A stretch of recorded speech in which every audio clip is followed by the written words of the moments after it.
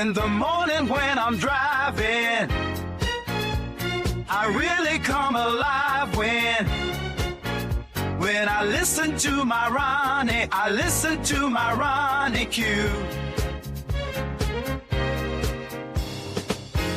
They are rare and they are few who can compare with RonyiQ. So grab a chair, she's coming through. She's on the air, it's time for RonyiQ.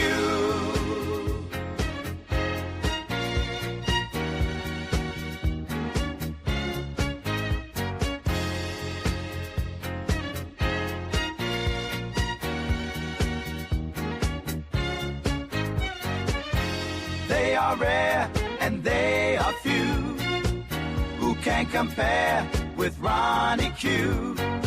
So grab a chair, she's coming through. She's on the air, it's time for RonyiQ. RonyiQ. It's time for RonyiQ. RonyiQ. It's time for RonyiQ. In the morning while I'm driving, Ronnie, I really come alive when it's time for RonyiQ. I listen to my Ronnie, Ronnie. I listen to my Ronnie. It's time for RonyiQ.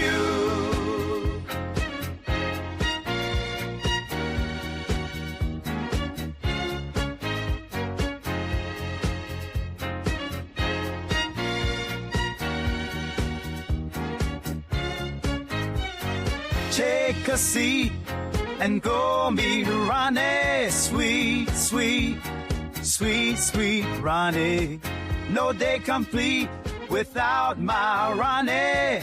She can't be beat. Sweet, sweet Ronnie.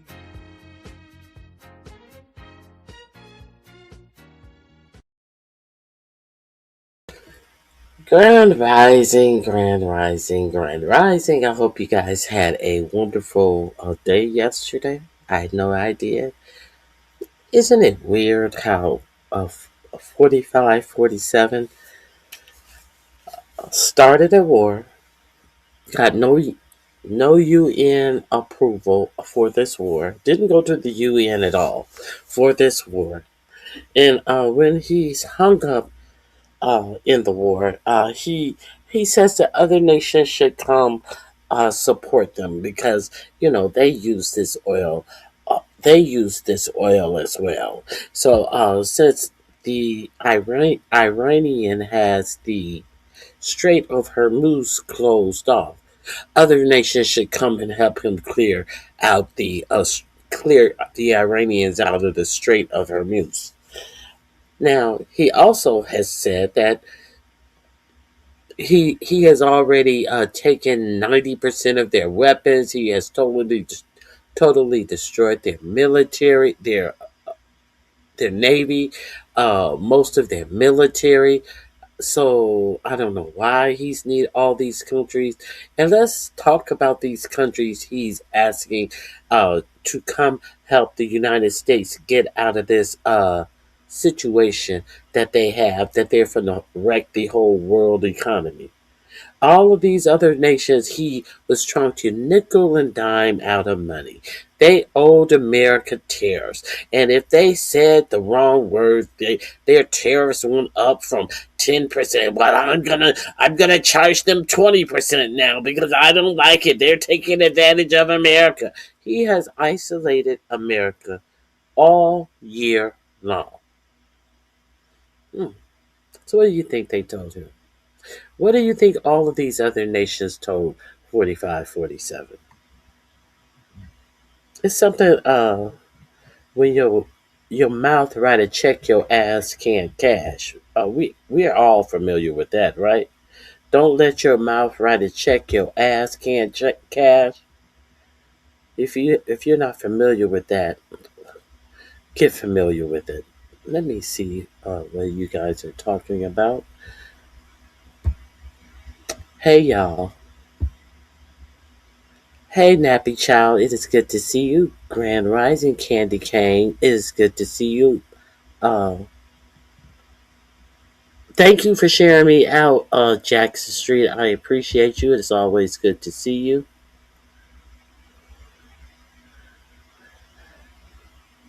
Uh, hey, Rizzleful, to kiss their ass, Iran allowing their ships to continue through.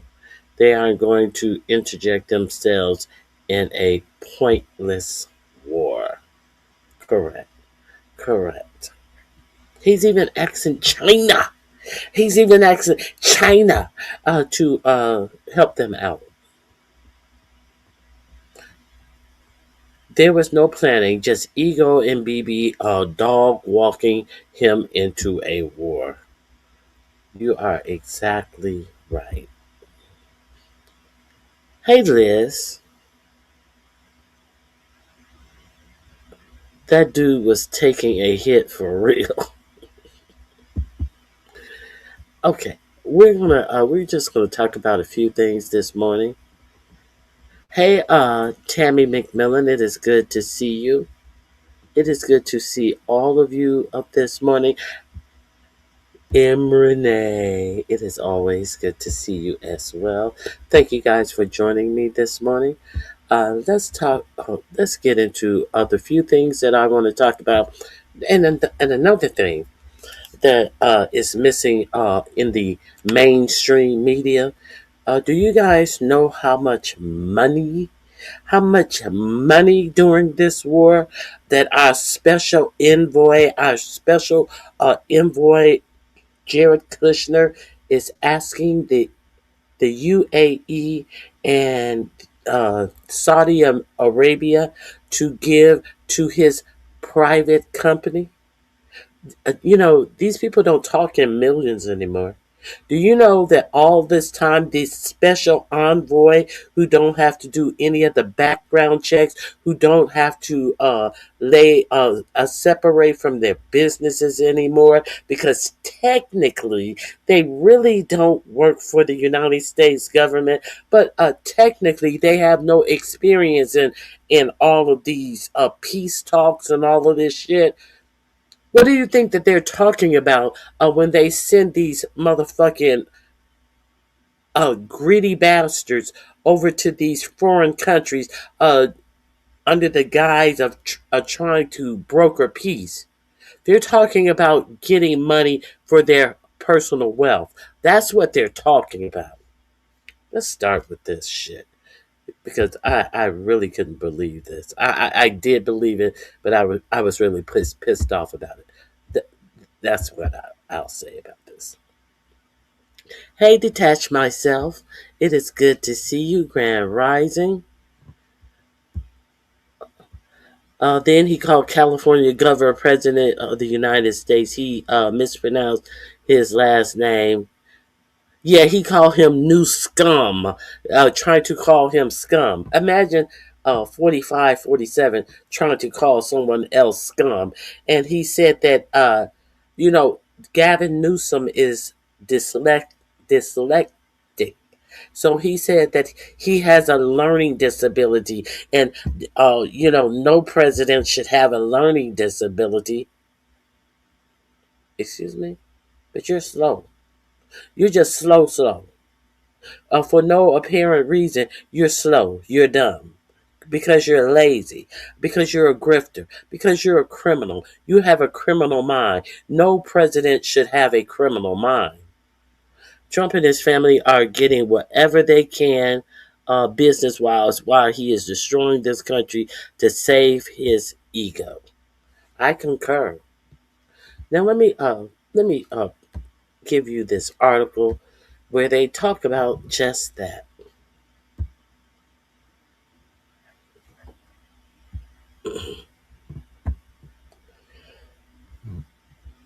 This is well, you can there are several articles. I believe the New York Times was the one who broke this story, but the New York Times is behind a paywall that I refuse to pay the New York Times. So we're gonna read it out of the Intellectual, shall we?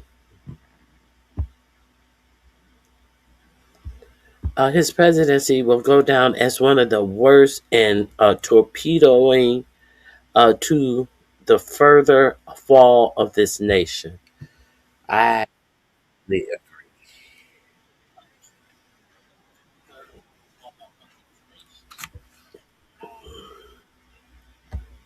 Let me do something right quick. Okay, let's get into this. Where are we? Where are we?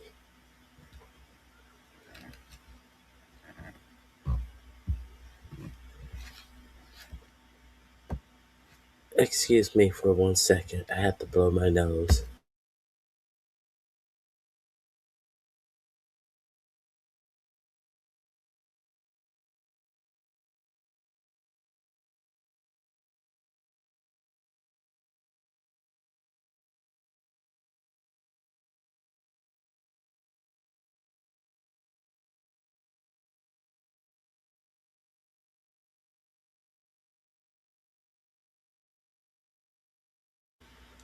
Yeah, girl, I am not paying the New York Times to put their shit behind a paywall.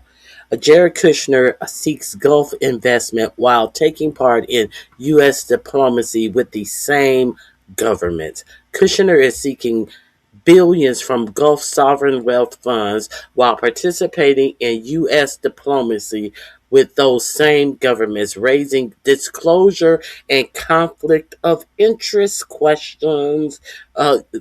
Where are those questions being raised? They're not being raised by the American media at all. You notice your for-profit American media is not raising these questions. Uh, Outwardly on their nightly news programs that run 24/7, telling you the same motherfucking story that they just told you the same hour. You think they find room to delve into this? You think that our news reporters would do things like reporters are supposed to do, investigate the story, find stories, run down stories, and then broadcast you a new motherfucking story? Since they're being paid millions of dollars, the main news sources, since these news agencies are making billions of dollars, you think they would be able to run down a real story? What if during Watergate we had the press that we have now? There would never have been a Watergate. There would never have been reporters running down a story, talking to confidential informants and bringing a, a story forward. We would have never had that. And the media is getting paid more than ever. And this is allowed. This is not a big story in the United States of America. Jared Kushner, President Donald Trump's son-in-law, has been participating in U.S. diplomacy in the Middle East while seeking billions of dollars for his private equity firm from sovereign wealth funds controlled by the same governments involved in those negotiations. Let's be clear. Right after 45-47 first presidency, Saudi Arabia gave Jared Kushner $2 billion for his sovereign wealth, not his, for his a private equity firm, a firm that he has never worked in. The Saudi government declined to give him this money, but they were overridden by the crown prince of Saudi Arabia, so he would get $2 billion. They said he doesn't have experience in doing anything in private equity. Why would we give them billions of dollars? Now, the reason they would give him that is because the crown prince says, "Oh no, we gonna give them this money because it's gonna be worth it to us." Okay, Ethic Watchdog says that overlap private fundraising from foreign governments while negotiating with them on behalf of the United States raises questions about federal disclosure rules and potential conflicts of interest. Do you think?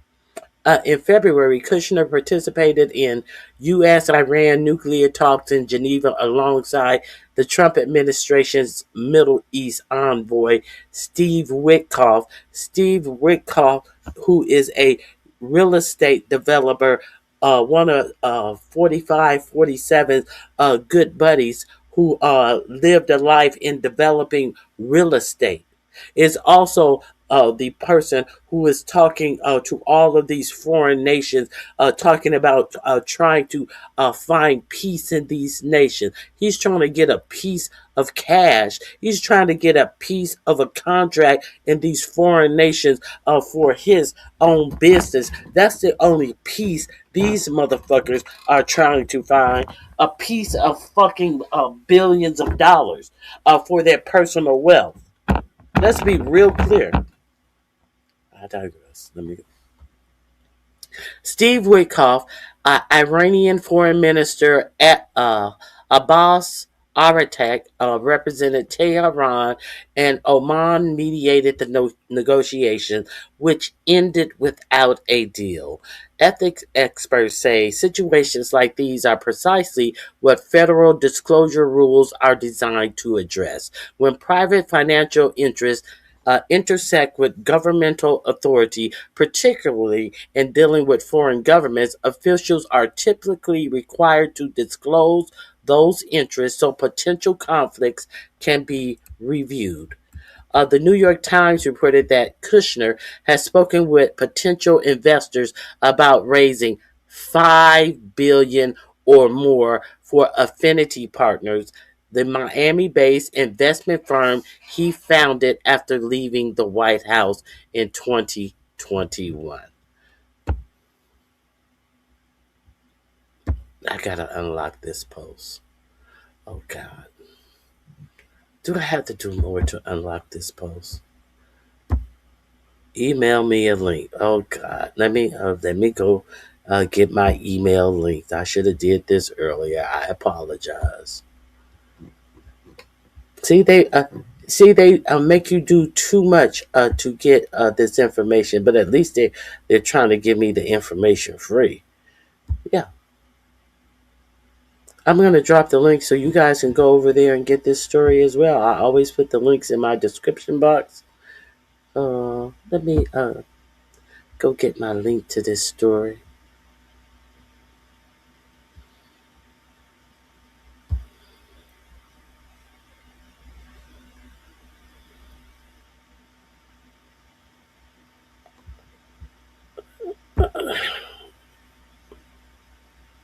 Oh God, this is a lot.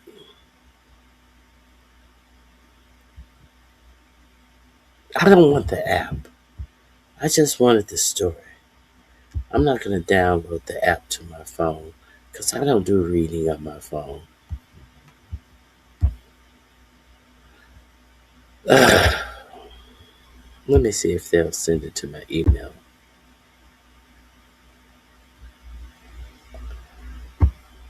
Check your email. Hold on, I apologize. I should have done this earlier. I hope they send it to my email. I don't want to. Nope.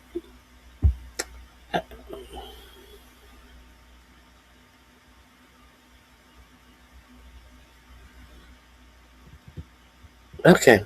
Well, I gave you as much of the story as I could because I'm not gonna download it to my phone because I don't read on my phone.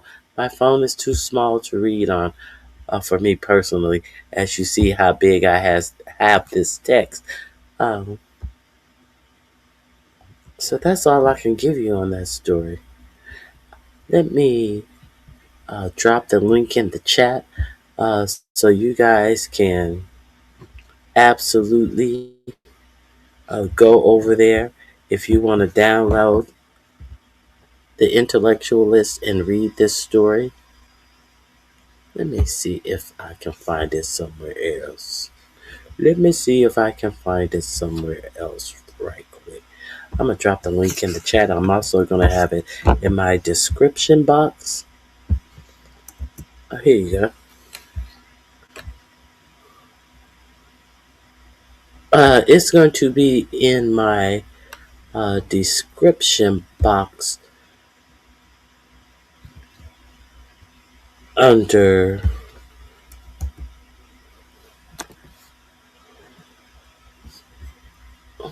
where shall I put it under? Robber barons. Robber barons. Because that's exactly what these people are. They are modern day robber barons. Okay, there's the article in my description box. Let me close this link and I'm going to see if I can find it somewhere else.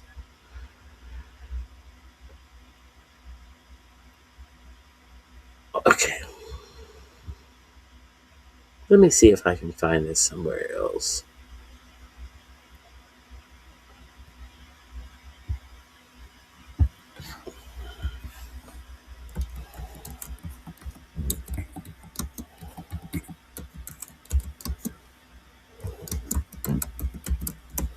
Let me see if I can find it in a free article.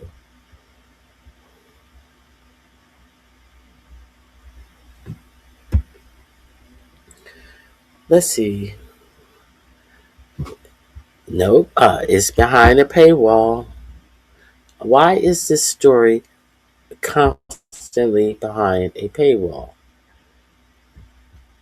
So only people who are willing to pay will get this information. Here, let me see. Maybe later. Let me see. Okay, I think I got it. Let's go here.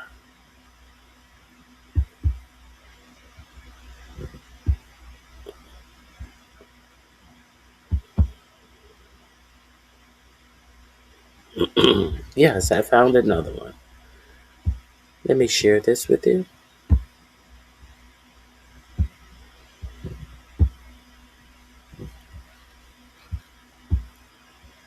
Here we go. Let's see what this article is saying about it.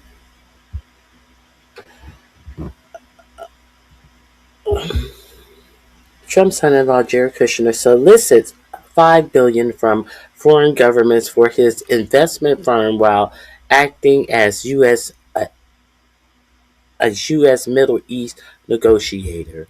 Jared Kushner is attempting to raise $5 billion from foreign governments for his private equity firm. According to 5 anonymous sources that spoke to the New York Times, Kushner, who is President Donald Trump's son-in-law and one of the U.S. government's chief negotiators in the Middle East, has reportedly met with numerous potential investors to discuss raising funds for his investment firm, Affinity Partners, as your sons and daughters are going to war and being killed.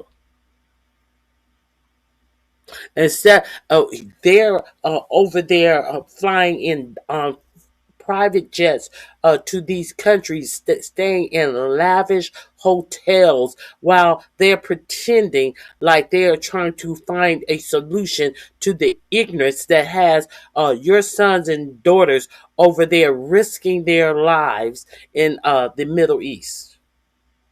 And they're, instead of meeting with people who's going to actually bring peace to the Middle East, these motherfuckers are begging for money for their personal company. And your news agencies are not even bothering to tell you who they're meeting with. They're acting like they're doing so much work for the American people. How disgusting. These people are not rich enough. Not rich enough. Jared Kushner's uh, private equity firm is already estimated to be worth $5 billion off of the strength of the. He got $2 billion from Saudi Arabia. The UAE gave him, I forget what amount of money that the UAE gave him. I'm thinking at 1.5 billion the UAE gave him, and all the other funds that this greedy rabbit has begged, borrowed, and stolen. Now his firm is already estimated to be worth $5 billion reportedly. So what the fuck are we doing here? Okay, in in in a firm that he has no knowledge of how to run, in a business he has never run before. See, these people, they just want money. They don't give a fuck how they. You understand that his father was a fucking criminal as well. Jared Kushner's father. He didn't want to pay taxes. He got arrested for lying and swindling out of his tax debt, and he went to jail. And now, who is he now? That 45, 47 is in office. He's the French ambassador to the U.S. He's lollygagging over in France. These people should definitely be investigated and arrested for any crimes that they are committing while your sons and daughters are dying. They asked 45, 47 on his last trip back to the United States after being in a war and going to play golf. They asked him, do you have anything you want to say to the families of the people, the newest 6 people who had died, which included that black man who I highlighted on Monday? And he said, oh, next question, next question. He didn't want to talk about that. How dare you ask me that question? Now, it has also come out that the black family is quite pissed about the fact that their son was over in the Middle East and died for absolutely nothing. A war about nothing. They called the shit out that it's ridiculous that our sons and daughters are over here dying behind this. A war about nothing. I will play that for you as well. And while his son-in-law is Baron Trump gonna go over there while Scott Besson talking about I have a teenage son who when he come of age he'd be honored to go over there and fight for the United States. Well, what you're saying is he is too young to go over there, and what you're also saying is a bunch of bullshit because we know better. What you're saying is a bunch of bullshit. But if you want to say something, tell us that Baron Trump is going over there because he is of fighting age. Tell us that.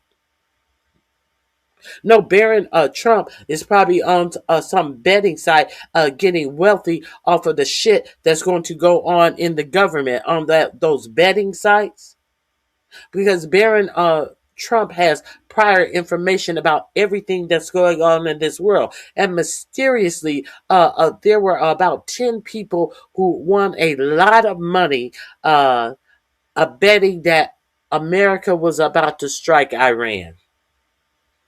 They don't have any idea who these people are, who made all of this money, but a lot of people made a lot of money. Well, a few people. It wasn't a lot. I think it was like 10 people made a lot of money betting on the exact day that America was going to strike Iran again. But hey, it's legal in the United States. Who knows how they got that information? Just get rich or die trying. Okay. But don't die trying to defend your country when there's nothing for your country to defend. We're going to send these regular yokos out here to die for your country when your country has not been aggrieved. And you just decide to go to war for no reason at all. Okay, Jared Kushner is attempting. Okay, according to. Okay, I had to read that. Mm-hmm. It was reported last month that Kushner was the subject of a foreign influence operation seeking to leverage his business interests to influence U.S. policies. Is that clear enough for you? Representatives for Affinity which is its company, have reportedly held meetings with Saudi Arabia's public investment fund (PIF), led by Crown Prince MBS Mohammed bin Salman. That's who overrode the sovereign wealth fund to give him the $2 billion the last time Trump left office. Okay. So, a representative for Affinity have reportedly held meetings with Saudi Arabia's public investment fund. PIF is led by Crown Prince Mohammed bin Salman, who is who is a devoted ally of both Kushner and the Trump administration. PIF is already the largest investor in Kushner's private equity fund, sitting at over $2 billion invested. The major investment primarily occurred soon after Trump's first term ended. Kushner's efforts have drawn criticism from the intersection of governmental services and private profit seeking. No kidding. Kushner recently met with Iran's foreign minister Abbas somebody Arganishi, due to his Trump-appointed role as peace envoy. The meeting concluded without decision or deal. Iris's nuclear program, which prompted the beginning of U.S. and Israeli attacks on the country shortly after. Kushner fundraising is expected to continue throughout the year. You got that? You got that? Robber barons. I'm going to drop this link in the chat. I am also going to drop it in my description box. This will be dropped under robber barons. Here you go. Here you go. Let me see what you guys think about that. Hey, Sabar. Hey, I'm African. I can only pronounce them that way. Get out of here.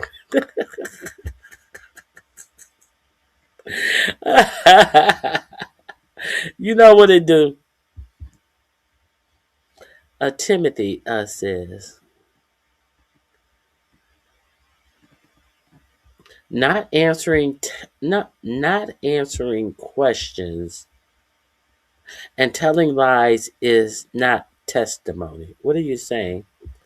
What questions? Oh, okay. Anyone who still supports Trump in this administration has no honor. I concur. Oh, oh. Tulsi Gabbard and I think it's John Radcliffe are testifying now. Let me see if I can find that. Thank you. You guys know I love a good testimony. Now, some are suspecting that Tulsi Gabbard will come back to her senses. Oh, Mark Wayne Mullen is in his confirmation. Let's go to Mark Wayne Mullins. He's testifying in his confirmation hearings. Nothing like a Mark Wayne Mullins lie, because he's a dummy. Mark Wayne Mullins is a good dummy to hear. Let's see what he's talking about.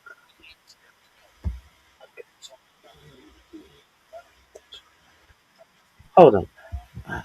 That's MSNBC. They don't have it from the beginning. Let me see if I can find it.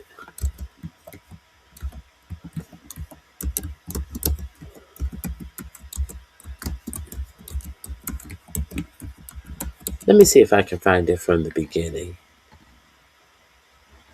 Yes, let's find it on PBS News Hour. Dummy. Okay, let me share this with you. Thank you, Sabar. Oh no, who told me that? Thank you, Timothy. Who told me that?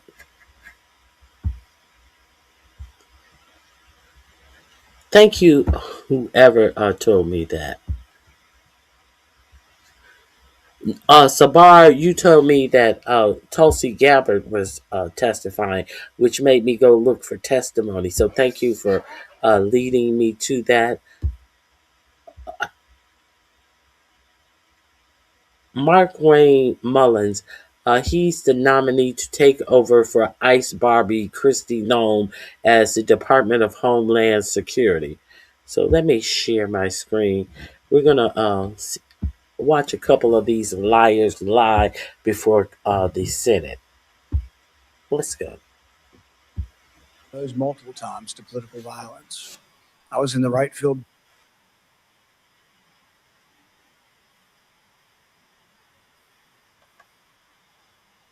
This is in my description box under DHS confirmation hearing.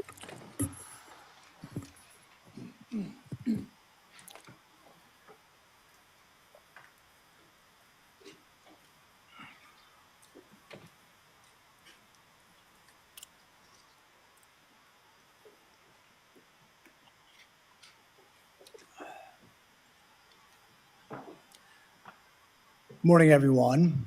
I entered the Senate the same year that Representative Gabby Giffords was shot.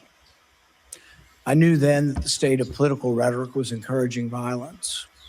I think it's imperative now, more than ever, that the leaders in our country disavow violence and lead by example. Through the years, I've personally been exposed multiple times to political violence. I was in the right field batting cage when the crazed shooter unleashed nearly 200 shots at our congressional baseball practice. I'll never forget Steve Scalise valiantly trying to drag his body away as the gunman continued. Later that year, a Trump-hating felon attacked me from behind in my yard. I was just straightening up from picking up a tree limb. I was wearing noise cancellation headphones, never saw him coming, running pell-mell down the hill. I was struck in the back. The force of the blow sent us through the air nearly 10 feet, down the hill until his shoulder impaled me as we hit the ground. 6 of my ribs were broken. 3 of the ribs were completely separated, such that for weeks, the ends of the ribs would grind upon each other. My lung was damaged. For weeks, I could inhale, but not have the rib strength to exhale. I developed 2 pneumonias. The pain was such that I could only sit up in bed by tying a rope to the foot of the bed and pulling myself up. But even then, the pain was that of 1,000 knives. Over the year of recovery, I began to cough up blood. I underwent removal of part of my lung. Complications led to an infection in the space between my lung and chest wall. I spent a week in the hospital having the infection lavaged every 6 hours through a chest tube. Recently, Senator Mullen, if you have time to listen, you were confronted by constituents that were angry because you voted against my amendment to stop all funding for refugee welfare programs.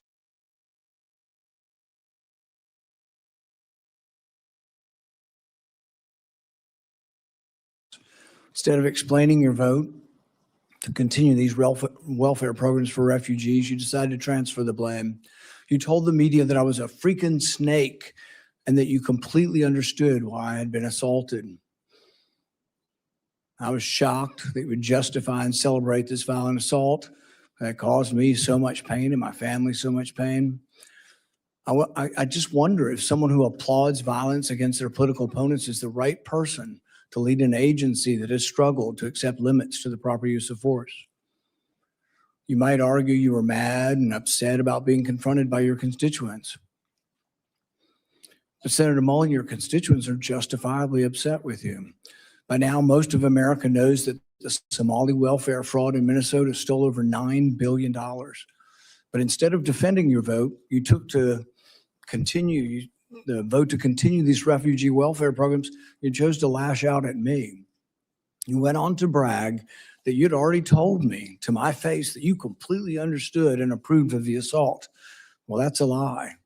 You got a chance today. You can either continue to lie or you can correct the record. You have never had the courage to look me in the eye and tell me that the assault was justified. So today you'll have your chance.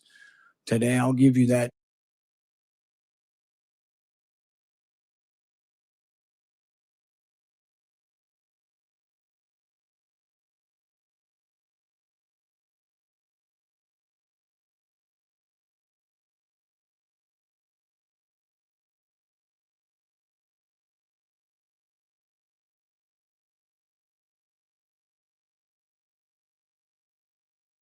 Chance to clear the record. Tell it to my face.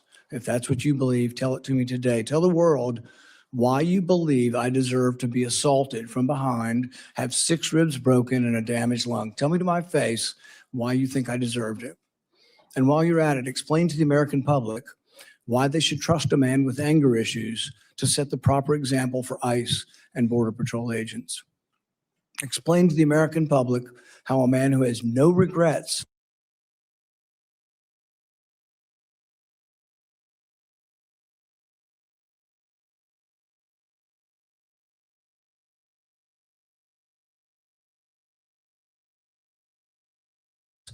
about brawling in a Senate committee can set a proper example for over 250,000 men and women who work at the Department of Homeland Security. Senator Peters, you're recognized for your opening comment. Well, thank you, Chairman Paul. Thank you, Senator Mullen, for being here today. Congratulations on your nomination.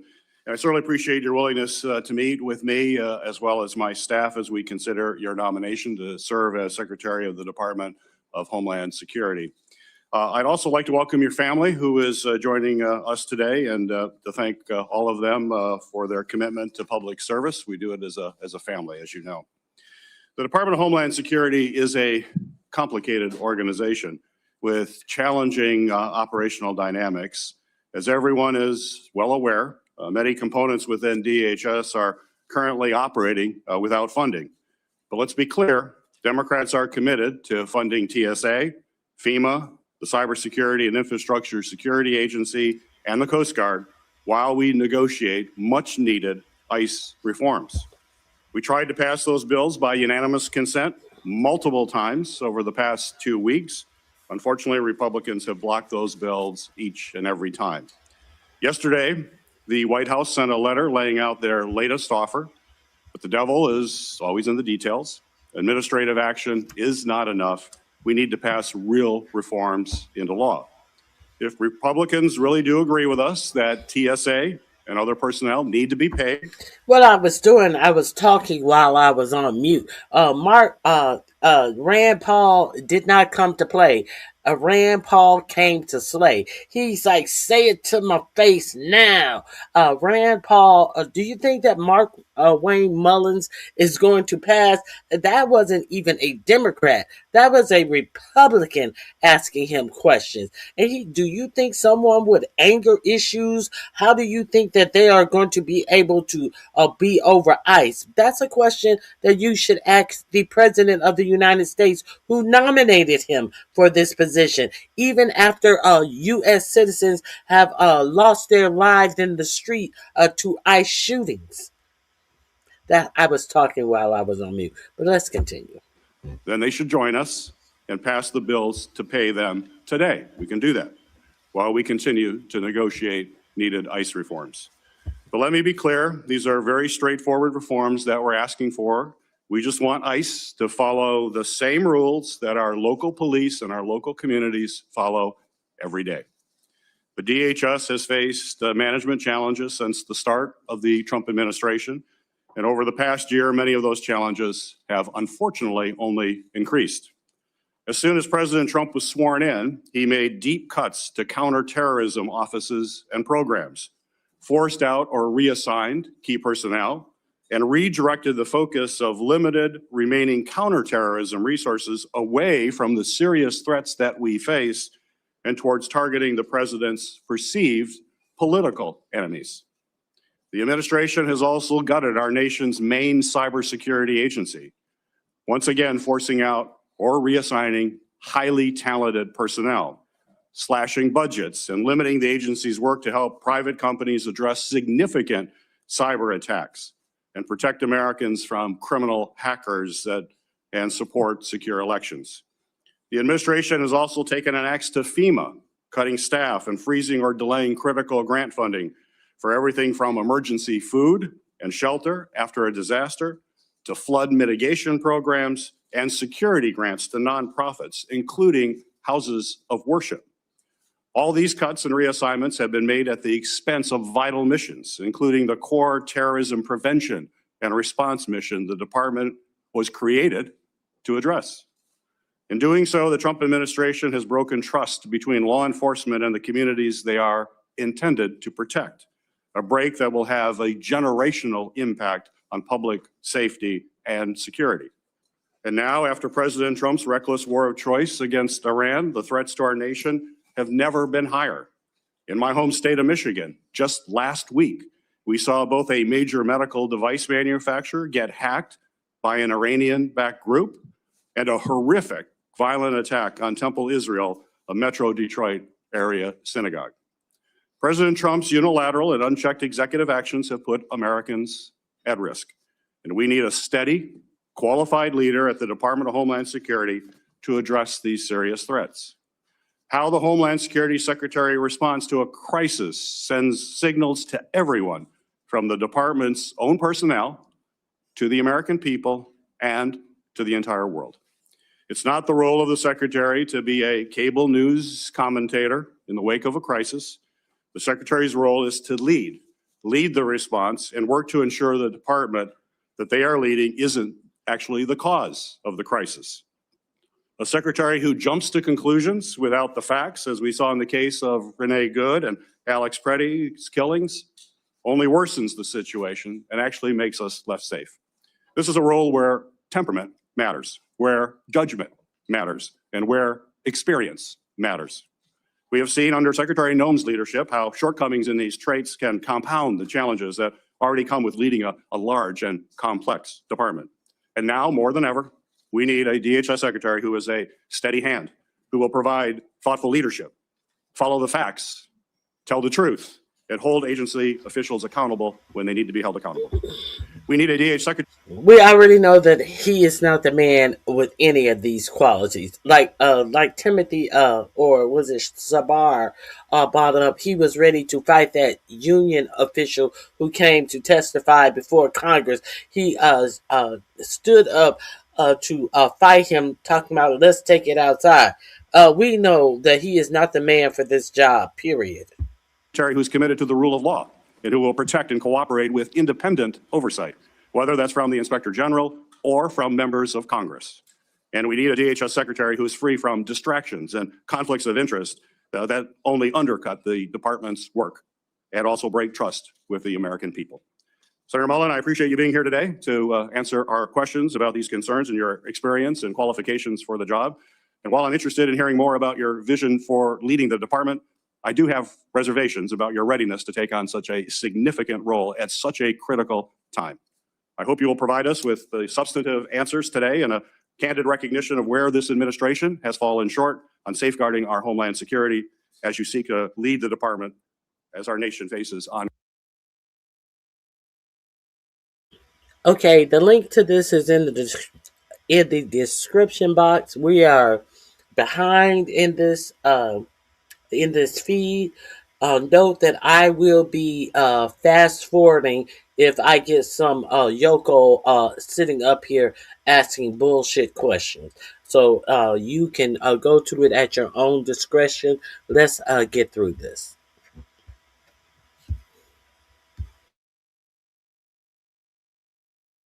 Ongoing security threats and war with Iran.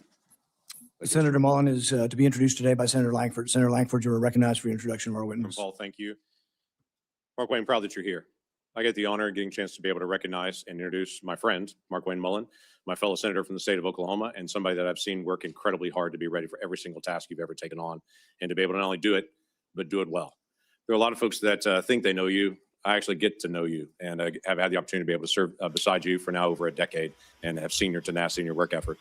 Folks may not know that Yoko alert. the first time we really got to know each other, ironically enough, was around a natural disaster. Came right through the heart of this. meeting with the principal. We turned around to be able to look for Mark Wayne, and for a minute we couldn't find him because in one of the debris piles there was water shooting out of the middle of it, and his plumber instinct said, I got to go find that and figure out how to solve that. And so while everyone else was shaking hands and meeting people, he was digging through the debris field to find a way to be able to shut off the water that was shooting through the middle of that destroyed elementary school. And I remember smiling and thinking, why don't he go back to that job? Let's continue. Obviously, he wasn't skilled to do the job that he was there for. He turned into a plumber again. Go shoot some water up his ass and get him the fuck out of this hearing. the guy that doesn't, ironically, he grew up in a family that just didn't have much. His dad ran a tire and took them in. Worked 14 years, 11 years in the House of Representatives in the order that was a whole here. lot of people. And he's done an incredible job in the work that he's done with the Indian Aisle. If you what are your fucking questions? A letter in strong support. Try to rewrite. He's trying to rewrite his history. We know who he has. He has shown himself to be in the Senate. Shut the fuck up. Or is he in Congress? Wherever he is. And that when hard things actually step. Do you swear that the testimony you will give before this committee will be the truth, the whole truth, and nothing but the truth? So help you God. Senator Mullen, you are recognized for your opening statement. I think before I can start my opening statement, I have to address the remarks that the chairman made, calling me a liar. Sir, I think everybody in this room knows that I'm very blunt and direct to the point, and if I have something to say, I'll say it directly to your face. If you recall, back in my House days, we actually did have this conversation because of remarks that I made. You were in a room. I simply addressed that I said I could understand because of the behavior you were having, that I could understand why the neighbor did what he did. As far as my terms of the snake in the grass, sir. His neighbor ran over him with a lawnmower. He said he could understand it. Fucked him up. Broke his ribs. I thought he was talking about the shooting. When the guy shot them at the baseball thing. He was talking about when let me make sure my mic on. He's talking about when his neighbor ran over him with a fucking lawnmower. And you said, I can understand why your neighbor did that to you. Around this room to try to fix problems. I've worked with many people in this room. Seems like you fight Republicans more than you work with us. I did address those remarks. I did explain your gimmicks by the amendment you put forth. And as far as me saying that I invoke violence, I don't think anybody should be hit by surprise. I don't like that. But if I do have something to say, everybody in this room knows I'll come straight to you. I'll say it publicly and I'll say it privately, but I'll never say it behind your back. So for you to... And see, this is exactly who should not get the job. He just said, I said that I understand why your neighbor did what he did to you. But now he turns around and says that he doesn't feel people should be attacked for no reason. This is exactly why he is not qualified for this position. In his opening statements, he's letting you know. Say, am I a liar, sir? That's not accurate. And I behind gimmicks. Seems like, sir, I simply addressed that I said I could understand because of the behavior you were having, that I could understand why the neighbor did what he did. As far as my terms of the snake in the grass, sir, I work around this room to try to fix problems. I've worked with many people in this room. Seems like you fight Republicans more than you work with us. I did address those remarks. I did explain your gimmicks by the amendment you put forth. And as far as me saying that I invoke violence, I don't think anybody should be hit by surprise. I don't like that. But if I do have something to say, everybody in this room knows I'll come straight to you. I'll say it publicly and I'll say it privately, but I'll never say it behind your back. So for you to say, am I a liar, sir? That's not accurate. And I got proof to say that because you have spent millions of dollars in my campaigns against me because we just don't get along. However, sir, that doesn't keep me at all from doing my job. I can have different opinions with everybody in this room, but as Secretary of Homeland, I'll be protecting everybody, including Kentucky, as much as I will my own backyard in Oklahoma. It's bigger than the partisan bickering that we have. It's bigger than the political differences we have. The truth is, I have a job to do, and I don't like to fail at anything at all. So I can set it aside if you're willing to set it aside. Let me earn your respect. Let me earn the job. I won't fail you. I won't back down from a challenge, and I'll also admit when I'm wrong. I'm not perfect. I don't claim to be perfect. I make mistakes just like anybody else. But mistakes, if you own them, you can learn from them, and you can move ahead. And I'll make that commitment to you. Ranking Member Peters, Chairman Paul, I do thank you for this opportunity. It is a humbling experience. A kid from Notice he said he will say when he was wrong. Now, at one point, he didn't. He never said that he was wrong, and what he said to Rand Paul, he never said he was wrong. He said, "I'm not perfect, but I'll admit when I'm wrong," and he did not admit to any wrongdoing. Westville, Oklahoma, that grew up with a dad that worked hard. All my families. And my one day said enough for one of you guys. I do, regardless, but I respect. I have a love. Who gives a fuck? Let's get to the question. Nobody cares. Nobody cares. Nobody cares. Nobody cares. Nobody cares. Let's get to the question. Or testify before any duly constituted committee of Congress if you're confirmed. I do. We'll now proceed to 7 minutes of questioning. The record should show, and I think will show, a lack of contrition, no apology, and no regrets for your support. You completely understand the violence that was perpetrated on me. You're unrepentant. The only thing you quibble about is whether I met you somehow when you were in the house. I don't think we ever met when you were in the house. And this idea that the only thing you're upset about is not that you were for violence. What you're upset about is that I called you a liar because you said it to my face, which is really more about this machismo that you have. Exactly. I am so glad that you cut it out, and you are so petty, Rand Paul. Well, I guess you were almost killed by your neighbor, so I really would be pissed too. You are so petty, Rand Paul, that you called him out, him trying to act as if he is repentant of this, but he had nothing to give you, but we already talked about this. You said what you said. That's what you're saying. You were unrepentant while trying to act like you are repentant. When in Oklahoma, the media asked you about the refugee welfare programs, the programs you voted to continue funding, it was this whole idea that you were going to transfer it because you were uncomfortable, your anger, low impulse control, causes you to then go after and decide that you're going to go after me as well. And so you say you completely understood that I was assaulted from behind, had 6 ribs broken and part of my lung removed, and that was just fine. That's something that you, I guess, approve of as far as resolution of political problems. When I talked to you privately on the phone, there was no apology. You just said, well, we can let our political difference, go by. And you said a few minutes ago, we can just set it aside. Well, political differences we can, but when you say that you agree with a felon, a Trump-hating felon who attacked me, somehow you think I'm just going to set that aside? Oh, it's no big deal. I lay in pain for 2 months, had 6 ribs broken, 3 of them separated, grinding upon bone on bone for months, had part of my lung removed, and you think that's great and to be extolled. I mean, the sheer lack of any kind of self-awareness that you're going to be leading thousands of men and women who will have the use of force, and there's been great questions in our country about how that will be used, and you think a violent attack is just fine.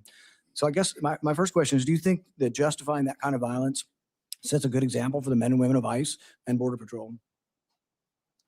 Mr. Chairman, first of all, I didn't know the extent of your damage. When the phone call was made, I made it to you and I tried to talk to you. You didn't engage at all. In fact, you said, get your paperwork in. It's got to be 3 days in between. You offered no apology. Sir? And you offer no apology today and no regrets. Haven't heard the word apologize, haven't heard the word regret, haven't heard I misspoke and it was heated and I made a mistake. Haven't heard any of those words. Sir, actually, it wasn't heated, and I'm not apologizing for pointing out your character. Good. So you're jolly well fine, and you want the American public and the people up here to vote that may or may not vote for you to know that you supported the felonious, violent attack on me from behind. I did not say I supported it. I said I understood it. There's a difference. So that means you really didn't approve of it, just completely understand it. What do you think most people would interpret completely understand to be support for or a condemnation of the violence? Sir, as I said, we can have our differences. It's not going to keep me from doing my job as Secretary of Homeland Security. I'm going to secure Kentucky and take care of Kentucky as much as I am Oklahoma. If this were a one-off, it would be one thing. If you just disliked me so much that you approved of violence against me, people could just write it off. Well, maybe they hate each other. But really, there's a pattern of this. Let's go ahead and roll the tape. You know where to find me. Any place, anytime, cowboy. Sir, this is a time, this is a place. You want to run your mouth? We can be two consenting adults. We can finish it here. Okay, that's fine. Perfect. You want to do it now? I'd love to do it right now. Well, stand your butt up then. You stand your butt up. Oh, hold on. Big guy. Oh, stop it. Is that your solution every problem? No, sit down. No, you're a Sit down. clown. Okay. You're a United States Senator. Sit down. Active. Oh, okay. Sit down, please. All right. Can I respond? Mr. Hold Chairman? it. Hold it. If he got up too, would you have gone at it? right there in the hearing room? I would have probably jumped over the dais at that point. You have to be called out on it. If not, this guy continues to get away with this stuff. And it just, it's silly, it's stupid, but every now and then you need to get punched in the face. Well, go back to the 1800s and 1700s. They used to have canings. And duels. And they used to have duels. Yeah. Right. And there was a way that men used to settle their differences. I ignored him 4 times prior to that.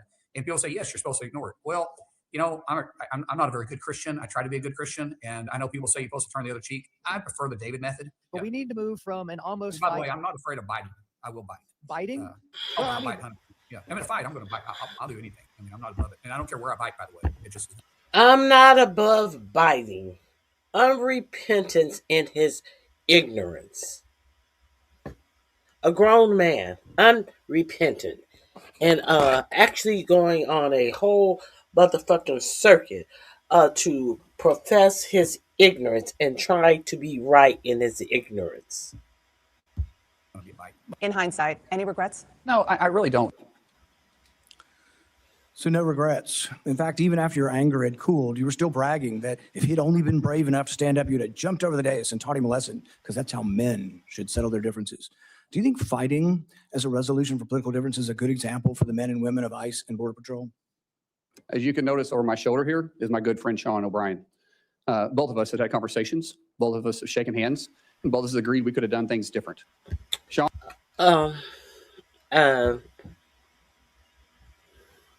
Stay tuned. If you don't need a monologue, if you don't want me to pause, please exit the chat and go watch it on your own, because I'm going to do what I choose to do on my program. Capiche? Do not get blocked, because I give 0 F's about what you want. That fool is a psychopath. Yes, he is. And they want to give him the job over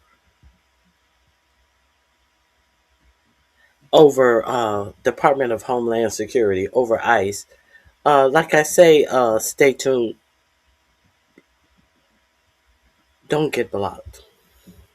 I'm giving you an opportunity. Let's continue. Sean is someone that has become a close friend. We talk all the time. I've been on his podcast. We talked through this. That's how you handle your differences. Not like this, Chairman. I'm glad you guys are friends now and that you've reconciled. But really, it doesn't get to the real point whether or not you think violence is the way we settle things. In the days after the fight, you said, and I quote, sometimes people just need to be punched in the face. Is that still your opinion, that political disputes can sometimes and often only be resolved by violence? No, I don't always agree with that. I don't believe in political violence. I've made that very clear. But sometimes people do need, theoretically speaking, sir, I get it. It's about character assassination for you. That's the way this game is played. I understand it. And you are making this about you, which is fine, but that doesn't keep me as Secretary of Homeland Security. Character assassination, when you were the one lauding the assault, who do you think started that character assassination? I'm just repeating what you have done in character assassination. I'm repeating your support for the assault. So that's somehow something I started? No, sir. What I'm saying is you're adding a lot to it.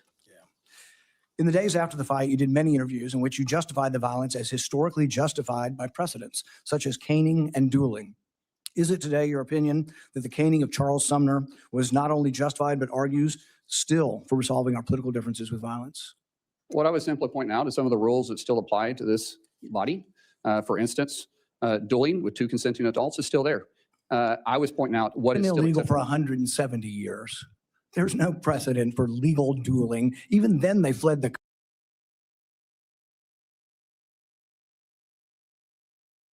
This is a very dangerous man. He's trying to say dueling and caning is a legal way to solve disputes against consenting individual. A duel, it could be consented to, but a caning could not. This is a very dangerous man who they want over the Department of Homeland Security after getting rid of the woman who allowed 2 American citizens, white American citizens, to be shot dead in the street.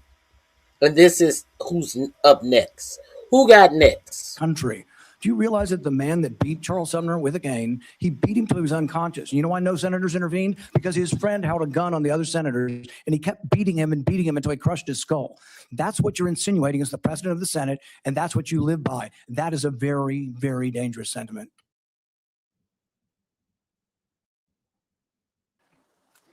After a half a dozen victory lap interviews where you pointed out that the union guy was just lucky that fear kept him from standing up, Dana Bash asked you if you have any regrets about bringing violence to a Senate committee, and you replied that you have no regrets. Today you've said you have no regrets about being happy, being completely understanding why I was attacked from behind.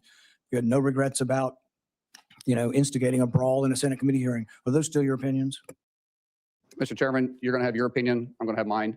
As Secretary of Homeland Security, I'm going to bring peace of mind and security to this country, and I'm going to stay laser focused on that. Senator Peters. Senator Mullen, you have made several public statements suggesting that you were involved in special security forces or combat operations overseas. In 2023, you said in a Senate Republican Conference podcast, and I'll quote, "There's another side of my bio that I don't ever talk about, nor will I. I had to go do something overseas." On March To my recollection, this man has never served in the military. To my recollection. Let's see. March 2nd of this year, you told Fox News interview, quote, "War is ugly. It smells bad. If anybody has ever been there and been able to smell the war that's happening around you and taste it and feel it in your nostrils and hear it, it's something you will never forget." On March 3rd, in a podcast interview, you stated, quote, "I did special assignments outside of DOD, now DOW. I never wore the uniform or the flag on my shoulder, but I might have been in the same area." Your statements in public interviews and your responses to the committee quite frankly, are confusing and they are inconsistent. And I'd like you to clear this up. You're under oath. We can clear it all up right now. And first, I'd like to ask unanimous consent to enter into the record my letter to you on March 11th and your addendum to the committee of March 12th regarding any overseas special assignments. Without objection. So my question for you, sir, is before your time in Congress, other than on vacations with your family, have you ever traveled to a foreign country? No. You've never traveled to a foreign country? Outside of vacation or mission work? No. Okay. Have you, your FBI report does show some travel. I think it was to Georgia and Azerbaijan. You marked that that was not for tourists. Are you referring to August of 2021 when we went to go get the Americans out of Afghanistan? I'm just. That's what that travel was for, which Okay. we did So clarify that. you have traveled. So you've traveled to Azerbaijan and Georgia. That was in your FBI report, although you just said you've never traveled. Sir, I thought you was referring to a different time, but in 2021, it was well documented. In fact, Okay. it was all over the news. And I actually did say that, and we put that down on the report. But that was us, which was all over the news, trying to go with a Okay. extremely experienced No, team. I've got other questions. Thank Yeah. you. But so you have traveled overseas, despite your previous comment. Were you ever, excuse me, ever an employee, volunteer, or otherwise involved with the Department of Defense, State Department, or other U.S. agency or contractor for any of those departments? No. And Senator, I think there's a misunderstanding here that I could clear up if you want me to clear up for you. Please. Okay, so which this is official trip, and it is classified. But in 2015, I was asked to train with a very small contingency and go to a certain area, which was scheduled for 2016.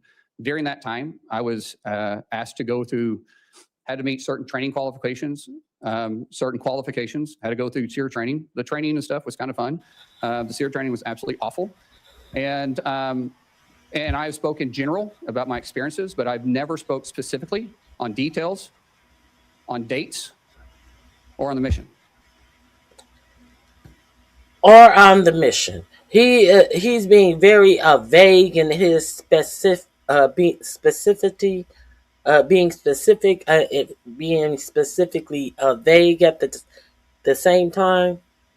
This is a fucking liar. This is and you think that this is who your president wants to be over the Department of Homeland Security, over ICE, right before the midterm elections. And that was official. And there was nothing in the report to the committee. Actually, it said you do not have to claim any official trips. And like I said, that was an official trip that is classified. This is an official trip while you were a member of Congress. Yes. 2015, 2016, I was a member of Congress.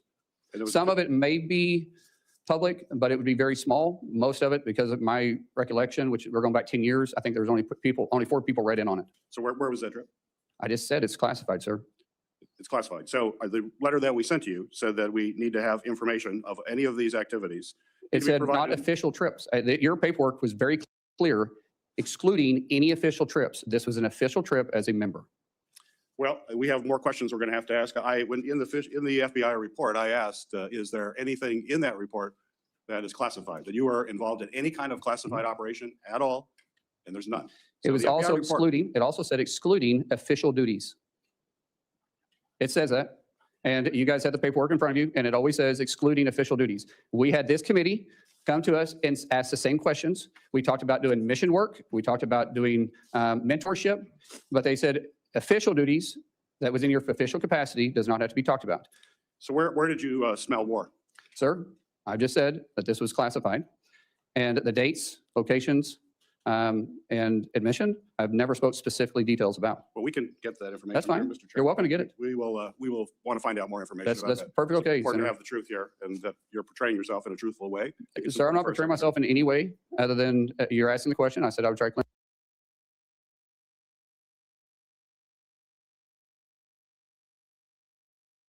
Now, anytime when he says you're displaying yourself in a truthful way, and you can't even agree with that, sir, I'm not displaying myself in any way. No, you're lying.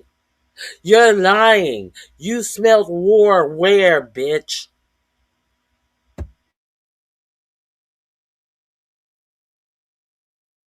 Turn it up for you. We'll continue to work on that.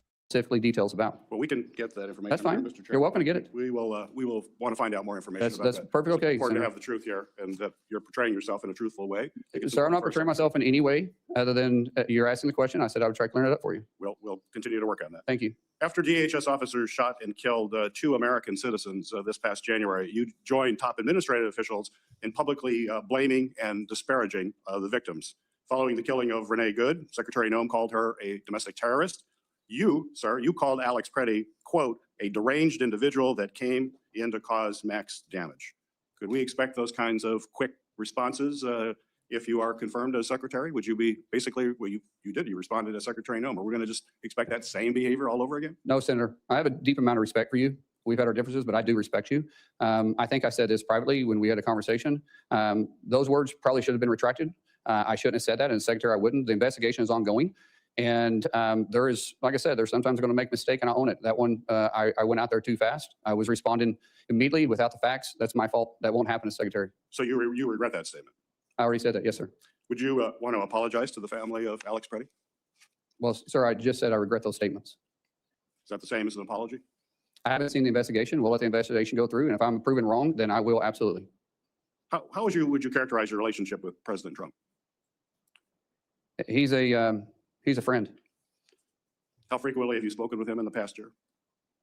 Often, most time about my family. If you want to explain the friendship, I'll tell you. My wife will tell you the same thing. When someone loves your kids when they're going through a difficult time, like we have, the amount of outpouring of support from the president and the friendship we saw going back to 2000 or 2020 was quite remarkable. And so I speak to the president from a friend level more than I do a policy level. Okay. I have more questions, but my time is up. Thank We'll you, be Senator. doing it in a second round. Okay, thank you. Senator Moreno. Thank you, Mr. Chairman, and thank you, Senator Johnson, Senator Langford, for let me skip the line. I have to unfortunately go to Dover for the dignified transfer, so I appreciate taking the time. It's not often that I get to ask questions for somebody who I've known for a long time, meaning in politics, 2.5 years is a long time. I've gotten to know you as a friend, as a colleague. I've seen you interact as a dad. I've seen you interact as a husband. And I just want the American people to know you're a good man. Thank you. That doesn't always go through all the political shenanigans. And maybe you're not going to replace Shakespeare as the next greatest orator on earth. You talk from the heart. And that's okay. You are who you are. You don't, and I think that's what you don't apologize for, is just being yourself. And sometimes we're imperfect.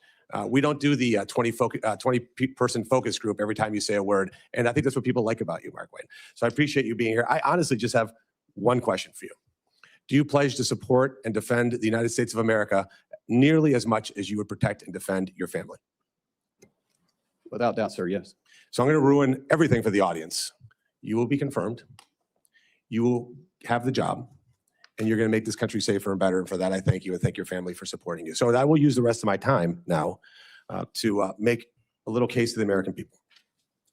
We have 260,000 families that have not received a paycheck in over a month.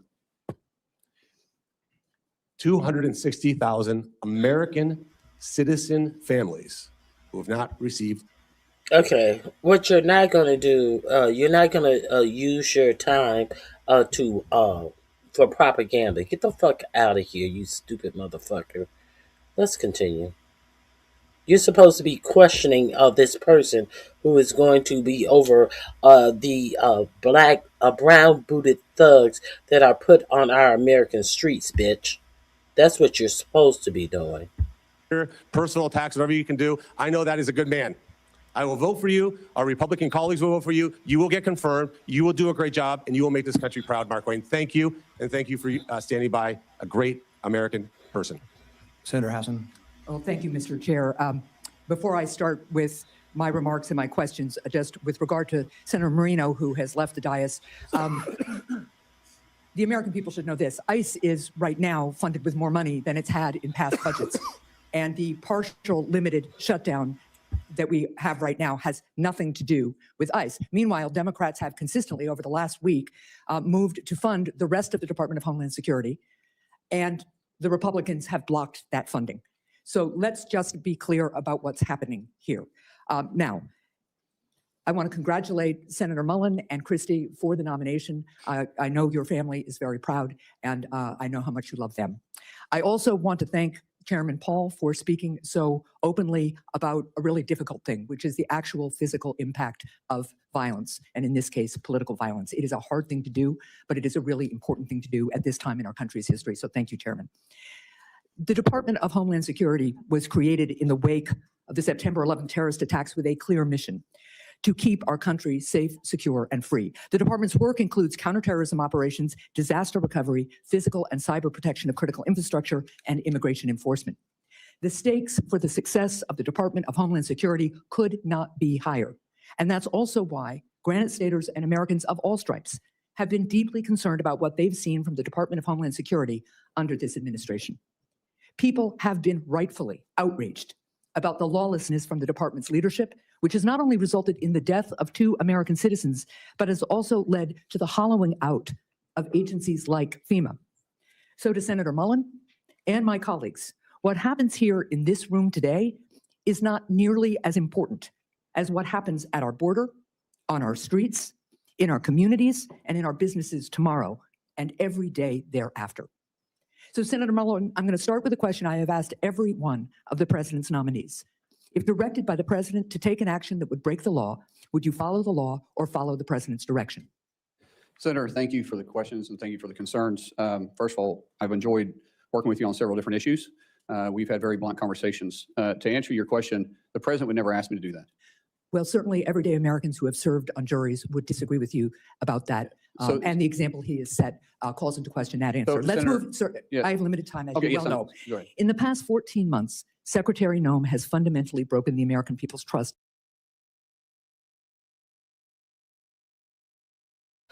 Who else did that? Pete Kegbreath. When asked if they would follow the law or follow the directive of the president, he said that the president would never ask me to do that. When we know that the president will and has asked the former defense secretary to break the law by shooting peaceful protesters in the leg. And even after it was told to Pete Kegbreath, well, he told your predecessor to shoot peaceful protesters in the leg, Pete Kegbreath still stuck with his answer as if the president would not ask them to do anything illegal. You notice the commonality in these people who are over these your military and this ICE agency who has all of this intel, all of these ways to track American citizens, facial identifying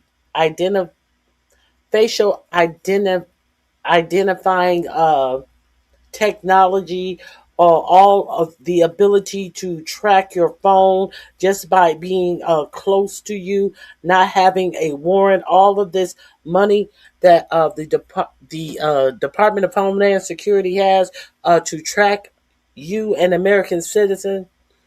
Why do you think they gave them all of this money? Who are partnered up to with Palantir, the Department of Homeland Security? But this numbnut says that he doesn't think the president will ask him to do anything that is against the law. When we know this president is doing a lawless war right now. Let's The go. Department of Homeland Security. The top priority of whoever leads this department next must be to rebuild this trust.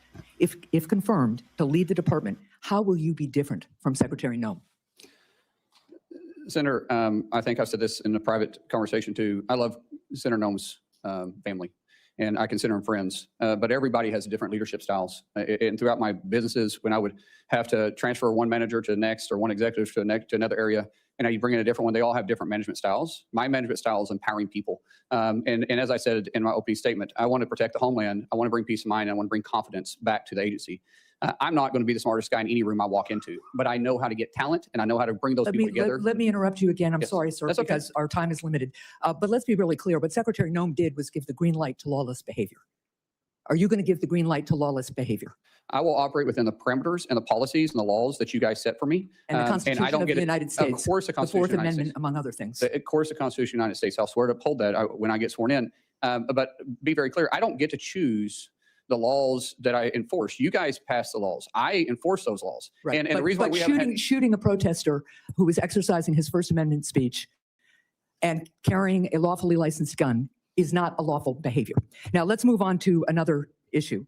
Granite Staters pushed back hard against ICE's plan to build a detention center in Merrimack, New Hampshire. And despite poor communication from the department, eventually Secretary Noem canceled the plans for this facility. Senator, will you ensure that the Merrimack plan remains off the table, or will you consider restarting it? Ma'am, I haven't seen the facts behind it. As I stated when we spoke in your office, I will work with you on this. We want to be good partners in your state and in your community. I don't know the strategic purpose of it. I don't know what has happened, so it's hard for me to state something that I haven't got briefed on. But I have made this very clear to you in private and here too. I will work with the community leaders and make sure that we're delivering for the American people what the president set out. I appreciate that. In follow-up conversations with my office, ICE refused to comment on opening new facilities elsewhere in New Hampshire. They've said they won't do it in Merrimack, New Hampshire. But will you commit to me that ICE will not open any new facilities in New Hampshire or elsewhere in the country without the support of the local community? Ma'am, I will work with the local community and I'll work with you in your office.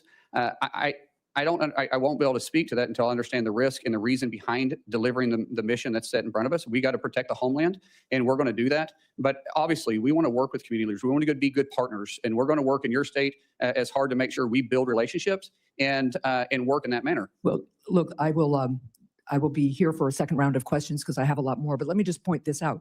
Americans want to secure their country.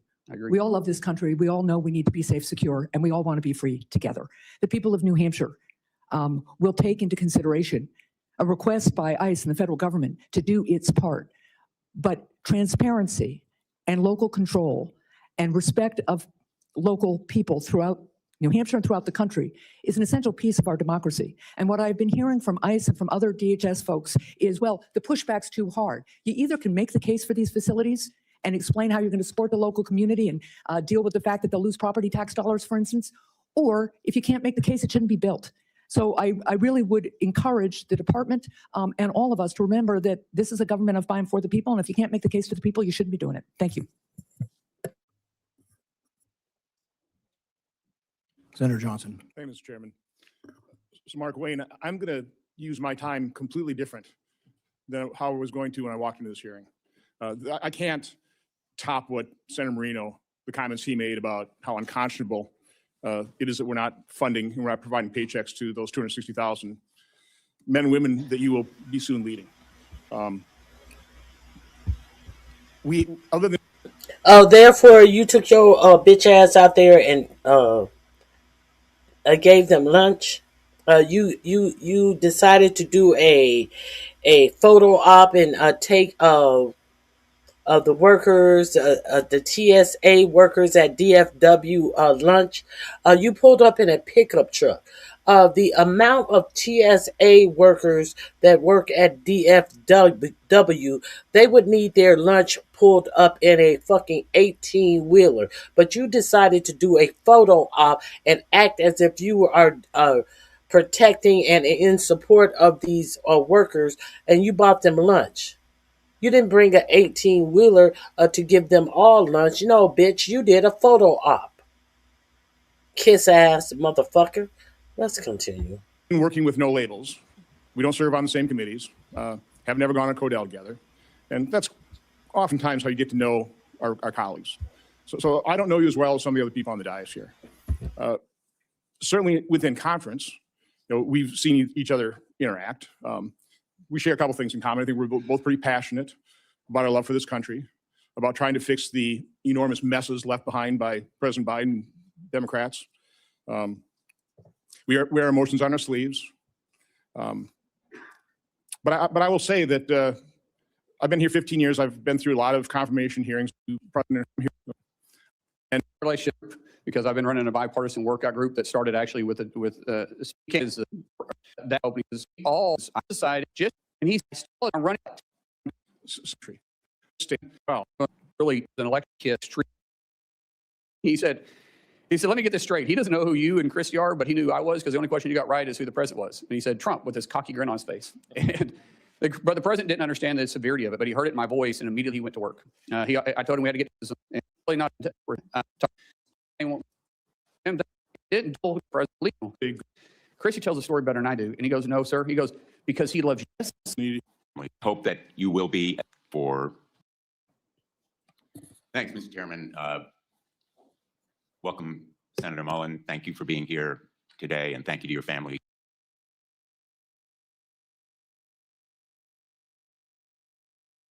I had to fast forward through that bullshit because it was going to be nothing that would benefit you understanding if he should or should not get the job as head of the Department of Homeland Security.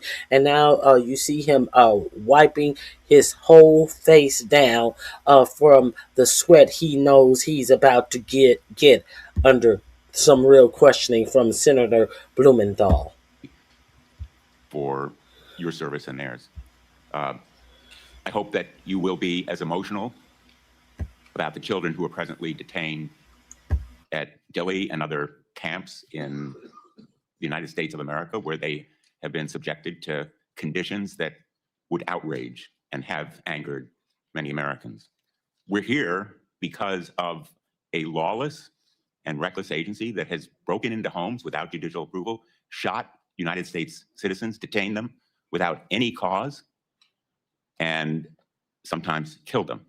And I am looking for real substantive reform in that agency, as you and I have discussed when you came to talk to me. A break with the past, with former Secretary Noem and with the White House, Steve Miller and others who have used Kristi Noem in effect as a puppet to implement lawless policy. I welcome that you have stated you regret your statement after the killing of Alex Preddy. You said on Fox News, quote, unfortunately, an individual, a deranged individual that came to cause max damage with a loaded pistol with an extra mag that was completely loaded and shot and killed. And you regret that statement, do you not? I've already said that, sir, yes. And what about what you said about Renee Good after she was shot and killed? You appeared on CNN and you were asked whether you believe the shooting was justified, and you replied, quote, absolutely. Do you regret that statement as well? Senator, it's very clear that an officer had to make a split decision in that case as a car was running towards him and did strike him. At that point, that car becomes a lethal weapon. And an officer that there was another officer obviously giving her verbal commands. So are you saying, and I apologize for interrupting you, but yes, you're saying you do not regret that statement? I'm saying that the investigation is going on, but what there is no investigation, Senator. In fact, my next question to you. Senator, don't you think there should be an investigation? My understanding is that there is. I will find out once if I'm able to get confirmed. But those are two different incidences. The Department of Homeland Security and the Trump administration has blocked state and local investigation of the killing of Renee Good. And I hope that you will permit that investigation to go forward? Senator, state and local investigation doesn't investigate federal. FBI does that through DOJ. And I believe the FBI is looking at this case. And I do want to say something to you. You said about the terrible conditions that this administration is putting in kids. But what you left out is that they've actually recovered over 160,000 kids that were trafficked or lost during the Biden administration. What is inhumane is the 12 to 13,000 individuals coming across the border every single day, and we're not having track of the kids. At one time, the number's up to 385,000, and that's sad. Because you said that you were going to be, and I'm quoting you, blunt and direct and to the point. So I regret that you don't retract that statement about Renee Good. But I want to ask you about a statement that was made regarding the Preddy killing by Steve Miller in the White House. He said, quote, that Preddy was a domestic terrorist who, quote, tried to assassinate federal law enforcement. Don't you think it was irresponsible and reckless for Stephen Miller to post that claim on X without any evidence, just as you have retracted your statement? Senator, I believe that question is better asked to Stephen Miller, not myself. I can't speak for him. Well, Stephen Miller also said, again on Fox News, quote, under President Trump's leadership, we are looking to set a goal of a minimum of 3,000 arrests for ICE every day. If you're confirmed, are you going to be directing ICE to arrest 3,000 people a day? Sir, once again, can't speak for Senator or for Stephen Miller, but I can say the president has tapped me to be the Secretary of Homeland, and I will lead that department, and I'll lead it. So will you continue that arrest quota of 3,000 people a day? No quota has been set for me, sir. Well, in effect, it's a quota if the White House directs the DHS secretary. The President of the United States sets the policies, and I'll be working with the President. If you have a question for Stephen Miller, please well, I really him. regret that you are going to stick to those same policies and practices and condone the statements of the White House that are so demeaning to someone who was a victim of lawlessness and recklessness by an ICE officer. Senator, I didn't say that. Well, let me ask you then my mouth. a different question. ICE has been breaking into people's homes without any judicial warrant. The sanctity of our homes is absolutely critical. I think you'd agree with that point. And it is the law that a judicial warrant is required to forcibly enter someone's home. Kristi Noem acknowledged in her testimony in response to my questions that at least 28 break-ins have occurred. My ranking member leadership on the subcommittee for permanent investigation has produced a report that shows probably many more such break-ins have occurred. The result of a memo last May from the acting director, Todd Lyons, and it's behind me now, that instructed ICE agents to break into homes. I understand that during your staff interview last week, you said that there would be no more such break-ins to people's homes without a judicial warrant. If confirmed, will you commit to me and the chair and ranking member of this committee and the American people that ICE will no longer instruct agents to break into people's homes without a judicial warrant? Sir, you're using the word break into people's houses very loosely. However, I have made it very clear to the staff, and I think when you and I spoke, that judicial warrants will be used to go into houses, into place of businesses, unless we're pursuing someone that enters in that place. I have not mixed words with that, and I haven't changed my opinion about that. A whistleblower testified to our hearing that, in fact, ICE agents have been instructed as part of their training to forcibly enter. I know you don't like the word break-in, but forcibly enter is breaking into somebody's home, bashing down the door, terrorizing children. Instructed them to adopt this policy. Will you commit that no longer will ICE agents or CBP agents be instructed to forcibly enter people's homes without a judicial warrant? Sir, I've already answered this question for you. I said we will not enter a home or place of business without a judicial warrant unless we're pursuing the individual that runs into a place of business or a resident or a house. Senator Langford. Thank you. Thank you. Mark Wayne, right now, is FEMA currently funded? No, sir. Is CISA currently funded dealing with cybersecurity? No, sir. How about TSA? No, sir. Secret Service? No, sir. Coast Guard? No, sir. Customs and Border Protection? No, sir. The Weapons of Mass Destruction Office? No, sir. Customs professionals? No, sir. This is something we got to get resolved. We can complain all we want to about where things are, but we have an argument and a disagreement on policy areas, and 250,000 federal employees and their families are the ones that are suffering because of our argument. There's a way to solve this. We've talked about it a lot. We should just stay here until we're done. Just keep arguing it out until we've actually solved the problem. But instead, But this is a DHS hearing committee meeting. So what the fuck are you talking about? We broke last weekend. Everybody flew home right past the TSA agents that are not getting paid while we flew home. Why didn't we stay? So we were able to try to get things resolved. That's my encouragement, has been my. Why didn't you stay and try to get healthcare resolved on the first government shutdown, the longest government shutdown? Why didn't you stay then for those TSA agents who are going to be losing their health insurance? Huh? How come you stay then? Encouragement all along, we shouldn't walk away from a disagreement when there are families all over the country that are the ones suffering for it. Unfortunately, the state of Oklahoma is pretty familiar with natural disasters, as you know well. You and I have been in multiple different natural disaster scenes. There's a lot of work that's happened at the border so far. The border has moved from 12,000 people a day illegally. Your whole infrastructure is a national disaster. The whole funding for your state is a natural disaster. But aren't you the state that wanted to put a Bible in every public school house, in every classroom, in every school? Your whole state is a disaster. You're Oklahoma. You're known to be a disaster. Crossing the border and being released into the country, unvetted, unchecked, to now a handful of people even attempt to cross our southern border, and those that are arrested and detained, as is the law. FEMA is still an undone project. And I'm not blaming that on Christy. There's a lot to get done on it, but you're going to walk in with a project going on with FEMA right now. Love to get your ideas and your thoughts. You're very familiar with this area and have great experience on it. What are your thoughts on how to be able to get FEMA into a better place so that people aren't waiting forever for a response? FEMA was never designed to be the first responder. That's the states. FEMA was designed to be the assistance to the states when the disaster reaches certain levels, which we need to discuss those too, because I think some of the levels are unrealistic, especially Senator Hassan and I have talked about this, that sometimes in rural areas, they're not able to meet those thresholds.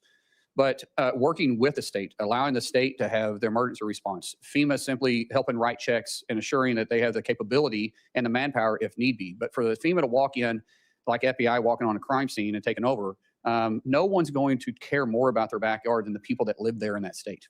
And I think there's a lot of good ideas. I've heard at meeting with so many of you all, there were so many great ideas on how to make FEMA work better. It's got a great mission. And I think people at FEMA want to do their job, but we can be more effective and be more direct and speed it up. Taking years to get reimbursed is not acceptable. Taking, honestly, months to get reimbursed is not acceptable. See, small municipalities, they can't afford it. They don't have that tax base to do it. And they're already going through a struggling time, which means they're probably losing tax revenue, especially if it hits their town. So we've got a lot of work there. I do believe that the definition of insanity is doing the same thing over and over again, expecting different results. That means we're going to look at each one of the 22 agencies that fall underneath DHS and say, how can we deliver the mission better for the American people? It's great. That'd be a huge help to everybody. Talking about the length of time it takes to get a response, you've been a part of, as I have, on the nonprofit security grants that are out there. We have some locations that are higher risk than others. Synagogues and people kill me with it. I believe the thing of insanity is doing the same thing over and over again, expecting different results. That comes out of that's an Alcoholics Anonymous quote. When in fact, the meaning of insanity is the lack of proportion to think straight. It's a wonder how many people think that they are turning it, saying doing the same thing over and over again and getting different results. When you actually have misread the quote and have taken it on as if it means something, when the real definition that is explained in Alcoholics Anonymous is insanity is the lack of proportion to think straight. Dummy. temples have been one of those very high risk locations that are out there. Last week in Michigan, we had another situation where a absolute terrorist drove a vehicle packed with explosives into a Jewish daycare, intending to kill as many Jewish children as he possibly could. I mean, that was his intent, was to be able to do that. That location happened to be one of the locations where there's also been this nonprofit security grant to help harden that facility. We have multiple challenges here. One of them is when the decision is made, they make a request, go through the paperwork, get approval to be one of those locations that we say, hey, we need to harden this location. Once the approval is done, it may take months to over a year just for the dollars to actually come on it because there's more bureaucratic hoops to go through. So as you're dealing with things like contracts that are out there and the way decisions are made, or FEMA, that's one of the areas I would encourage you to take a look at. I know you're very passionate about. How do you fix the issue where approval's been done and everyone's saying, great, can we get to work? And the federal government says, no, you can't actually get to work. You got to wait some more before the actual work can actually begin to do that. How does that get fixed? We got to streamline the process and cut out the redundancies. The amount of paperwork, the senator from Michigan and I had a long conversation about this, the amount of paperwork to just, once you're approved, to get the funding flowing, and then the paperwork that's followed up on it is way too encumbersome. And there's a better way to do this. Some of these policies I have to work with you guys on. Some of these grants were written with checks and balances, which we all got to be very cautious on how we spend the taxpayer dollars. Things that I can change, things that I can cut out on the redundancy part of it, I will work with. Things that, as a senator and I talked about, things that it may take you to make changes on, we'll bring it to your attention. I will work with you, and we'll see how we can make it better. Be great. As you know, Oklahoma's been one of the leaders in counter drone. This is a big issue for us as a country. Every high school football game, every college football game, every gathering of people for every festival and gathering across the country has now become a risk location for drones and drone mitigation. FBI can't be everywhere. We don't want them to be everywhere. We do have to figure out some process. So as you begin to think about this issue, it's a tough one to be able to deal with, but it is a basic national security issue as well. It's going to land on your desk pretty quickly, especially with the Olympics coming, with FIFA coming, all those things that are happening. We got to be able to figure out how to do counter drone and to be able to not just identify there it is, but to also mitigate the risk. What are your initial thoughts? Well, I'd like to speak about that. With funding, talking to some of our agency heads, with a lack of funding right now, we have people quitting because they got to go to work. Meeting these demands are even going to be tougher. So we just talk about FIFA, for instance, and then you talk about 2028, which is going to be the busiest year of DHS in history because we have the Olympics and we have the presidential election going on. It'll take 4 months once funding comes in to start replacing those that we've lost for training before we get them out in the field. We don't have 4 months with FIFA. But that's what, and how do we expect these people to stay on the job and work? We're losing institutional knowledge. We're losing people we've already trained, and it's going to be difficult to deliver this mission. The way that I understand is we're behind in UAS, and we're behind in FIFA right now on actually delivering the mission that we have to. We're also behind in reimbursing local communities that's also working with us. That's going to have to take a tremendous amount of focus and partnership. And we, like I said in my opening statement, failure is not an option, so we've got to deliver. But sometimes when you have to rush like this, especially trying to get people on the job because we just quit funding them for the third time in less than a year, and we expect these people to keep working, it puts the mission at risk, and we have a lot of work to do here. Yeah, thanks for stepping up. Christy, thank you. This is strain on the family and everything else right now. So thanks y'all for stepping into this role. Look forward to supporting your nomination. Thank you. Senator Kim. Thank you, Chairman. Senator Mullen, thanks for coming out here. I wanted to just start. Secretary Noem said in a cabinet meeting about almost exactly a year ago today that we should be eliminating FEMA. Can you commit to us here that you don't support that approach and you wouldn't attempt to eliminate FEMA? As I said, I think it needs to be restructured, not eliminated. I think there is going to be bipartisan support for reforms. I think we all understand that. I mean, we certainly saw a lot of problems when it came to Superstorm Sandy. I asked Secretary Noem to work with us, especially as they were going about their FEMA Review Council. I'll be honest with you, that never materialized. We did not see the kind of engagement here that we're ready to have. We have a bipartisan group of senators that want to come up with reforms. Is that something you can commit to working with us on? Senator, I think all of us that's been either in the House or in the Senate always complain about the outreach of agencies.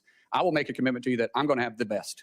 It's going to take a couple months to stand it up, but we're going to have a ledge affairs shop that you're going to know who the person is. We're going to work with you, but most importantly, I think everybody on this dais has my personal cell phone.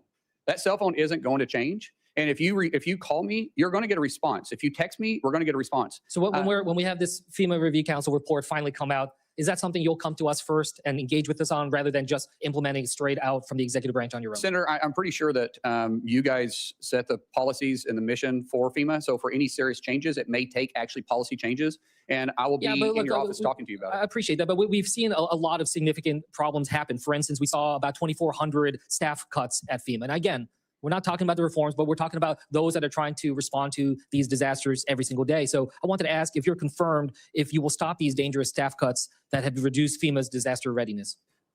Senator, I'm not trying to play politics, but what's been the biggest disaster is not funding them 3 times in a year. However, you know, some of these agencies under the current administration, not some, all of them got very bloated with having too many. You think there's employees in still one too place. many staff at I don't, FEMA? Senator, I can't answer that. When I get there, we'll be adequately staffed to respond to our nation's disasters, One but thing it's that going to has- take some time to get there because, like I said, people are quitting today because they're not getting paid for the third time in a year, and we can't allow that to take place. I agree, and I hope that we can move forward on that. But one thing that has demonstrated a lack of priority by this administration is the fact that we never actually had a full nominee for FEMA. So I just wanted to ask, do you agree that we need an actual nominee to be a full FEMA administrator that has real experience in emergency management? Absolutely. We're already looking at some in the case that we do get confirmed, which I'm hopeful we do. We are making that a priority in each one of our agencies. But, you know, the confirmation also has to go through you, and we know. I get it, but at least we can get a partisan that nominee before us. And I think that that's something I hope to take away, that is a commitment you'll make. By just honestly, by the experience that I've had, which has been an interesting experience, it's a lot to ask someone, and they got to be fully committed. If they go through this process, it's tough. So I would ask you, if I do this, give them a fair shake. For me, a lot of you guys aren't giving me a fair shake to even earn your support. So if I bring somebody else into you, maybe you'll give them a fair shake and you'll actually work with them, because I'm going to find somebody that is capable of doing the job, that's smarter at me at doing the job, that has experience doing the job. But when they come to your office and ask for your support, don't tell them it's politics. Don't say I can't. Don't say that, hey, I supported the previous one, but you know, I got burned on that one, so I can't support you. We'll trust, but see, just give them a fair opportunity, and you might actually like the person we choose. And look, it's not just about the person; it's about the policies writ large. And then look, you know what we saw before. For instance, Secretary Noem had this policy that required her approval for anything that was going out the door, grants, funding, when it over $100,000. And I'll be honest with you, it was disastrous. It held up so much of the funding to FEMA and other parts of DHS. You know, Senator Peters and I did a review of this. Over 1,000 FEMA contracts, grants, and disaster assistance awards were delayed. So I wanted to ask you if you can commit to revoking this $100,000 policy by Secretary Noem. Sir, we talked in your office about that, and absolutely. That's called micromanaging, and I don't know if Secretary put that in or someone else did. I'm not a micromanager. We put people in, we empower them to make decisions. What is required to come to my level, we'll make decisions.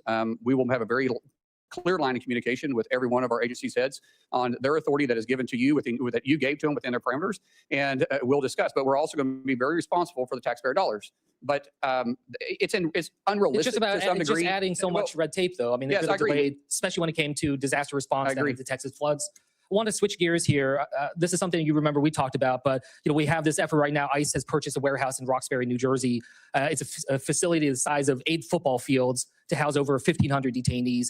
Never once did an ICE official go and talk to the local mayor, talk to the local law enforcement, assess the situation alongside the locals. I just want to ask you, is that fair that DHS is imposing these types of large-scale detention facilities without local engagement and input? Sir, being from small rural Oklahoma, it's a big impact, and the community should be visited with, especially when you start taking a warehouse off. It takes it off the tax roll, which can make a huge impact, and you got to deal with impact aid if they're eligible for it. And then you got to talk about infrastructure. You know, one thing I do know is construction. When you start talking about infrastructure on these places, a warehouse sprinkler system is much smaller than when you are housing individuals there. And if you say, I think you said the town is 60,000 people, and I believe you said this was smaller than that. Is it smaller than that? So about 22,000 people, okay, and of which the detention detainees and the staff there would constitute about 10% of the population of that town. Yeah, and realistically, it's not.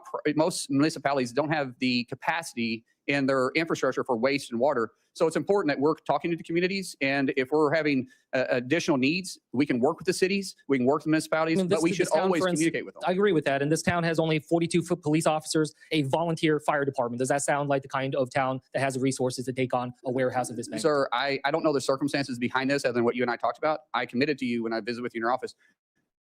Well, talk. I even said, you and I get on the phone with the mayor. If I'm confirmed, I'll make a trip out there and see it for myself, because it's a big concern of yours and we want to address those concerns. And if it's not practical, but I also said it's got to be, there may be a specific reason why it's there. If I can't explain that to you, then that's a different story. But if there's a specific reason I can explain it to you and make sense, let's talk about it. But if not, then maybe we can be better partners. I'm glad that you commit to talking about it. There are some documents I asked ICE to send us about their evaluations of the warehouse. We've still yet to get it. Will you commit that that is something that we can get? Yeah, the documents are available. Yes, but I've also offered something much better. I'll go with you personally and look at it. That's something that the local community will appreciate, and I hope that you will reassess this. As I said in my opening statements, we want to protect the homeland, but we also want peace of mind and bring back confidence to the Department of Homeland Security. And all this means that we got to work on that, and I will work on that. Senator Scott. Senator Mullin, congratulations on your nomination. This is a great honor that you have, and you have a great background. So I know you'll work your butt off in the job like you do everything else. President Trump was elected to secure a border, crack down on sanctuary cities, and keep our country safe. I want to thank the president for his leadership and Secretary Noem's help. Incredible progress has been made. Our streets are safer, our borders respected, and the jobs we've created are going to people in this country legally. Now, as a result of the direct partial shutdown, in the fourth week, TSA agents are not getting paid. Everybody in the Senate's getting paid. I've had a bill since I got back into the community rather than transferred safely. Fairfax County prosecutors are trying to get He wants to restore law and order to every city. I don't think that should be controversial. But some people have for political purposes, or maybe they didn't like the tactics. Either way, I find it really hard to believe that law enforcement in those communities don't want to do their job. So maybe we sit down and we just work it out. It's like I tell my wife all the time. Sometimes when she gets mad at me, and I'm right, she's wrong, by the way. But sometimes Okay, we're gonna pause here. I'm bored. I am really bored.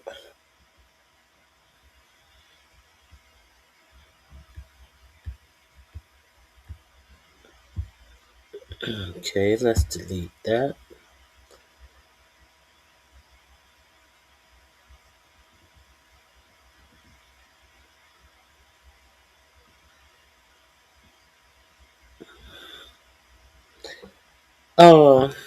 Anna.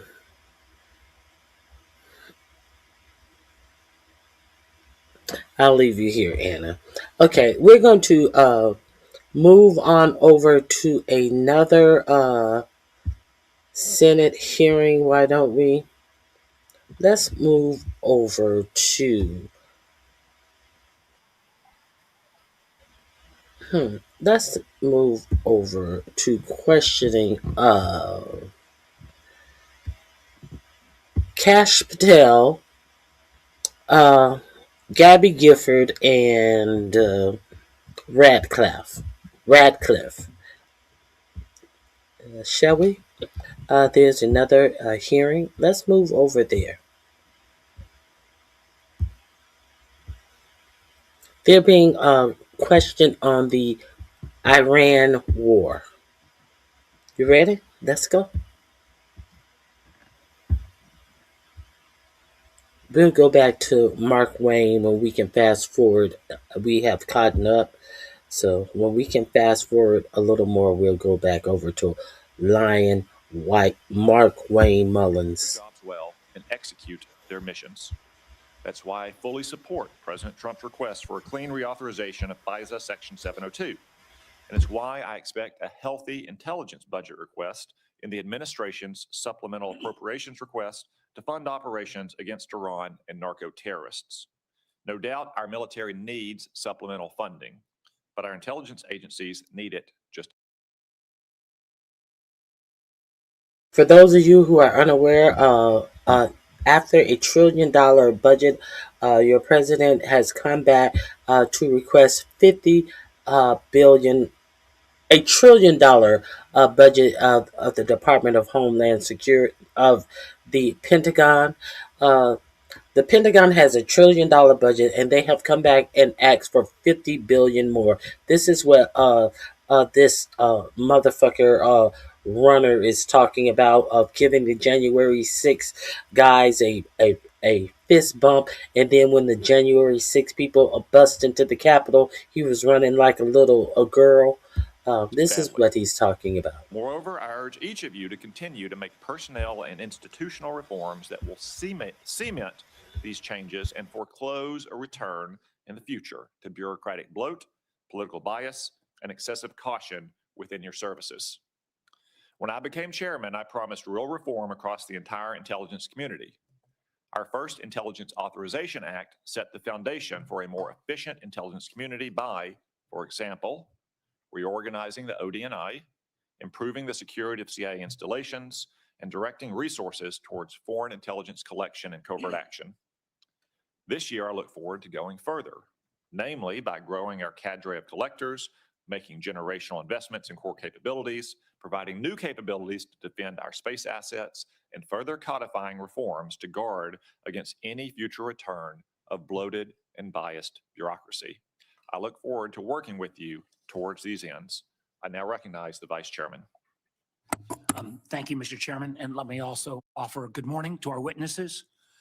Let me also join you, Mr. Chairman, and begin by thanking literally the tens of thousands of men and women across America's intelligence community who work every day to keep our country safe. Their work is by necessity secret. That is the nature of intelligence. But that is also why hearings like this one matter so much. Over the past year, we have seen a series of developments that raise serious concerns about the erosion of safeguards that protect both our democracy and our security. And nowhere is that more worrying than when it comes to the integrity of our elections. For decades now, our intelligence community has warned that foreign adversaries, including Russia, China, and Iran, are actively seeking to shape the outcome of American elections. These efforts have included cyber intrusions, disinformation campaigns, and covert influence operations designed to divide Americans and undermine our confidence in our democratic institutions. Protecting our elections from these threats should be one of the intelligence community's highest priorities. The DNI is supposed to be coordinating intelligence on foreign election interference, warning the American people about adversaries seeking to undermine our democracy, ensuring that federal, state, and local officials have the information they need. Congress even required the creation of a foreign malign influence center inside the office of the DNI to coordinate the intelligence community's response to foreign election interference and ensure that these threats are properly shared across the government. That is the mission Congress assigned to the DNI. But while foreign adversaries are actively probing our democratic institutions, the DNI has eliminated the Foreign Malign Influence Center and does not have a designated official coordinating the response to election threats. And for months, the committee has repeatedly requested briefings from the IC, briefings that are required by law on legitimate foreign threats to the midterms. We have received no response. Now, that silence, I believe, should concern every member of the committee because it clearly demonstrates the DNI is not interested in protecting American democracy by combating foreign influence. Instead, unfortunately, we have seen the DNI involve herself in purely domestic matters. Last month, we saw Director Gabbard personally participate in a law enforcement raid to seize election ballots and voting machine records in Fulton County, Georgia. A raid tied to an election that the president lost 6 years ago. When the warrant supporting the raid was unsealed, it showed something deeply troubling. There was no foreign connection to justify the involvement of our nation's top spy. Instead, the predicate for the warrant was a slop of debunked conspiracy theories that had already been rejected repeatedly by courts, by independent investigators, and even by Georgia's own Republican Secretary of State. Yet the nation's top intelligence official was personally involved in this operation. This raises one very serious question. If the intelligence community is not being deployed to mobilize against foreign threats, why is it being deployed at all on a domestic issue? The DNI's appearance at this raid, as well as their involvement in seizing voting machines from Puerto Rico, suggests something that should also alarm every American. I believe an organized effort to misuse her national security powers to interfere in domestic politics and potentially provide a pretext for the president's unconstitutional efforts to seize control of the upcoming elections. Don't take my word for it. The president has repeatedly pushed for the nationalization of our elections, calling for federal government to override the state election laws and, quote, take over voting while continuing to make false statements about election fraud. And we have heard troubling rhetoric from senior officials that reinforce these concerns. As former Homeland Security Secretary Kristi Noem said publicly, we've been, and this is a quote, we've been proactive trying to make sure we have the right people voting, electing the right leaders to lead this country. At the same time, the administration has brought into government individuals promoting conspiracy theories about our elections. The so-called White House Director of Election Security and Integrity, Kurt Olson, played a key role in efforts to overturn the results of the 2020 election.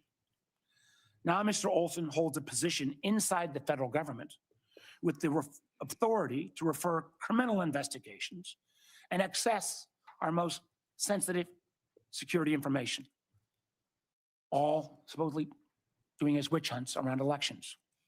As a matter of fact, according to the court filings, he helped trigger the FBI seizure of the ballots in Fulton County.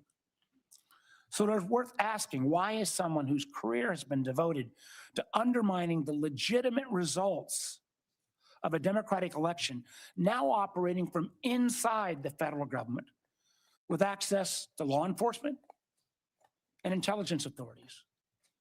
What exactly has he been empowered to do? As members of our committee know, this committee was created in the aftermath of the unconstitutional abuses exposed after Watergate. The guardrails have been built around our intelligence and law enforcement agencies over the past several decades exist for a reason. Without them, America begins to look more like adversaries emphasized in this year's annual threat assessment: China, Russia, Iran, North Korea, and less like a democracy.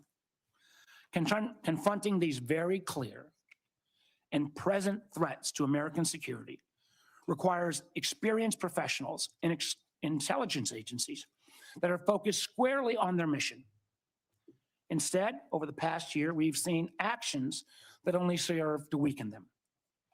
Politically motivated purges at the FBI has resulted in the exodus of hundreds of agents and the reassignments of hundreds more from key national security areas like counterintelligence, counterterrorism, and cyber, and where they've been redeployed to: immigration enforcement. In one troubling case, agents working on a task force focused on threats from Iran, clearly something that's pretty damn important right now, were dismissed because they had previously participated in the investigation of the president's mishandling of classified information. Elsewhere, the Bureau's budget is being slashed. Last year, it cut over $500 million, with the largest decreases from cyber, counterterrorism, and counterespionage. And the remaining scarce resources are being squandered on things like a $60 million jet for the director's personal travel so he can go. So who did these cuts? That would be Kakai Patel of the FBI agents. Golfing in Scotland, or partying with athletes in Milan. In fact, according to a whistleblower account, those flights became so frequent they even delayed the Bureau's response to major incidents like the Charlie Kirk assassination or the shooting at Brown University. Credible reports also indicate that highly trained FBI agents from elite SWAT units have been reassigned to chauffeur his girlfriend, an unprecedented use of personnel whose training are actually intended for hunting violent criminals and neutralizing terrorists. Unfortunately, this dysfunction has not been limited to the FBI. Both the National Security Agency and the Defense and Intelligence Agency, and this is no reflection on the two gentlemen sitting in front of us, were both left leaderless for months after the president fired their directors. One at the behest of a 9/11 conspiracy theorist, and the other for providing a fact-based assessment that contradicted the president's claims about obliterating Iran's nuclear program. Clearly, if the program had been truly obliterated, the president wouldn't be bombing again right now. And again, more than 1/3 of the personnel at CISA, created by Congress to protect critical infrastructure like power, water, and election systems, have been forced out. That seems like a real mistake as we still grapple with the intrusion called Typhoon and the recent Iranian cyber attack on Stryker. And we are now seeing in real time the cost to the State Department. Thousands of American citizens were trapped in a literal war zone with little assistance from their own government. For a time, those calling the State Department hotline for assistance were greeted with a pre-recorded message that said, quote, please do not rely on the U.S. government for assisted departure or evacuation. This was a foreseeable security crisis. When you start a war of choice, when there was no imminent threat, you should be able to prepare to make sure you get Americans out of the war zone. That same attitude, pushing some of our closest friends into the arms of our most capable foes, has profound consequences. Two of our most significant allies, Canada and the UK, are currently working to sign trade deals with China because they no longer believe the United States is a dependable partner. That's a remarkable statement in 2026. And in the president's war of choice with Iran, a war that has already killed 13 service members, cost Americans, taxpayers, billions of dollars, and scrambled supply chains from oil to fertilizer to aluminum, nobody answered the call when the president asked our allies to help reopen the Strait of Hormuz. As the president's own counterterrorism chief acknowledged in his resignation yesterday, Iran posed no imminent threat to the United States.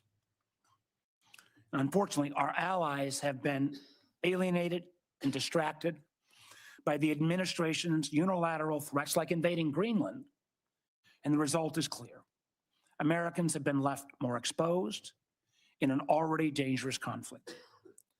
Now, what I just outlined is quite a list, and it's a partial one at that. Matter of fact, we've got a full list we'd like to share with all the press. So what does this all mean? It matters because I believe the warnings contained in this year's annual threat assessment.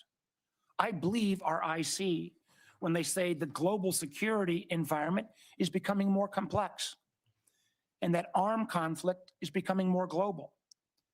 And I also agree with the assessment when it says that to succeed, we must think prudently and prioritize our efforts. On the topic of the annual threat assessment, I want to close where I began by noting that since the first time since 2017, in the aftermath of Russia's intervention in our 2016 elections, the annual threat assessment includes nothing about adversary attempts to influence American elections. Now, I don't believe this omission means that the threat has disappeared. It means that the intelligence community is no longer being allowed to speak honestly about it. And it raises serious questions, and I will be asking about your priorities, Director Gabbard, in terms of what you're choosing to prioritize instead. Thank you, Mr. Chairman. I yield back. Before we go to the witnesses, now that we have a critical mass of members, I would simply like to remind members that we will handle questions as we did last year, seniority at the time of the gavel, and alternating between Democrats and Republicans. We'll have one round of questions, 7 minutes per round. I will not entertain questions after 7-minute time has expired. Furthermore, I expect to convene the closed session in our usual location promptly 30 minutes after the open session begins. Director Gabbard, the floor is yours. Thank you, Chairman Cotton, Vice Chair Warner, members of the committee, good morning. I'm here today to present the 2026 Annual Threat Assessment, joined by the directors of the CIA, FBI, DIA, and NSA. Before I continue, on behalf of the intelligence community, I want to extend our thanks to General Hartman for his 37 years of service in uniform and closing out his 37 years with tremendous leadership of the NSA. This briefing is being provided in accordance with ODNI statutory responsibility. I'd like to remind those who are watching what I am briefing here today conveys the intelligence community's assessment of the threats facing U.S. citizens, our homeland, and our interests, not my personal views or opinions. In this assessment, we're following the structure of priorities that were laid out in the president's national security strategy, starting with threats to our homeland and then shifting to global risks. The defense of our homeland is of the utmost importance to the American people, and efforts by this administration have shown over the last year the results of bolstering homeland defense in the security of the American people. For example, the strict enforcement of U.S. policies at the U.S.-Mexico border and regionally have served as a deterrent, drastically reducing illegal immigration. Based on Customs and Border Patrol data, January 2026's monthly encounters are down 83.8% compared to January 2025. Encounters declined 79% compared to 2024. The drivers of migration are likely to continue. Potential worsening instability in countries like Cuba and Haiti risk triggering migration surges, and smugglers who have long operated as transnational criminal organizations continue to view chaos as an opportunity for profit and will continue to look to profit from illegal immigration flows. These transnational criminal organizations continue to pose a daily and direct threat to the health and safety of millions of U.S. citizens, primarily and directly by producing and trafficking in illegal drugs. Under President Trump's leadership, fentanyl overdose deaths have seen a 30% decrease from September 2024 to September 2025. President Trump's aggressive efforts to more directly and actively target these transnational criminal organizations and reduce the inflow of fentanyl precursors has already had a significant impact, which is likely to continue. We've seen fentanyl potency also decrease, likely due to disruptions to the production supply chain. U.S. efforts to work with China and India to halt the flow of fentanyl precursor chemicals to North America are demonstrating some improvement, but there is more work to be done, as sadly, there are still tens of thousands of fentanyl-related deaths in America every year.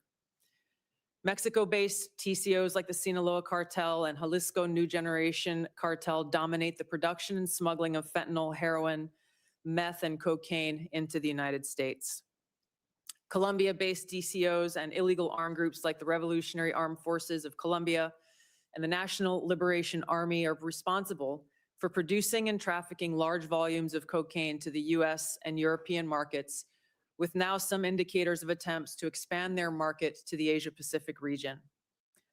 Colombia remains the world's largest producer of cocaine, and Colombian criminal groups have expanded their trafficking relationships with neighboring Ecuadorian and Brazilian gangs. As you know, MS-13 is well established in cells within the United States and uses violence to intimidate the Salvadoran diaspora, engaging in murder, extortion, retail drug trafficking, firearms offenses, and prostitution, fueling increased violence and instability. These and other TCOs continue to present a very tangible and individualized risk of violent crime to everyday Americans and contribute to regional instability. As the president increases his focus on counter-drug and counter-cartel pressures, they're likely to seek ways to try to adapt their operations, including shifting production locations and trafficking routes and methods. The United States continues to face a complex and evolving threat landscape with a geographically diverse set of Islamist terrorist actors seeking to propagate their ideology globally and harm Americans, even as Al-Qaeda and ISIS remain weaker today than they were at their respective peaks. The spread of Islamist ideology, in some cases led by individuals and organizations associated with the Muslim Brotherhood, poses a fundamental threat to freedom and the foundational principles that underpin Western civilization. Islamist groups and individuals use this ideology for recruiting and financial support for terrorist groups and individuals around the world, and to advance their political objectives of establishing an Islamist caliphate which governs based on Sharia. There are increasing examples of this in various European countries, and President Trump's designation of certain Muslim Brotherhood chapters as foreign terrorist organizations is a mechanism to secure Americans against this threat.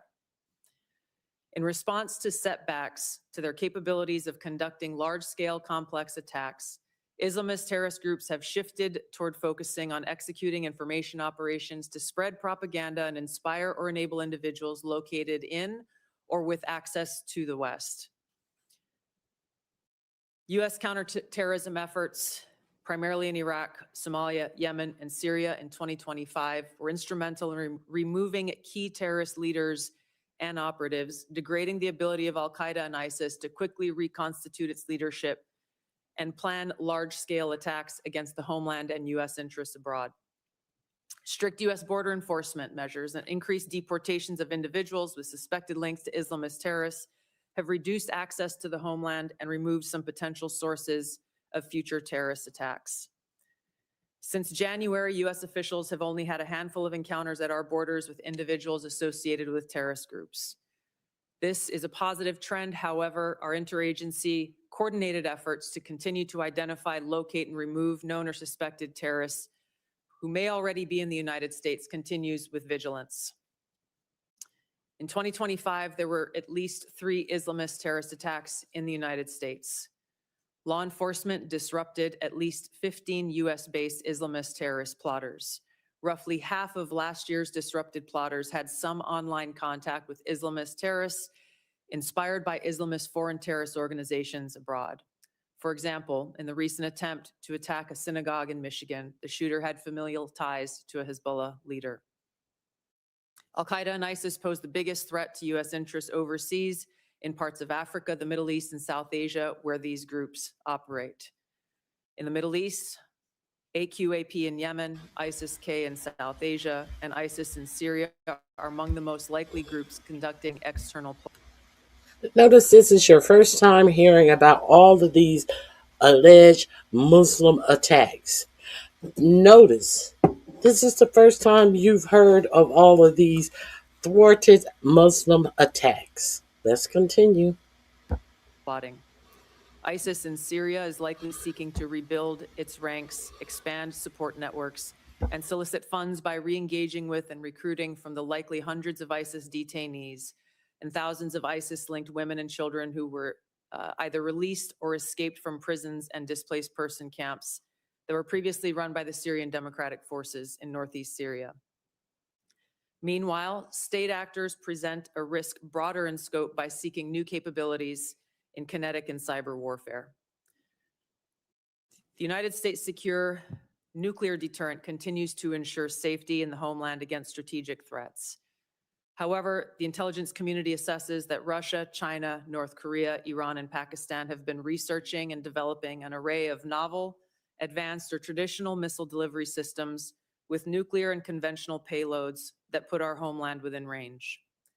The IC assesses that threats to the homeland will expand collectively to more than 16,000 missiles by 2035, from the current assessed figure of more than 3,000 missiles.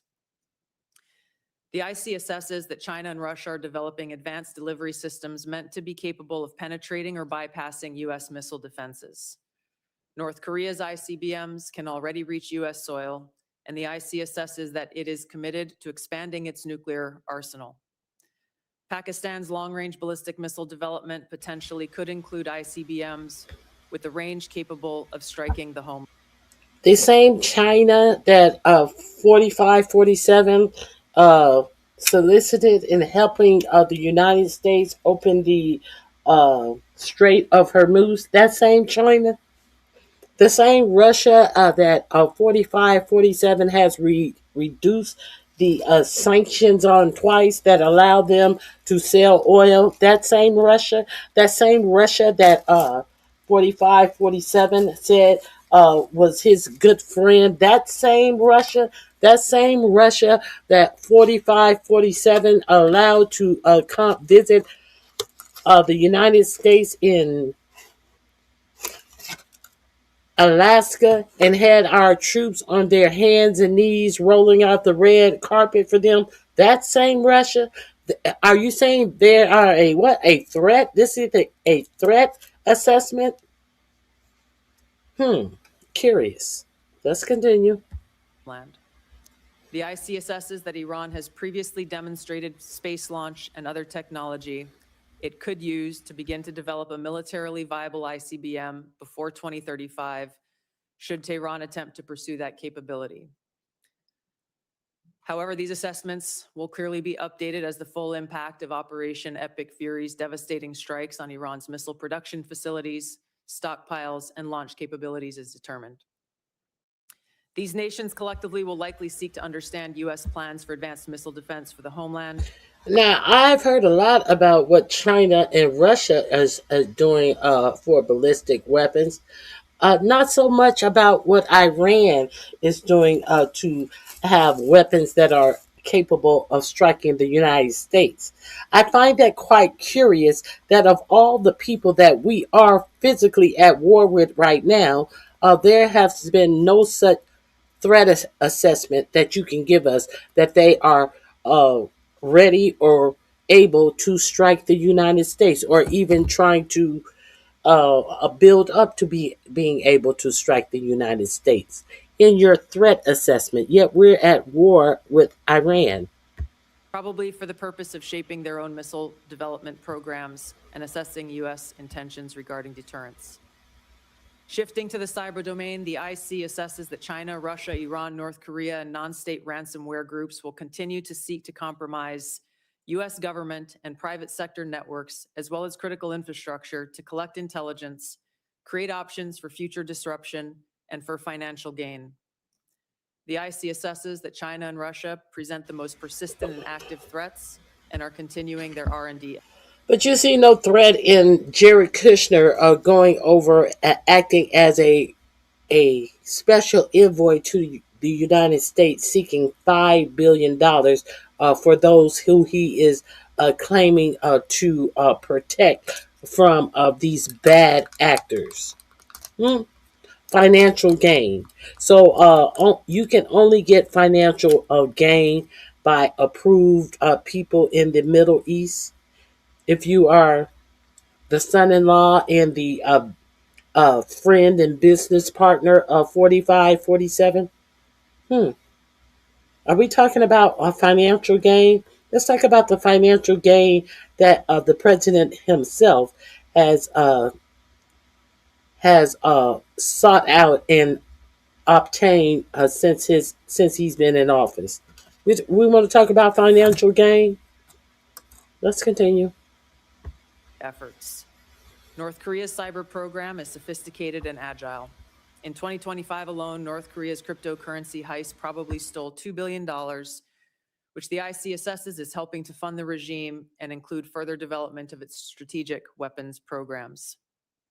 Financially or ideologically motivated non-state actors are becoming more bold, with ransomware groups shifting to faster, high-volume attacks that are harder to identify and mitigate. Innovation in the field of artificial intelligence will likely accelerate these threats in the cyber domain. The IC assesses that it will increasingly shape cyber operations, with both cyber operators and defenders using these tools to improve their speed and effectiveness.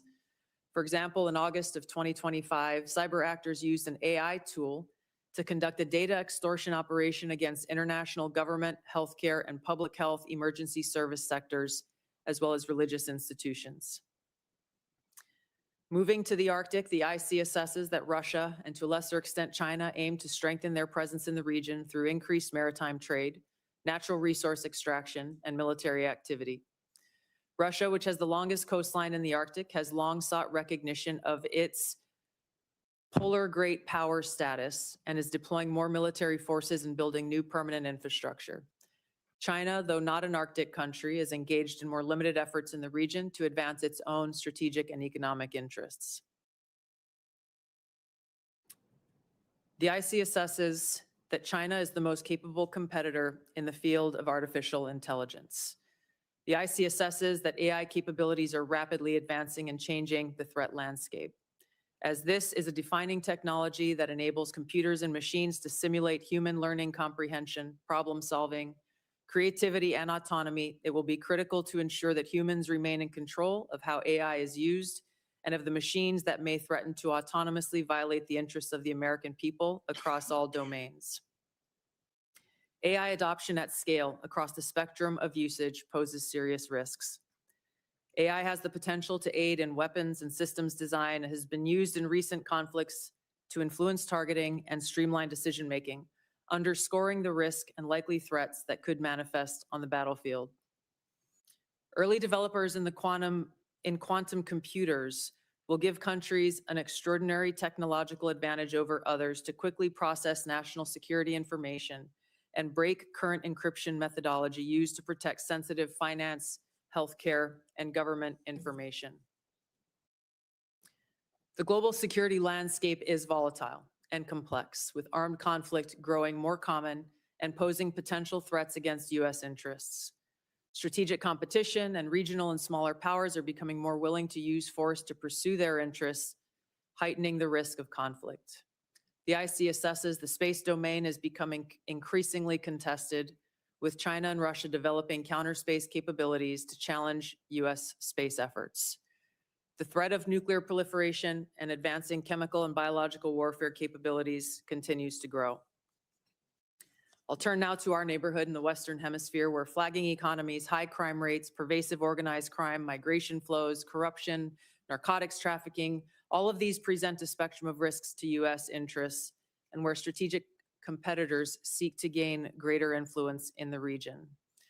The IC assesses that Latin America and the Caribbean almost certainly will see hotspots of volatility in the coming year.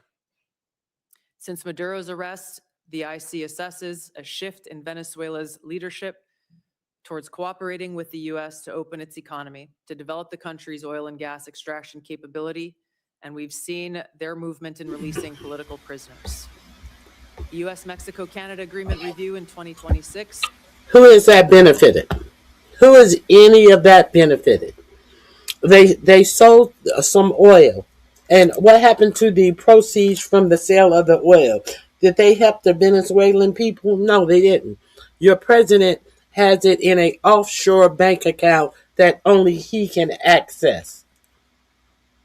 Is America great again yet? While we're talking about who did what to get money, how much did America have to pay? How much of the military budget went to free Venezuela with all of those nuclear submarines, aircraft carriers, personnel, bombs? How much did that cost the American people? And what were the benefits? And who did it benefit? Oh, it benefit 47 in that offshore bank account where he sold the Venezuelan oil. Is America great again yet? Will likely increase uncertainty in many Latin American countries, especially those that rely on Mexico as an export destination for intermediate goods for manufacture and onward export to the U.S. China, Russia, and Iran are likely seeking to sustain economic, political, and military engagement with Latin America. The IC assesses that China's demand for raw materials is likely to continue to drive its economic outreach, while Russia likely wants to expand its current security and diplomatic ties with Cuba and Nicaragua. The IC assesses that China aims to elevate its own political, economic, military, and technological power to increase its own regional positioning, global influence, to fend off threats to their interests. While there are challenging areas where interests diverge, President Trump's diplomatic engagements with President Xi to work towards U.S. interests have enabled progress where those interests align. The IC assesses that China continues to rapidly modernize its military forces across all domains in pursuit of its goal to achieve world-class status by mid-century. This includes building a force with the aim of being capable of deterring U.S. and allied forces in the region, and to achieve their stated objective of developing the ability to seize Taiwan by force if necessary. However, the IC assesses that China likely prefer. Who is the biggest deterrent to the G7 than President Trump is? It's not anything that China is doing. China doesn't have to do anything. The biggest deterrent to the European Union is Donald Trump, not China. Let's continue. To set the conditions for an eventual peaceful reunification with Taiwan short of conflict. The IC assesses that an increasingly confident North Korean regime remains a source of concern regionally and globally. Its weapons of mass destruction, its conventional military capabilities, illicit cyber activities, and demonstrated willingness to use asymmetric capabilities poses a threat to U.S. and its allies, particularly South Korea and Japan. North Korea's partnership with Russia is growing, and in 2025, Kim took steps to improve ties with China, still North Korea's most important trading partner and economic benefactor. The IC assesses that North Korea's support for Russia in the war against Ukraine has increased North Korea's capabilities as their forces have gained combat experience in 21st century warfare, along with equipment. In 2024, North Korea deployed more than 11,000 troops to Russia to support combat operations in Kursk. Pyongyang continues to develop and expand its strategic weapons programs, including missiles that can evade U.S. and regional missile defenses. It is continuing to work to increase its nuclear warhead stockpile and maintains biological and chemical weapons capabilities. Russia retains the capability to selectively challenge U.S. interests globally by military and non-military means. The IC assesses that the most dangerous threat posed by Russia to the U.S. is the potential of an escalatory spiral in an ongoing conflict such as Ukraine, or a new conflict that led to direct hostilities, including the potential deployment of nuclear weapons. The IC assesses that Putin continues to invest in Russia's defense industrial base, as well as novel capabilities that may pose a greater threat to the U.S. homeland and forces abroad than conventional weapons. Russia has advanced systems, hypersonic missiles, and undersea capabilities designed to negate U.S. military advantage. Moscow also relies on other tools to exert pressure, using gray zone tactics to further its goals and compete below the level of armed conflict. Russia is also building an extensive counterspace capabilities to contest U.S. space dominance. Its development of a nuclear counterspace weapon poses the greatest single threat to the world's space architecture. During the past year, the IC assesses that Russia has maintained the upper hand in the war against Ukraine.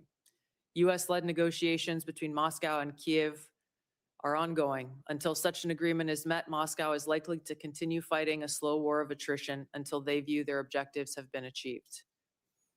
In the Middle East, conflict and instability will shape security, political, and economic dynamics in a variety of ways.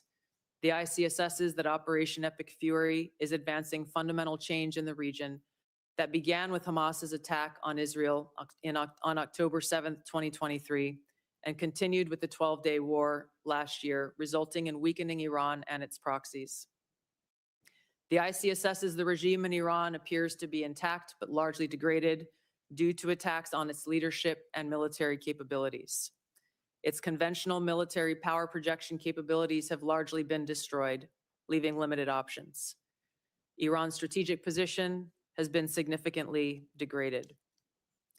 The U.S.-led maximum pressure campaign and snapback of European sanctions added additional pressure to an already bleak Iranian economy, resulting in mass protests earlier this year that Tehran suppressed by killing thousands of protesters.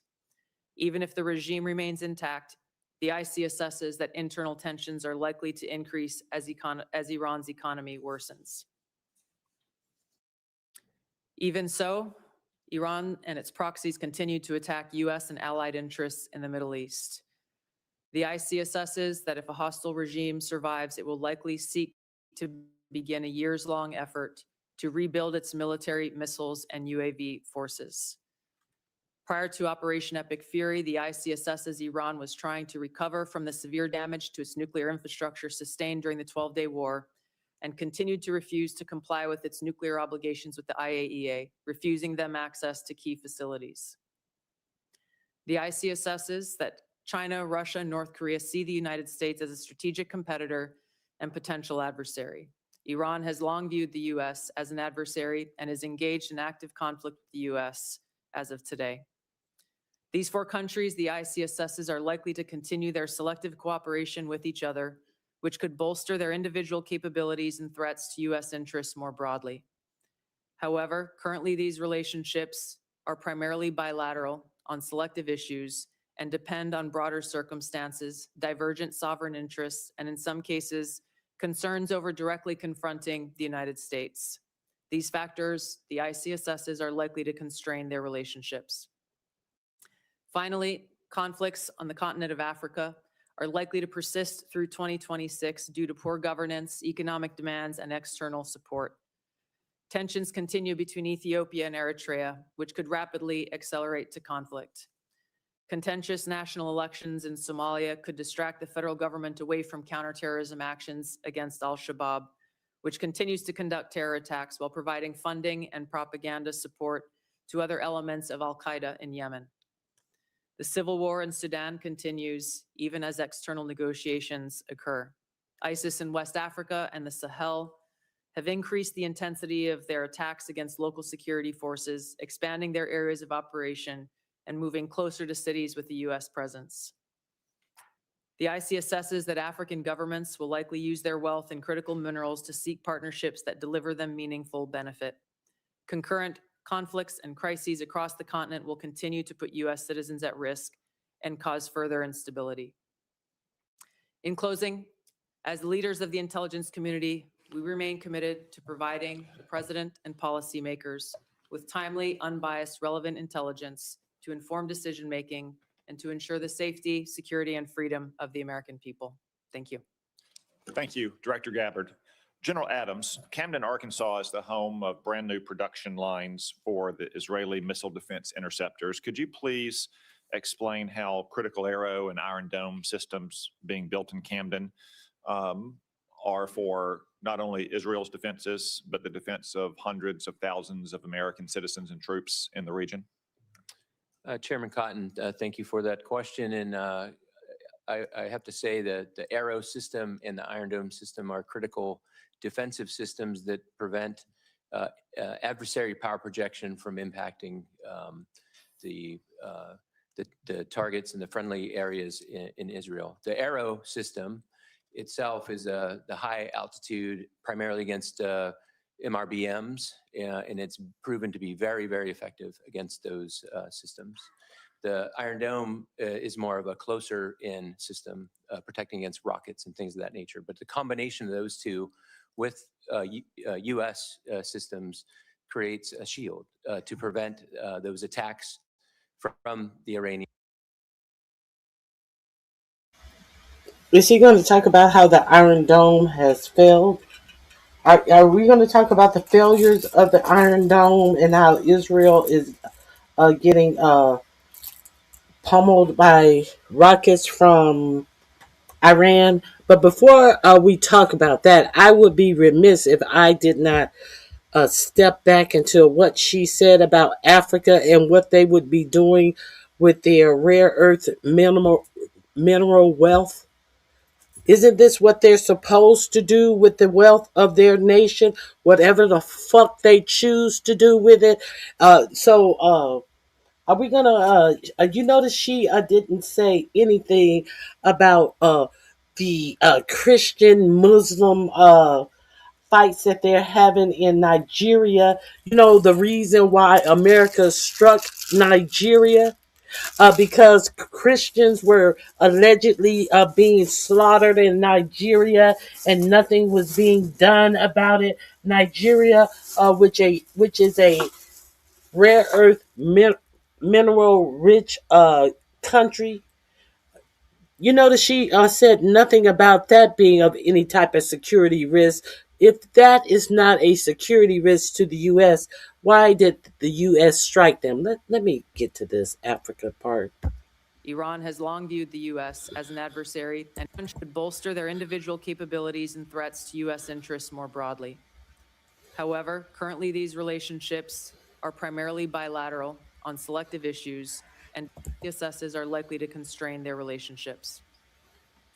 Finally, conflicts on the continent of Africa are likely to persist through 2026 due to poor governance, economic demands, and external support. Tensions continue between Ethiopia and Eritrea, which could rapidly accelerate to conflict. Contentious national elections in Somalia could distract the federal government away from counterterrorism actions against al-Shabaab, which continues to conduct terror attacks while providing funding and propaganda support to other elements of al-Qaeda in Yemen. All of these are predictions of things that have not happened. This happened, and this could possibly lead to. All of these are things that have not happened. The war in Sudan continues. The setup. All of these are the setup. We told you this could happen. even as external negotiations occur. ISIS in West Africa and the Sahel have increased the intensity of their attacks against local security forces, expanding their areas of operation and moving closer to cities with a U.S. presence. The IC assesses that African governments They're in their own country. However, they're moving closer to cities with U.S. presence. Well, then what is the U.S. supposed to do?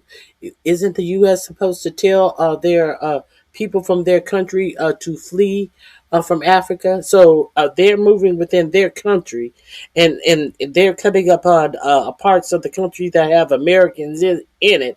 Are we going to use this as an opportunity to strike them? Well, we know you don't give a fuck about American citizens getting out of countries you're about to strike because you struck Iran, and then your State Department just had a fucking phone message that told them that they cannot help them get out, but use any public transportation to get out. Made no arrangement, no pre-warning to American citizens to get out of the Middle East. So, what's your point? What's your point, Tulsi? will likely use their wealth in critical minerals to seek partnerships that deliver them meaningful benefit.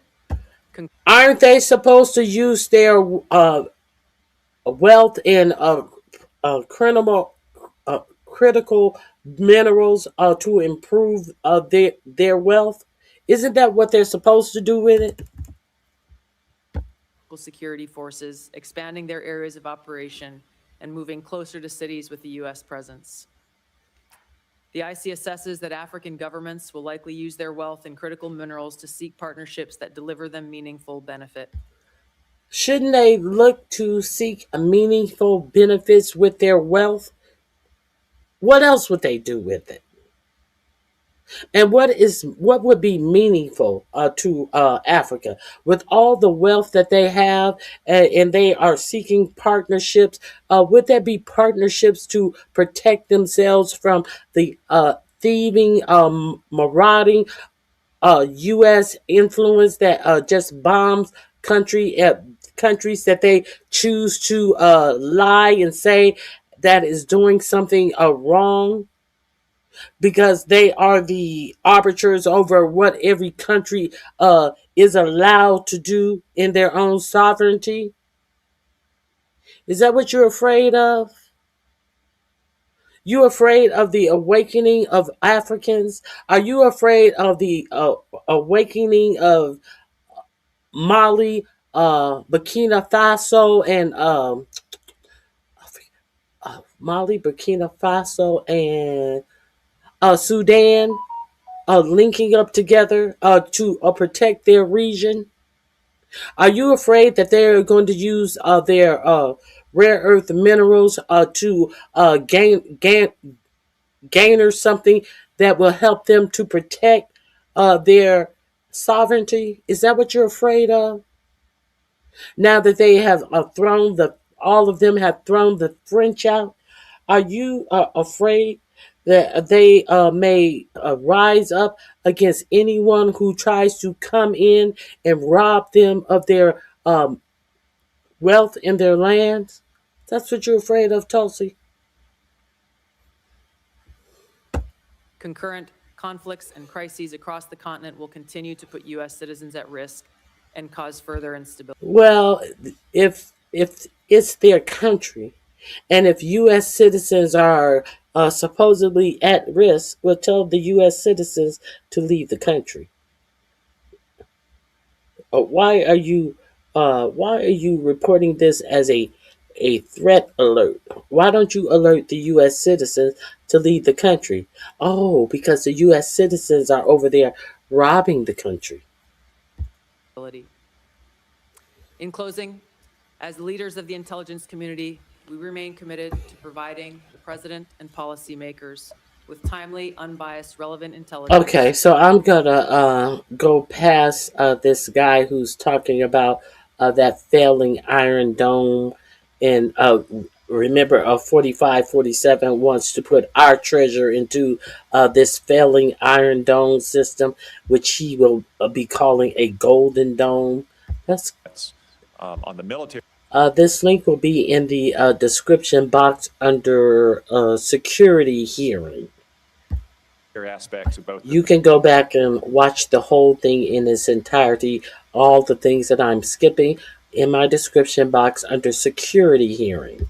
Maduro raid and Operation Epic Fury to explain the CIA's contributions to those operations. Thank you, Senator. You know, last year when I was here in my Now, let's understand. Okay. Information, I promised you all, and you had all asked for, a more aggressive CIA, one that was focused on core mission, getting back to the business of stealing secrets, to be able to provide our policymakers with a decisive strategic advantage that would allow and advance and contribute to foreign policy and national security successes. To the credit of the CIA workforce, the CIA has delivered. Some of those successes have been very public. As you mentioned, Senator, Operation Midnight Hammer, Operation Absolute Resolve, flawless military operations like that are hostage to a flawless intelligence picture. And the CIA, as you know from classified briefings, contributed in myriad ways to the success of that. But what I would say to you is those successes are just emblematic of the phenomenal progress and success really by every measure, every metric, every standard across every national security space with regard to the work of the CIA. Senator, you mentioned some of it in your opening. The increase of our asset stable and our human sources up by 25%, our FI collection across the board, our foreign intelligence collection up by 25% overall, and in important categories like China, for instance, up 100%. In areas like tech and AI, up 45%. On the counter-narcotics front, our operations up by 70%. And with regard to counterterrorism, those are classified numbers that I'll share with you in the classified portion of this hearing, but they're off the charts good. The best way I can summarize it, Senator, is I had a 32-year veteran of the agency retire this year, and he said to me, I hate to go. I don't know if this is the best year that the CIA's ever had, but it's the best year I can ever remember. And I think that reflects the current morale of the CIA. It's a workforce that knows it's doing a great job. It knows that it's being allowed to do what they signed up to do, which is while you're in here, please subscribe to the channel. Hit the like button if you would like to support the channel. $RonyiQ. I give you the information. I give you my opinion of the information.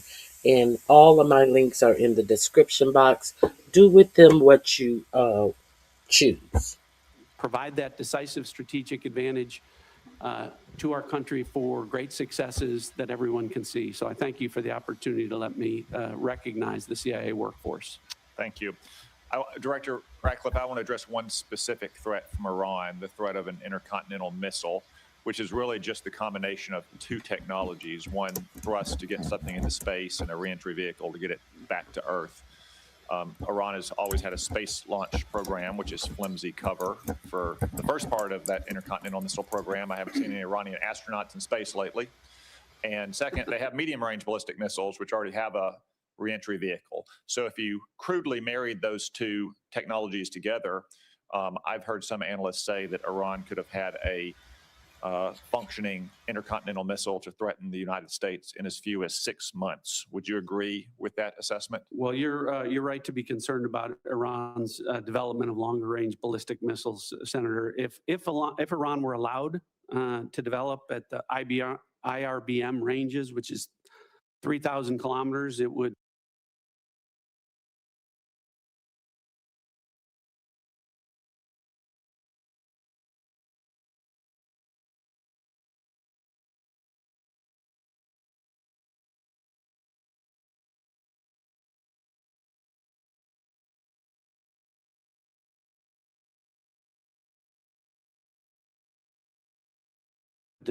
threaten most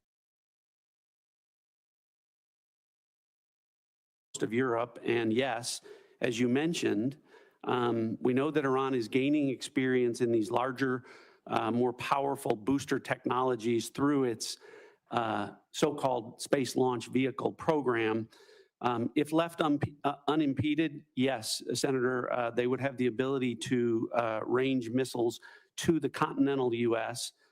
It's one of the reasons why degrading Iran's missile production capabilities that is taking place right now in Operation Epic Fury is so important to our national security. Thank you, Vice Chairman. Thank you, Mr. Chairman.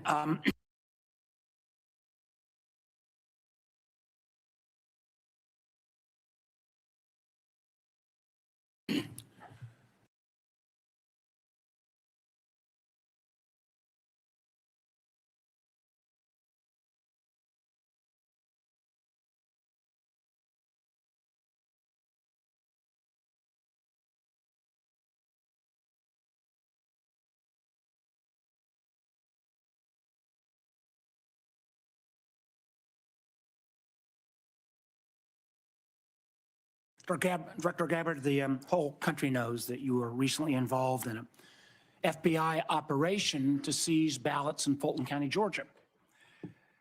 Yet this was despite the fact that the warrant showed no foreign interference or nexus. Matter of fact, the warrant was based entirely on conspiracy theories that have already been examined and rejected repeatedly.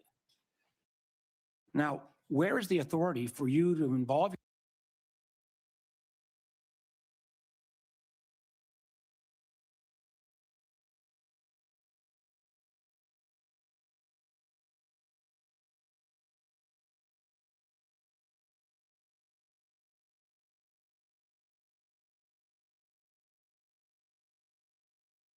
yourself in a domestic law enforcement activity? Thank you, Vice Chairman. I appreciate the question. As you know, I've addressed every issue you've raised in detail in a letter, but I'm grateful for the opportunity to do it in this forum. As you stated, Congress provided by statute ODNI with the responsibility of election security and counterintelligence in 2021. As you also know, ODNI has purview and oversight. I know the history very well, but could you just I am addressing the question. ODNI also has purview and overview over two domestic related agencies, the Department of Homeland Security and the FBI, both of which have purview over election security responsibilities to ensure the integrity of our elections. I want to correct one of your statements that you've made multiple times, which is false. I did not participate in a law enforcement activity, nor would I, because that does not exist within my authorities. You were present on the scene. Are the photos of you on the scene false? I was at Fulton County, sir, at the request of the president, and to work with the FBI to observe this action that had long been awaited. I was not aware of what was in the warrant or was not in the warrant. And what was the president's specific request for you to go to? What was the specific request that was made by the president for you to show up in Fulton County? To go and observe the FBI's activities on this issue. So why? When you look at the your question, sir. Do you have the answer why the president was knowing about this affidavit before it was even served? I'm not aware that the president knew about an affidavit before it was served. Then why was he sending you to Fulton County? This occurred the day that the FBI had it approved, their warrant approved by a local judge, and they began to execute this.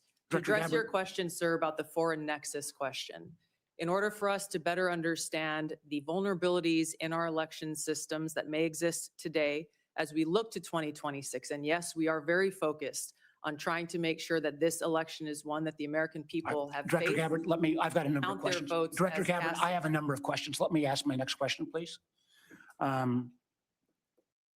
You have not provided any of the required reports or briefings to this committee on foreign interference.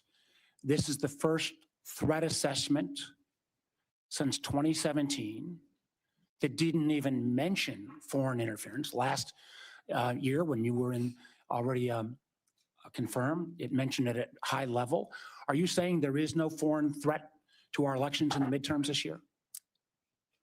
As I stated in the outset of my remarks, this year's annual threat assessment matches the prioritization of threats and Please answer the focus question, yes or no. Is there foreign threat interference that to the our president elections has this year? laid out. Are there foreign? Please allow me to answer the question, sir. The intelligence community has been and continues to remain focused on any collection and intelligence Ma'am, products that ma'am, show a potential ma'am. foreign threat for those who are So seeking far, to there has been none then because you've made in our no election reports. system. Excuse me, ma'am.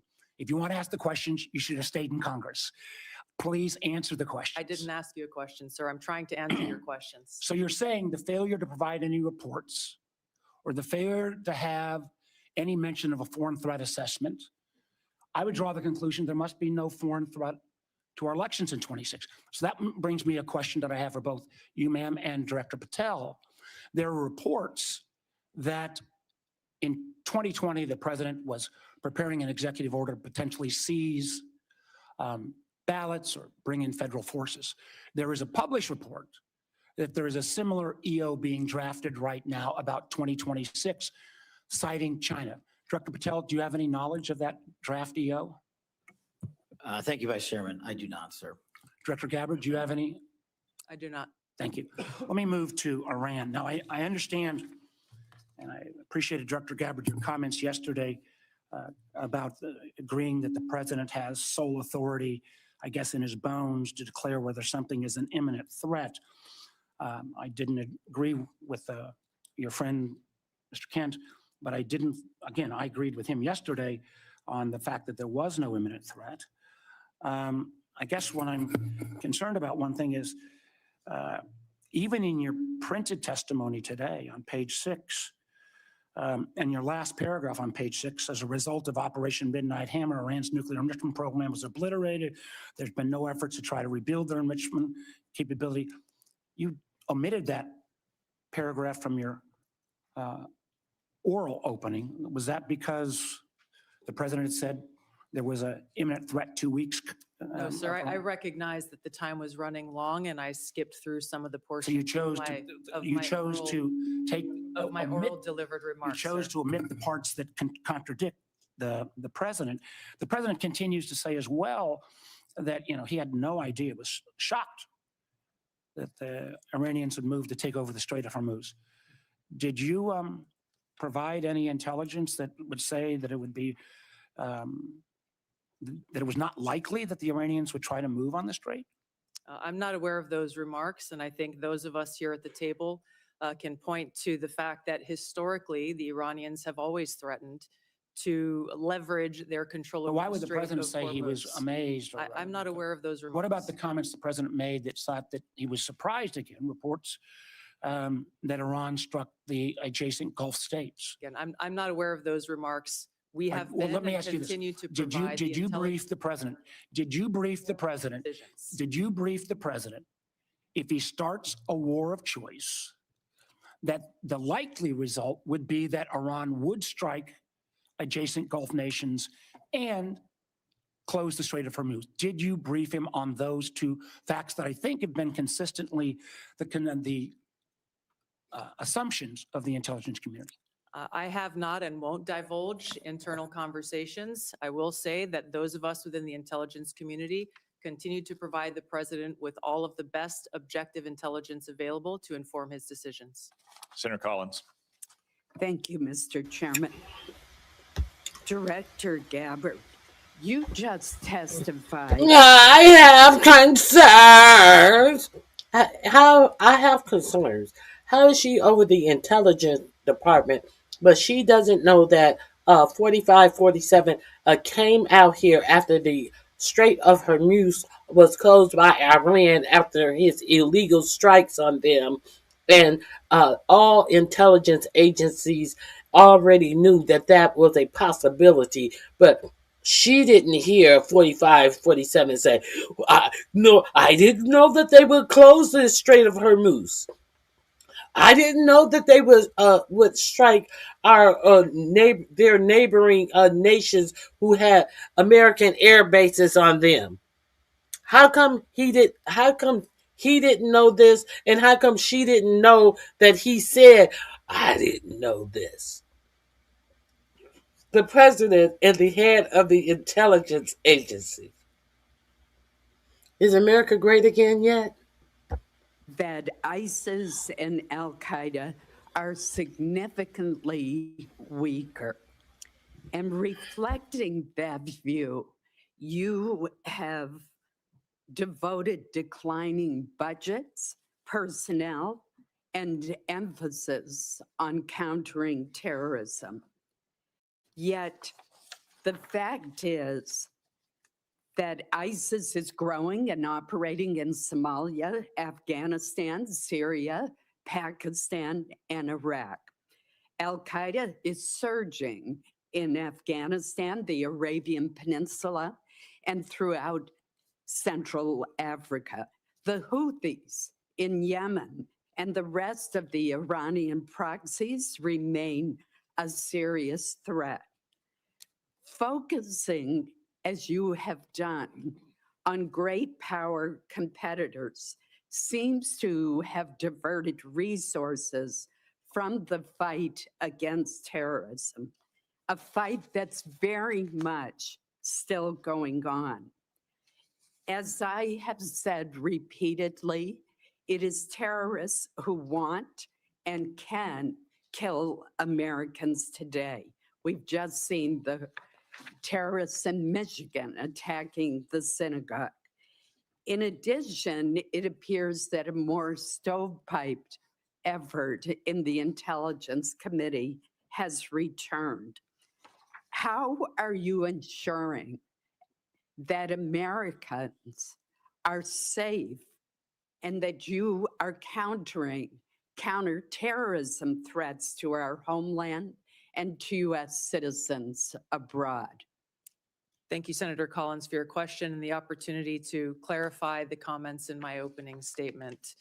My reference to the size of ISIS and Al Qaeda organizationally is smaller and weaker than it was during its peak over a decade ago. However, I completely concur with your remarks about the threat of ISIS, Al Qaeda, and other Islamist terrorist groups around the world and the threat that they pose to U.S. interest service members and directly to the homeland. Our ODNI National Counterterrorism Center has been at the forefront of ramping up and I believe is more active today than it has been certainly in a long time. We are dedicating every resource that they ask for, as well as the counterterrorism elements across the IC, to make sure that we are never taking our eye off of this persistent threat to the American people. The change in tactics based on the current environment is something we continue to be most concerned about. Where increasingly we are seeing less indicators of large-scale organized complex threats or attacks, and instead efforts focused on individuals either who have been radicalized by Islamist propaganda and may not have ever had contact with ISIS or Al Qaeda, for example, and others who have had contact, of which we are able to have more indications of. This remains and will be, and as we come to present our budgets to you, a foremost and primary priority. The integration across the intelligence community on the counterterrorism threat occurs every single day with our teams working very effectively together to thwart terrorist attacks as we have over the last year. Director Patel, I'm going to follow up on this issue with you.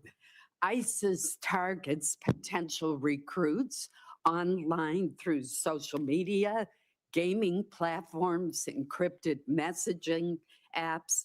ISIS even facilitated a network online to smuggle illegal immigrants into the United States.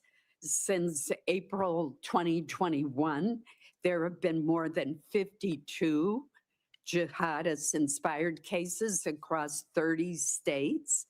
What measures is the FBI taking to prevent foreign terrorist organizations from recruiting or influencing Americans, while also ensuring the protection of individuals' right to privacy? Thank you, Senator. And I think you said it best. They have transferred their capabilities in terms of personal recruitments to online recruitments, which makes any terrorist organization, including ISIS, all the more powerful.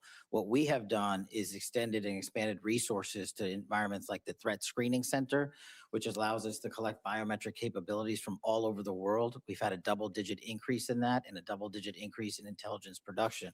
But what we've also done in the CT space specifically is expand the number of agents and intel analysts that go online and detect based on our biometric capabilities and intelligence that we have from the interagency.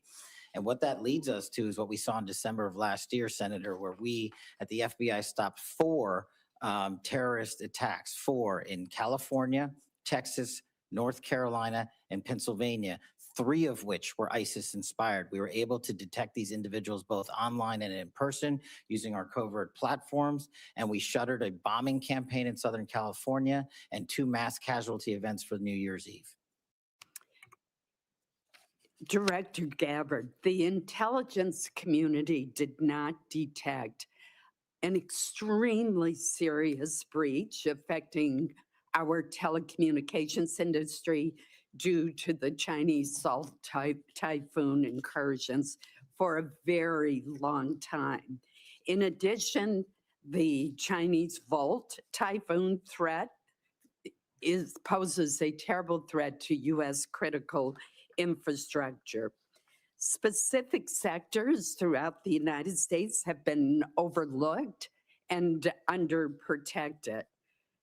What are you doing to deal with the threat to critical infrastructure, our electric grid, our communication systems, given this huge miss by our talented intelligence community? Thank you, Senator Collins, for the question. Working with our partners at NSA and others to detect these threats and how they may be evolve or developing is something we're continuing to work on. Building strong partnerships with the private sector, whether it be in the telecom industry, the financial sector, the healthcare sector, the energy sector, is something that I'm rebuilding.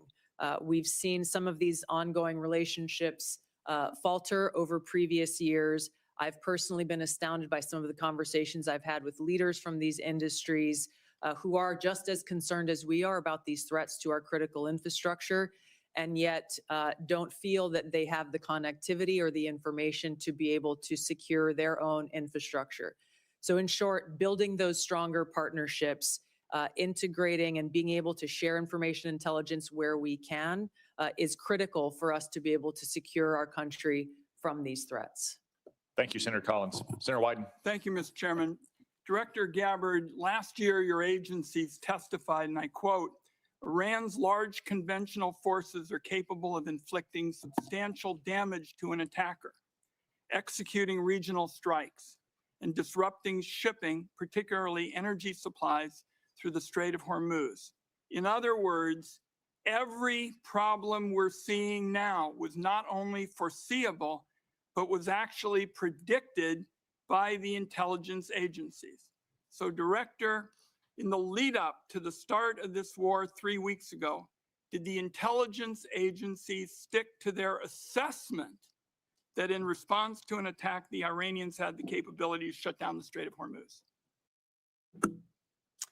Thank you, Senator Wyden. The intelligence community has continued to provide the president and his team with the intelligence related to this operation in Iran before and on an ongoing basis. So right now, we're in a global energy crisis. We're paying more for gas. The economy is in danger.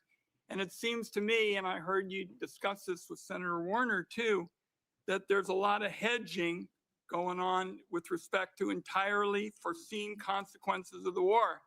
And that strikes me, Madam Director, as what amounts to a historic mistake.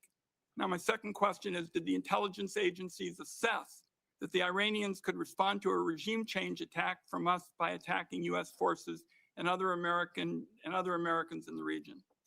The IC assessment has always taken very seriously the threat of the Iranian regime's missile capabilities and how our American troops within the region may be put at risk. Again, you know, it seems to me with Americans dying in the war, it's hard to see how you can sit here and say that the intelligence agencies couldn't provide a clear warning that if attacked, the Iranians would respond by attacking our people. Now, on Monday, Madam Director, Donald Trump was asked about Iranian strikes on the Gulf states. He said, and I quote, no, the greatest experts, nobody thought they were going to hit the Gulf states. You all are supposed to be the greatest experts. That's what we have you there for. Director Gabbard, did the intelligence agencies assess that Iran could conduct strikes on our own partners in the region if it was attacked? The intelligence community has continued to assess the potential threats to the region, the existing threats to the region, and providing those assessments to the policymakers and decision makers. Let me move on to several others of you with respect to 702 of FISA, and I'm just going to start with you, General Hartman. When Congress last reauthorized Section 702 of FISA, it included a provision that expanded the type of companies and individuals who could be forced to assist the government in its spying. Has this expansion resulted in any intelligence, General Hartman? Senator, thanks for the question. Just to be clear, this provision provided us an ability to collect foreign intelligence on personnel outside of the United States. This is the major 702 issue in terms of expansion. What was the effect of what was done? Senator, I would prefer to talk to you about exact specifics in the closed session. I'm happy to do that. Let's understand, though, this is a dangerously broad provision that could be used to rope in anybody with access to a cable box, a Wi-Fi router, or a server. It was jammed into the 2024 reauthorization bill at the last minute. Senators were told they had no choice but to support it. And now, 2 years later, we've just had testimony from a very respected individual who's saying, so far it has had no value. So colleagues, we are getting ready to have another discussion on this, and this ought to be a warning to every senator that not every new spying power that is sold as urgent and critical actually is. Senator, could I please respond to that? Of course. So Senator, I just want to be clear. It provided us no additional authority that doesn't involve collecting intelligence on foreigners that are outside of the United States of America. Fine. Director Patel, a question for you. In 2023, your predecessor testified that, and I quote, to my knowledge, we do not currently purchase commercial database information that includes location data derived from internet advertising.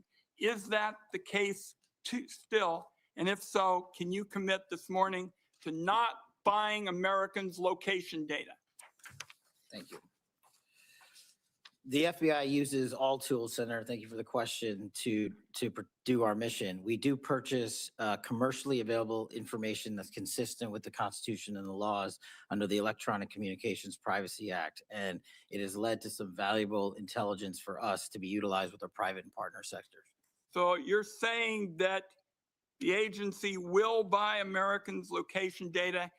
I believe that that's what you've said in kind of intelligence lingo, and I just want to say, as we start this debate, doing that without a warrant is an outrageous end run around the Fourth Amendment.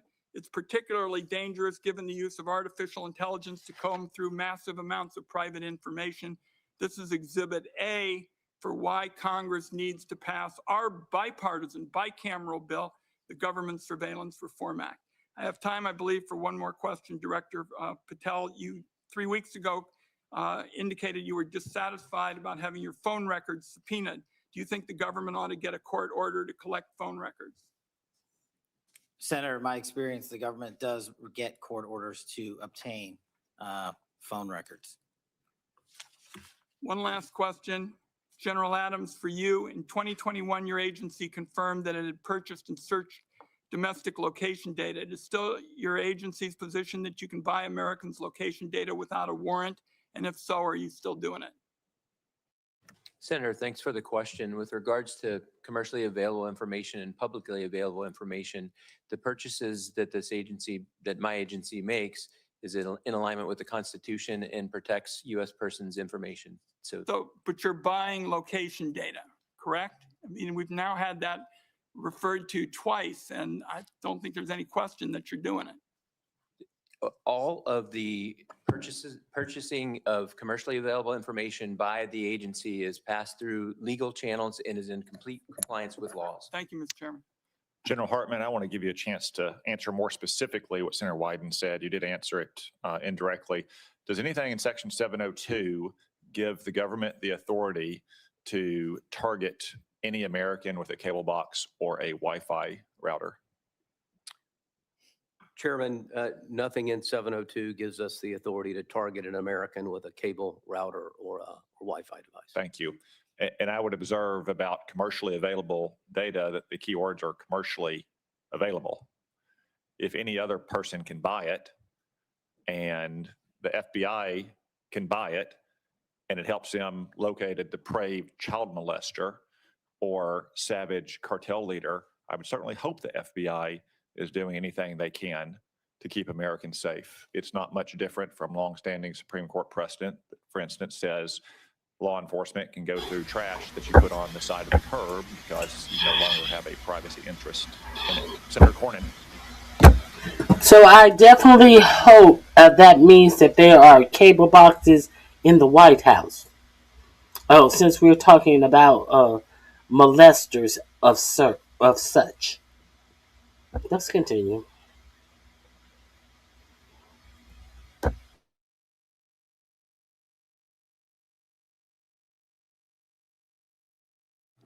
Thank you all for your service to our country and the people you represent. We are in debt to all of you. I want to ask you, Director Ratcliffe, yesterday, the head of the National Counterterrorism Center resigned, saying that Iran did not represent an imminent threat to the United States. Is there anything to indicate that Iran had ceased in its nuclear ambitions or in its desire to continue to build ballistic missiles capable of threatening American troops and allies in the Middle East? Senator, no. In fact, the intelligence reflects the contrary. So you disagree with Mr. Kent? I do. I would think any fair-minded assessment of the situation, even based on open sources, would reflect the danger the regime poses to the United States. Isn't it true they've basically been at war with the West since 1979 during the Iranian Revolution and have American blood on their hands?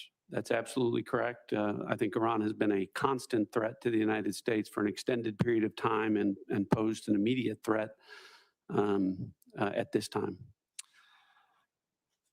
The threat assessment says that Al-Qaeda and ISIS maintain the intent to launch operations targeting the U.S., but it's most likely to occur through U.S.-based lone offenders.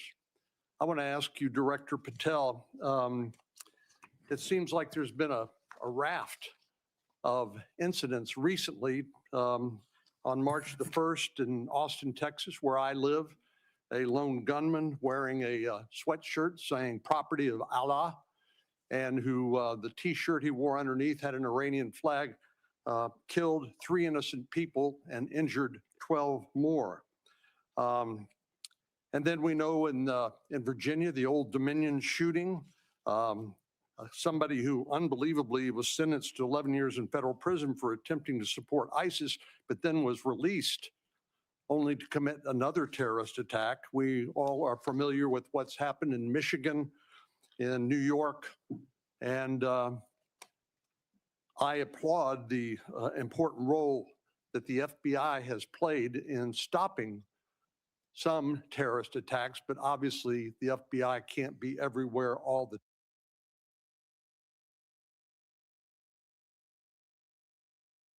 I in San Antonio, Texas, was a guy from Africa. Now they are trying to say that he had on a what was it, a Iranian shirt underneath his sweatshirt that says "Property of Allah." They actually said that he had a Quran in his truck as well. How much sense does this make? How much sense does any of this make? Them trying to say this African was a part of some Iranian type of terrorist group, an individual. Okay, let's continue. All of these bullshit. I understand that someone fell down when they were tying their shoe, and they have connected it to an ISIS terrorist, not an Israeli, Iran terrorist attack. All of this fake ass bullshit, trying to have a reason for this illegal war. Time. Would you please talk about your cooperation and collaboration with Homeland Security investigations in countering terrorist attacks against the United States? Listen, I'm not wasting my Senator. time with Absolutely. this dumb motherfucker. So with regard to briefings, the president gets briefings refuse. constantly about intelligence. Let's Now, go the to comments that you talked Angus about- King. Or your designees when the president was making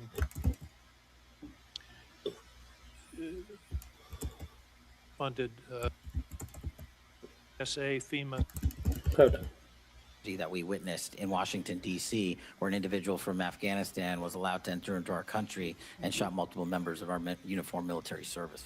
Thank you, Senator King. Thank you, Mr. Chairman. I do need to point out in response to some of the previous comments, twice in the last 2 weeks, as recently as last Thursday, Senator Patty Murray, the Appropriations Committee, put a bill on the floor that would have fully funded TSA, FEMA, CISA, and the Coast Guard for the rest of the year, leaving the focus on the dispute that we have with the conduct of ICE as separately. So inexplicably to me, that bill was blocked by my Republican colleagues. It would have, as I say, fully funded TSA, FEMA, CISA, Coast Guard, and then focused the attention on the situation with ICE. So I just want to be clear on who's blocking funding for those 4 agencies. I'd like to ask Ms. Gabbard and Director Ratcliffe, Director, both of you, were either of you in the room or your designees when the president was making the final decision about taking this action against Iran on February 27th, 28th? Was there an intelligence committee, community present in those deliberations? Mr. Ratcliffe, your response? Senator King, probably in dozens and dozens of briefings with the president. I don't know if there was a single meeting where there was a single time where a decision was made. Were those dozens of meetings right during the lead up to this war? I know you've met many times, but I'm talking about it in the 2 weeks or so before the decision to go into Iran was made. Again, countless meetings with the president. During that period? During that period. Director Gabbard, were you present in those discussions? Likewise, yes. The reason I'm asking the question is there seems to be a discrepancy between what the Intelligence Community has reported over the years and what the president has said in terms of of this action. For example, Senator Wyden read the report from a year ago that strikes against neighboring states and action to close the Strait of Hormuz was predicted by the intelligence community. And yet the president says nobody knew. And my question is, did you tell him? Anybody want to answer that question? Senator, I'll answer the question. So with regard to briefings, the president gets briefings constantly about intelligence. Now, the comments that you talked about, I had not heard, but what I can tell you is that Iran had specific plans to hit U.S. interests in energy sites across the region. And that's why the Department of War and the Department of State took measures for force protection and personnel protection in advance of Operation Epic Fury. I think that's what's most important. Any predictions to the president about the Strait of Hormuz? All you got to do is look at a map and you'll see that the vulnerability of the Strait of Hormuz. Was that part of the briefing? He said, "I'll answer the question," and proceeded to put another predicament for that he was answering for, but he never answered the question that was asked. Director Gabbard? I think the Director Ratcliffe made the point here is that this has long been an assessment of the IC, that Iran would likely hold the Strait of Hormuz as leverage. And my question is, was that communicated to the president in the lead up to this action? Because of that. And she's already said, "I would never divulge what I spoke with the president about." I would never, a woman would never tell what she talked about with the president. This is some bullshit. Long-standing assessment that the IC has continued to report that the Department of War took the preemptive planning measures that it did. Well, they've stated that they did not plan for the Strait of Hormuz. The president said, who knew that was going to happen? Anyway, let's move on. Does the president take a daily brief from the intelligence community? This is a yes or no question, I think. Yeah, the president, I would say, Senator, in my estimation, on average, I briefed the President of the United States on intelligence probably on average 10 to 15 times a week, where I have conversations with him about specific discrete issues. Sometimes there are dedicated sessions that last hours in length. Sometimes I'm briefing him on specific issues, sometimes 3 or 4 times a day. But I would say on average, my interactions where I'm briefing the president on important national security matters happens probably on average 10 to 15 times per week. Thank you. Could you update us on the intelligence on Russian intelligence sharing with Iran in the current conflict? What do we know? Senator, if there is that sharing going on, that would be an answer that would be appropriate for a closed session. Well, it's been in the public press. This is open source that it's occurring. Is it occurring? Again, if it is occurring, that would be an answer appropriate for a closed session. What I can tell you is that according to the Department of War, any support that Iran may be receiving is not inhibiting their operational effects. Okay, that's sort of the first cousin of a yes, I guess. According to intelligence analysis, can regime change or the elimination of the estimated 1,000 pounds of highly enriched uranium be accomplished without boots on the ground?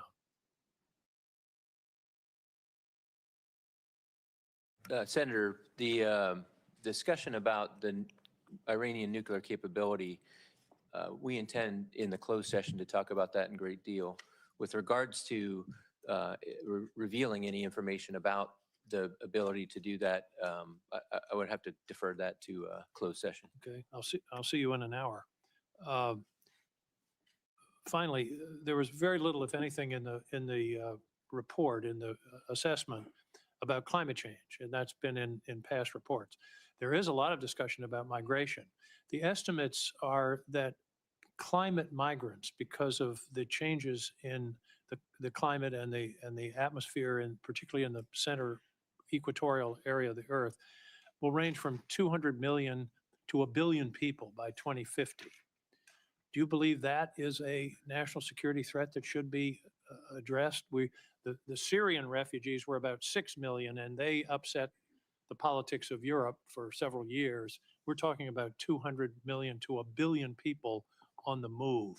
I believe that's something we should be discussing and that the intelligence community should be assessing. Director Gabbard? Yes, Senator, there are a number of drivers of things like migration. It would be an extensive and voluminous annual threat assessment if we included every single one. This annual threat assessment is focused again on the priorities laid out by the President's national security strategy and on the effects that we can take action operational action to protect U.S. interests. Well, I would suggest combating climate change is something we can take action on. Thank you, Mr. Chairman. On the matter of media reports about Russian or Chinese collaboration with Iran, I would point out that the media is not a classification authority. And that kind of story, whether true or not, might be better suited for the FBI to investigate on whether there's been unlawful.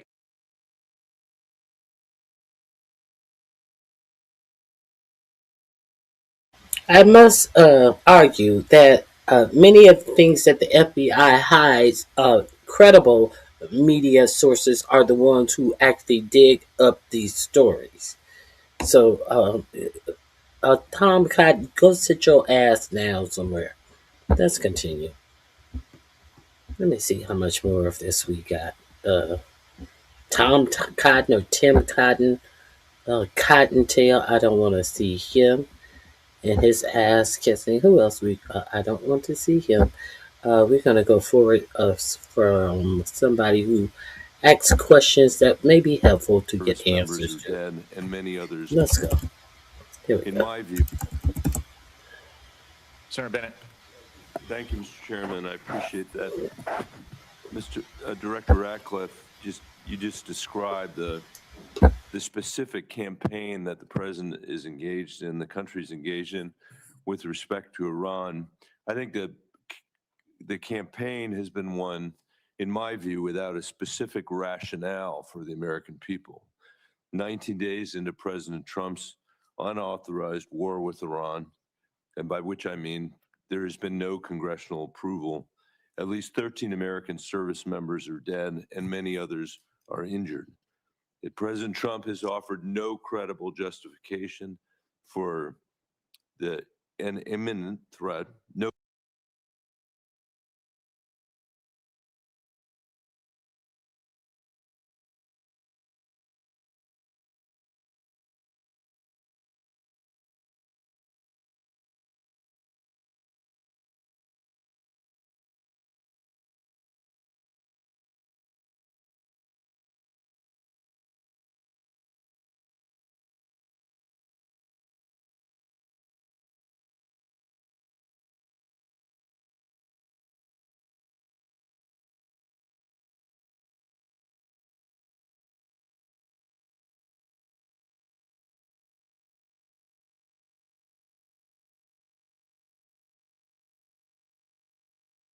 clear goals, national approval. At least 13 American service members are dead and many others are injured. President Trump has offered no credible justification for an imminent threat, no clear goals, no strategy or timeline. His message keeps changing, I think, in really damaging ways. President Trump said Iran's nuclear facilities had been, quote, totally obliterated in June 2025. But when he launched this latest war, he said we need to eliminate the imminent nuclear threat of those totally obliterated nuclear facilities. President Trump has threatened to seize Iranian oil and demanded our allies reopen the Strait of Hormuz. He said that I'm demanding that these countries come in and protect their own territory because it's their territory. It's the place from which they get their energy. By the way, he wasn't just asking for our allies to protect or to bail them out in the Straits of Hormuz. He was asking China to bail them out in the Straits of Hormuz. And then he said, maybe we shouldn't even be here at all because we don't need it. We have a lot of oil. And he said, we do not need the help of anyone. President Trump has declared we've won the war. We won it in the first hour. But then he said, we're not leaving until the job is finished. He said that there is practically nothing left to bomb, but then threatened to bomb Iran again, quote, just for fun. I think words that probably have never come out of a military leader in the history of the United States of America. It shouldn't come out of the mouth of a civilian leader. President Trump said he will end the war when I feel it in my bones. And anytime I want to end it, it will end. But, Director, the war is not ending. It is escalating with thousands of U.S. Marines reportedly sailing toward Iran on an unclear mission, a mission that's become less clear over days, not more clear. Our airstrikes wiped out Iran's missiles and supreme leader. Nobody here, and certainly me, is shedding a tear for him. But the Iranian people now live under martial law. And by the way, no surprise to our intelligence agencies that that's the case. And the first of a puppet leader who's chosen by the IRGC. No surprise that to anybody on the Intelligence Committee. Iran closed the Strait of Hormuz and is holding the global economy hostage. No surprise to anybody who knows anything about U.S. intelligence. Launching drones at our embassies and military bases. No surprise. The president is surprised. Nobody who has looked at our intelligence is surprised. Iran's nuclear program is damaged, to be sure, but it still has a uranium stockpile. We heard today from the DNI at the very beginning of this conversation that the regime is in place and they are going to rebuild their military capabilities, the ones that we are destroying right now. The question I think is raised, Director, about your specific engagement is whether it will become a perpetual war, because what Iran will do is exactly what they have always done, and which the DNI is saying they will do again.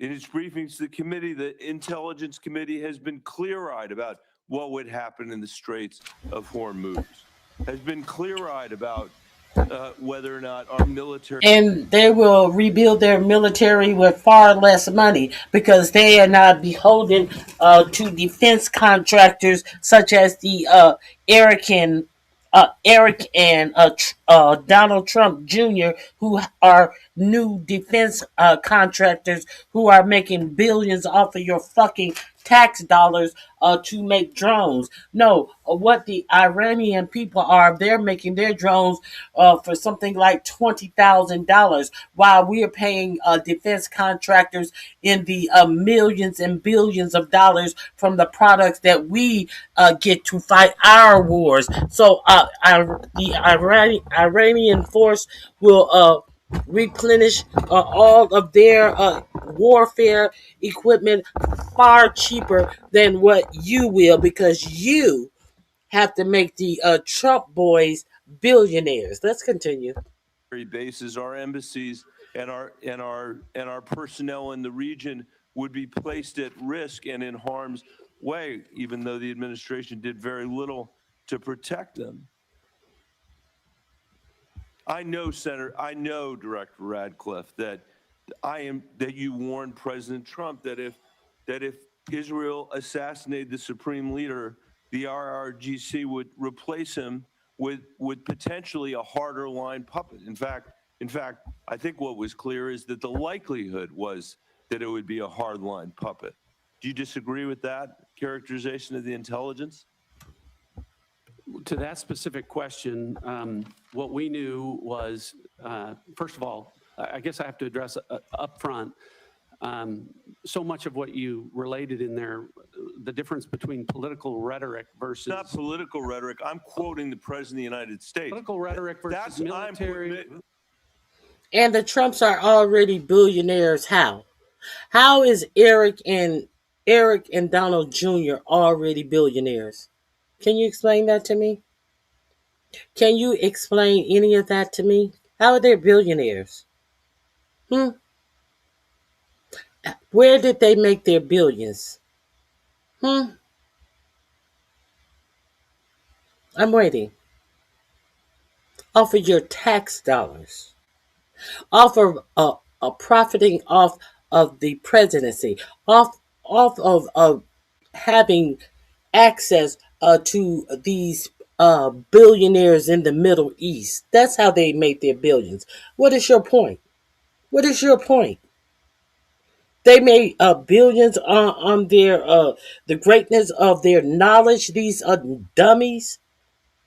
These dummies out here who can't even put a sentence together without sniffing their fucking heads off. What's your point? Your point is to show how dumb you are or how dumb you think that other people are.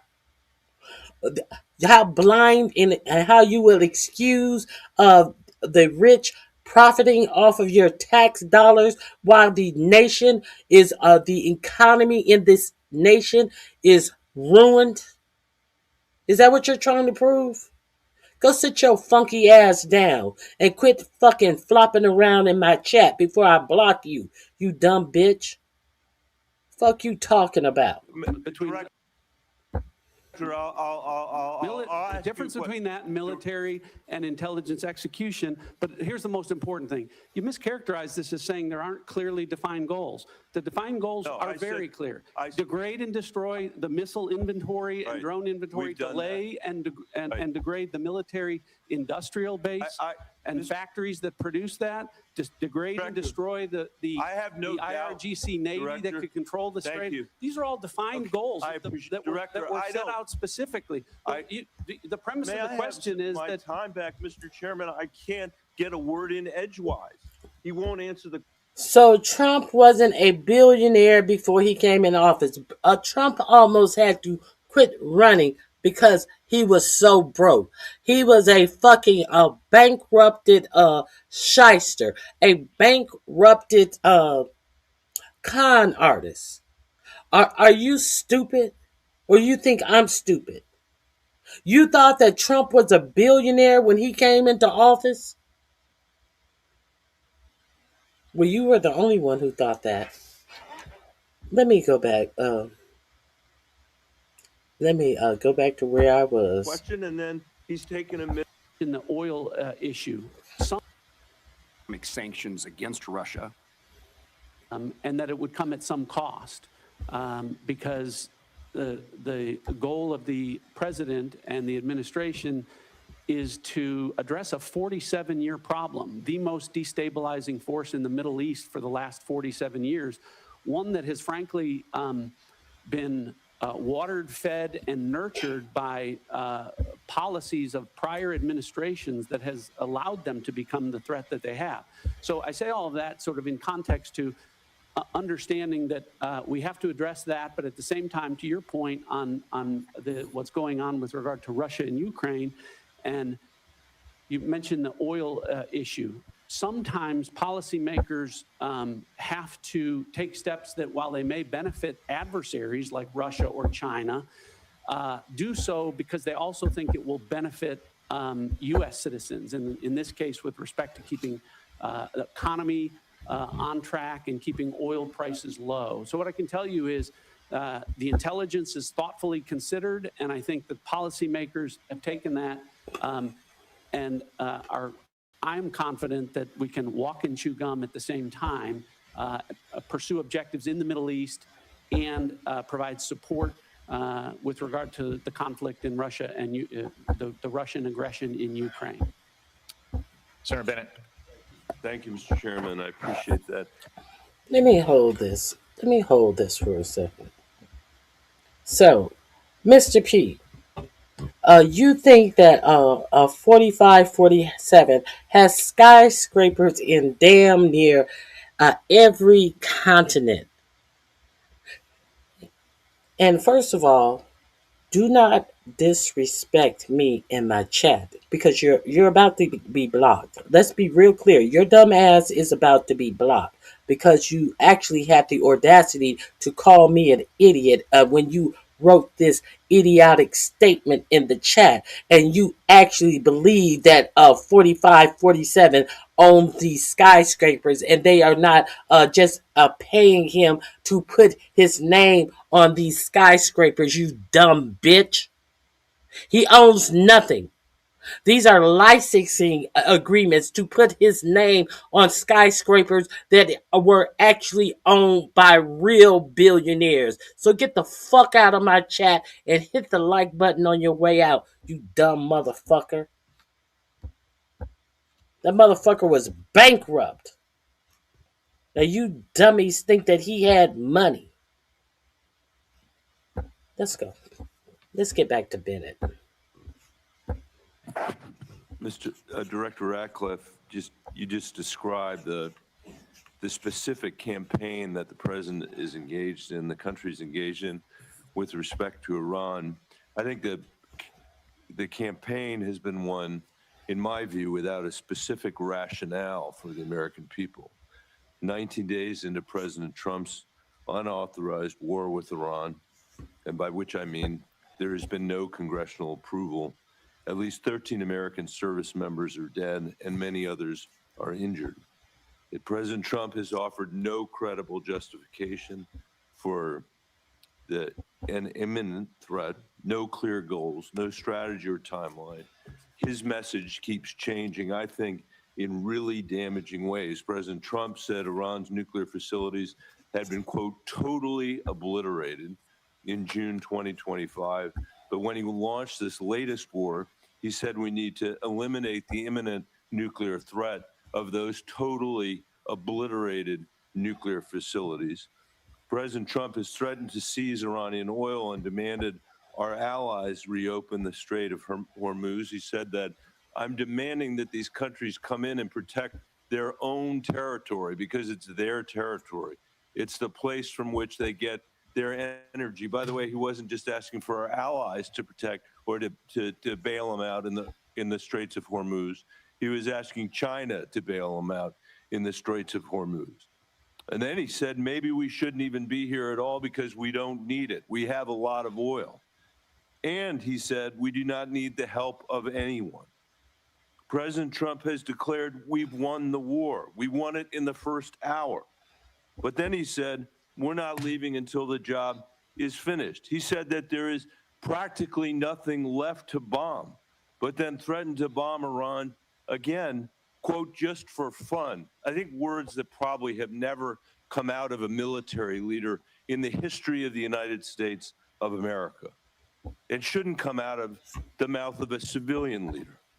President Trump said he will end the war when I feel it in my bones. And anytime I want to end it, it will end. But, Director, the war is not ending. It is escalating with thousands of U.S. Marines reportedly sailing toward Iran on an unclear mission, a mission that's become less clear over days, not more clear. Our airstrikes wiped out Iran's missiles and supreme leader. Nobody here, and certainly me, is shedding a tear for him. But the Iranian people now live under martial law. And by the way, no surprise to our intelligence agencies that that's the case. And the first of a puppet leader who's chosen by the IRGC. No surprise that to anybody on the Intelligence Committee. Iran closed the Strait of Hormuz and is holding the global economy hostage. No surprise to anybody who knows anything about U.S. intelligence. Launching drones at our embassies and military bases. No surprise. The president is surprised. Nobody who has looked at our intelligence is surprised. Iran's nuclear program is damaged, to be sure, but it still has a uranium stockpile. We heard today from the DNI at the very beginning of this conversation that the regime is in place and they are going to rebuild their military capabilities, the ones that we are destroying right now. The question I think is raised, Director, about your specific engagement is whether it will become a perpetual war, because what Iran will do is exactly what they have always done, and which the DNI is saying they will do again. In its briefings to the committee, the Intelligence Committee has been clear-eyed about what would happen in the Straits of Hormuz, has been clear-eyed about whether or not our military bases, our embassies, and our personnel in the region would be placed at risk and in harm's way, even though the administration did very little to protect them.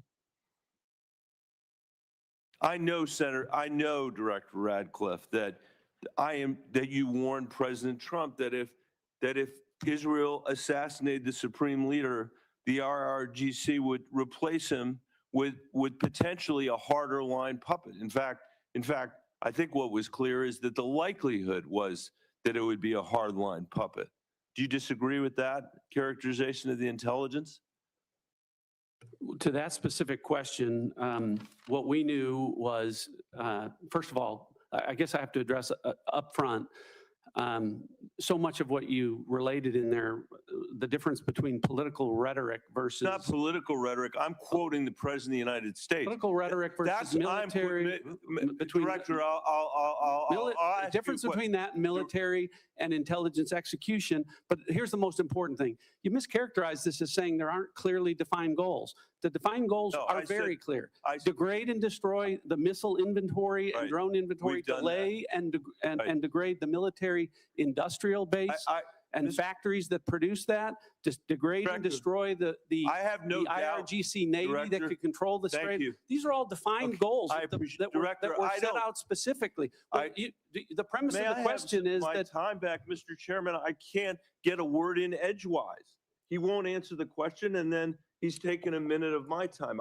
You're both big boys. You can handle it yourself. Okay, well, Director, I agree that you are, and I appreciate what you're saying. And I'm not, my point is not what your characterization of the war is. My point is what the characterization, the commander about regime I'm change? not asking you anymore, Mr.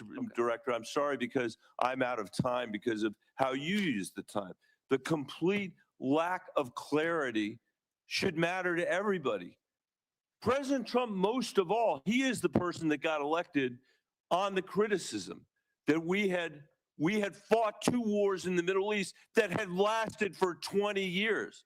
And now we're hearing the testimony is to get their ballistic missiles, to not even get to the nuclear stuff, we're going to have to be in a perpetual war with Iran. And I don't think that's where the American people are on this. This is a serious threat. This is a serious threat to us and to Israel. The question is how to handle it. And President Trump said, we are not the policemen of the world. He ran on that.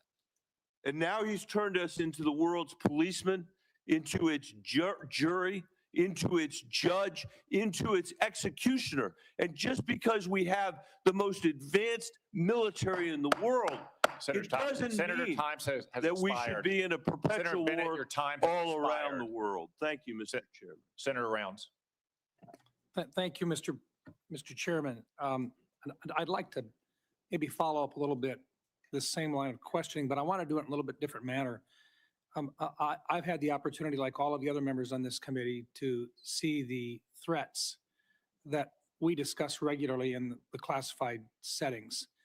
I also, sitting on the Armed Services Committee, have the opportunity to see what our capabilities are and what we have to do in order to respond to those threats. Director Ratcliffe, let me just begin. I think it's been very clear from the beginning that even though there were supposedly diplomatic activities going on, behind the scenes, it was very clear, and I just ask if you would disagree or agree with me on this, it was very clear that Iran, while they were talking, they had no intentions of following through diplomatically with eliminating any of their nuclear aspirations, correct? Senator, that's correct. And in the classified session, we can go into detail, but you've characterized it right. Diplomatically, they were saying one thing. The intelligence was reflecting quite the contrary.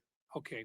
Second of all, with regard to the capabilities, earlier in the 12-day war, a lot of their defensive capabilities had been taken out.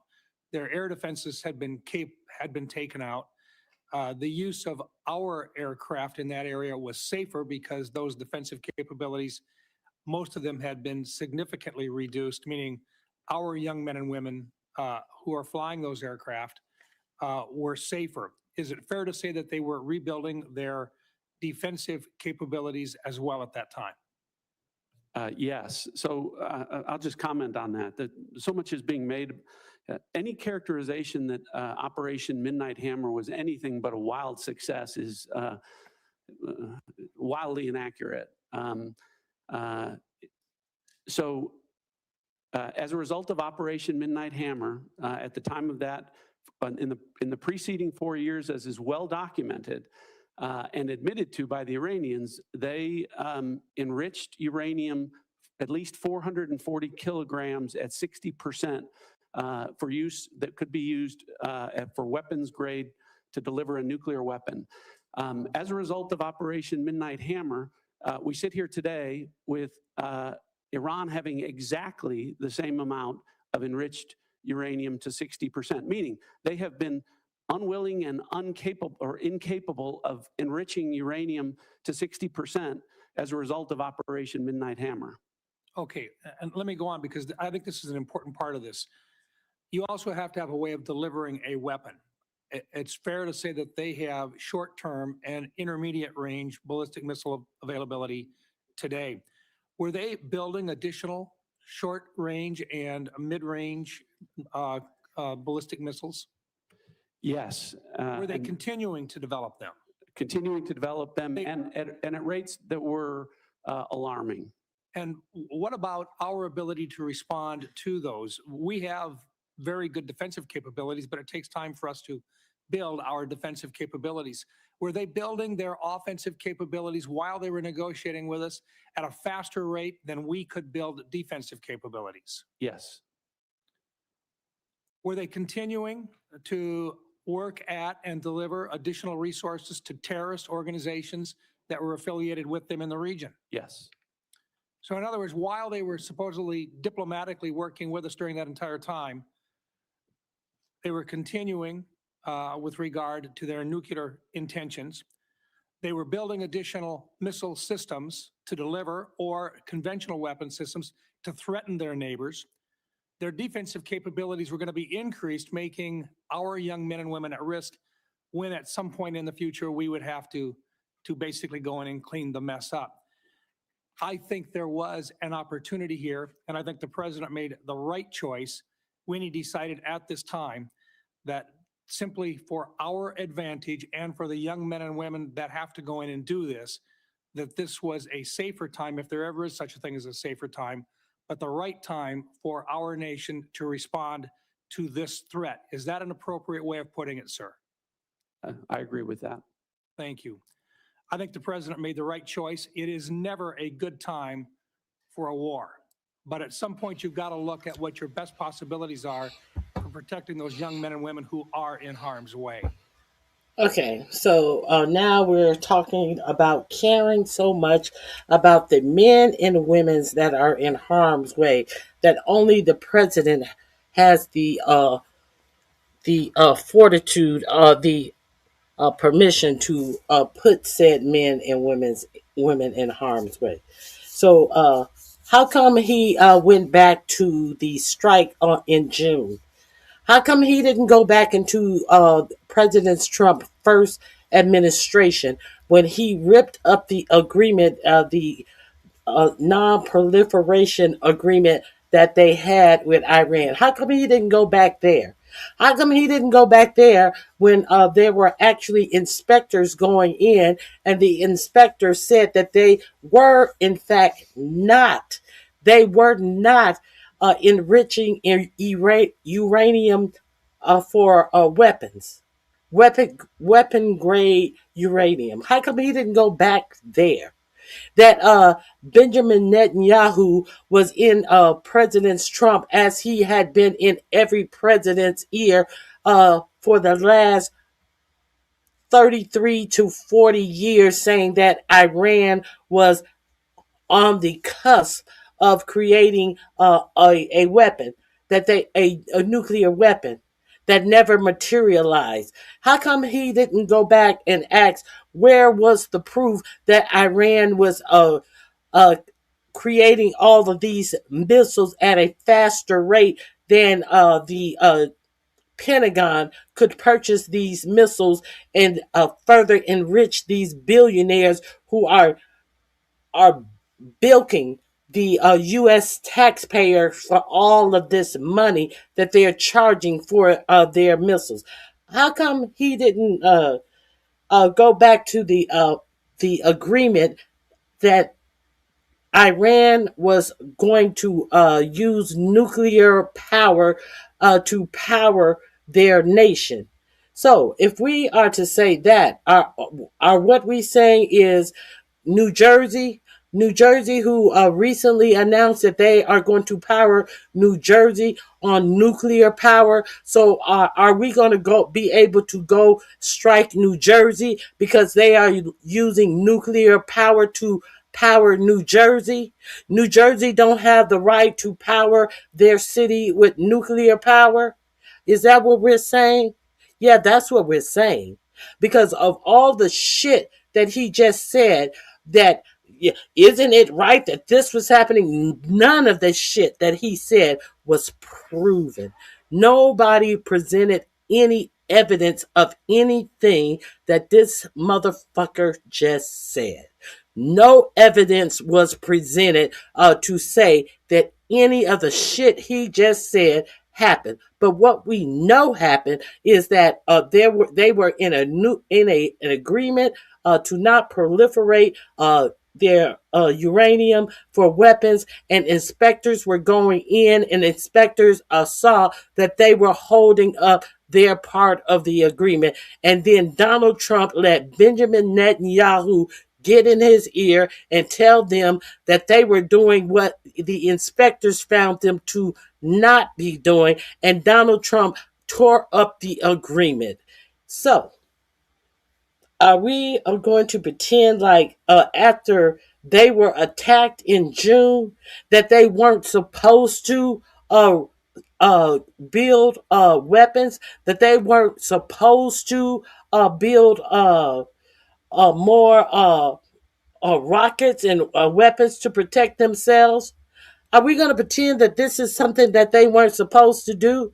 Oh, we struck you because we say you are still enriching uranium, and we never had to prove it, and we just blew your facility up. So at that point, was these people as a nation supposed to be like, oh, okay, since you said we were doing that, you didn't have to prove that. We're not going to create any more munitions to protect our country. Is that what we're saying? Would any country do that? What country would do that? Let's get on to the next person. These motherfuckers may play some of you for dumb, because some of you are dumb. Strategy in order to confront Dr. Kelly. Thank you, Mr. Chairman, and thank you for being here today to all of our witnesses. So for more than a decade, the United States has tried to make a pivot to Asia in its national defense strategy in order to confront significant threats from China. For years, administrations of both parties have identified China as the top threat facing our country and worked to build relationships across Asia and deter Chinese aggression. At the same time, we have bolstered our European allies and asked them to contribute more to their defense to deter Russia. Directors Gabbard and Ratcliffe, would you agree that China and Russia are our primary geopolitical rivals? Director Gabbard. Yes, they are our primary strategic competitors. Thank you. Director Ratcliffe? I would agree with that, although I don't think they're equal in terms of the threats that they pose. Thank you. So that brings us to the war with Iran. So this has created one of the largest ever supply shocks to the global oil supply, which has sent gas prices skyrocketing for Americans. But not everybody is losing. Directors Gabbard and Ratcliffe, is it accurate that Russia has gained billions of dollars in additional oil revenue due to price spikes as a result of the war and loosened sanctions? Director Gabbard. That is what has been reported. I defer to the Director of Secretary of Treasury and Energy on that front for details. Director Ratcliffe. Yeah, I'm not an economist, not going to try and do those calculations. But as I talked about earlier, sometimes there are decisions made that will benefit adversaries. At the same time, policymakers think that it will benefit the American people. It's clear, I think we'd all agree that sanctions were loosened, and that means more money into the coffers of Vladimir Putin. Would you agree that if he has more funding, he is likely to put that to his war effort against Ukraine? Director Gabbard. I would defer to an actual intelligence assessment on what they would believe his intentions are. Director Ratcliffe? Yeah, I wouldn't speculate on that. Wouldn't speculate? Okay. Okay. And is it accurate that China is continuing to receive preferential oil flows from Iran despite the conflict, as Iran allows its own tankers to transit the strait? Director Gabbard? I'm going to go back and forth between the two of you. There has been some reporting of China, India, and other countries being able to move their tankers through the strait. However, it is unclear the volume or the measure of that. Okay, so it sounds like it's accurate. Thank you. I'm going to move on. Director Gabbard, you tweeted yesterday that President Trump concluded there was an imminent threat and made a decision to attack Iran after carefully reviewing all of the information before him. I think the country deserves to know what the information was. I'm going to ask a series of questions and just want a yes or no. We don't need any explanation, just yes or no, starting with, were you asked, I'm not asking if you did brief this, were you asked to brief on whether Iran would close the Strait of Hormuz? I'm not going to comment on what the president did or didn't ask me on any topic. I'm not asking if you briefed it. I'm just asking if there was a request I understand by the White that. House. Director Ratcliffe, were you asked to brief on whether Iran would close the Strait of Hormuz? The briefings to the president of the White House typically don't come at the request of the White House. So typically when we get intelligence that we want the president to be aware of, the intelligence community brings that to the president. Did you produce the analysis for the Straits of Hormuz? There has been and continues to be analysis with respect to that. Were you asked to brief on how our adversaries and allies would respond to the war in Iran? I imagine I'll get the same answer. So it's just to point out here, it's challenging to forget about actually what was in the brief for a second. We're having a hard time finding out not only if you briefed the president on something, but even if the White House asked if they could be briefed on something or if analysis was produced. So I just want to point out here, this is about 6 days. Can I comment on Yes. that? Yes. I go back to the point. It's the same approach that we took to the prior operations, which to your credit, Senator, you have praised the intelligence and military communities in Operation Midnight Hammer and Operation Absolute Resolve. It's the same approach and the same professionals in terms of how they approached this particular operation. We're trying to figure out if the president knew what the downside was of the Strait of Hormuz being closed. And I'm having a hard time finding out whether the White House asked or whether there was a brief, whether the president knew. Did he know this was going to happen or did he just disregard it? And I just want to point out something that was released about 6 days ago. This is a fundraising email from the president of the United States. And in this email here, where there's multiple links to donate money, it says, as a national security briefing member, you'll receive my private national security briefings. Director Gabbard or Director Ratcliffe, do you think the public should be able to, supporters of the president should be able to pay and receive his private national security briefings? I assume these are briefings, Director Ratcliffe, that you provide to the president that is now going to be provided to somebody who makes a regardless donation. of what that I don't know what that document is, but regardless of what it says, it didn't happen. Oh, no, this is new. But what I'm telling you is that the Hatch Act would prevent me from an apolitical role from engaging in that. I'm not aware that anything like that happened. Yeah, this says unfiltered updates. So, Director Gabbard, do you have any comment on whether unfiltered updates of private national security briefings should be made to individuals that donate to the president? I'm not familiar with that document, and It's been made very public 6 days ago. We'll get you a copy here because I agree with you, Director Ratcliffe, that the Hatch Act should prohibit this type of conduct. Thank you. Senator Langford joins us from what I gather is a very exciting confirmation hearing for Senator Mullen. It is actually. For all of you, thank you. Thank you for the time that you give to the country to be able to serve, for your families and the sacrifice that you make to be able to do this, and all the professionals that work around you. Please pass on our gratitude to them because they work incredibly hard and difficult tasks in this. I want to talk about something that's a little closer to home on this. A lot of Oklahomans that I talk to, and quite frankly, folks even outside the state on it, when they think about threats, they, as strange as this may sound to those of us that deal with missiles and ballistics, they think about the threat to their family and to their income and to who they are. And a lot of it is international scammers that are now reaching into the United States to be able to gather data or to be able to steal money from them. AI has accelerated this dramatically, and I know the Worldwide Threats has mentioned this and some of the challenges that we face on it, but the challenge is getting bigger. FBI had noted that in 2024, it was almost $17 billion that was assumed lost to scammers, a lot of those internationals. Some estimates are as high as $50 billion on it. AI continues to be able to accelerate the capabilities on it.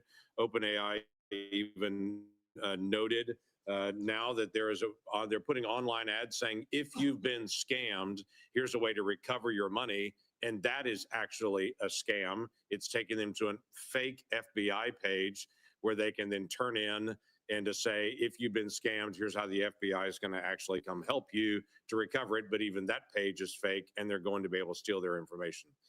This is accelerating at a pace that's pretty dramatic with the use of AI on this. Director Patel, I know that you guys are on it. I know that there's multiple entities on it, but this is a big challenge. And a lot of Americans are very, very concerned about the threat to their families. They may have their parents that are more vulnerable at this time and being targeted. How do we take some of this on to be able to confront what's happening online, to be able to attack people and to be able to scam them? Thank you, Senator. And it's with any other high priority operation that the FBI runs, whether it's CICT or we're talking about scamming and scam centers here. One, you have to drown and get online with your online covert employees and platforms. And we've increased funding. And we've also, what we've done strategically is move people out of Washington, D.C. on the intel analyst front and the support staff front to places like Oklahoma. Actually, every single state across the country has received a plus up because of that. And what we've created is the Internet Crime Complaint Center, the IC3, which I know you're familiar with and reference. So what we're doing on the homeland is going out into the streets of America, on the online platforms in America, and shutting down those networks and shutting down the capability of AI to interfere. But I think the bigger term project, what we're doing overseas, that's the key to this. Right. The scam center compounds are largely located in Cambodia and Burma and on the Thai border. I've already engaged with the premiers of each and every one of those countries.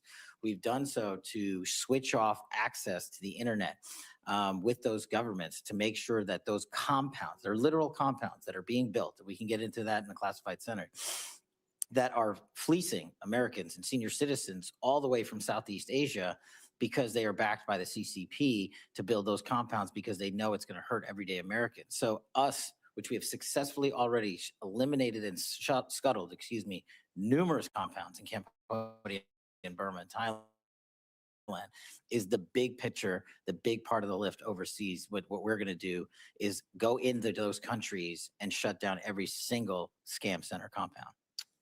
Which is very helpful, and every American is thinking about this and talking about it. Director Patel, I'm going to stay with you. The counter-narcotics work has been phenomenal in the past year and a half. The amount of methamphetamine and fentanyl that have been seized coming across our border has been dramatic, and that has a real effect to what's actually coming at families in my state on it. What I'm interested in is, how are you partnering with local law enforcement to continue to accelerate this process? What does that look like for FBI? Absolutely, Senator. The counter-narcotic mission can't be complete without state and local law enforcement. So we are embedding more task force officers across the country on the specific counter-narcotics mission. We've also stood up with our interagency partners in Tucson, Arizona, the Southern Border Intelligence Center, specifically on the counter-narcotic mission, so that we can utilize the Department of War and interagency capabilities on the law enforcement front. That's why we seized enough fentanyl in 2025 to kill 178 million Americans. That's a 31% increase year over year. And here's a statistic that everybody should be proud of. Opioid overdose deaths from last year dropped 20 points. 20 points from across the country. And in Oklahoma specifically, Senator, we just as we do other procs. Sir. Post reported earlier this week in their words. And across the board with regard to terrorist groups and our counterterrorism activities, I can publicly characterize it as saying we've accomplished more in the last year than in the 4 years of the prior administration combined.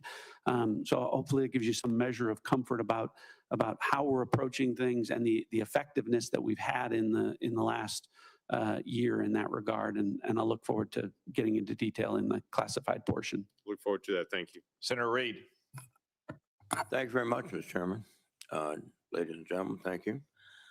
The Washington Post reported earlier this week in their words, the U.S. intelligence assessments say Iran's regime likely will remain in place for now, weakened but more hardline, with the powerful Islamic Revolutionary Guard Corps security forces exerting greater control. Director Gabbard, do you stand by that reported intelligence community assessment? I don't stand by any leaked so-called intelligence to the media. I do stand by the intelligence community's assessment that was included in the annual threat assessment that speaks directly to this issue, that as of this moment, the regime maintains power within Iran, even though they are vastly degraded on almost every front. Do you think that the killing of the Ayatollah and his wife and other family members and key people contributed to the picking of a hardline successor?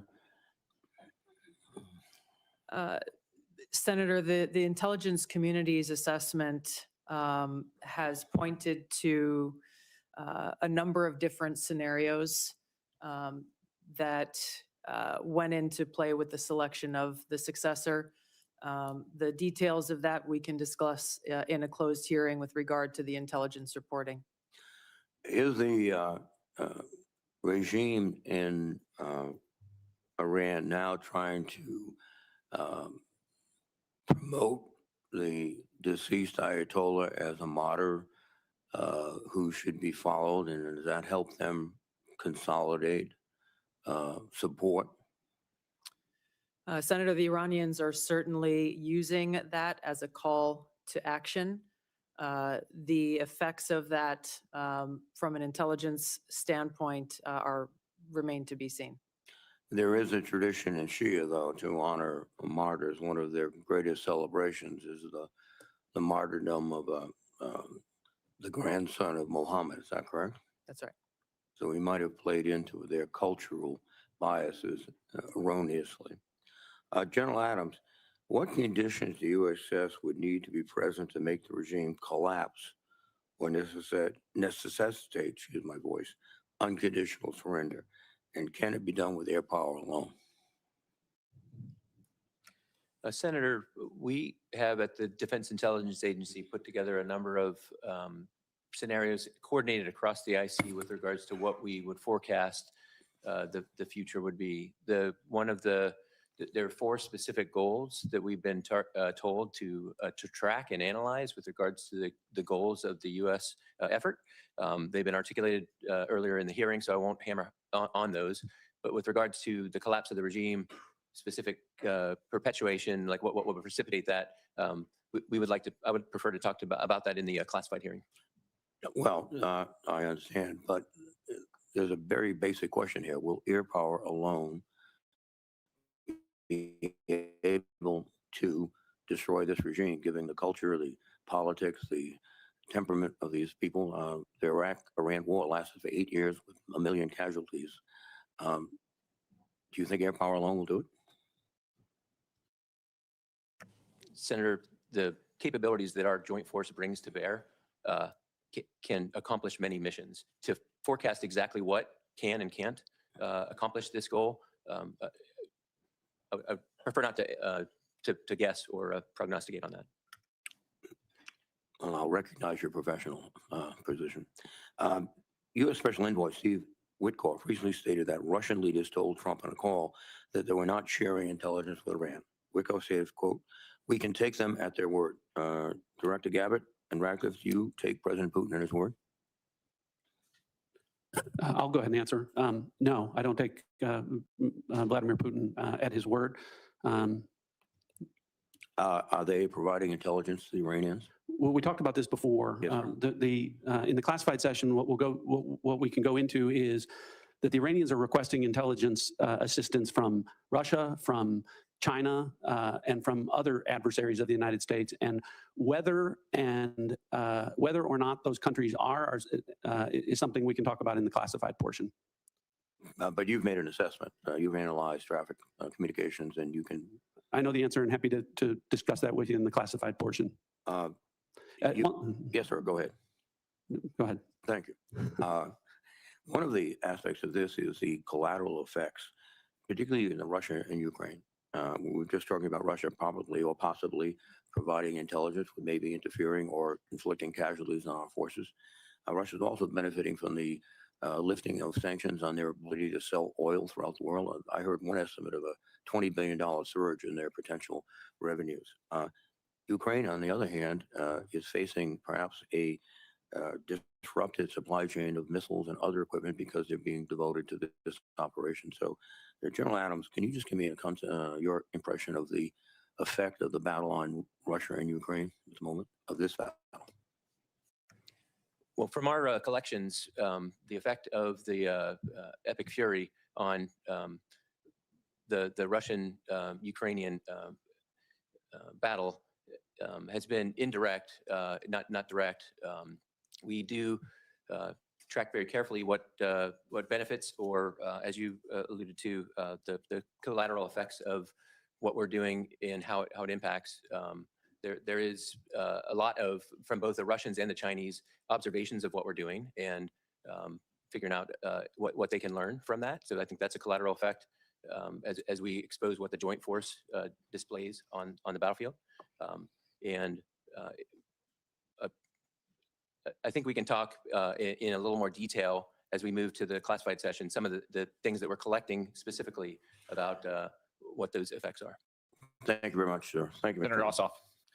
Thank you, Mr. Chairman. Thank you all for being here. Before I ask you a few questions, I want to call everyone's attention again to this fundraising email signed by the president that Senator Kelly mentioned earlier, in which the President of the United States invites his campaign donors to, quote, claim your spot, join now to receive private national security briefings to his political donors, featuring a photo of the president at a dignified transfer ceremony with a flag-draped coffin of an American service member killed in action returning to their family. And the American people need to know that the President of the United States is fundraising for his political campaign and his PAC using images of American service members killed in action, and it's a disgrace. Now, Director Gabbard, I'd like to reground this in your core responsibilities. Under the law, you are responsible for providing national intelligence to the president, correct? Yes, And to the heads of executive branch departments and agencies, yes? yes. And to the chairman of the Joint Chiefs and senior military commanders? Across the IC, yes, And to the Senate and the House and relevant committees, correct? yes, And the law states that the national intelligence you provide to Congress, quote, should be timely, objective, and independent of political considerations, correct? yes, And you noted in your opening statement you're here fulfilling a statutory responsibility and that your testimony, quote, represents the IC's assessment of threats, That's right. correct? That opening statement, as submitted to the committee in advance of this hearing, stated that as a result of last summer's airstrikes, quote, Iran's nuclear enrichment program was obliterated, end quote, correct? that's right. And is that in fact the assessment of the intelligence community? Yes, So the assessment of the intelligence community is that Iran's nuclear enrichment program was obliterated by last summer's airstrikes. yes, In the opening statement you submitted to the committee last night also stated, quote, there has been no effort since then to try to rebuild their enrichment capability, end quote, correct? That's right. And that's the assessment of the intelligence community. Yes.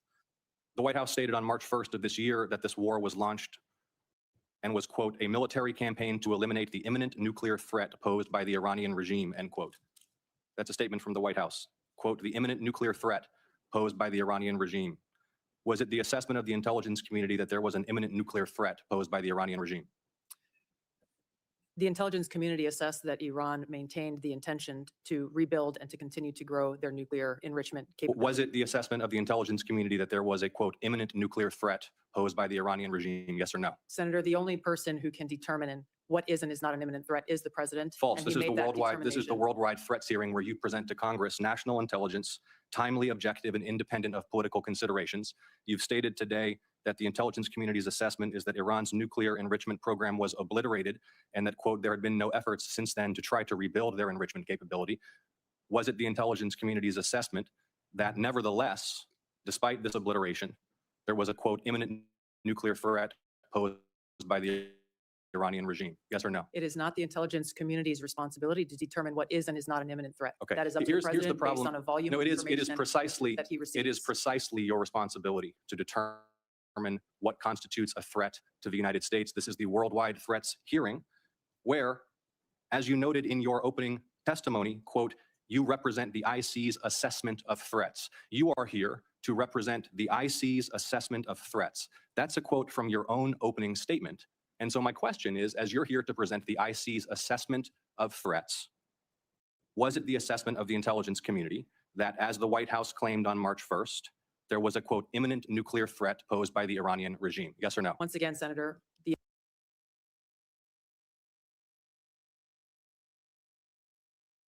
intelligence community has provided the inputs that make up this annual threat assessment. You won't answer the It is question. the nature of the imminent threat that the president has to make that determination based on a collection and volume You're here of to be information and timely. intelligence that he is provided with. You're here to be timely, objective, and independent of political considerations. Exactly what I'm doing.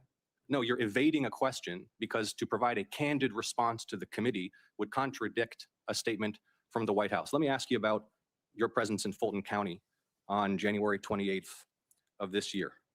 You were present at the FBI's raid on the Fulton County Elections Office on January 28th, correct? I was present for part of the FBI exercising a warrant approved by a municipal judge. Yes, to and the obtain FBI was there executing, the investigation. FBI was there executing that warrant to seize ballots and materials associated with the 2020 election, correct? Yes. And are you aware that members of this committee have already opened inquiries into your election-related activities? Yes. And are you aware that your general counsel and deputy general counsel have already provided testimony to this committee regarding those activities? Yes. On February 2nd, you sent a letter to Senator Warner regarding your presence at the raid. Was that letter accurate? I don't recall the exact date, but if I sent a letter that had my signature, it was accurate. You stated in the letter that your presence at the raid was, quote, requested by the president, correct? Yes. When did the president request your presence at the raid? The day of the raid, the warrant execution commencing. The day of the raid.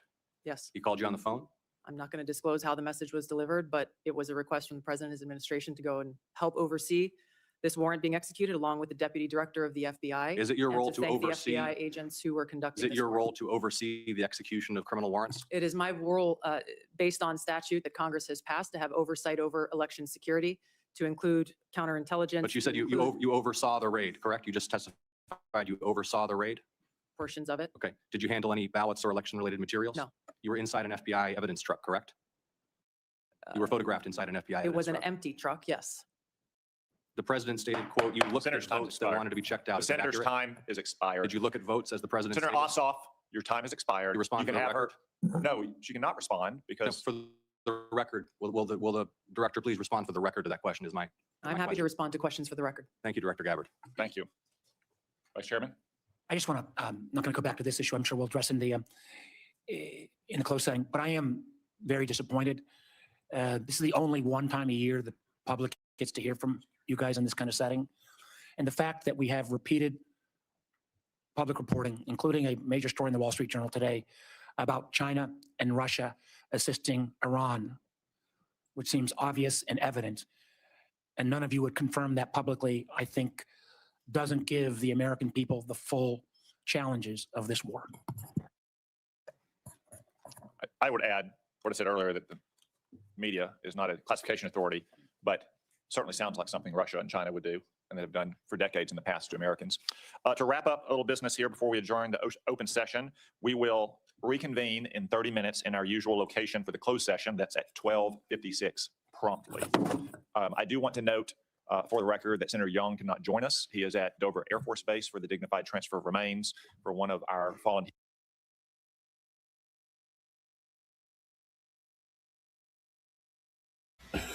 Okay. It seems like that is it for that hearing. I thank you all for, doing what we have been doing for over 2 years here. It's so refreshing that I inspire so many people to do the same thing that I've been doing for years. However, you never see them show up here. But then you see them do what you do. So let's keep doing what we do. Let's keep inspiring people to do better. Okay, so let's get into this. Shall we? We're going to. I have more information. Let's go back to the other hearing. Let's go back to the Mark Wayne Mullins hearing.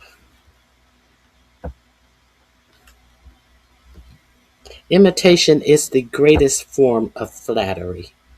Isn't that what they say? Yes, that's what they say. Let's get into this. See if there's anything else that we want to see with Mark Wayne Mullins. Sometimes when she gets mad at me, I have to apologize because I simply say, that was a joke, by the way, for everybody's married. But I have to apologize, and sometimes I tell her, I said, honey, it's a misunderstanding. We still love each other. We still want the best for our family. So deeply grieve for Lake and Ryan. I don't want to hear from him. That we do that. Fetterman, I don't want to hear from Joni Ernst. Sometimes in wars, The we're link, fighting for our country. this link is in the description box as well. It is under DHS confirmation. If you haven't seen all of it, we had started it and then we went over to the Tulsi Gabbard hearing. Okay, let's hear from Elizabeth Slotkins. Let's hear from her. She's always great. Safer. Wanted at a temple that's at. Thank you. Thanks for being here. Thanks for our conversation yesterday. I want to just actually add on to what Senator Langford was saying and just focus on the attack we had at a temple that's very close to my heart in Michigan, place I know well. Last week, we had an anti-Semitic attack meant to terrorize not just that synagogue, but the entire Jewish community. And I think the light is really blinking red. And that is the feeling for the Jewish community. And just as an objective statement, the Jewish community is 10 times more likely to be the victim of a hate crime than all other religious groups combined. That's not a political statement. That's a factual statement from FBI data. We talked about the need to work together. The Jewish community is spending about $1 billion a year privately securing their own institutions.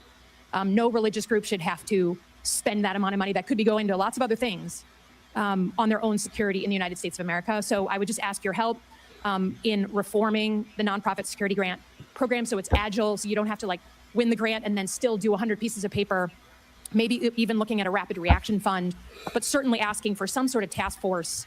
I'm thinking about the community in Australia that went to the Australian government, the Jewish community, and said, we're seeing just a real uptick in threats. We're terrified. And then we have Bondi Beach and a very horrible thing. So can we just agree in public, again, on a bipartisan basis, to sit together to reform this program and figure out how we manage to the threat, because we're not hitting it right now.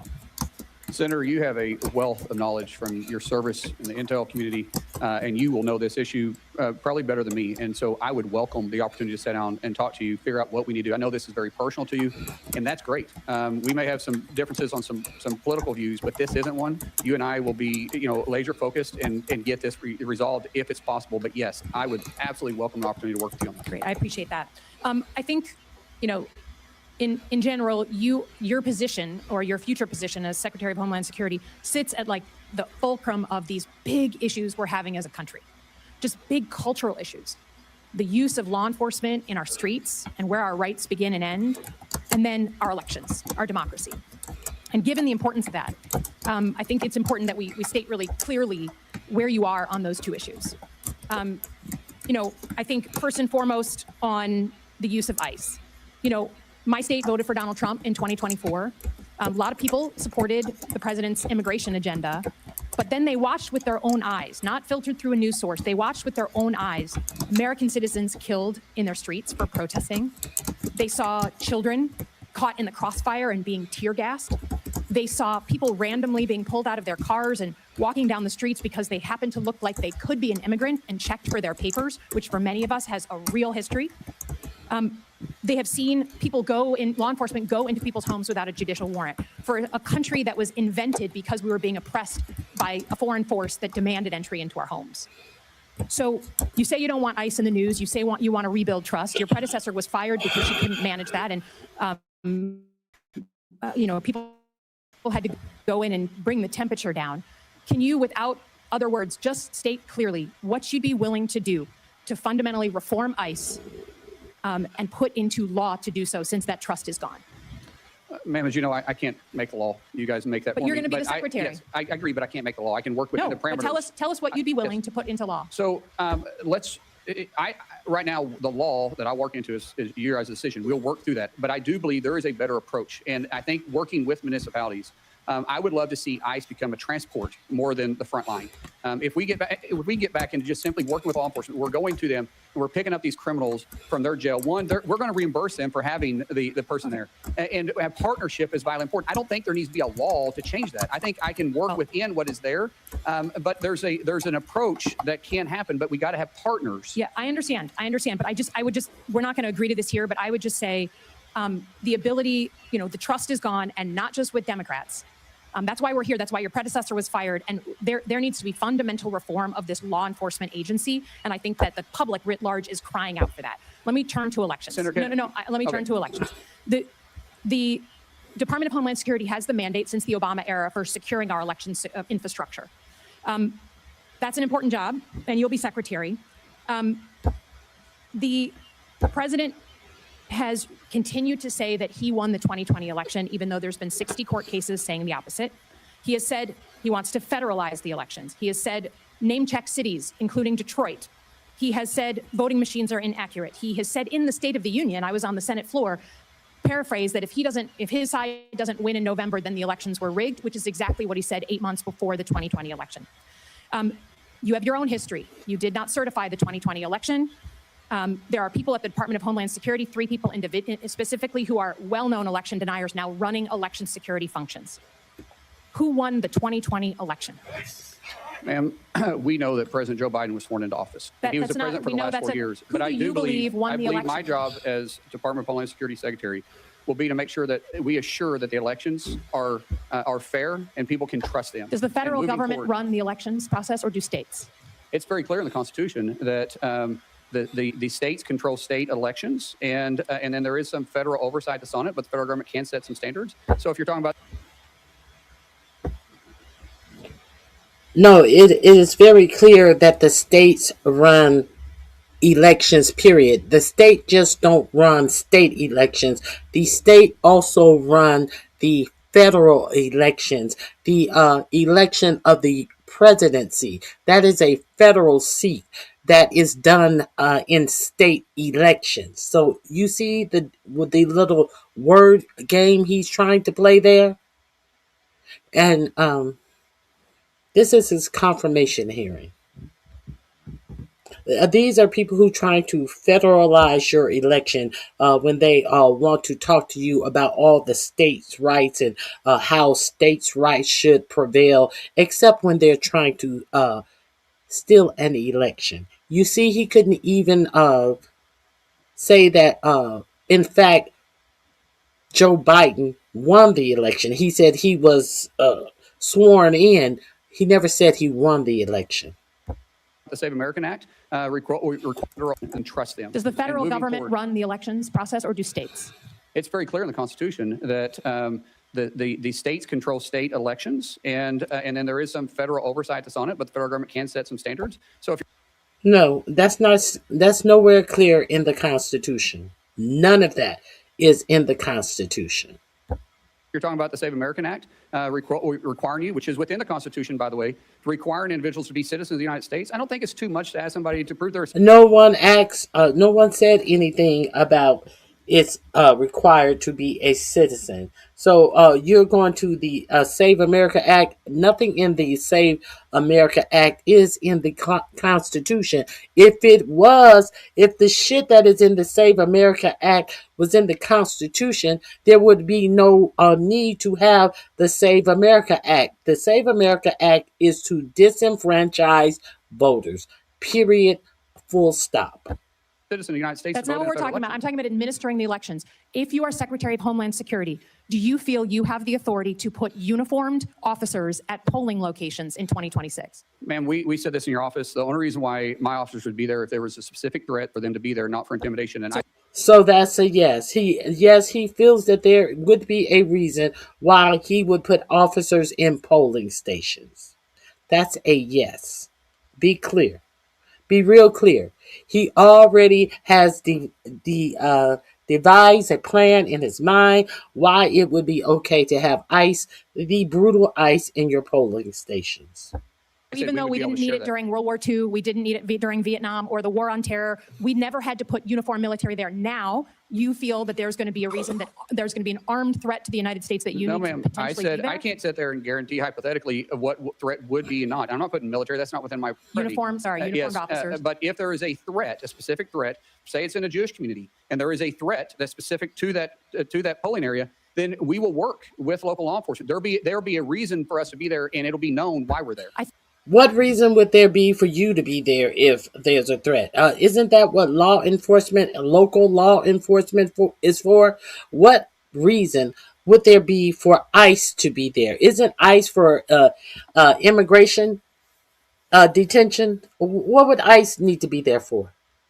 Nothing but to disenfranchise voters. I think the reason you're here and not Kristi Noem is because Americans trust their local law enforcement now way more than they trust ICE. So I would just say, if we ever get to the point where you are being asked to put armed ICE officers at polling locations, we have lost the plot as a country. We have fundamentally lost it. And until I hear someone tell me that this man, President Trump, will actually allow us to have a free and fair election, there is zero trust here, and I cannot trust that he won't try and steal it.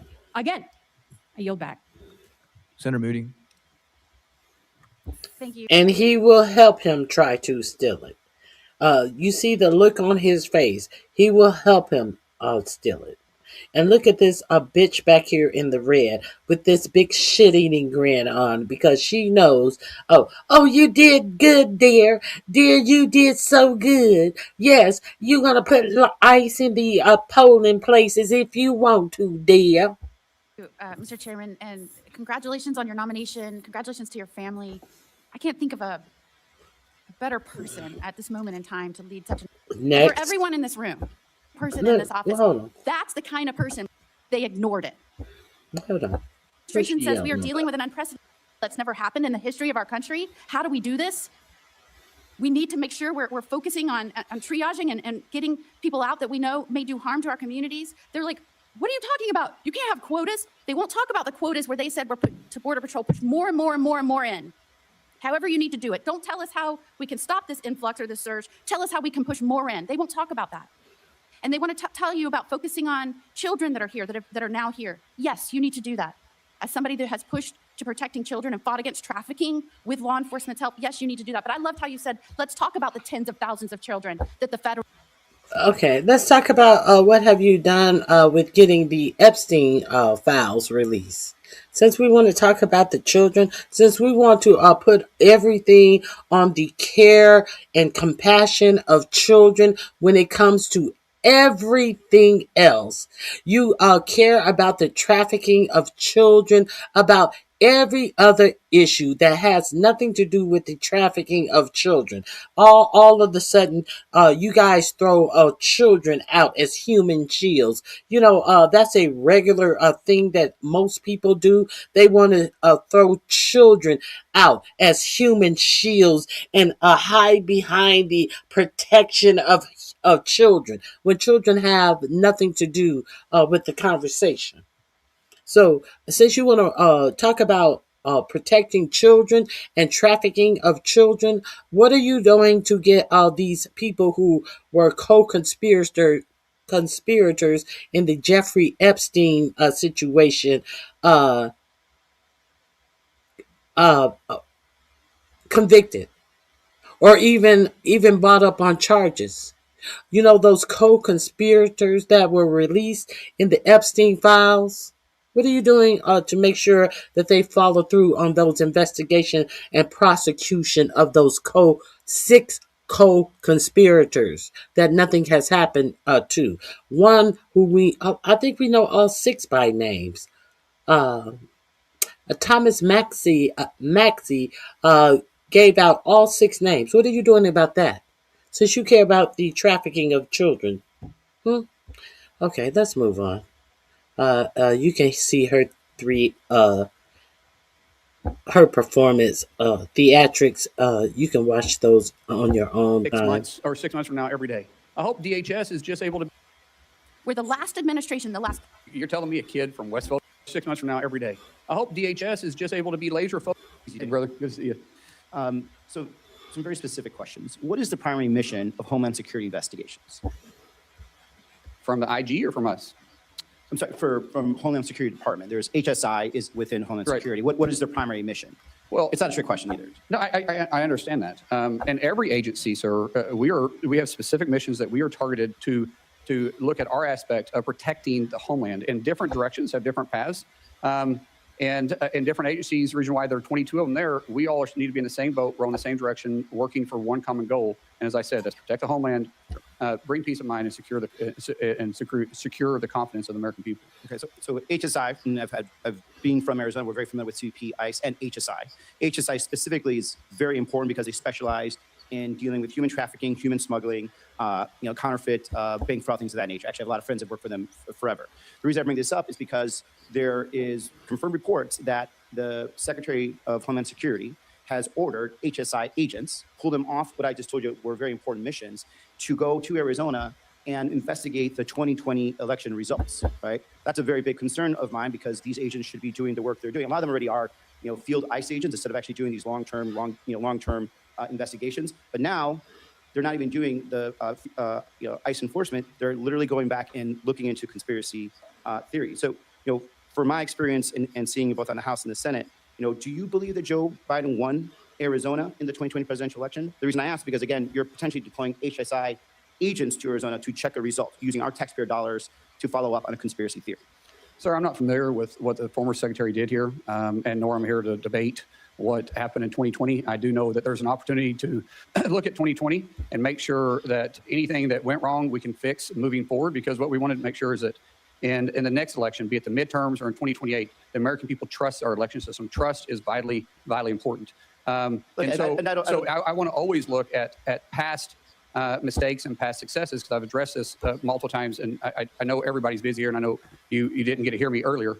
But Senator, I think we can always do better, and I want to do that. Just like you and I, we've worked on immigration issues before, but because we both know we can do it better. But you're talking about perspective. I'm talking about going back, and the fact that we're using Homeland Security funds, investigators that should be using their time and value more to check onto something that, by the way, had multiple independent audits, even one run by the Senate Republican and Senate State House representatives that passed accuracy tests, hand counts, 14 court cases that were confirmed that Biden won in my state. And so when I have personal friends that are HSI agents, friends that I know are telling me they are now being diverted from their duties, and what they're doing is they're instead of investigating child sex trafficking, child abusers, drug traffickers, which I don't disagree, we have not been doing the best at, and certainly I think a lot of that was under the Biden administration, did not do that sufficiently. But now instead of it not being done, now we have the opposite, where some of these best trained people are being ordered by somebody somebody within the chain of command of the White House, which I get to quite later, to go investigate this false this false conspiracy theory, right? And like, as much as,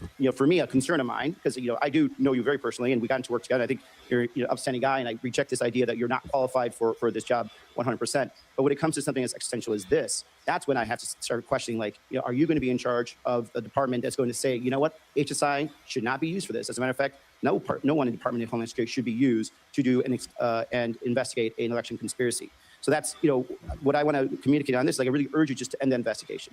There's no reason why we need to go relegating back to 2020. There certainly isn't any reason why we should be using these highly trained professionals that should be going after some horrible people to be investigating conspiracy theories that have been litigated multiple times and put them back where they were. Moving on from there, my other concern is something that I saw, with the previous secretary, and something that I've seen in myself in my time in the Marines, is that a chain of command is very important. I don't believe there was a real chain of command that was in the Secretary of Homeland Security.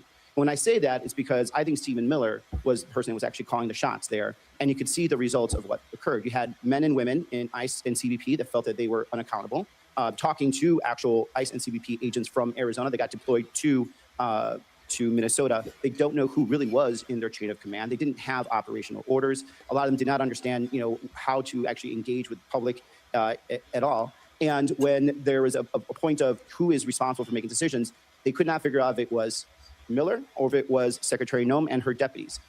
They couldn't figure out if there were quotas versus there are quotas. Now we know that there are quotas. This is the problem. Is like, I want to make sure that if you're there, you're in charge and not Stephen Miller.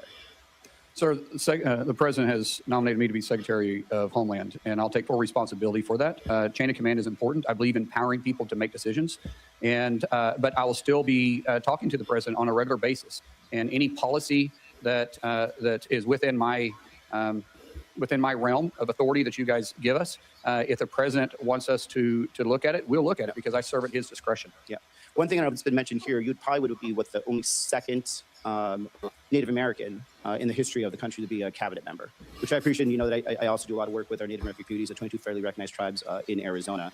And the one concern I also have is that when it comes to building some of these installations on the border, there has been very, very little to no tribal consultation, especially with some of our border tribes of total elimination, where we are building walls in areas that doesn't have much like you have ESL. So I have problems with English once in a while too. There's a border wall that is going through tribal land that is in very sacred land that is not crossed and used significantly by human smugglers. It's important that DHS actually speak to these communities. They actually have programs that they do where they actually are working with DHS and local law enforcement to stop illegal smuggling, called Shadow Wolf program that DHS supports. But this last administration in DHS did not talk to them whatsoever, did not talk about, did not even give the vague idea of tribal consultation. And now they're just building into some areas that has, unfortunately, some burials of some of their the people from the tribe. And so I think it's important that we reestablish tribal sovereignty. And I hope, because of your background, you'll understand and appreciate that. I respect tribal sovereignty, and there's a lot of technology. Now, we do have a job to secure the border, but we will work with tribal nations, because there's other ways to have a physical barrier where you can have technology there too. And I don't think anybody would complain about that. But yes, my background. We have worked on tribal issues a lot, and I appreciate your passion. And I have a lot of good friends in Arizona with tribes that that we've been able to have good relationships with. And these tribal nations would absolutely work with you as long as they felt that there was the respect and also respect for the land, because we have a history of that. And Mr. Chairman, we're going to come back around if you have another question. Senator Hawley. Thank you, Mr. Chairman. Senator Mullen, welcome to the committee. I see you have. Senator Hawley, I got Hawley and Cotton mixed up. Senator Hawley, that's the runner. That's the one who gave the fist bump to the January 6ers and then started running through the halls when the January 6ers penetrated the locked building. And we're disturbing people's lives. As I stated earlier, we have 260, 280 without pay. It is not okay. And Senator, I want to clarify what we're hearing about funding for Homeland Security. I think the political theater has been on the Republican side, because there is really no debate with any of my Democratic colleagues that we need to fully fund FEMA, that we need to fully fund the Coast Guard, we need to fully fund CISA, to fund all of those other areas. The TSA folks all should be fully funded. But unfortunately, my Republican colleagues who control the floor, you are in the majority, you determine which bills go on the floor and which ones are up for a vote. The way we can do that so we don't have a floor vote is we can go and move by unanimous consent and move a bill and say, is there anybody that objects to this bill? And if they don't object, it immediately is passed. That's the procedure. So folks at home watching this, we have bills that will immediately pass and can pass today. We have put on the floor bills to fully fund TSA, and my Republican colleagues have objected.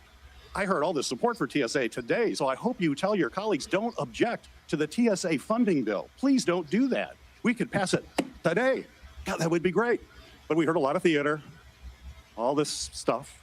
FEMA, pass it today. Coast Guard, pass it today. CISA, cybersecurity, pass it today.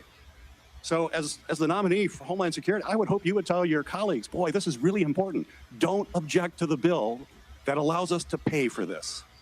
Now, granted, the CBP and ICE are not in there because we are around negotiating about making sure that there are guardrails in place. So what the Senate will not allow them to do as they sit up here and complain about TSA and different areas of not being funded because of all these areas are combined with ICE because they're under the Department of Homeland Security funding. So instead of allowing them to separate ICE funding, FEMA funding, any other DHA funding except for ICE, they want to withhold the funding for ICE. Why? Because they want to mandate that the ICE workers cannot wear face masks and they must have badges identifying them. You know, things that would easily allow you to identify the members of ICE who are roving through your streets, abusing American citizens, that they don't want you to be able to identify the perpetrators of all the crimes that these ICE agents are committing in the streets. Let's be real clear on that. So we'll go on to the next person. And you see that they have put forth the bill to fund these different entities in the Department of Homeland Security. But there are objections from the Republicans for approving FEMA funding alone, approving TSA workers' pay alone. They won't allow these approvals to be separated from the thing that they are objecting, the ICE budget. So we are clear on that. Let's move forward. And he is, let me see what Markwayne Mullins has to say about that. Let's pass the bills. We can do it. So I heard it. I heard HSI funding from one of my colleagues here. I want to be clear. HSI is funded because both CBP and ICE are fully funded because of the big bill that passed last year. So that funding isn't even in jeopardy. What's in jeopardy, we can fix. Oh my God. I rewound it by mistake. Let's get back to the point where we were. You've expressed an interest in doing that today, and I take you at your word for that. So let's do that. But let's not make TSA the a hostage in this whole thing. Let's pass the bills. We can do it. So I heard it. I heard HSI funding from one of my colleagues here. I want to be clear. HSI is funded because both CBP and ICE are fully funded because of the big bill that passed last year. So that funding isn't even in jeopardy. What's in jeopardy, we can fix today. All the things that are not being funded, we can fund today. And every single Democrat is for it. There's only one Republican. It only takes one Republican to object, and apparently that keeps happening. I'd talk to that one Republican and say, stop objecting to this. If you truly all believe in that, stop objecting to it. HSI is getting money now because of the big bill. But what's the problem with HSI? And I agree with my colleague with child exploitation. I'm going to be at the top of the list when it comes to making sure we're doing as much as we can to stop that. But unfortunately, this administration has actually transferred all those HSI people to immigration enforcement. They're not even doing what they were supposed to be doing. So I would hope if you are confirmed, you will bring those folks back to their role that my colleague says is so important, which I agree with. But why did the administration send them off to immigration work then? Apparently, the administration doesn't think it's as important as my colleague. And I just want to wrap up here. Questions that we had related to your bio. And the biography is important. And it's important that we fully understand how you're presenting yourself. And if there are any ambiguities, we want to work that out.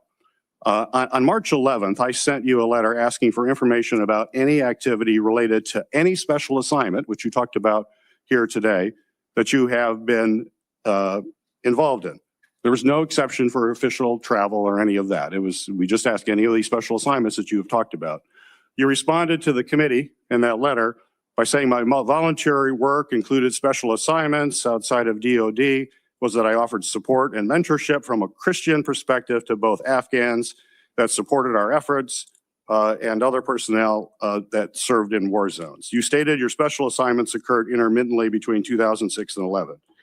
My letter did not exclude official travel, and it also gave you explicit instructions in that letter for providing classified information, how we could do that, and do it in a way that protects that classified information.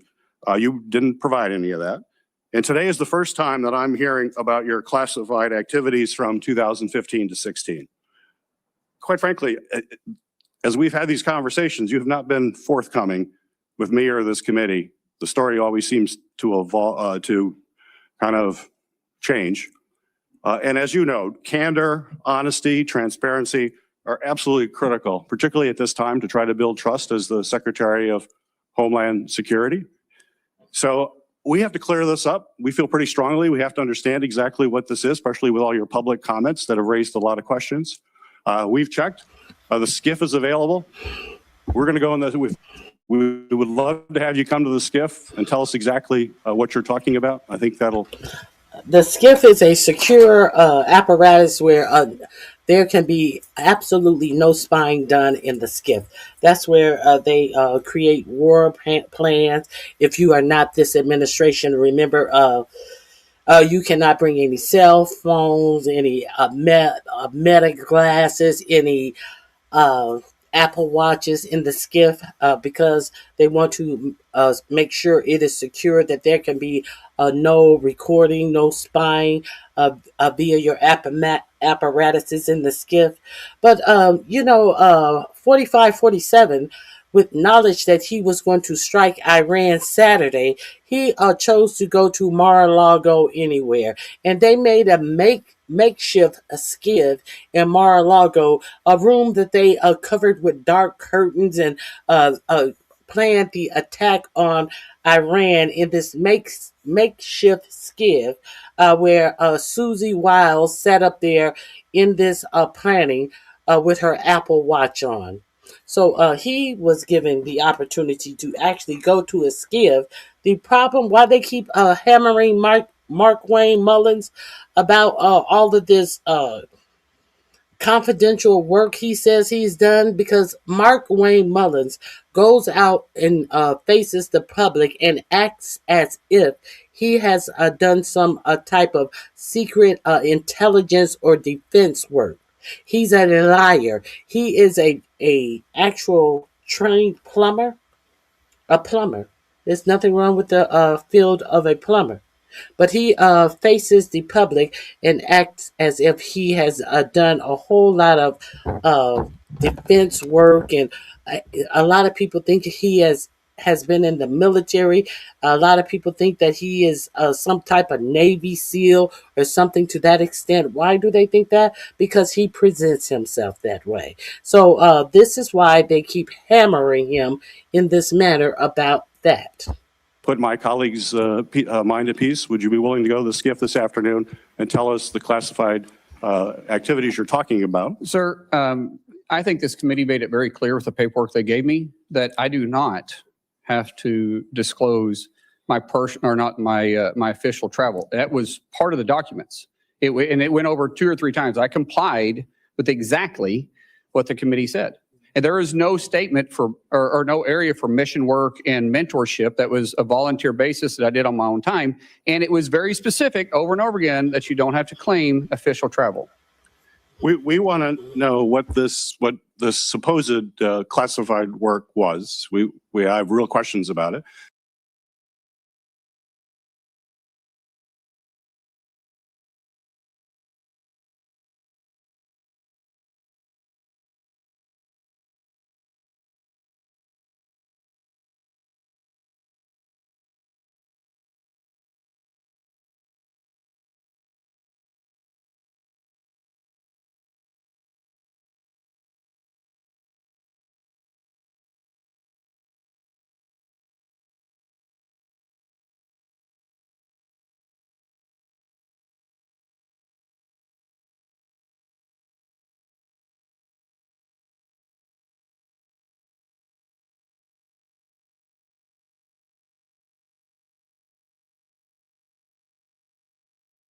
I asked the FBI yesterday, I said, if someone had appeared in any classified document, any document, would that be in this report? And they said, yes. I said, well, I don't see anything for Senator Mullen. Why is that?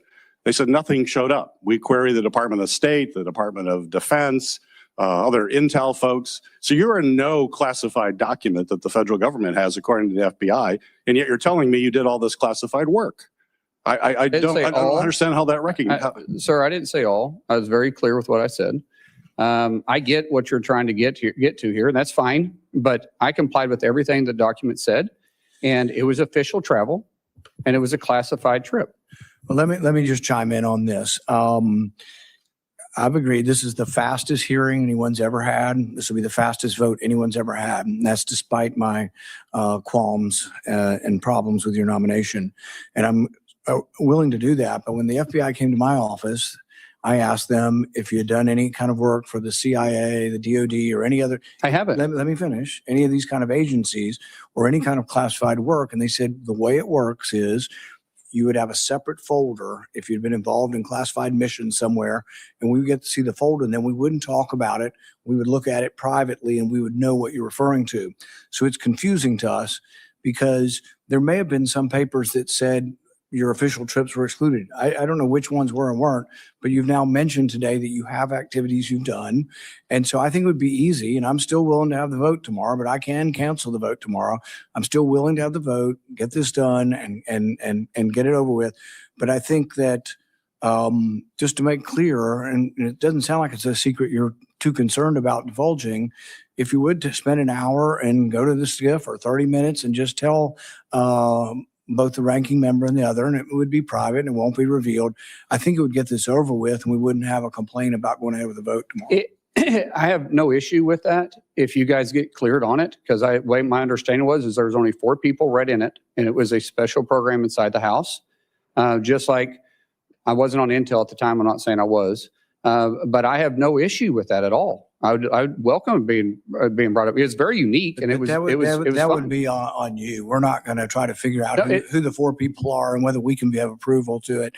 And I don't. If you're doing something that important, really, it probably ought to be revealed and discussed. Senator, or Chairman, it's not on me to. I don't have the authority to do that. This is why I said I was very clear. Sorry that I never talked specific dates or locations on this, and so I have zero issue with talking about it. But do it this afternoon. He's a liar. He's a liar. I don't have clearance to talk about this afternoon. I don't. It's not me to release. This is a legislative program. This is a program that Congress assigned you to. Yes, this was within my official duties. Who assigned it to you? Sir, that's not for me to talk to you about on this. I'm sorry. This isn't a classified setting. I'm sorry. I'm not trying to be ugly. You know how classified situations work. Which agency classified it? It wasn't an agency. It was done here in the House on the time. The House classified it? I'm assuming. I wasn't on. I just thought you said that you couldn't say what agency classified it. But now I'm assuming that the House classified it. Didn't he just say that he couldn't say who classified it? Interesting. I wasn't on Intel. We're just not really aware of how the House classifies things. I have no idea. I know every time we spoke about this, we had to go to the SCIF and visit about it. But I know there was a paper that I had to sign before it even started. And I may be wrong. There may be more than 4, but I know it was only me and 3 other people that ever discussed it. So secret that we can't know about it. I would think that there'd be some paperwork in the SCIF that they should show us saying this is so top secret and this was made classified. I have no problem. You're welcome to go to the House. This started in 2015. It ended in little late in 2016. I have nothing to hide on this. This is too easy. I would really enjoy sitting there and having a conversation with you because I don't want you to have a question my character on this. So that's very simple for me, but I can't make that authorization. You guys know that. Well, it's a little difficult for us to go ask about a program that has no name and we have nobody that we know to talk to about it. So I don't know how we would begin doing this without your cooperation. But I'm if you willing to do it, I'm willing cooperate. to hold the vote tomorrow, but you brought this up that you were on a super secret mission that you can't tell No, us I did about. not say super secret, sir. I said it was classified. That only four Only people four know people about it. know? Well, That's pretty secret. I only know if there was 4 people. There was maybe more people that understood it, but I know there was only 3 people plus me that was ever in the meeting. And so as far as I'm concerned, only 4 people was read in on this. So did I this don't, you were on the Intel committee? no, not at the time. No, sir. I was on the Intel committee after that. What committee were you on at the time? You got to think about 10 years ago. Energy and Commerce. So it was an energy and commerce top secret effort. Senator, I'm just I asking. know what I'm getting upset about a little bit here is that your tone that you're saying that in a condescending way. I did what I was asked. I'm trying to find out who we would talk to. Sir, I've told you exactly what happened here. I was not required to disclose this on any official travel. Your documents are very, very clear on that. So I don't know what else you want me to say. You said you can go find out. And then when you guys say it's good for me to talk to you, I'll be happy to talk to you about it. I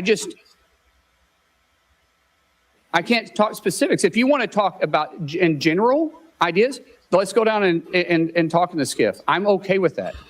But I can't get into the necessary specifics or who made the decision to do it.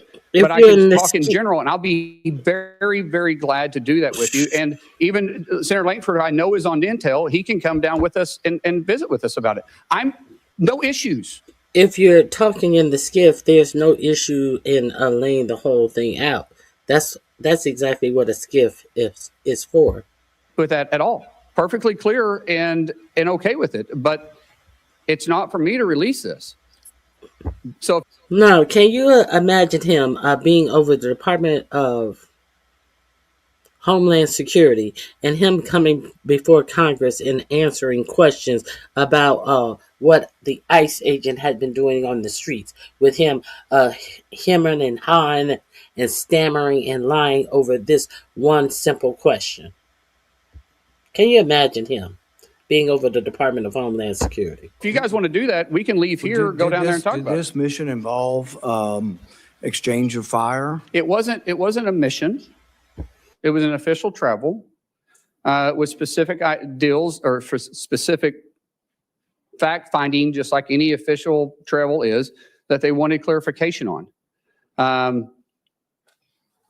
And so, like I said, be happy to talk to you about it if you guys want to. And it was in a conflict zone? Sir, once again, I'm not talking about specific details or dates because we've revealed that this was a classified situation. Now I'm not going to talk about because anything I've talked about in the past wasn't referencing any of this, but I'm definitely not going to get into it now. It's talking about specific dates or details. We would have no way of exploring this unless you were willing to cooperate on. I don't know, Chairman, I don't know what else you said. What else you want me to do? I said I will go down there and talk about this with you in a skip, but I can't give the specific, all the specific There's no details. reason to think that somehow we're not qualified to look at classified information. And so the thing is we would. There is a lot of programs out there, Chairman, that is based on a need to know. Right. And maybe you can talk to Senator Langford about this too. Senator Langford, would you like to talk about? I'm glad to jump in. This feels, as my mom used to say, a mountain out of a molehill, where he is offered over and over and over again to say, let's get into a classified setting. I just left the worldwide threats hearing where I had to run over to be able to run back there. And meeting with all the folks there were several questions that I asked there that they gave me a partial answer and said, I'll give you the rest of this answer in a skiff. And everybody goes, oh, okay, I get that. Because there are some things that are sources, methods, or actions that we're all keenly aware of on this. And I don't know what else he could say at this point other than let's get in the skiff and let's actually talk about this. Why don't we start with that initial meeting and see how that goes? Yeah, we'll have an initial meeting. Yeah. That's what we asked for, Senator. Yeah. He said he couldn't do that because he wasn't authorized. No, I did say that. I said I can't give you all the details to it because it's not for me to release it, but I can talk to you in general about it, but not in this setting. Yeah, and let's get the information out and be able to talk it through and be able to find out what this is. All of us have been in classified settings before. Let's try to get it done this afternoon. So I'm available right after this. So if we're Senator or Chairman, if you want to, we can go lead from here and go straight there. Yeah, and let's try to get the hearing finished. So I really want an American citizen should ability violent criminals. What we have each was whether as Senator Hassel, let's try to get off of funding ICE and stuff. Let's just try to stick to the nomination for now. I appreciate that, Mr. Chair. I do have to take a moment because during my first round of questions, I discussed the current impasse we find ourselves in over ICE reforms and DHS funding, and I didn't speak clearly, so I just do need to clarify my comments now. ICE already has significant funding right now for the president's budget bill, from the president's budget bill last summer, which provided the agency with several times more money than its annual budget and gave ICE broad discretion about how to use that money. That means that the partial shutdown that we have right now has nothing to do with whether ICE has the usual levels of funding it needs to operate, since the agency already has many times its annual budget. It's about, instead, the need for policy reforms to help ensure that ICE operates using the same kind of standards that state and local law enforcement in New Hampshire and around the country uphold every single day. Now, Senator Fetterman was right earlier when he pointed out that this shutdown is impacting other parts of DHS that handle cybersecurity and transportation security and other critical functions. We need to resolve it right now. And as Senator Peters just described, we have been pushing to do that in the ways that the minority can. We need to reach agreement on ICE policy reforms or by funding the rest of the department while we continue to negotiate on those reforms, something I strongly support, but unfortunately Republicans have blocked. The reforms to ICE are critical. DHS is supposed to be prioritizing the removal of dangerous and violent criminals. Instead, we've seen DHS agents assault and even kill American citizens while wearing masks, seeming without accountability. So now this is the question. Senator, if a masked ICE or other DHS agent kills an American citizen, should local law enforcement be allowed to investigate and hold that agent accountable?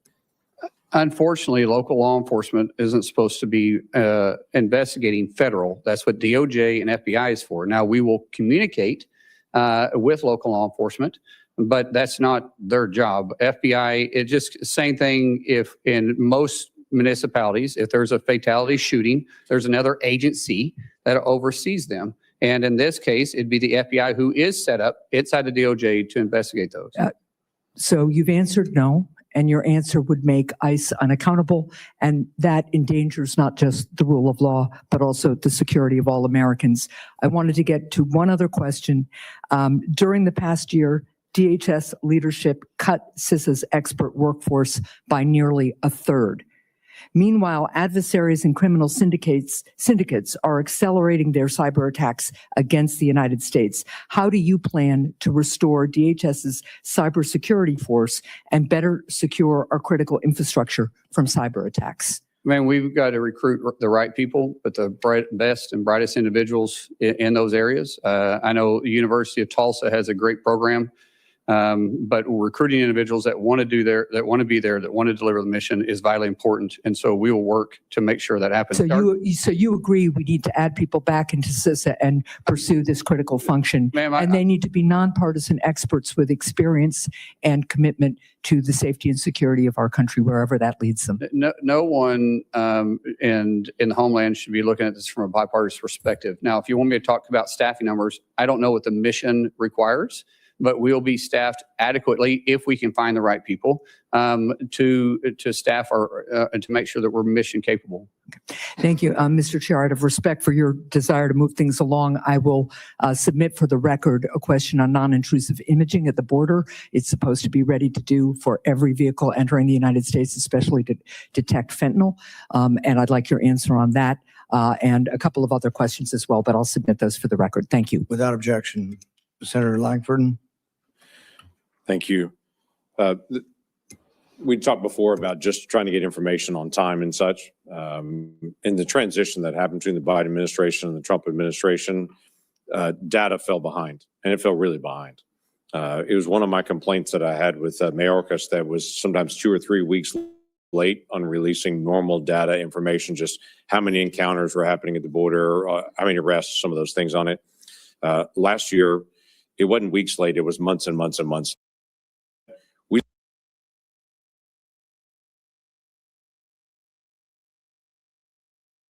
Job to do, and every other agency that's underneath DHS. And you'll cooperate with the committee in providing those. Sir, I've everything that is required of me to report, and anything that you want the IG to do, that's between you and the IG. Senator Mullins, I don't think I need to tell you that the American people have been appalled and angered by what they've seen in the excessive use of force. We've had hearings before the Permanent Subcommittee on Investigation that have shown Aliyah Rahman, a woman suffering from traumatic brain injury, yanked from her car in Minneapolis, dragged by her arms, leading both of her shoulders to be torn. Javier Ramirez, a father of 4 from California, detained for 4 days and refused medical treatment for his diabetes. We documented these abuses in a report that we issued and in hearings that we conducted. One of them was Marimar Martinez, who was on her way to donate clothing at a local church when she came across agents in an unmarked car. Agents sideswiped her car. 3 masked agents in camouflage stormed out, and one of them pulled out his gun and fired at her moving vehicle, hitting her 5 times. And the agent then bragged about it. He bragged about it in a text. He said, I have an MOF, I won't detail it. I fired 5 rounds and she had 7 holes. Put that in your book, boys. Shouldn't we be disgusted by an agent that fires at a U.S. citizen, no criminal record? She was charged. Senator Bloom, the charges were dismissed. Wouldn't you agree with me that that agent should not be carrying a firearm? I'm not familiar with the investigation, sir, and I don't know if the investigation is completed. As Secretary, I'm sure I'll be briefed on this. All right, time's expired. I know these are important issues, but we just have to move on. We're going to finish up with Senator Kim, then we're going to make a statement that hopefully can be agreeable for a meeting later. Senator Kim. I'll be concise here, Chairman. Senator, there's just a couple last things here. A couple weeks ago, we had a hearing here, and I was engaged with the head of USCIS, and I raised an issue that happened in San Diego of spouses of military members and veterans. They were going in to get interviewed for a green card and were arrested upon their arrival. I just wanted to get your reaction to that. Like, is that the kind of behavior you think is acceptable? Excuse me, repeat that again. It was spouses of military service members as well as veterans. Their spouses were going and for the purposes of a green card interview, but were at that point detained and arrested on arrival. I haven't heard about this. I've heard of different reports, Senator, and if people are going through the process and trying to obtain it legally, because we do have naturalization ceremonies Monday through Friday in this country, everywhere. We're going to continue working with those individuals. I don't know the circumstances. I don't know. I'll pass you the details, but it's something that we can talk through. But just in general here, I guess what I'm just trying to get a sense from you is what you think is appropriate in terms of ICE agents being able to operate. For instance, do you think it is okay for them to operate and arrest people at hospitals? Sir, I will always support my law enforcement doing their job. I don't know the circumstances. If it's a felony warrant that the person's at a hospital, then they'll go pick up the felony warranty, just like local law enforcement does the same thing. And so in general, I think you need to be more specific on what you're talking about. But if you're talking about just doing everyday law enforcement, I think there's a better approach. Senator, I just want to raise, I just hear a lot of this from my own community about concerns of these types of efforts in and around hospitals, schools, churches. These are things that I hope we can engage on. I know you talked about it with one of my colleagues about polling sites, but these are important discussions and we don't have clarity on what we are expected to see. And it's causing just an enormous amount of concern and challenge within our communities. Well, Senator, I don't understand what the concern about enforcing immigration at polling places as anyways, because honestly, if you're not a citizen, you shouldn't be voting anyway. So technically there shouldn't be any illegals at the polling spot.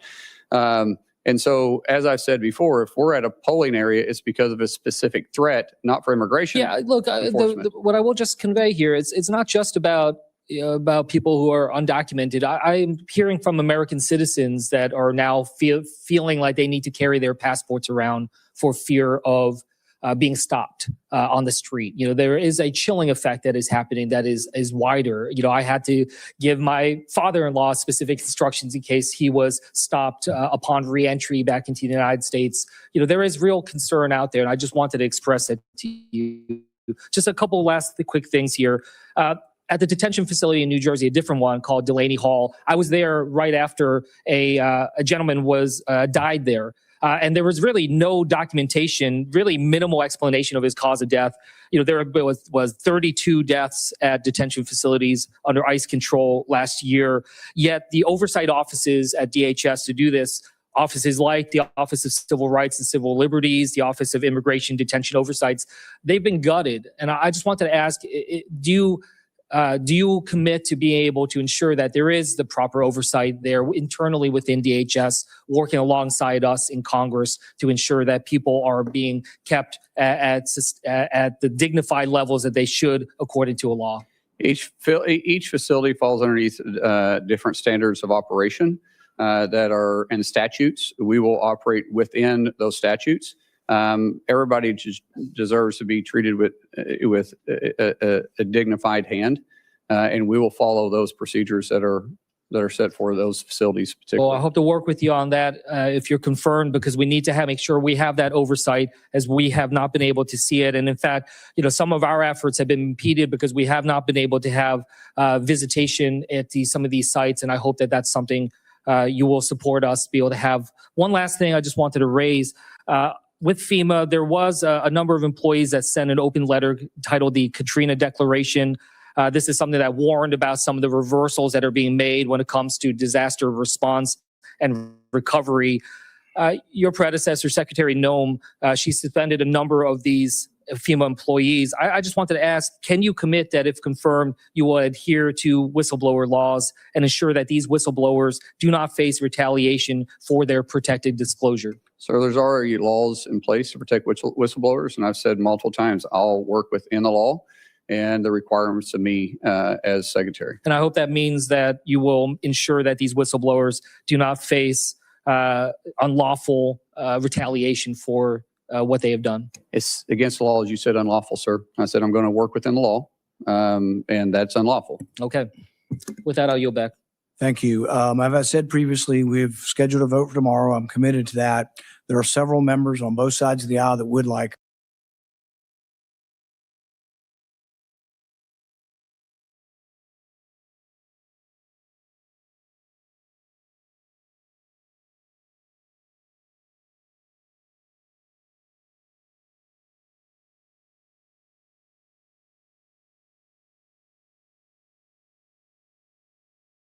The link is in my description box under a DHS hearing. You can peruse the whole hearing there.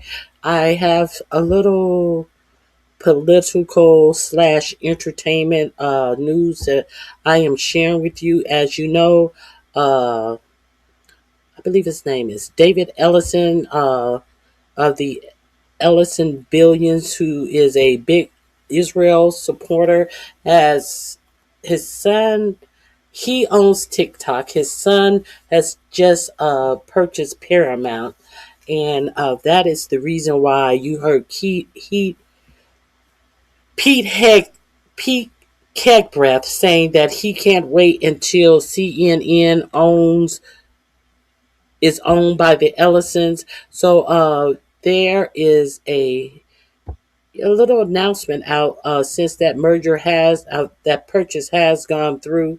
And if you're interested, a large push to cancel HBO Paramount subscriptions ahead of major Paramount merger.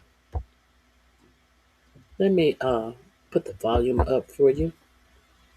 So their Paramount Plus subscriptions ahead of this expected merger between Warner Brothers, and Paramount. Why? Because the Ellisons own Paramount, and they're set to consolidate media in a way we've never seen before. They're set to own CNN after already purchasing CBS. And, well, a lot of folks are concerned about their relationship with the White House. Donald Trump, Pete Hegseth have both openly championed this upcoming merger. They want to see changes at CNN. They've already seen changes at CBS. And so now there are a lot of people who are frustrated and canceling their subscriptions to a number of these services. Let me know if you are, if you're one of them.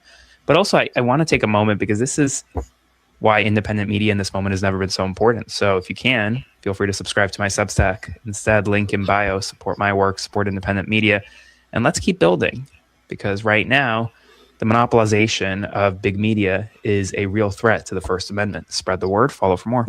We have some. Also, please go over to his page. I would suggest that you absolutely join his Instagram. He does dozens of stories per day. He was also recently, if you go back and read his story, it is he has a great story. I do believe he started with the Midas touch. I could be wrong, but something in me makes me think that he started with the Midas touch. His father got in trouble with the law and went to jail fucking around with 45, 47 in his first administration. Lev Parnas.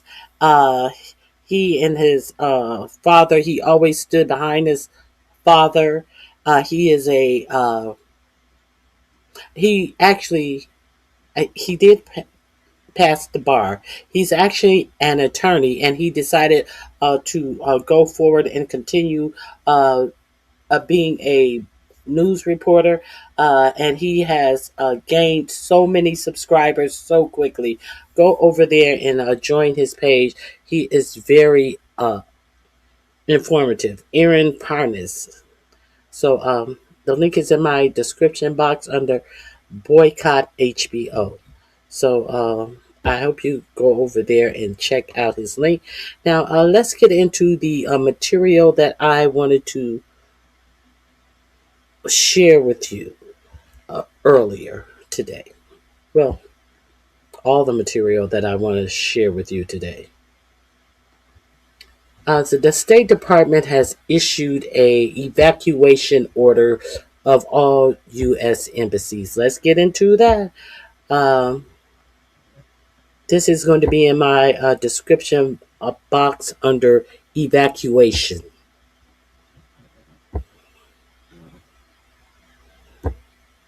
United States State Department has issued an urgent warning to embassies across the world, not just in the Middle East, embassies across the world, to conduct security reviews without any delay. According to NBC News, the order came from the Undersecretary of Management, Jason Evans, was signed by Secretary of State Marco Rubio, and is concerning the ongoing developing situation in the Middle East and the, quote, potential for spillover effects. The specific cable instructed all embassies to report their security practices to Washington as soon as possible and to notify U.S. citizens where, quote, appropriate. This is obviously a very serious development. It comes as more and more embassies in the Middle East are being targeted, but here they're asking every embassy from China to South America to Europe to conduct security reviews, as it is clear that they're worried about possible attacks near at U.S. embassies. Major developments right now is always spread the word and follow along to stay updated on all the news you need to know about.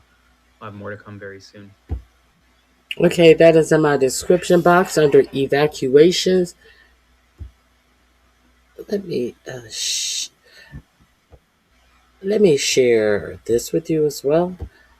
Israel is still doing strikes. I believe this strike is in Iran. Now, you understand, not Iran. I think this strike is actually in Baghdad. Now, you know that the U.S. is bogged down in Iran, but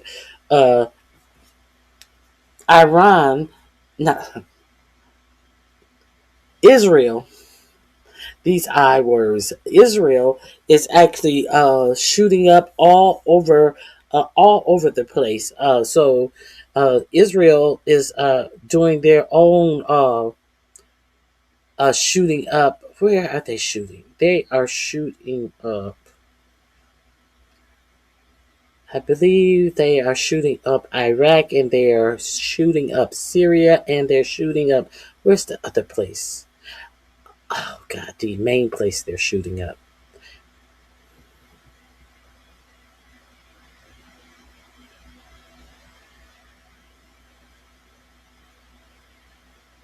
Hey, I can get behind your attitude though. How about everyone who wants to vote takes the same citizenship test required to become a citizen? That would solve a lot of the problems. Zach, you are absolutely correct, because half of these yokels out here don't even know anything about their own political system. All of these dummies out here that follow talking points and propaganda would lose the fucking test because they know absolutely nothing about their own state governments. This is in Israel destroys a high-rise building. Oh, in Beirut, Lebanon. That's where they are striking. Israel is busy over in Lebanon. So let me show you what. While we are over there bogged down in Iran, Libya is doing its best life, living its best life, attacking Lebanon apartment buildings.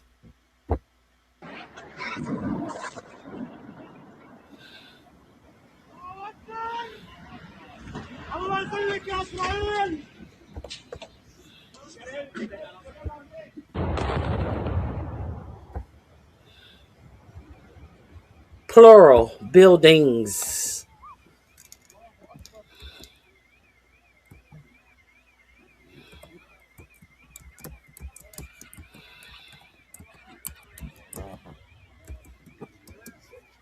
You know, the people that we are going to help, the people who we are there to help out.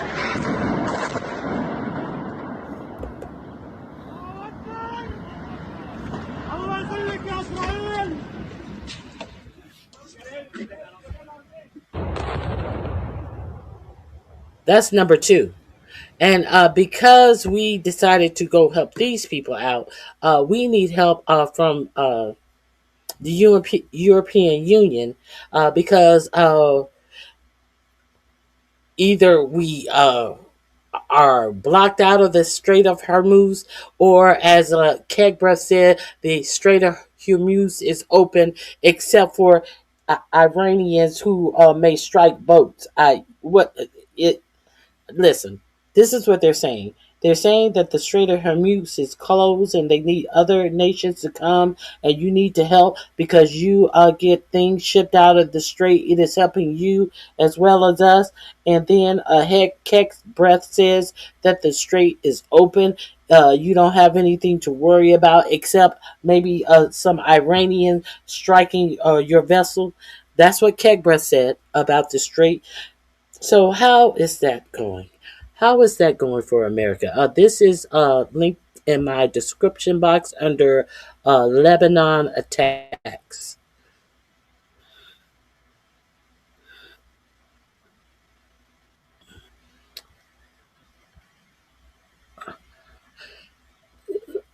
Let me share the Republican revolt with you since I'm at it. I'll share this with you.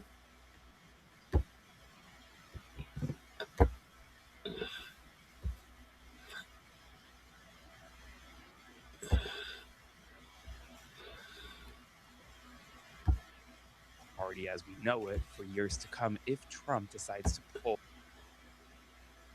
We have some news right now. Donald Trump is facing a growing issue within his own party right now over the war in Iran, the prices at the pump, and more.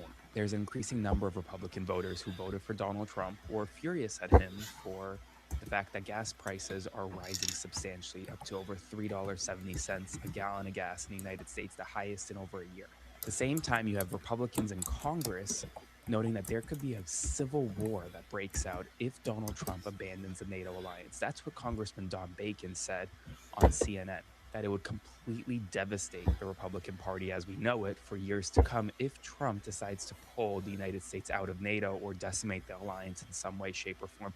And he says he's not the only one thinking this. The problems are growing quickly. Polling for this war is not great for the president. Republicans in Congress are worried about what he's doing to our alliances. Republican voters are having buyer's remorse for voting for him.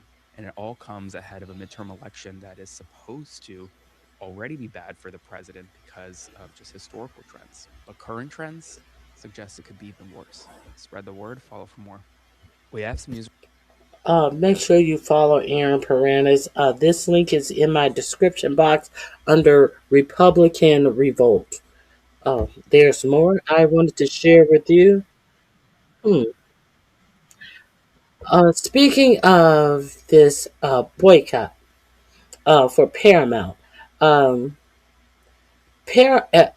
told you yesterday, because of the Paramount merger, 4547 is expected to make $10 billion because of the Larry Ellison merger, which had to be approved by this administration.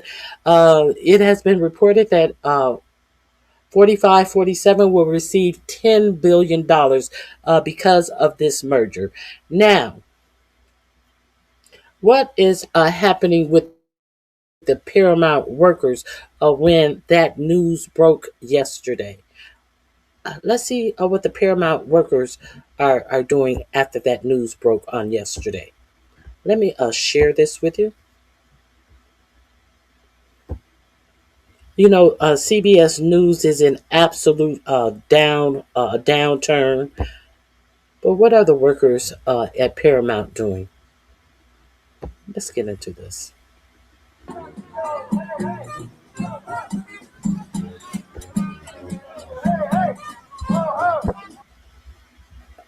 Paramount can shell out billions of dollars to acquire Warner Brothers Discovery. Then they can pay their unionized CBS staff a fair wage. I stand with the CBS staff who walked out today as they fight these corporate giants for essential protections and fair contracts. They have gone on strike. So this is will be in my description box under Paramount boycott.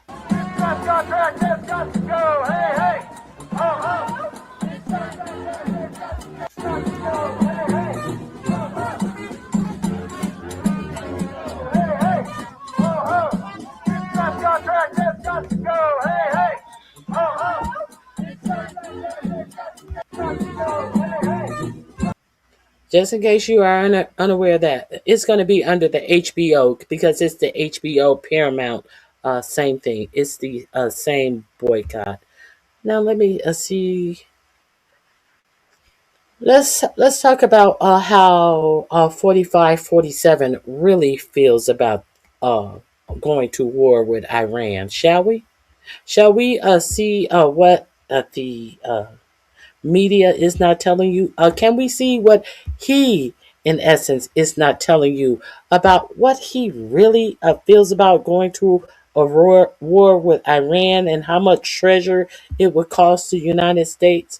To see what he really feels about it, we're going to have to go back a couple of decades. Come with me.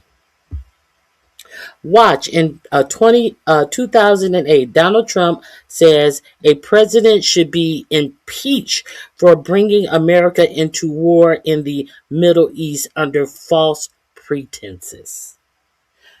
That's not what I said. That's what he said. This will be in my description box under impeach him, because that's what he said. Well, you know, when she first got in and was named speaker, I met her, and I'm very impressed by her. I think she's a very impressive person. I like her a lot. But I was surprised that she didn't do more in terms of Bush and going after Bush. It just seemed like she was going to really look to impeach Bush and get him out of office, which personally I think would have been a wonderful thing. Impeaching him? Absolutely, for the war. For the war. Because of the conduct of the Well, he war. lied. He got us into He's talking about Nancy Pelosi here. the war with lies. And I mean, look at the trouble Bill Clinton got into with something that was totally unimportant. And they tried to impeach him, which was nonsense. And yet Bush got us into this horrible war with lies, by lying, by saying they had weapons of mass destruction, by saying all sorts of things that turned out not to be true. Nancy Pelosi, the speaker. Well, you know, when she first got in and was named speaker, I met her, and I'm very impressed by her. I think she's a very impressive person. I like her a lot. But I was surprised that she didn't do more in terms of Bush and going after Bush. It was almost, it just seemed like. Okay. Now, they were talking a lot about the election. They were talking so much about the midterm elections. And I talk about a lot about the election. I have been talking politics here prior to. I started talking politics when it appeared like a lot of people were not paying attention to what was being said and how it appeared that the election was going. That's when RonyiQ started to talk about politics. I understand that a lot of people now want to turn and talk about politics. I understand that. After it is totally too late. I remember a lot of people entertained a whole lot of other shit about politics, talking about why 45, 47 would be good for the economy. All of this shit. These people have gone silent. But as RonyiQ talked about politics, there was a little interaction. But now, it seems like so many people are taking the lead, following the lead of RonyiQ, and now they want to talk about politics. But congratulations. Congratulations. I'm glad I inspired so many of you people, even you dummies who said that you don't even vote. I am so glad that I have inspired so many of you. Okay, so many of you who were muddled down in talking about bullshit all day at a time when talking about the peril that our nation would be in if 45, 47 got elected.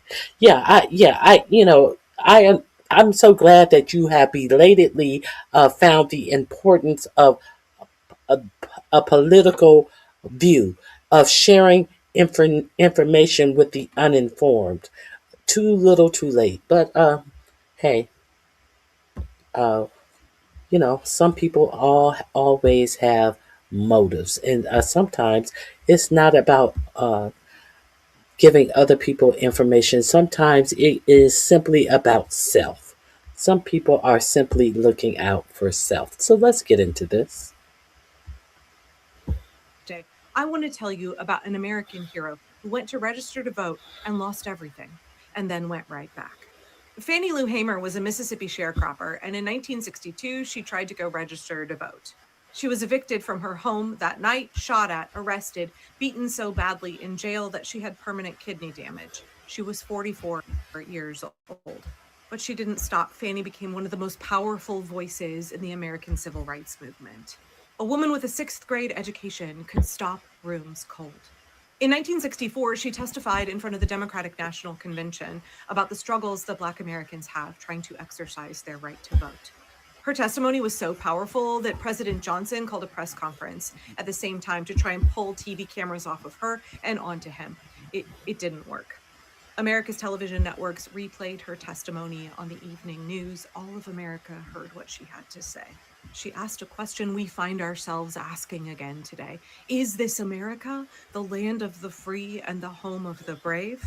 Fanny Lou Hamer was a sharecropper who helped restore American democracy. To me, she shows that our country's greatest strength does not come from power. It comes from regular, ordinary people. The people that power tries to silence but cannot be stopped. On the cusp of America's 250th birthday, I want to tell you about an American hero who went to register to vote and lost everything, and then went right back. Fanny Lou Hamer was a Mississippi sharecropper, and in 1962, she tried to go register to vote.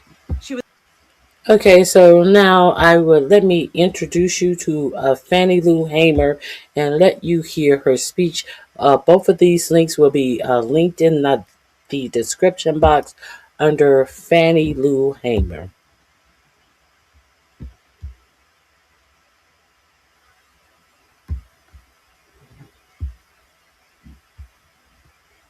When you think you are the most important one, you need to understand that there is no you in this United States of America, because until we get united, until you stop trying to believe that you are the most important voice in this setting, and you can't unite with other people, you think that you have some popularity that you can take away from other people. We're all losing. Until you can unite with other people, you can unite with other people on bullshit, but you can't unite with other people on real shit.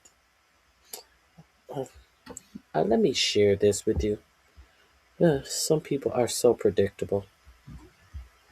So predictable. Let's get into this.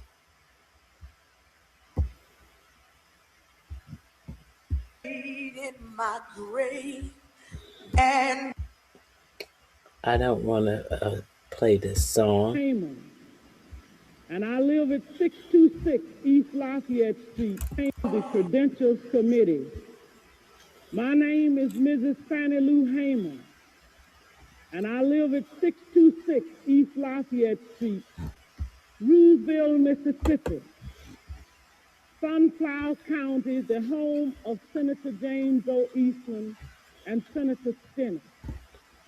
It was the 31st of August in 1962 that 18 of us traveled 26 miles to the county courthouse in Indianola to try to register to become first-class citizens. We was met in Indianola by policemen, highway patrolmen, and they only allowed 2 of us in to take the literacy test at the time. After we had taken this test and started back to Roosevelt, we was held up by the city police and the state highway patrolmen and carried back to Indianola, where the bus driver was charged that day with driving a bus the wrong color. After we paid the fine among us, we continued on to Roosevelt, and Reverend Jeff Sonny carried me 4 miles in the rural area where I had worked as a timekeeper and sharecropper for 18 years.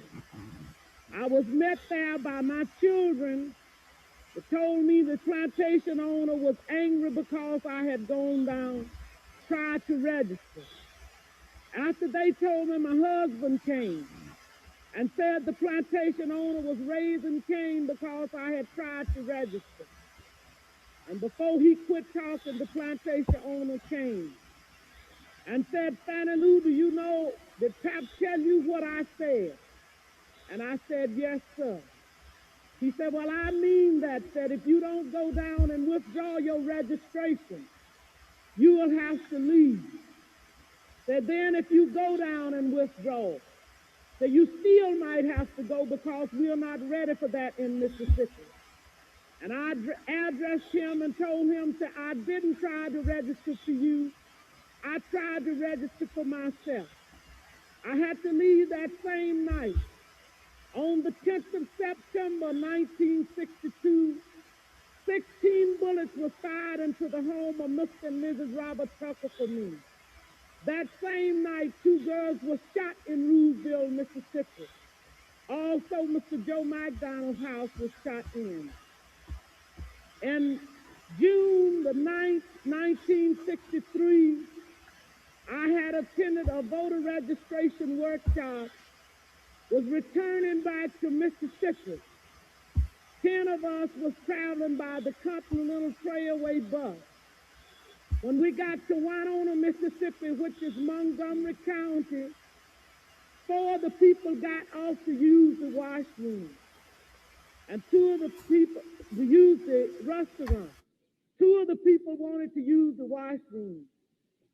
The 4 people that had gone in to use the restaurant was ordered out. During this time, I was on the bus. But when I looked through the window and saw they had rushed out, I got off of the bus to see what had happened. And one of the ladies said it was a state highway patrolman and a chief of police ordered us out. I got back on the bus, and one of the persons who had used the washroom got back on the bus too. As soon as I was seated on the bus, I saw when they began to get the 5 people in a highway patrolman's car. I stepped off of the bus to see what was happening, and somebody screamed from the car that the fire workers was in and said, "Get that one there." And when I went to get in the car, when the man told me I was under arrest, he kicked me. I was carried to the county jail and put in the booking room. They left some of the people in the booking room and began to place us in cells. I was placed in a cell with a young woman called Miss Vesta Simpson. After I was placed in the cell, I began to hear sounds of licks and screams. I could hear the sounds of licks and horrible screams. And I could hear somebody say, "Can you say yes, sir, nigga? Can you say yes, sir?" And they would say other horrible names. She would say, "Yes, I can say yes, sir." So I said, she said, "I don't know you well enough." They beat her, I don't know how long. And after a while, she began to pray and ask God to have mercy on those people.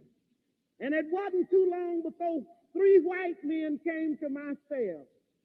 One of these men was a state highway patrolman. And he asked me where I was from. And I told him Roosevelt. He said, "We're going to check this." And they left my cell, and it wasn't too long before they came back. He said, "You were from Roosevelt, all right," and he used the curse word. And he said, "We're going to make you wish you was dead." I was carried out of that cell into another cell where they had 2 Negro prisoners. The state highway patrolman ordered the first Negro to take the blackjack. The first Negro prisoner ordered me, by orders from the state highway patrolman, for me to lay down on a bunk bed on my face. And I laid on my face. The first Negro began to beat. And I was beat by the first Negro until he was exhausted.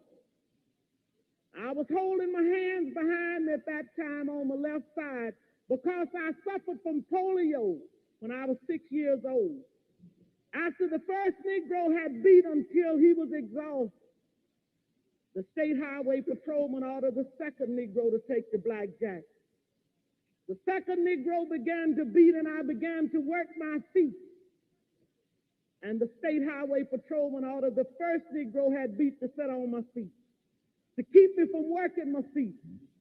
I began to scream, and one white man got up and began to beat me in my head and tell me to hush. One white man, my dress had worked up high. He walked over and pulled my dress. I pulled my dress down, and he pulled my dress back up. I was in jail when Medgar Evers was murdered. All of this is on account of we want to register to become first-class citizens. And if the Freedom Democratic Party is not seated now, I question America.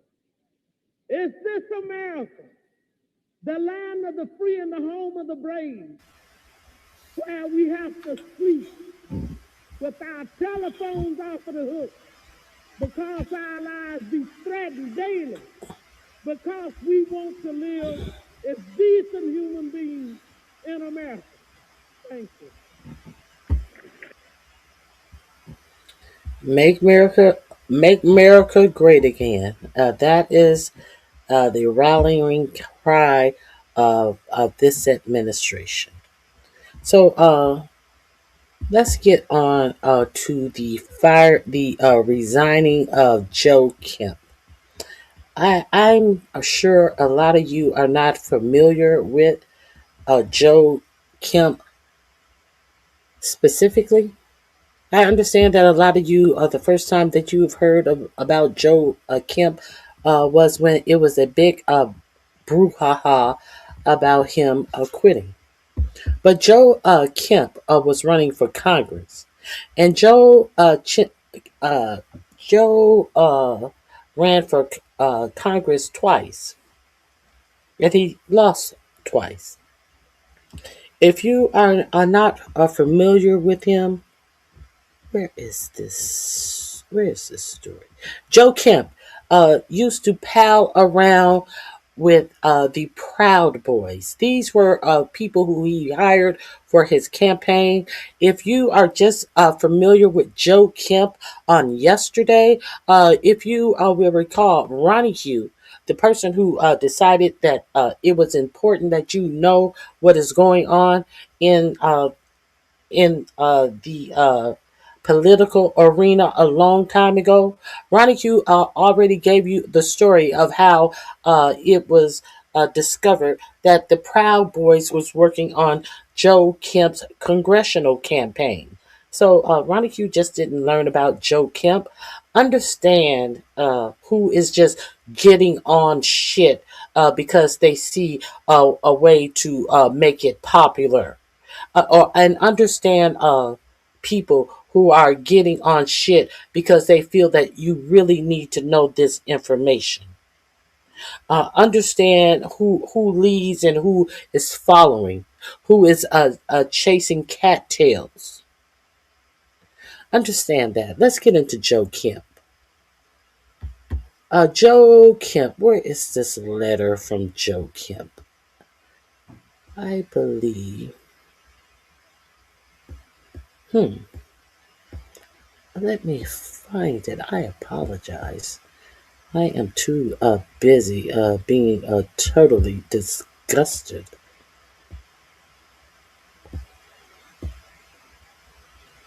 Everybody wants to pretend like they have created something when all they did was try to steal another person's idea.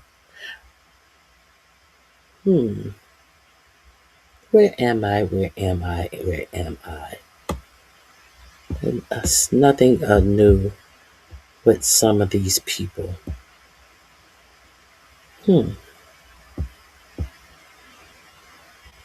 Here we are. Two huge developments, and this could shape the future of the ongoing conflict in Iran.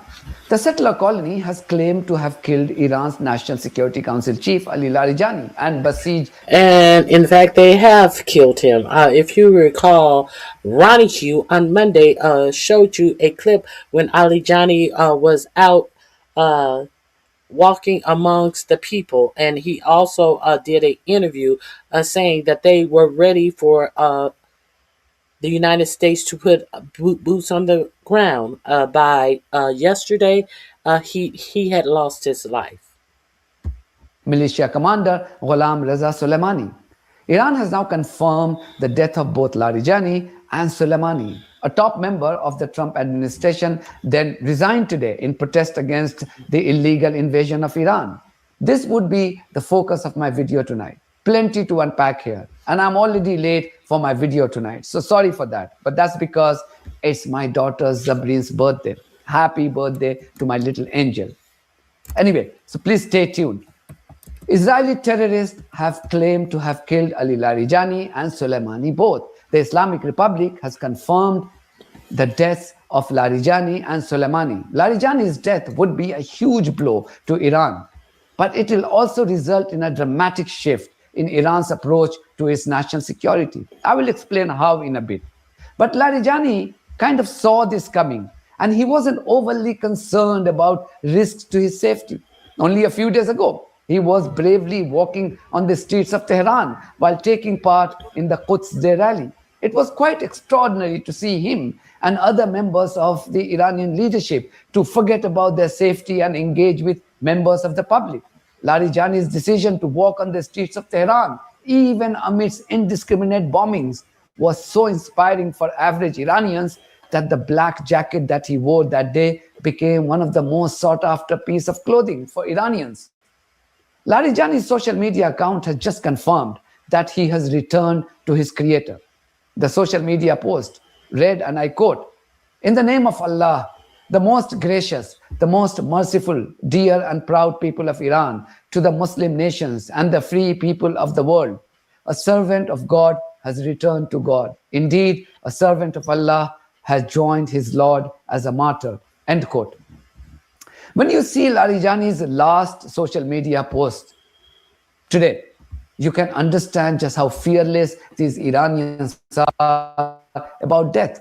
He wrote on Twitter, and I quote, "On the occasion of the funeral ceremony for the valiant martyrs of the Islamic Republic of Iran's Navy, their memory will forever remain in the heart of the Iranian nation, and these martyrdoms will strengthen the foundation of the Islamic Republic's army for years to come within the structure of the armed forces. I beseech the Almighty God for the highest ranks for these dear martyrs." End quote. As I said, it's a massive loss for Iran. Larijani was someone who has seen the Iran-Iraq conflict and responsible for shaping the security apparatus of his country. But his passing can also mean that his successor would be a lot more hawkish in his approach towards the US and the settler colony, because they have seen the reality of their illegal aggression. So if Israeli terrorists thought it was a great idea to, Larijani at least believed in the importance of diplomacy despite being the security chief. Rest assured that his successor won't. So the more American and Israeli terrorists kill the members of the Iranian leadership team, the more they are busy creating a new Iran, which may not like to believe in diplomacy at all. Also, I wouldn't be surprised if Iran completely takes a new approach towards its nuclear ambition now, since the country now knows what it's been made to face for no fault of its own. Even members of the Donald Trump administration are now coming out in the open to register their protest against the illegal invasion of Iran. Trump's Homeland Security Chief Tulsi Gabbard had already said that Iran was not pursuing nuclear weapons. Today, America's counterterrorism chief Joe Kent resigned from the Trump administration, saying that his conscience doesn't allow him to continue with his country's illegal invasion of Iran. He wrote on Twitter, and I quote, "After much reflection, I have decided to resign from my position as director of the National Counterterrorism Center, effective today. I cannot in good conscience support the ongoing war in Iran. Iran posed no imminent threat to our nation, and it is clear, this is very important, and it is clear that we started this war due to pressure from Israel and its powerful American lobby. It has been an honor serving under POTUS and Tulsi Gabbard and leading the professionals at NCTC. May God bless America," end quote. His statement added, and I quote, "I support the values and the foreign policies that you campaigned," he's addressing Donald Trump, "on in 2016, 2020, 2024, which you enacted in your first term until June of 2025. You understood that the wars in the Middle East were a trap that robbed America of the precious lives of our patriots and depleted the wealth and prosperity of our nation. In your first administration, you understood better than any modern president how to decisively apply military power without getting us drawn into never-ending wars. You demonstrated this by killing Qasem Soleimani and by defeating ISIS. Early in this administration, high-ranking Israeli officials and influential members of the American media deployed a misinformation campaign that wholly undermined your America First platform and sowed pro-war sentiments to encourage a war with Iran. This echo chamber was used to deceive you into believing that Iran posed an imminent threat to the United States, and that should you strike now, there was a clear path to a swift victory. This was a lie, and is the same tactic the Israeli used to draw us into the disastrous Iraq war." Question: why isn't your media reading you all of this? Why isn't your American media reading you this full letter from Joe Kemp? Huh? Why are we just getting a few words, a few statements? We are not getting the Israel lulled you into this. We know that Israel was the one who lied and got the United States into this war.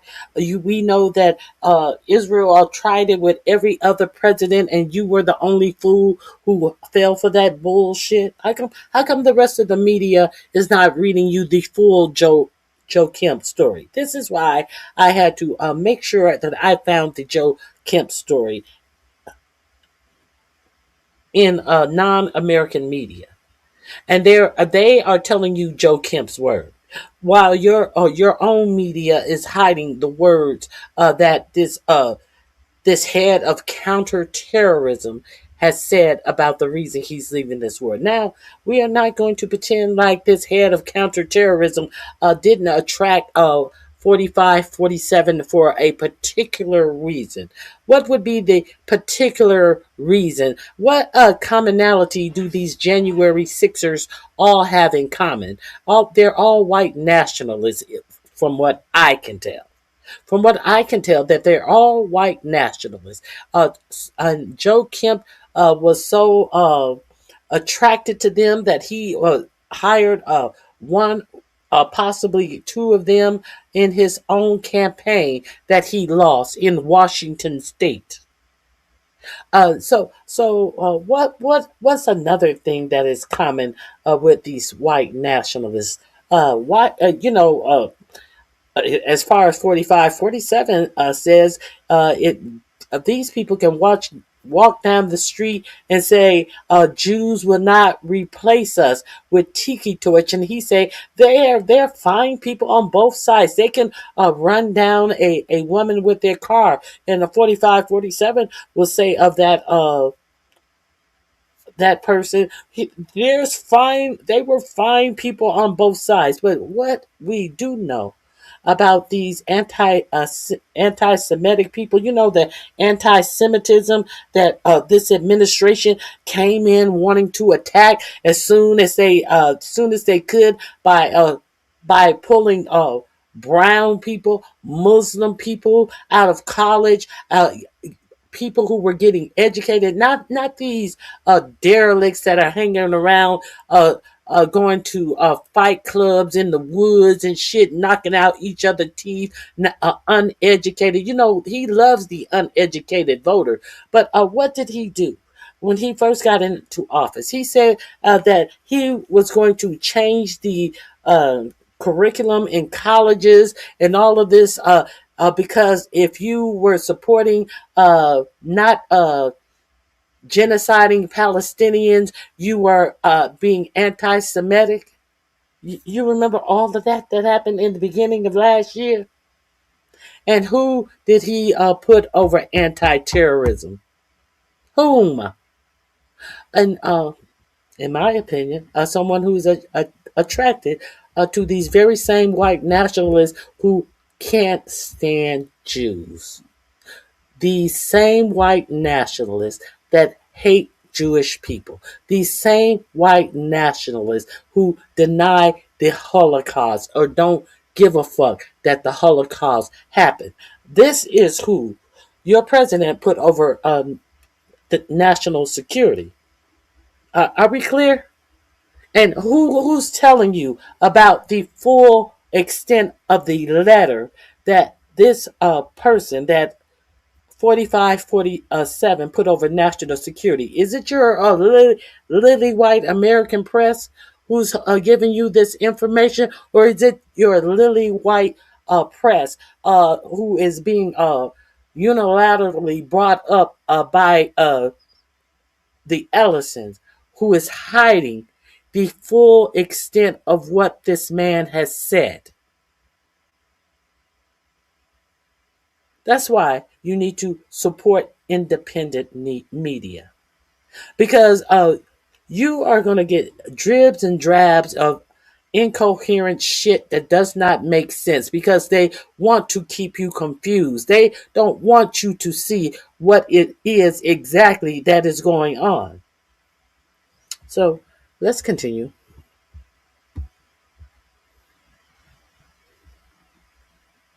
The link is in my the link to this video is in my description box. It's under Joe Kemp Resigns. If you want to peruse it, if you want to enlarge the letter, you can read it for yourself. I want you to have the actual information. That cost our nation the lives of thousands of our best men, and that should you strike now, there was a clear path to a swift victory. This was a lie, and is the same tactic the Israeli used to draw us into the disastrous Iraq war that cost our nation the lives of thousands of our best men and women. We cannot make this mistake again. As a veteran who deployed to combat 11 times, and as a Gold Star husband who lost my beloved wife Shannon in a war manufactured by Israel, I cannot support sending the next generation off to fight and die in a war that serves no benefit to the American people, nor justifies the cost of American lives. I pray that you will reflect upon what we are doing in Iran and who we are doing it for. The time for bold action is now. You can reverse course and chart a new path for our nation, or you can allow us to slip further towards decline and chaos. You hold the cards. End quote. Essentially, what Kent is saying is that US government is being run by the Israeli terrorists. That's exactly. Hold on. Andrew, who is this? Andre Wouvalier, have several seats. Have several seats. Because I am not reporting this. This is what the what was he? What was his? National Security Advisor. These are his words. These are not my words, stupid. These are not my words, stupid. This is who your president put in place. These are his words. Stupid. Have a seat somewhere else other than in my chat as well. Okay, let's continue. Do you see how they get mad when you tell them the truth? All of their fight goes out of them and they attack you. He's reading a letter from this security advisor that quit his job. He's giving you all the real information that your news media hides from you. But you're mad at brown people and black people when they are the ones who are telling you the truth. Exactly what I have to do towards decline and chaos. You hold the cards. End quote. Essentially, what Kent is saying is that US government is being run by the Israeli terrorists. That's exactly what I have been saying all along. US is an Israeli colony. And who is responsible? None other than this deranged occupant of the White House called Donald Trump. In 2024, Joe Kent had told Tucker Carlson that war with Iran would be bloody. Let me just ask you one last question, because he called it 60 years ago. You referred to what a war with Iran would do to the United States. And I don't know that a lot of people in this country fully understand what Iran is as a nation state. It's not Afghanistan. What do you think the immediate and then longer term effects of a war with Iran would be on the United States? Immediately, it would be very bloody. I have no doubt that we could probably defeat some of their air defense and go in there and have another shock and awe campaign. But again, like we saw how the shock and awe campaign in Iraq really didn't actually work in the long run. So I have no doubt that we'd have some immediate results that people would cheer about here in the United States.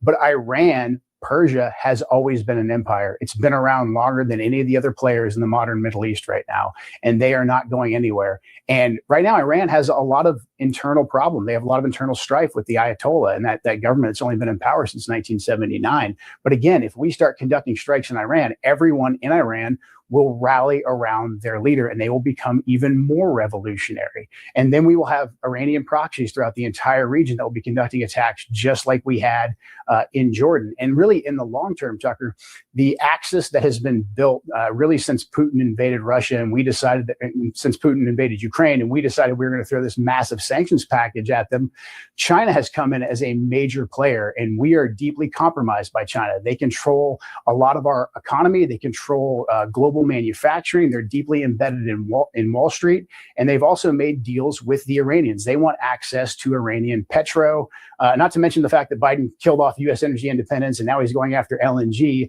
And the world's biggest LNG exporters are Iran, Russia, and Qatar. So this axis would become very powerful. If we get deeply involved and deeply entangled with Iran, we are playing right into China's hands because China would like nothing more than for us to be committing our military industrial base to a war in Eastern Europe, in Ukraine, and then to be committing our conventional military power, our blood and our treasure back in the Middle East. That will make the Pacific, our actual border, extremely vulnerable to Chinese aggression, or China will simply just watch us bleed out economically as we bleed out on the battlefield on these couple different theaters. It's absolute insanity. It's opening up Pandora's box. And again, for what gain to the American people?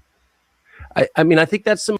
Now, everybody want to talk about politics and Joe Kemp and don't know a goddamn thing about who Joe Kemp is, but they want to talk about Joe Kemp this morning.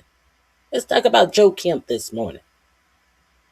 Let's talk about politics that I don't know a goddamn thing about. I'm trying to tell you something. I'm trying to instill something in you. Okay, let's continue. Most reasonable, common sense based, factual assessment I've seen of this from anyone. But how did Trump react? Like a typical loser. He said Kent wasn't worthy of his role. Mr. President, your Director of National Counterterrorism, Joe Kent, he just resigned today. He said he can't support your conflict with Iran. What's your reaction to that? And did you? Well, I read his statement. What is your reaction to this? Okay, your counterterrorism, your top counterterrorist, terrorism person. What is your response to him stepping down after saying he cannot support this war in Iran? What do you have to say, sir? You who put him in that seat. What do you have to say, sir? Let's find out. I always thought he was a nice guy. Counterterrorism, Joe Kent. React like a typical loser. He said Kent wasn't worthy of his role. Mr. President, your Director of National Counterterrorism, Joe Kent, he just resigned today. He said he can't support your conflict with Iran. What's your reaction to that? And did you? Well, I read his statement. I always thought he was a nice guy, but I always thought he was weak on security, very weak on security. I read his statement. I thought he was a nice guy that palled around with January 6th thugs from the Proud Boys. Is that what made him the nice guy? His white nationalism. Is that what made him the nice guy? But I didn't think that he was up to security. Therefore, I put him over what was he again? Not national security. Counterterrorism. I didn't think he was up to security, so therefore I put him over counterterrorism. I understand why Trump loves the uneducated voter, because you voted for someone who the only comeback he has to say is that I put somebody who I didn't think was up on security over counterterrorism for this whole nation. Since we want to talk about Kemp, can we tell the whole story about Kemp? Since everybody want to talk about Kemp this morning. Director of National Counterterrorism, Joe Kent, he just resigned today. He said he can't support your conflict with Iran. What's your reaction to that? And did you? Well, I read his statement. I always thought he was a nice guy, but I always thought he was weak on security, very weak on security. I didn't know him well, but I thought he seemed like a pretty nice guy. But when I read his statement, I realized that it's a good thing that he's out, because he said that Iran was not a threat. Iran was a threat every. Well, if it's a good thing that he's out because he said Iran is not a threat, well, why is Tulsi Gabbard still in? Her intel assessment also said that Iran was not a threat. So he decided to get out because he couldn't stomach your ignorance. But Tulsi Gabbard, she'll eat she'll lick your boots until they're white and clean. And she had the same assessment via all of her employees that had the opportunity to make a threat assessment to the United States, and they said the exact same thing. You, in fact, are the only person who says that Iran was a direct, imminent threat to the United States. Therefore, you decided to go to war with them. And then the next day, Marco Rubio came out and said what? Said that we knew that Israel was going to strike them. And if they struck them, we knew that Iran was going to strike us. So instead of us telling Israel, do not strike Iran or they're going to strike us. No. We are such the bottom bitch to Israel that we had to say, okay, well, if you going to strike, I guess we going to strike too. And we're supposed to be the greatest nation, the strongest military, and we are paying bottom bitch to Israel. Why exactly is that happening? Why? Every country realized what a threat. Don't we pay Israel? Aren't we the ones who are sending Israel billions of dollars as our American citizens go without and are dropped from health care insurance? And as everyone in Israel can go to free colleges and have free health care? Aren't we paying them? And you mean to tell me we have to go to war whenever they tell us to, with whomever they tell us to go to war with, even when our own national security is telling us these people are not imminent threats? Why are we doing any and all of the things that this nation is doing? The question is whether or not they wanted to do something about it. And many people, many of the greatest military scholars are saying for years that President should have taken out Iran because they wanted a nuclear weapon.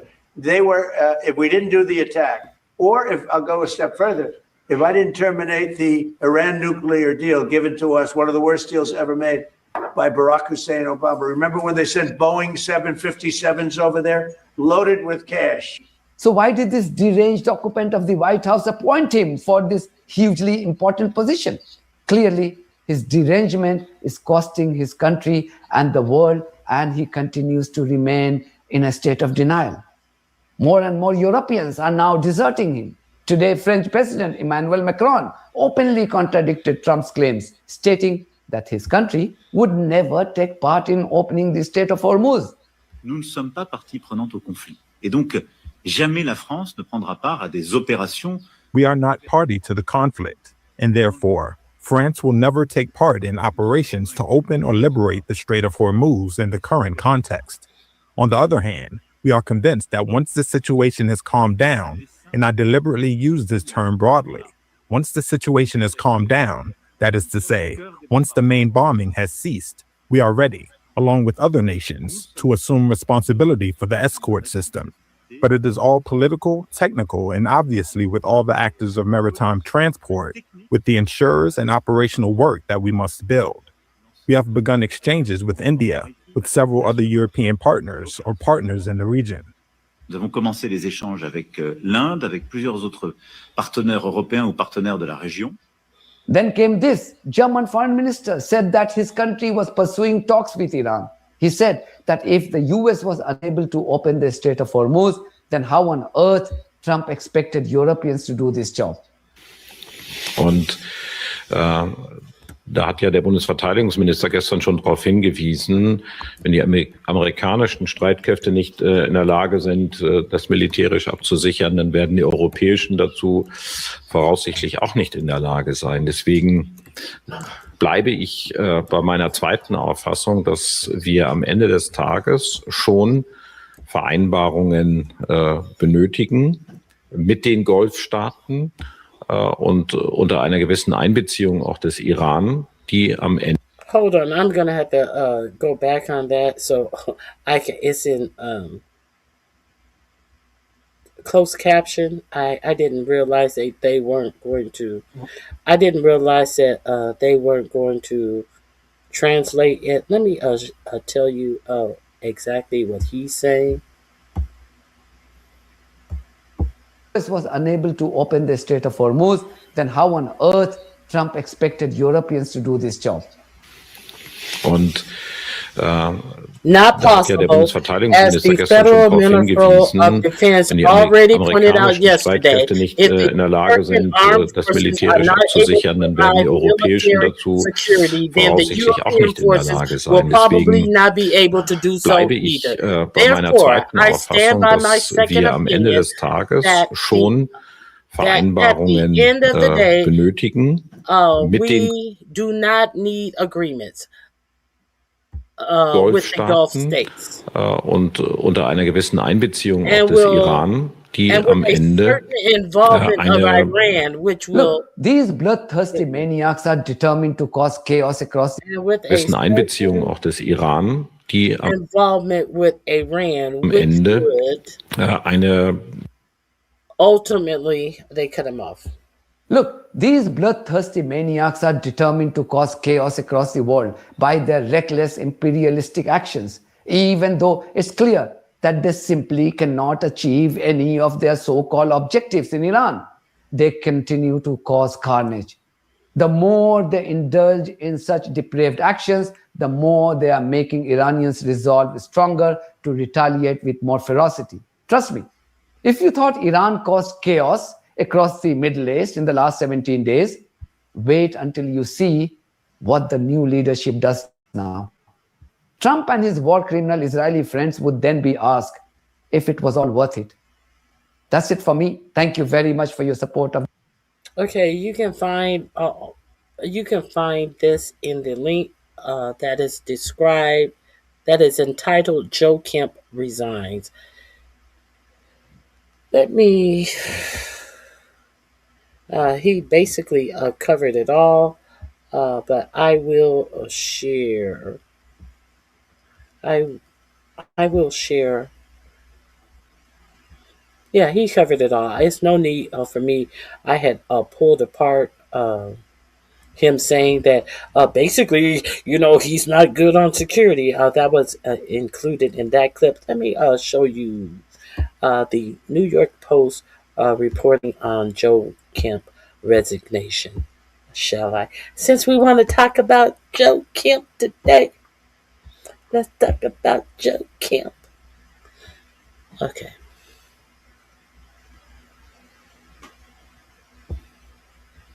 Let's talk about the counterterrorism czar resigning. This is via the New York Times. In a shocking twist on the home front of the Iran war, one of Trump's top counterterrorism officials has called it quits, writing in a letter to the commander-in-chief that he could not, quote, in good conscience support the ongoing war in Iran, and blamed Israel and its, quote, powerful American lobby for pressuring the U.S. to attack. The quitter, Joe Kent, who served as the director of the National Counterterrorism Center and was a key deputy to Director of National Intelligence Tulsi Gabbard, posted his resignation letter on X. I support the values and the foreign policies that you campaigned on in 2016, 2020, 2024, which you enacted in your first term. Until June of 2025, you understood that the wars in the Middle East were a trap that robbed America of the precious lives of our patriots and depleted the wealth and prosperity of our nation. Early in this administration, high-ranking Israeli officials and influential members of the American media deployed a misinformation campaign that wholly undermined your America First platform and sowed pro-war sentiments to encourage a war with Iran. This echo chamber was used to deceive you into believing that Iran posed an imminent threat to the United States and that should you strike now, there was a clear path to a swift victory. This was a lie and is the same tactic the Israelis used to draw us into the disastrous Iraq war that cost our nation the lives of thousands of our best men and women. We cannot make this mistake again. Kent, an Army veteran and two-time Republican congressional candidate, went on to write that he couldn't support sending troops to fight and die in a war that served no benefit to the American people, referencing his wife Shannon, whom he claimed was killed in a war, quote, manufactured by Israel. According to the BBC, Shannon was a Navy technician who was killed in 2019 during a suicide bombing in Syria.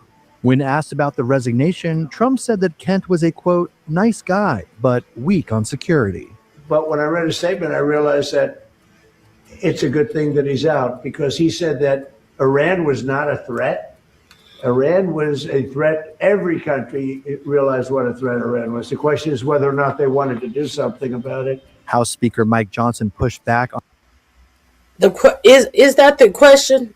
You mean to tell me Iran was always a threat, but it was a question of whether or not they wanted to do something about it? But you told us that there was no question that they were already doing something about it. So, but there was a question of whether they were going to do anything about it. Was it really? Well, then why are we at war if there was a question that has not been answered, because you have not presented any proof to answering this question if they wanted to do something about it or not? Okay.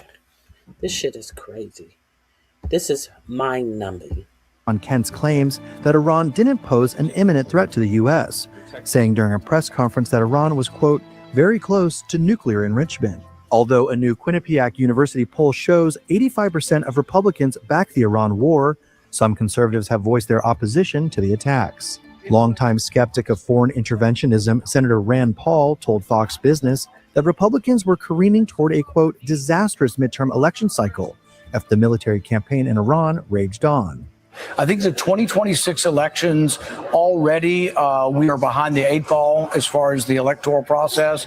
I think if you add in high gas prices, high oil prices, and if we are still bombing Iran with kinetic action, people don't want to call it war, but if there's still kinetic action that causes oil to be over $100, I think you're going to see a disastrous election. Now, 3 weeks into the war, the Trump administration has been coy about the timeline for the war, with the president telling Axios, anytime I want it to end, it will end. Trump has said that Iran is begging for an end to the war, but he's not ready to strike a deal with Tehran until they get serious about the proposed terms.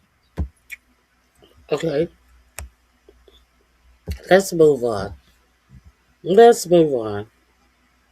I have something else that I would like to share with you about Israel. Here we go.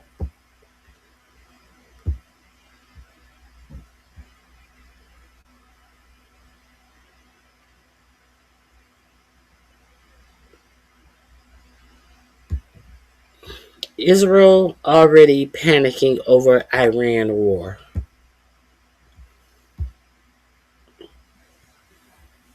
This is from Breaking Points.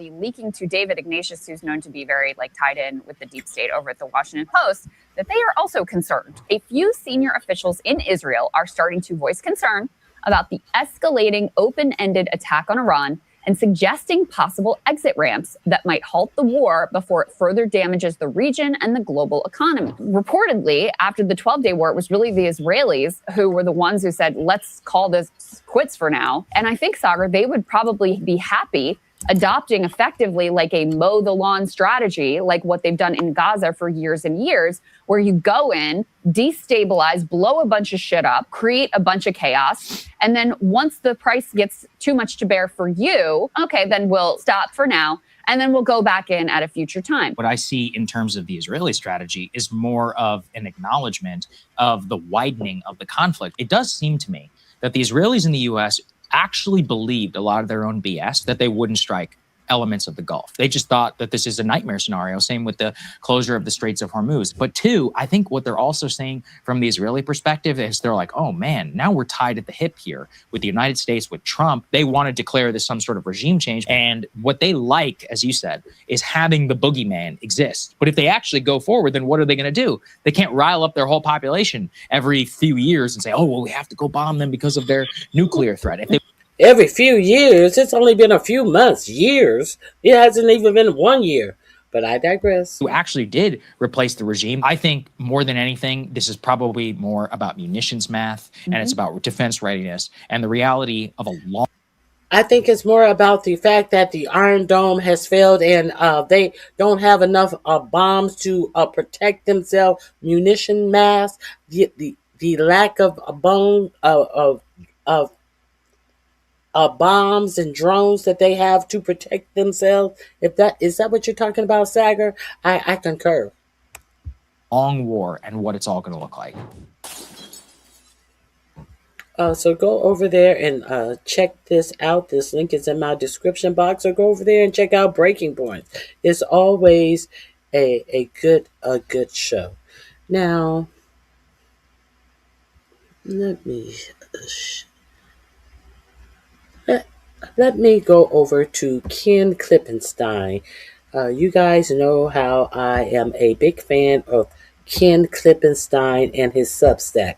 It was way back in, I believe it was February of 2025, that I read over on Ken Klippenstein Substack that America and Israel were doing some type of military action near the Iranian border. And it was Ken Klippenstein that said way back then that the Americans and Israel were about to go to war with each other. So Ken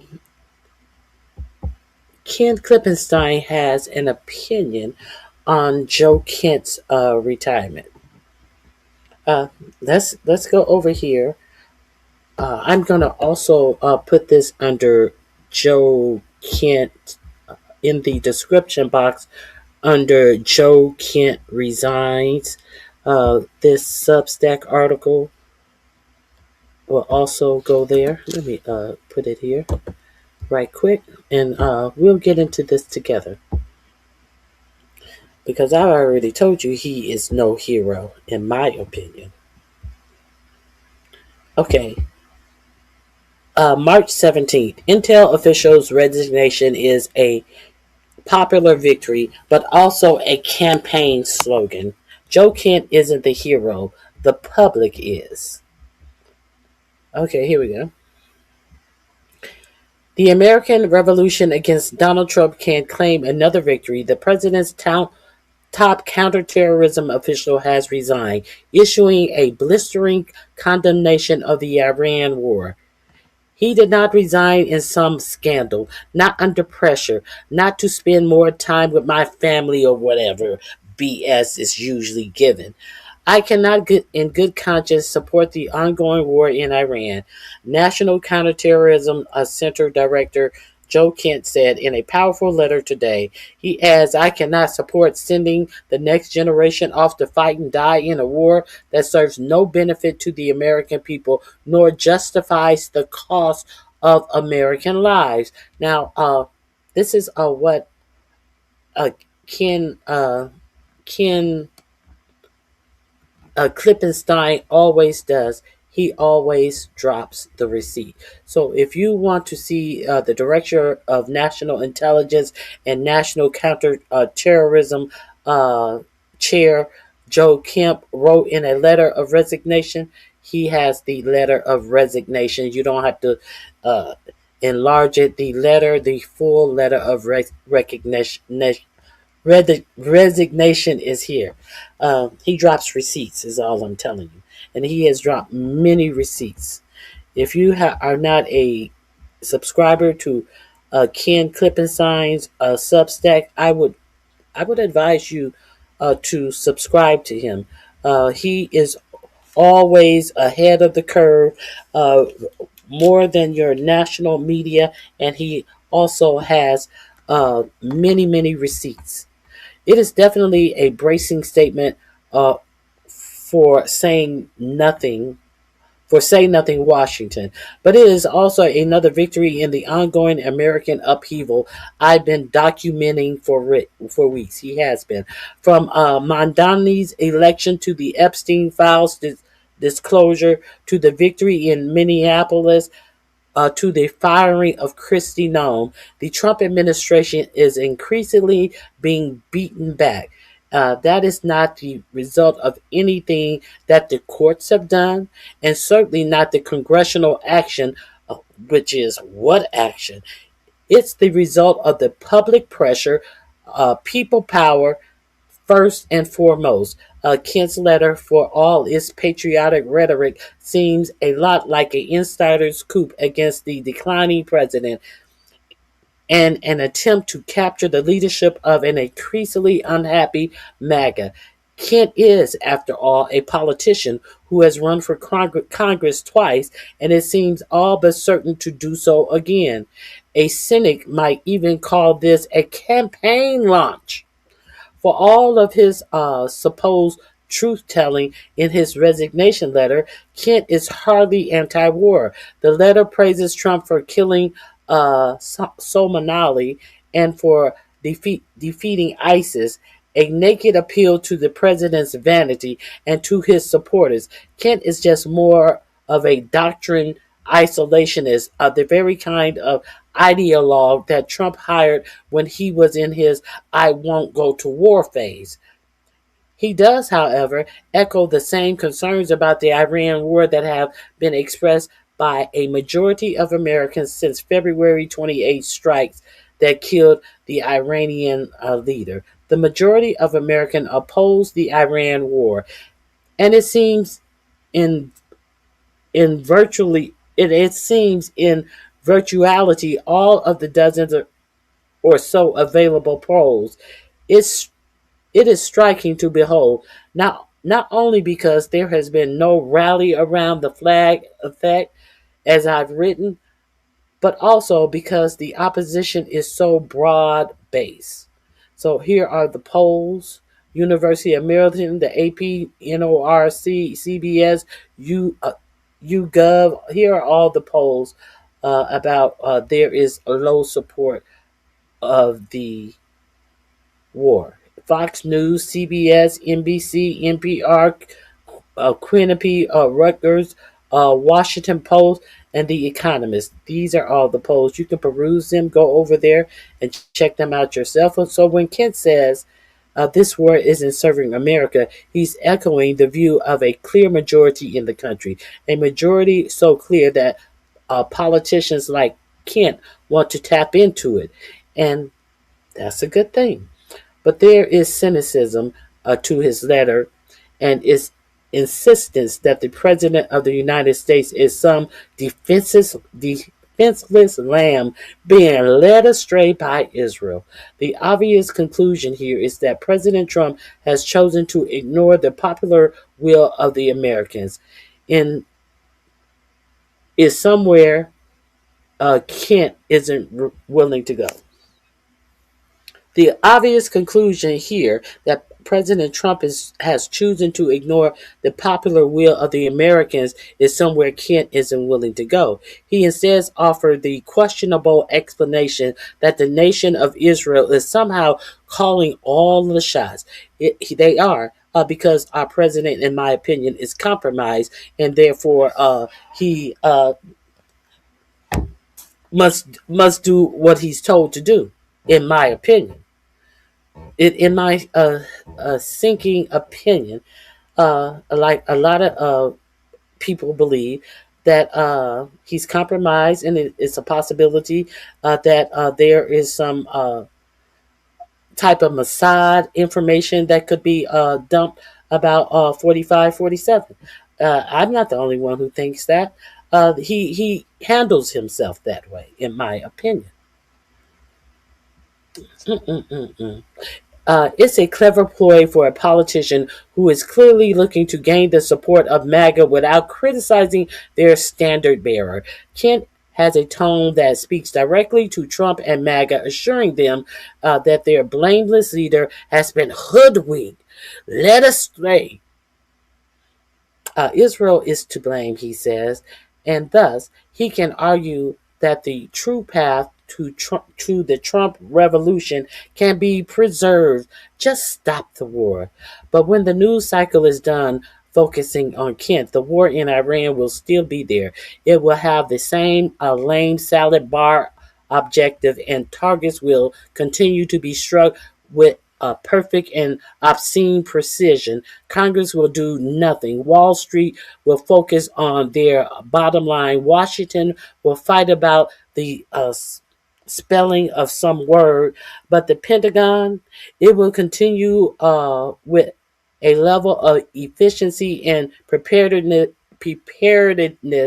that has come to characterize war in the current era, and industrial efficiency that no president can seem to resist. People who read his letter might be surprised,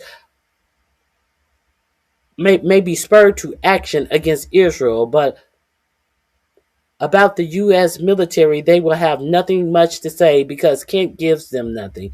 The ease with which the military can now aid by modern technology and AI rapidly put together a plan for attack, bomb with relative impunity, and destroy lots of targets is the lingering problem for the future. Barack Obama was similarly seduced by the ability to kill with drones, and then undertook assassinations from the air, driven largely by the seemingly success, and buoyed by the low risk enterprise. It is true that Prime Minister Benjamin Netanyahu agitated for war, but the Israeli military is operating more and more of its mind with the U.S. military. The two countries have shared a common war plan against Iran since the Biden administration. That level of cooperation has solidified under Trump, driven more by a true affinity and affection for the technology and operationally sophisticated friend than anything Donald Trump or Benjamin Netanyahu has ordered. A senior intelligence official tells me that rather than Trump, it is Hegseth, a self-described warrior, who is most susceptible to Israeli influence. For a keg breath who only wants the warrior answer, Israel swagger and combat competence is catnip, the officer says. I bet it is. The source adds that while Trump loves a winner and he loves action, it is keg breath and his impunctuous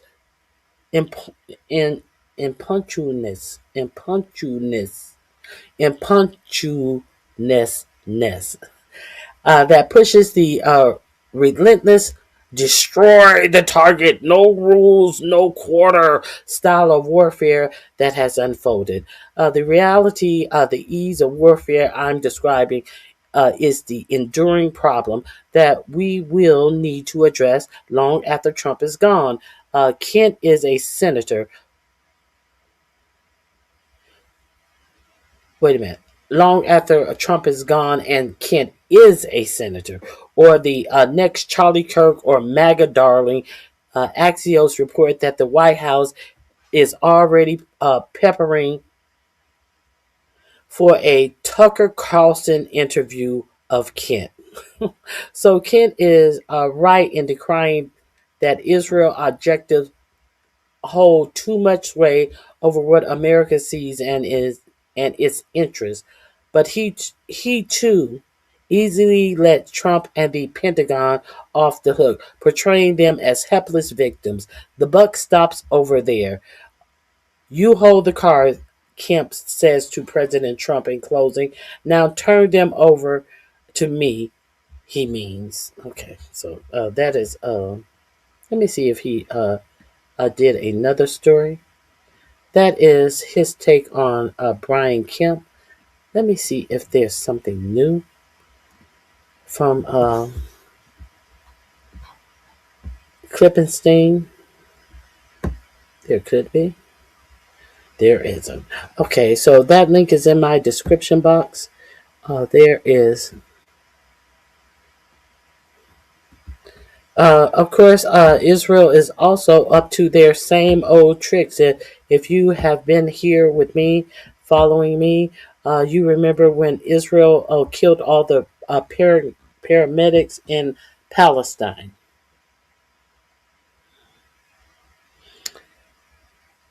And then they denied that they killed the paramedics. And then they found the paramedics. And then they dug up the bodies of the paramedics. And then one of the paramedics, then they said, oh, well, they shot him, but they did it by mistake because they didn't have their lights on. And then they found the phone of one of the paramedics who actually recorded their own demise. And what did you see blaring? Their lights. So what are they up to in Lebanon? Of course, they're up to the same thing. They are targeting paramedics that are coming to the rescue. This should not surprise you.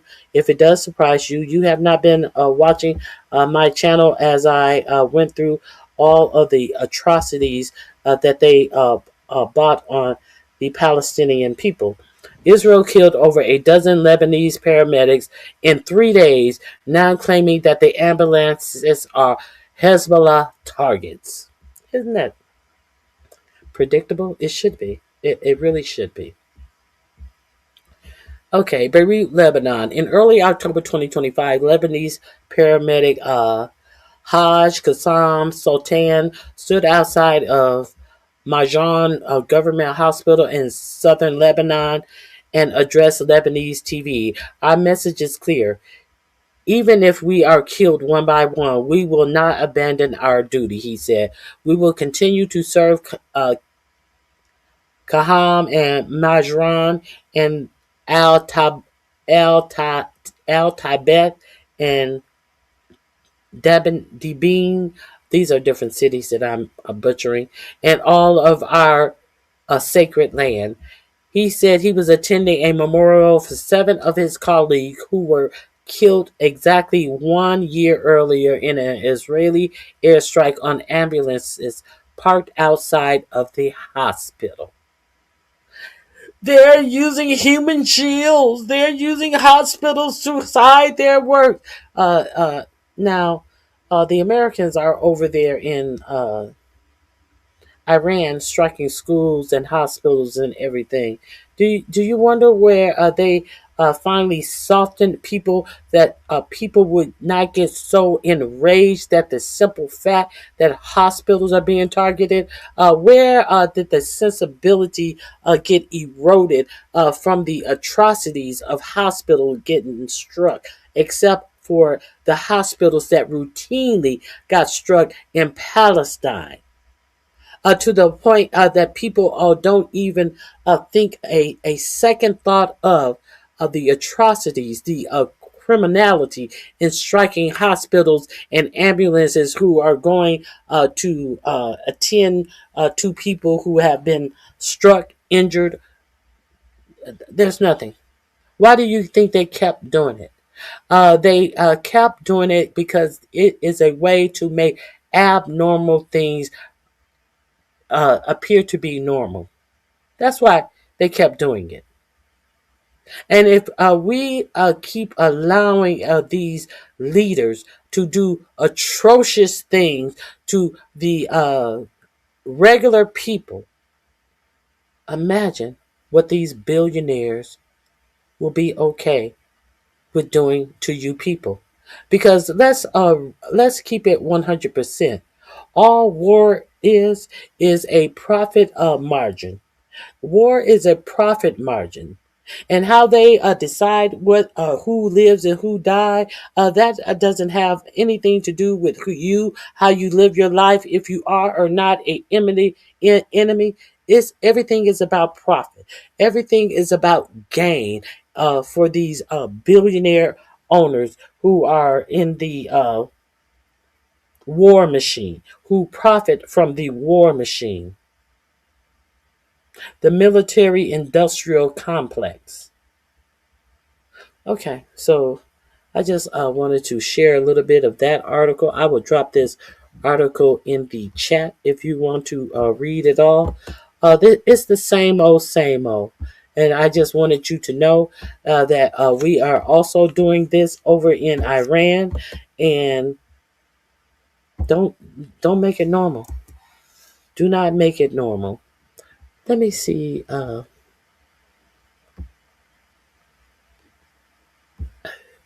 Yes, I got that.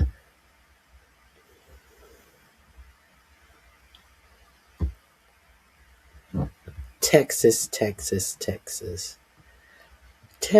is taking away black jobs. Where is that article on Texas?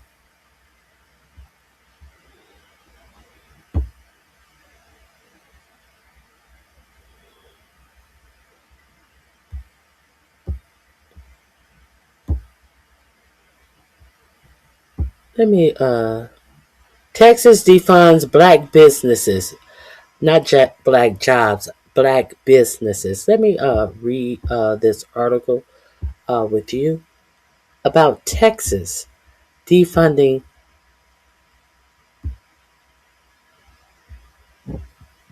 $250 billion a pipeline for black businesses.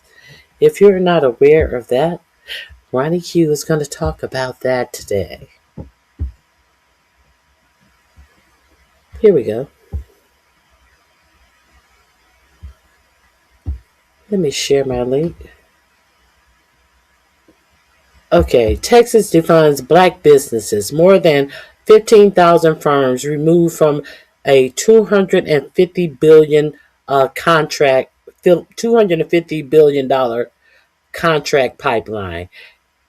A Texas rule change removed more than 15,000 minority business from eligibility for a $250 billion state contracting pipeline.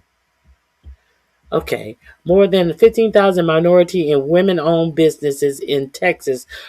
If you don't think DEI matter, they said minority and what? Women. They didn't say minority and minority women. They said minority and women. And as we know, women, white women, are the people who excelled more because of civil rights initiatives and DEI initiatives. So let's be clear on what is being said here. Remember, they hate DEI so much, white women, you are losing as well. If you don't know now, you know. More than 15,000 minority and women-owned businesses in Texas were suddenly removed from eligibility for a state contracting pipeline worth roughly $250 billion, triggering a lawsuit and raising questions about whether regulators and attempted to override protection previously written into state law. No more DEI. They can't override it. Trump put out an executive order, so they feel that they can override a previous law. What are you talking about? The controversy centers on changes to Texas historically underutilized businesses (HUB) program, which was created to ensure minority-owned companies have access to government contracting opportunities. Critics says that the regulatory charge effectively dismantled those protections and wiped thousands of certified companies from the system almost overnight. Roland Martin broke down the controversy on Roland Martin's Unfiltered, speaking with Mr. Davis, president and CEO of the Global Black Economic Forum, and Miss Williams, a business owner and one of the plaintiffs challenging the move in court. Davis said the scale of the decision immediately raised alarms. More than 15,000 businesses were essentially wiped out of eligibility overnight. He said, arguing that the move threatened the economic stability of thousands of minority-owned firms that rely on state contracts. The HUB program was designated to expand minority participantship in public procurement. The regulatory change removed thousands of companies. Okay, you keep repeating the same thing. Williams said the consequence for business owners were immediate. For many companies, she explained, state contracts are not simply opportunities, but the backbone of their operation. Losing certification means losing access to contracts businesses spent years working to secure. Davis said the lawsuit challenges whether the state regulators attempted to override a law previously passed by the Texas legislators to protect minority participation in government contracting. Well, of course it did. It is about economic justice, he said. Martin noted the scale of the contracting system involved. Texas spends roughly $250 billion annually on state contracts, making access to the pipeline one of the most significant economic opportunities available to small businesses in the state. Advocates say removing thousands of minority-owned firms from eligibility would have rippling effects far beyond the businesses themselves. It affects employees, families, and entire community, Davis said, warning that the dismantling access to contracting opportunities could erase years of economic progress. So here's the link to this article. Texas is being Texas. First, they gerrymander a working woman out of her Senate seat, and then they gerrymander black professionals out of their jobs, and then they say we don't want to work. This is in my link under Texas jobs gone.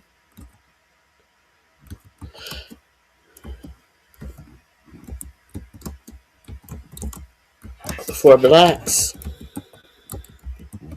they getting rid of them black jobs. Remember them black jobs that 45, 47 talked about? That he said Harris was going to take away the black jobs. It seems like he's taking away. No, that would be. Hold on one second. Governor Hot Wheels is taking away those jobs.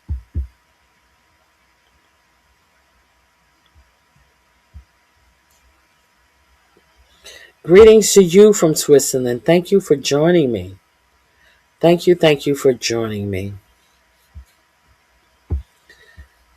I appreciate you being here. So let me share something else that I wanted to talk to you guys about today.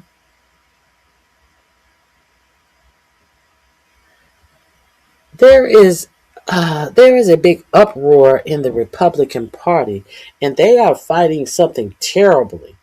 Mark Levine, a little bit of, what's the guy with the eyebrows? The Israeli guy with the eyebrows. The Benny Johnson. Is it Benny Johnson? No, it's not Benny Johnson. It's the other guy. I forget his name. I'll get to it. And Tucker Carlson, Mike Levine, and hardjaw Megan, not Megan McCain, Megan Kelly. They're talking. Megan Kelly is calling Michael Levine a micro-peen guy and all types of stuff over Republican politics. So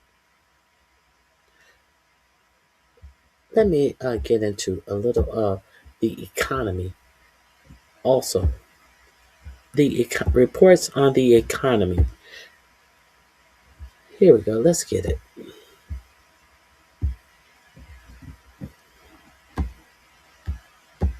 boasts. This is the point we are now at. And yeah, I actually saw. So what we're witnessing right now is a total collapse of Donald Trump and his people. And you're seeing it as it's all recorded live and in public. And I want to show you guys what's going on. So first, this is an observation on Trump. You can fairly accurately track Donald Trump's mental decline by the increasing length of his boasts. This is the point we are now at.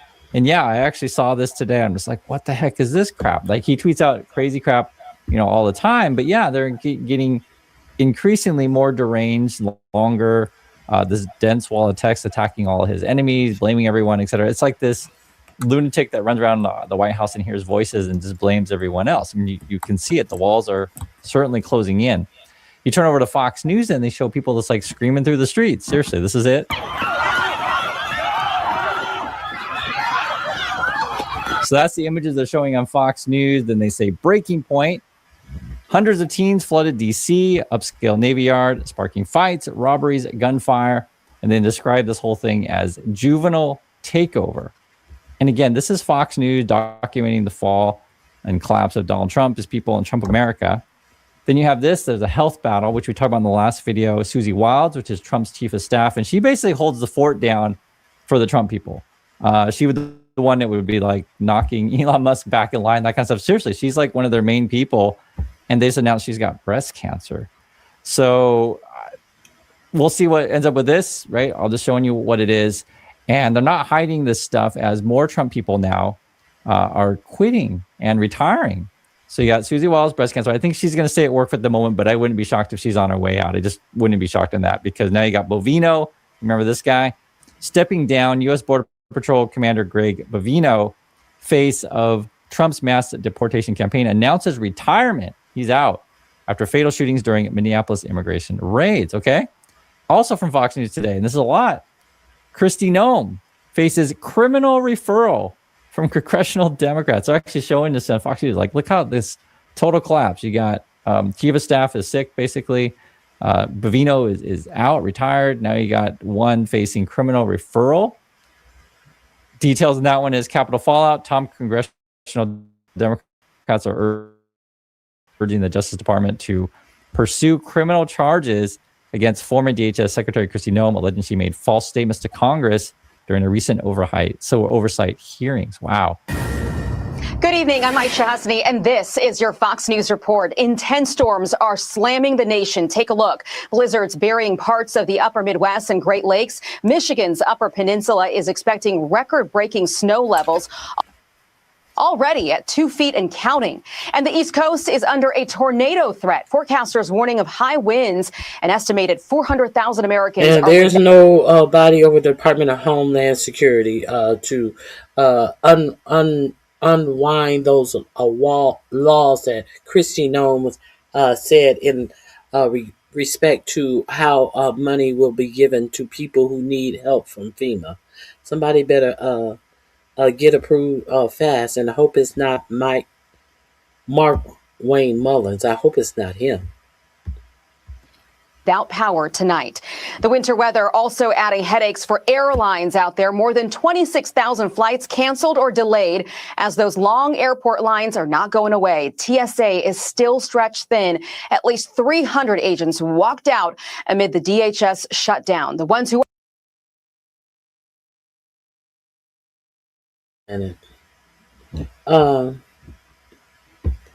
Hey you. DMR. Why are you so dumb? Why do you come in people's chat and actually write when you know you're stupid? It's not LIERS. It's LIARS, you dummy. And because you are unintelligent, please sit down in my chat. Hit the like button and keep your fingers to themselves. If you write something else in my chat because you're so stupid that you can't spell the word liar when you're trying to say that everyone's a liar, what we will say about you is you're a dummy. So don't write in my chat anymore, but hit the like button. And you can Cash App me. See if you can get your fingers to type $RonyiQ. You can Cash App and support the channel as well. I always accept support. Let's continue. Who are showing up are doing so without pay. President Trump is trying to reopen the Strait of Hormuz as Iran threatens more attacks on trade ships. The U.S. is now calling on other countries like China to help secure the key oil route. That's where we're at. That's what they're showing you on Fox. That's where we're at, where like you got tornadoes, you got blizzards, you got people without power, you got waits at the airline, you got people not getting paid. Now we're begging China to help us out. Seriously, this is where we're at. Numerous countries have told me they're on the way. Some are very enthusiastic about it, and some aren't.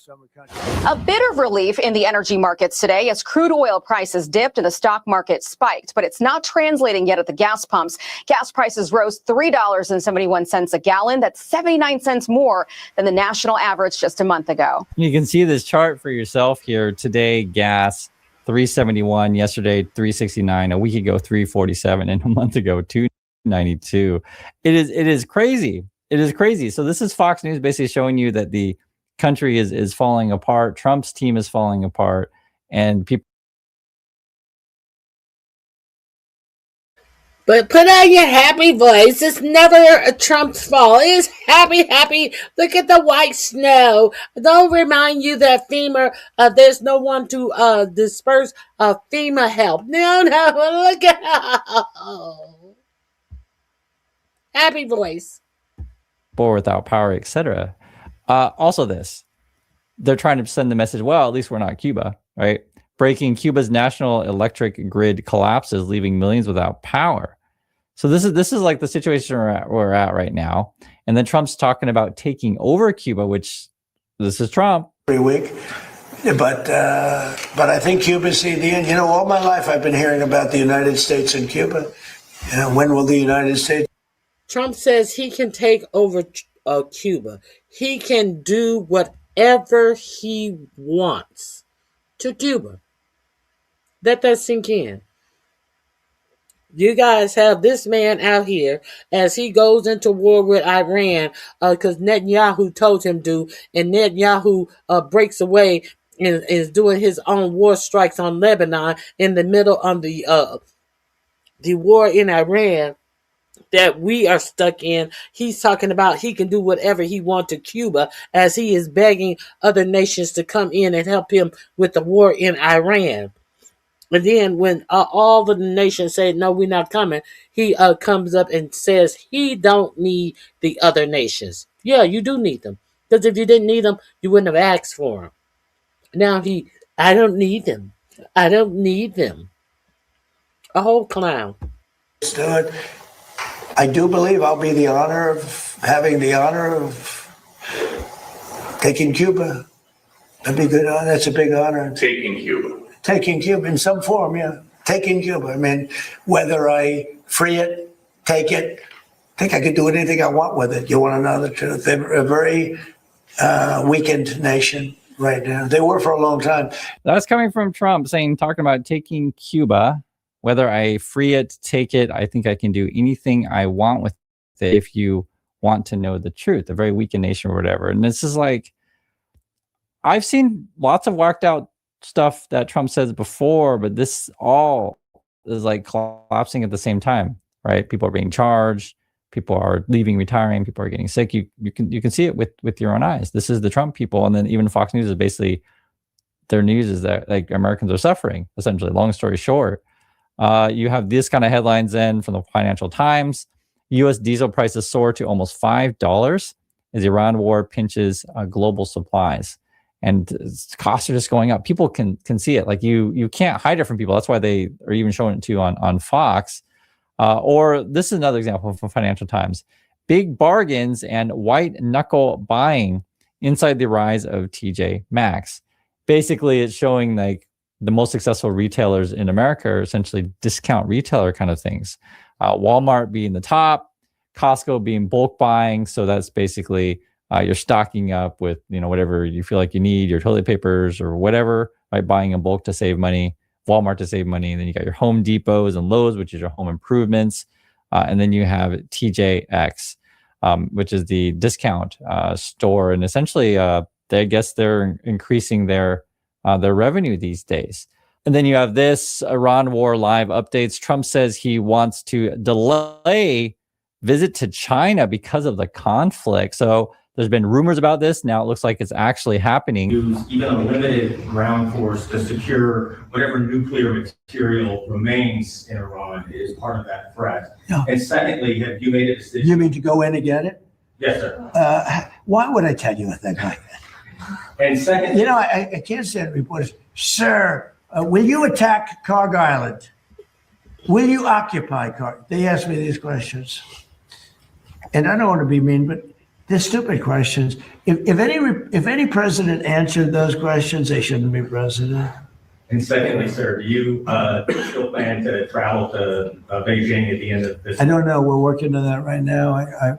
We're speaking to China. I'd love to, but because of the war, I want to be here. I have to be here, I feel. You don't want to be here. and- He doesn't want to be here. He's mad that China didn't bow down and said, okay, yeah, we're going to go in and help you. Our adversary. After I'm going to put a 15% tariff on China. I'm going to put a 30% tariff on China. China said, fuck you. And now you have no leverage whatsoever, no way, no how.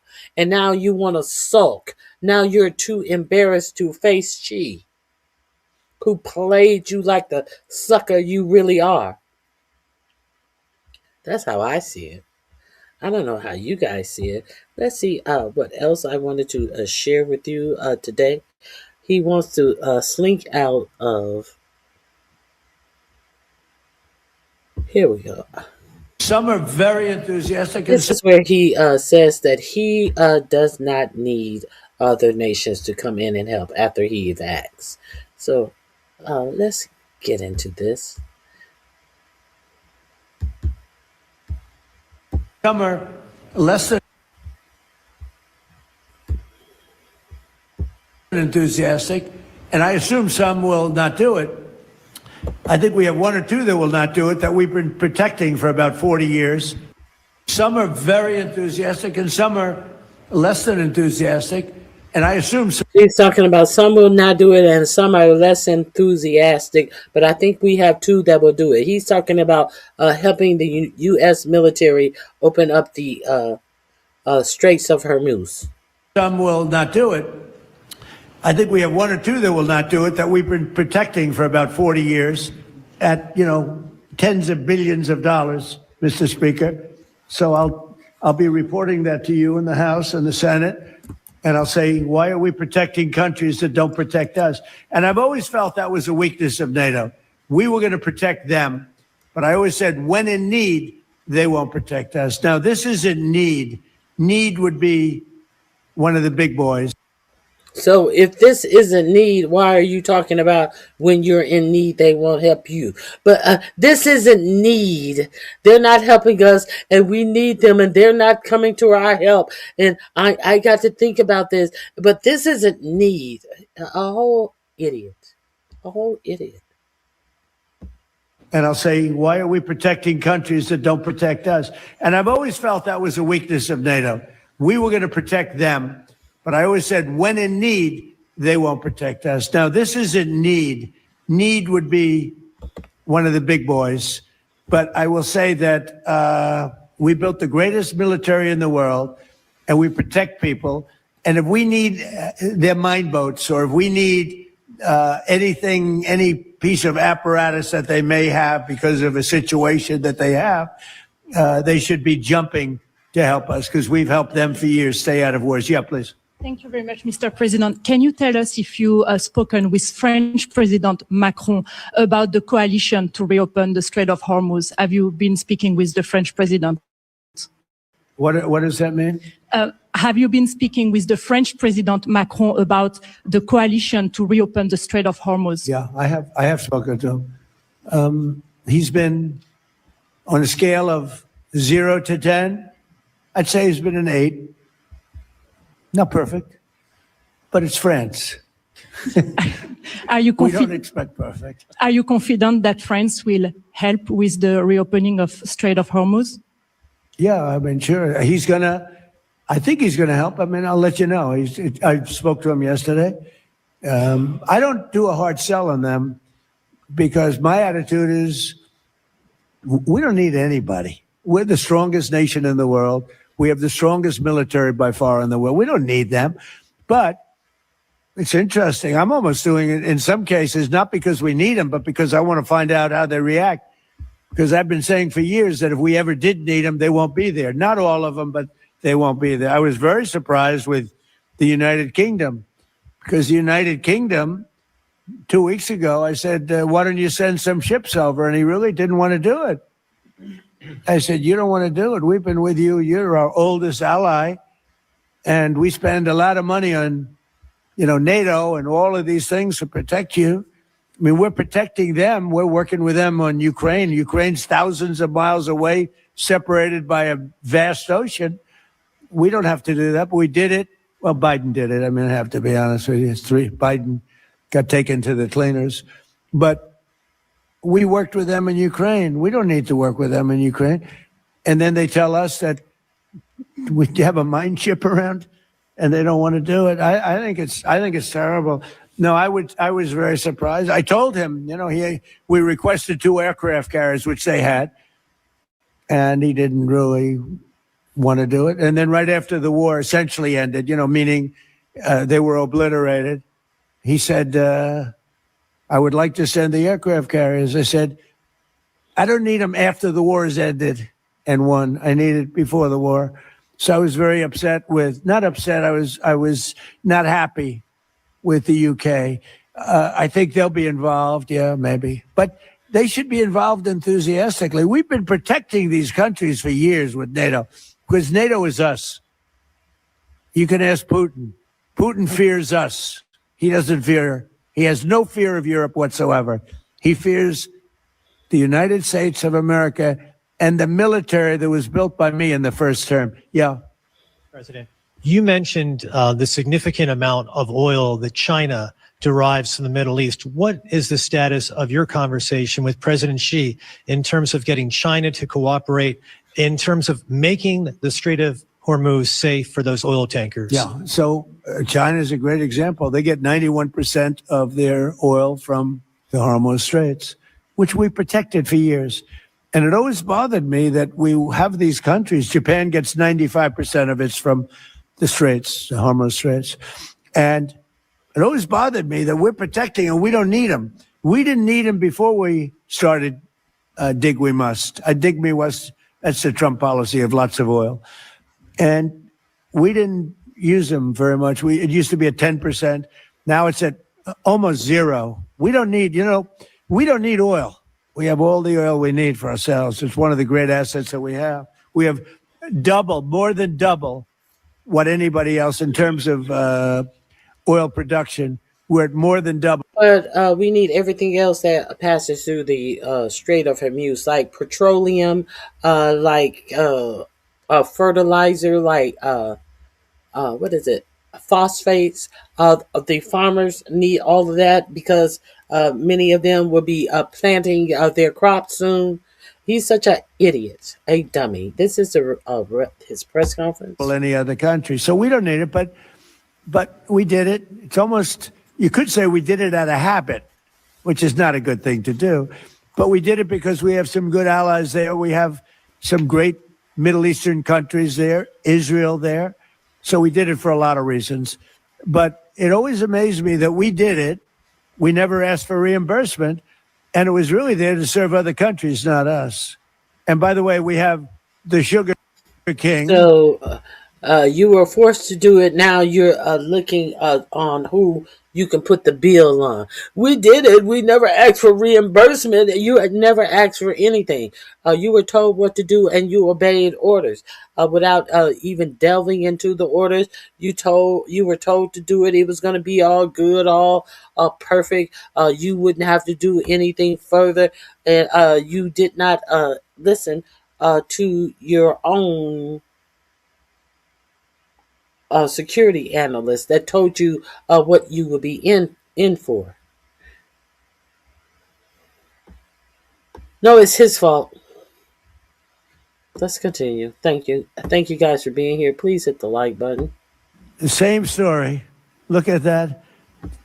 Alfie Van Hoel. Alfie, thank you both very much. It's, huh? That's Pepe, yeah. Pepe. Hi, Pepe. How are you? How are you? Is Alfie in the backstage? Huh? Is he sitting back there waiting for you? No? You doing all right? Pepe is a great friend of all of ours, I think, in the room. Tremendous. And we appreciate you being here. Great to have you. Thank you. Mr. President, honored. That's great. Both of you. Thank you very much. So go ahead, please. Mr. President, you've said that Iran does want to make a deal. Now, into the third week of this bombing campaign, what would that deal look like? What are the ask that you're making of the government? They want to make a deal. They're talking to our people. I don't know if they say that to you. Maybe they do, maybe they don't. Don't forget, they are a country that for years, I didn't know this until recently, they're a country based on disinformation. And now they're using disinformation plus AI. And that's a terrible situation. That's a terrible situation.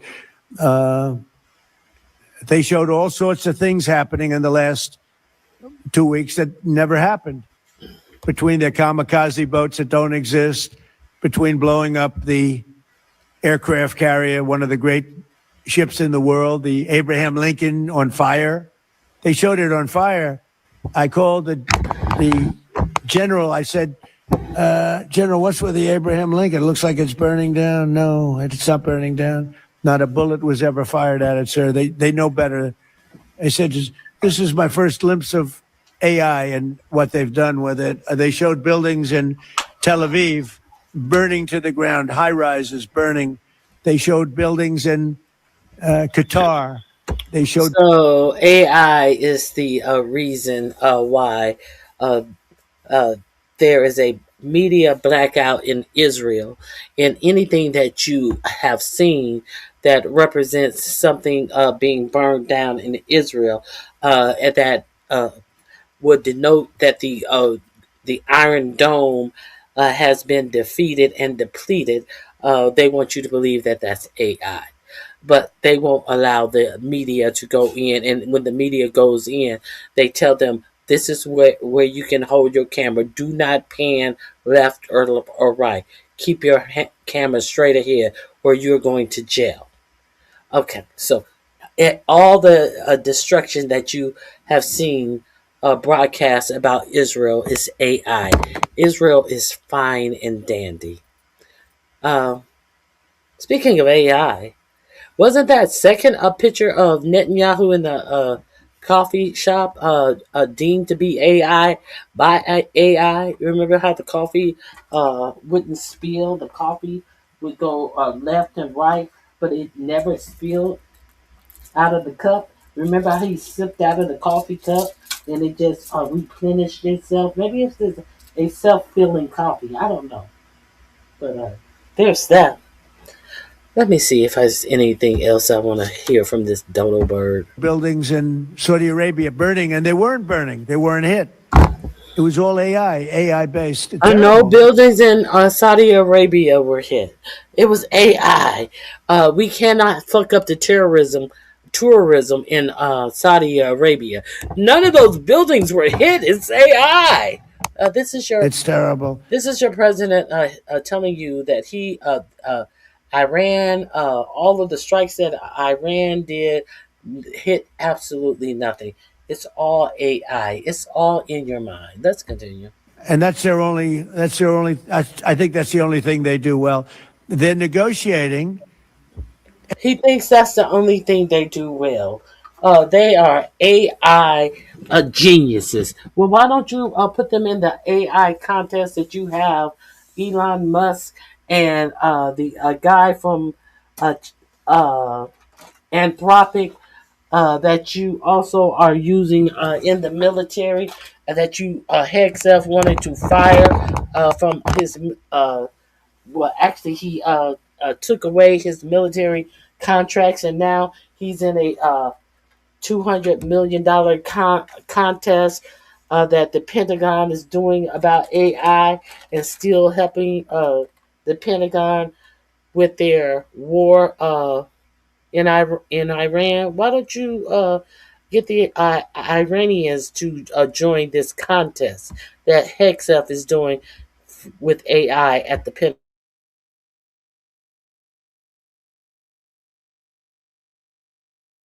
And we always talk. Somebody said, well, would you talk? Why would you even talk to them? I talk to everybody because sometimes good things come out of it. But I don't know if they're ready yet. They're taking a pounding. I don't know if they're ready yet. And we don't even know their leaders. Look, all of their leaders are dead, as far as we know. But they're all dead. We don't know who we're dealing with. We knocked out the first group. Then the second group met, 88 met to pick the leader because the first group was all dead. And the second group got knocked out. They're all dead. Then the third group met. I would think they're a little nervous about meeting. I don't know if they're nervous. Maybe they're not. Maybe they're crazy. If they're not nervous, then they're crazy. But we met with the next group, but we don't know who their leader is. We have people wanting to negotiate. We have no idea who they are. Yeah, please, Peter. Thanks, President Trump. What are your advisors telling you about the Ayatollah's son, the new supreme leader? What are they telling you about Well, it's not only them, it's you people. I mean, a lot of people are saying that he's badly disfigured.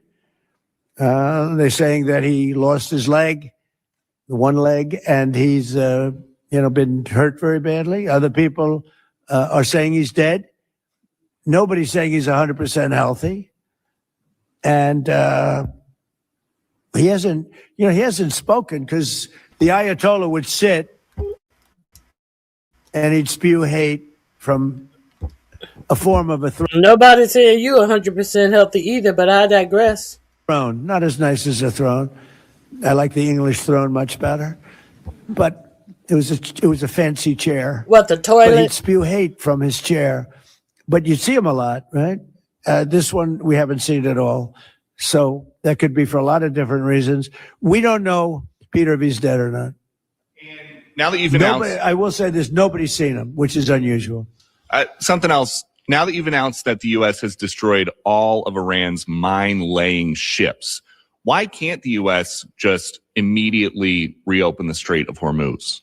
Well, we could, but it takes two to tango. We have to get people to take their $1 billion ship and drive it up. If when Pepe has his big sugar ships coming around. Who the fuck is Pepe? Why don't you get one of your rich billionaire friends to drive one of their ships up through there? Since you have destroyed all their mine dropping ships, since you are escorting ships through, the area is full of ships right now. Who the fuck is Pepe? Well, once we get Pepe, who the fuck is Pepe? He's a clown. They cost $1 billion. And we say, I think it's okay now, Pepe. So they have a big tanker ship that costs $1 billion. And Pepe is the captain of the ship. Is that what you're saying? Your ship, drive it through the Strait of Hormuz. He may say, let me wait a little while. Because it takes ship owners and these ships are very expensive. They can cost up to $2 billion. So they don't want to take a chance that, gee, I think you'll be okay. They got to know it. So they don't have to set, we don't know if they even set any mines. But the thought that they may have is enough to keep people from saying, we don't need it. Now, we are pounding that area, that coast, as you know, left side. We're pounding it, like really pounding it hard. And again, they may have no mindset. We don't know if they have set any minds. They may have no mindsets, but we have taken care of all the minds. But Hexef said the strait is open except for all the Iranians who are attacking ships. Which one is it? We hit every one of their mine droppers. They call it the mine layers, right? The ships. They're pretty sophisticated ships. Every one of them is gone. But it only takes one. So it's a little unfair. You know, you win a war, but they have no right to be doing what they're doing. But we're hitting them very hard. And today is a big day where we're pounding a certain area that has very much to do with the strait. And I think we'll get it going very soon. In addition, we do have other nations coming in. You need people to watch and people to see. We have other nations coming in. Yes, please. If the United States is working to secure the Strait of Hormuz for the benefit of other countries like China, and our allies aren't yet stepping up to your standard, is the United States getting back to being the world's policeman? He just said we have other states coming in. Did you not him just say we have other states coming in? He just said that. Now, let's see this devolve into we don't need them. If the United States is working to secure... We do with the strait, and I think we'll get it going very soon. In addition, we do have other nations coming in. You need people to watch and people to see. We have other nations coming in. Yes, please. If the United States is working to secure the Strait of Hormuz for the benefit of other countries like China, and our allies aren't yet stepping up to your standard, is the United States getting back to being the world's policeman? Look, the United States should not be very much involved. They can on a certain basis. They've been doing it for a long time. But I've always said, if you look back years ago, I said, why aren't we being reimbursed? You know, these are the richest countries in the world. Why aren't we being reimbursed for maintaining the Hormuz Strait? And why aren't we being reimbursed for opening up the Hormuz, the Strait of Hormuz, after we were the reason why it was shut down because we decided to strike Iran, and Iran shut down the straits to cripple the world economy? Why would the world economy pay you to fix something you broke? Do you hear this? Make this make sense. A man fucking up the world economy and think he should be paid to get it back in working order after he broke it for absolutely no reason, in my opinion. Why aren't we being reimbursed for that? I've said that for years. You can go back. They reported on it yesterday. I've been saying a lot of things about the straits. Number one, I said it's the one advantage they have. But that's a suicidal advantage because they kill themselves more than they kill the rest of the world. And there are things you can do with time. There are other things you can do. But I think we're going to have the situation straighten out pretty quickly. And I think we're going to have some good help. And I think we're going to be disappointed in some nations too. And I'll let you know who those nations are. One of your advisors, David Sachs, said the other week that the U.S. should, quote, declare... What do other nations owe you? Did you inform other nations that you were going to make this strike? So what do other nations owe you? Don't inform me about shit. You didn't inform the other nations. And you said we don't need the gas, but they are the ones who are closer to the gas, who get the gas from there. They are the one who need the gas. You didn't inform them about nothing. This man is over the top.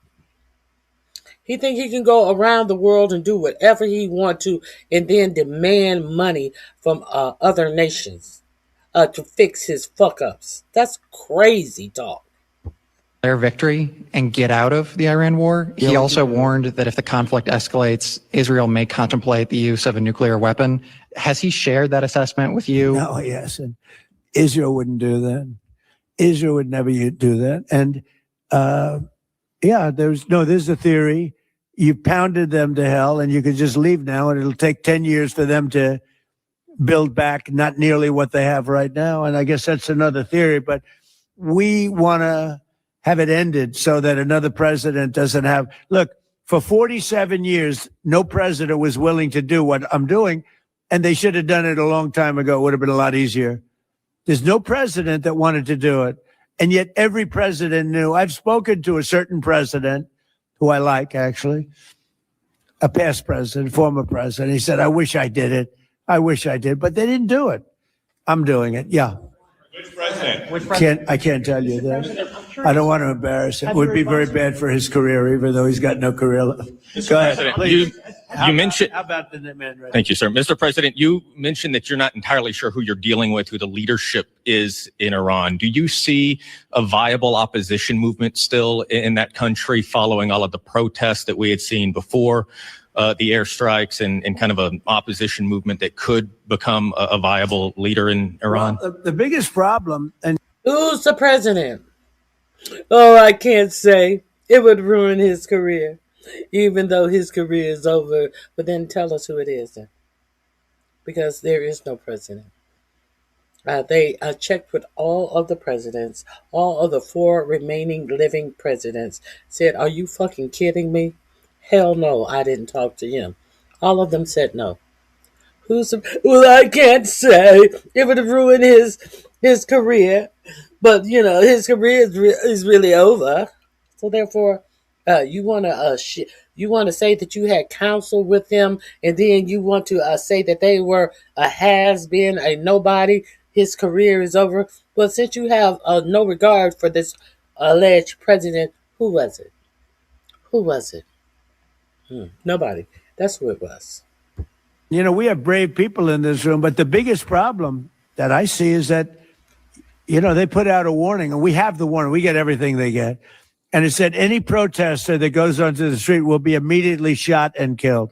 This is a little tougher than the American way. This is not quite as tough as, nobody can believe it.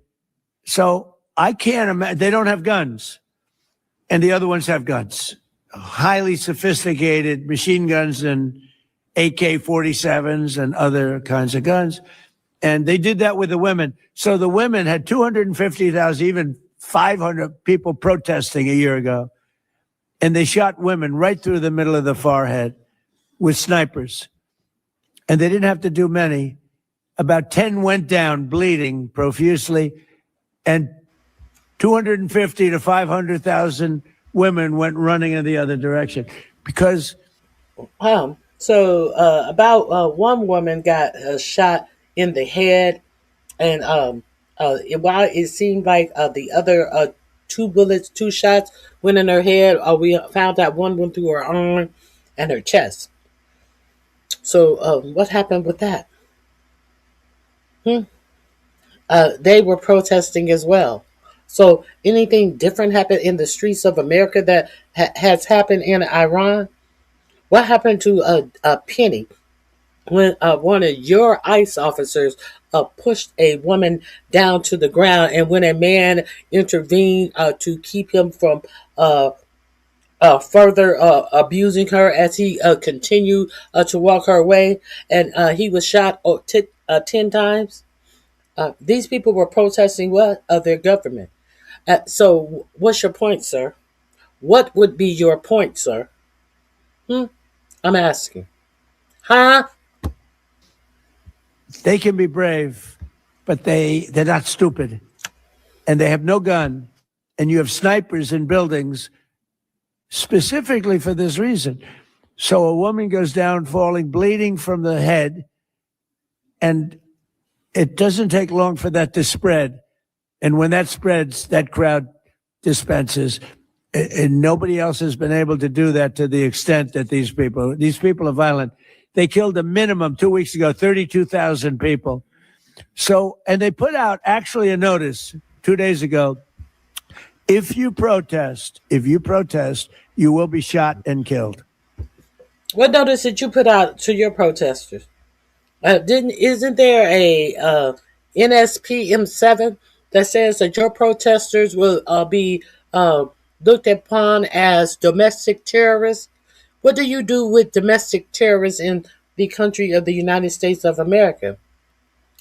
And speaking of those 30,000 people, who counted those 30,000 people? Definitely a lot of people lost their lives, but it is speculated, is the number is up in the air. However, let's get to the real point. Why was it that those 30,000 people came out to protest? Because why? You, who had 2 of your own citizens shot dead in your streets, told them to come out and protest and that you would have their backs. Did you have their backs when they came out and protest? Did you have their backs? Or or was this by design so you can further say, look what they did? But you told them to come out and protest and that you would have their backs. And at the time you were saying that, I found it odd because you didn't have the backs of the American people who were protesting or who lost their lives when they were protesting our own government. But for the president of our own government to tell another country's people to go out and protest and he got their backs, but you didn't have the American people's back. So was that a setup? You got to think.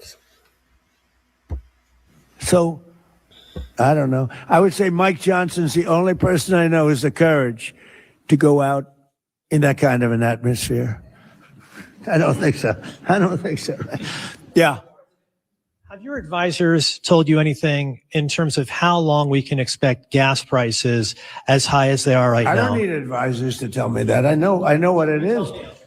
You know, the Prime Minister of UK, United Kingdom, yesterday told me, I'm meeting with my team to make a determination. I said, you don't need to meet it with the team. You're the Prime Minister. You can make your own. Why do you have to meet with your team to find out whether or not you're going to send some minesweepers to us or to send some boats? I said, you don't have to meet with your team. It's the same thing here. I can tell you that when this is over, oil prices are going to go down very, very rapidly. So is inflation, so is everything else. But frankly, much more important than short-term, even long-term oil prices, you can't let the most violent, vicious country in the last 50 years have a nuclear weapon, because the Middle East will be gone. Israel will go first, without question, and they'll certainly take a shot at us before we get our act together and say we got to take them out. You can't let Iran, who's truly a nation of great terror and power. Look what happened in the last 2 weeks. They weren't supposed to go after all these other countries in the Middle East. Those missiles were set to go after them.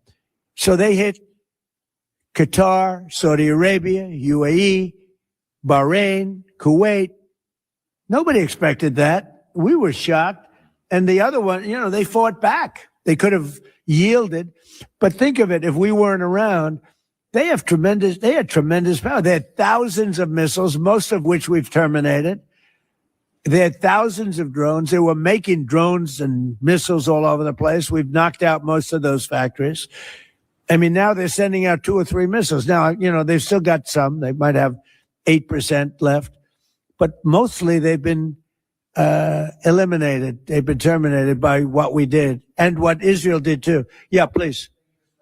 Israel is expected to expand its ground offensive in southern Lebanon to go after Hezbollah. Have you discussed that with Israeli leaders? Yeah. And does the United States support a potential Israeli invasion of Lebanon? Yeah, no, I did. And I know look, Hezbollah is a problem. It's been a problem for a long time, not just now. And it's a certain area, because I was with the other night a person whose parents live in Lebanon. This is a very substantial person, wealthy person, whose parents live in.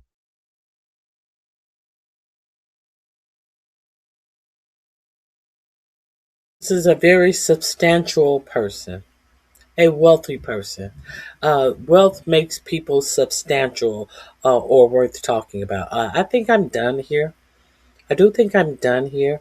So he said that the inflation would go down very quickly.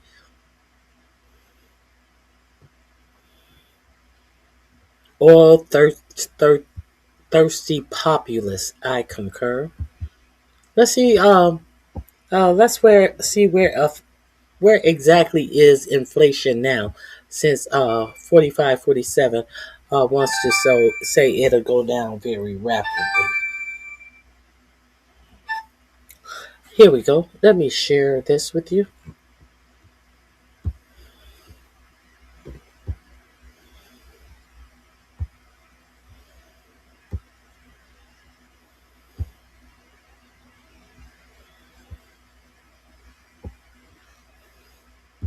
Let me share. Since he brought it up, Trump inflation skyrockets.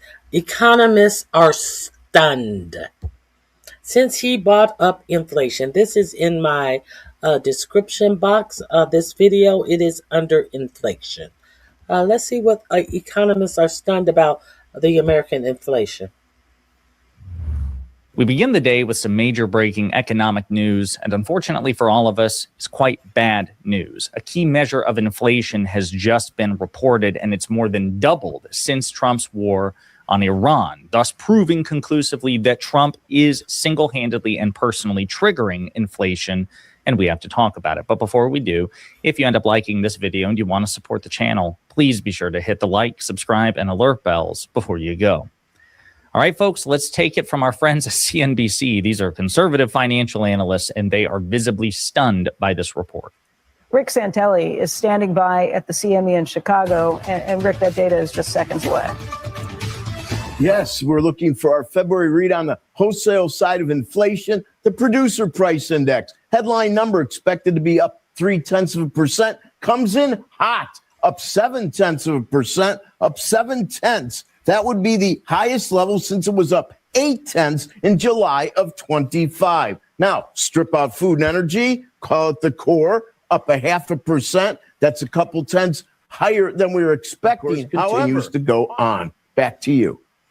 Rick, what does that tell you? I mean, I understand the short term, we're taking the Fed activity out from the 2-year, and that's why you see those spreads kind of get compressed. The long end, does that tell you anything about how people are seeing the health of the economy down the road, or is it something else? I do think that there is part of that reflected in this as well. It's almost the worst of both worlds. I guess stagflation would come close to describing the situation. We're probably not going to see Fed easing, and the long end, well, part of it is weakness. We've had a spat of some fairly weak numbers, and then you put in the fact that we are on the PCE, 3% handle on some of the Fed's favorite metrics. As the Wall Street Journal pointed out today, it would be very difficult, even for some of the recent appointees, to think that easing could even be on the menu at this or even very close subsequent meetings down the road. Okay. Stagflation, of course, is when inflation is high and economic growth is low. It's even worse than inflation, right? Because at least in some cases with inflation, you have robust economic growth, and yet we're not having that. Inflation is skyrocketing because of Trump personally and single-handedly, first with tariffs and now with his war on Iran, and economic growth is shrinking. The Wall Street Journal, again, a conservative bastion, they have negative reports on this as well. Wholesale inflation hits highest rate in a year. Producer price inflation, which measures the rise in wholesale prices, reached 3.4% last month, the highest level in a year. The Labor Department said Wednesday. Wholesale prices rose by 0.7% in February versus 0.5% in January, yielding a 12-month PPI inflation rate of 3.4%. That's the highest since February 2025. The data may fuel more anxiety about rising prices because many economists think that the Middle East conflict could continue to push up costs. Energy prices are already up sharply, and the war has disrupted shipping of key commodities. Some of the data in Wednesday's report feed into the Personal Consumption Expenditures Price Index, the Federal Reserve's. Oh, but some of you geniuses just thought oil was the only thing that's being held up by these this shipping lane being closed. You just thought it was oil? That's what you thought? Okay. Preferred inflation metric. I'm sure you're not being paid for your thinking skills anywhere in the United States or wherever you call your home. In combination with other inflation numbers. And that's why the CNBC analyst you were talking, or we just heard from, said that in light of this data, it seems unlikely that they will lower interest rates, which of course everybody wants to feel interest rates go lower, right? Because that means that we have to borrow less or we have to pay less when we borrow money. Those of us who have car payments or mortgages or things of that nature, many Americans, millions of Americans, we'd love to see interest rates decline, but Donald Trump is making that incredibly difficult and very unlikely with his decisions. Also note the Wall Street Journal, as you can see here, that the market is down as a consequence of these negative reports and just continues to suffer under Donald Trump's stewardship. The Wall Street Journal is also reporting that oil is soaring towards $110 per barrel after gas field in Iran is struck. Oil prices jumped after Israel struck Iran's South Pars gas field, the largest such facility in the world, which Tehran shares with Qatar. The attack was designed to cut off an economic pipeline for the Iranian Revolutionary Guard Corps, according to people familiar with the matter. Iran's Joint Military Command said it would escalate the war in, quote, new ways after the attack, while Qatar's foreign ministry condemned the strikes. So, as oil prices rise, so too shall gas prices rise. So again, you have inflation skyrocketing because of Trump, gas prices rising, skyrocketing because of Trump, and now both seem to be rising further still. Again, people are reacting to this on Twitter, understandably so. This has just generated all sorts of news. So we're going to refresh the page here and see what some of the biggest names in politics and economics, how they're responding. Aaron Rupar commenting on this. Jessica Tarlov, friend of mine, friend of the show, liberal Fox News host, says, is stagflation part of the golden age that we were promised? Melanie Diorigio points out X on bring inflation down, X on no new wars, X on release the Epstein files, X on drain the swamp, X on lower grocery prices, X on lowering utility bills, X on lowering healthcare costs, but plus check on double his net worth by accepting bribes, running crypto scams, and extorting corporations. Did you get it yet? Talking about, of course, Trump's many, many failures to follow through on his campaign pledges while, succeeding at an extraordinary rate at personally enriching himself and his family. Dan Pfeiffer of Pod Save America says this is what Trump's economic policies have delivered. John Cooper says it's going to get worse, even worse. Trust me. Scary lawyer guy, one of my favorite accounts to follow, says, not to worry. I'm sure Ben Castleman will do some laundering in the pages of the Gray Lady. That's the New York Times. Inflation was only something that the media obsessed over to get Biden out of office. Now the Trump's back. They do their best to ignore it, and failing that, minimizing his role in the below. And I do believe that much of that is indeed the case, that, inflation, it's not just right-wing media, the mainstream media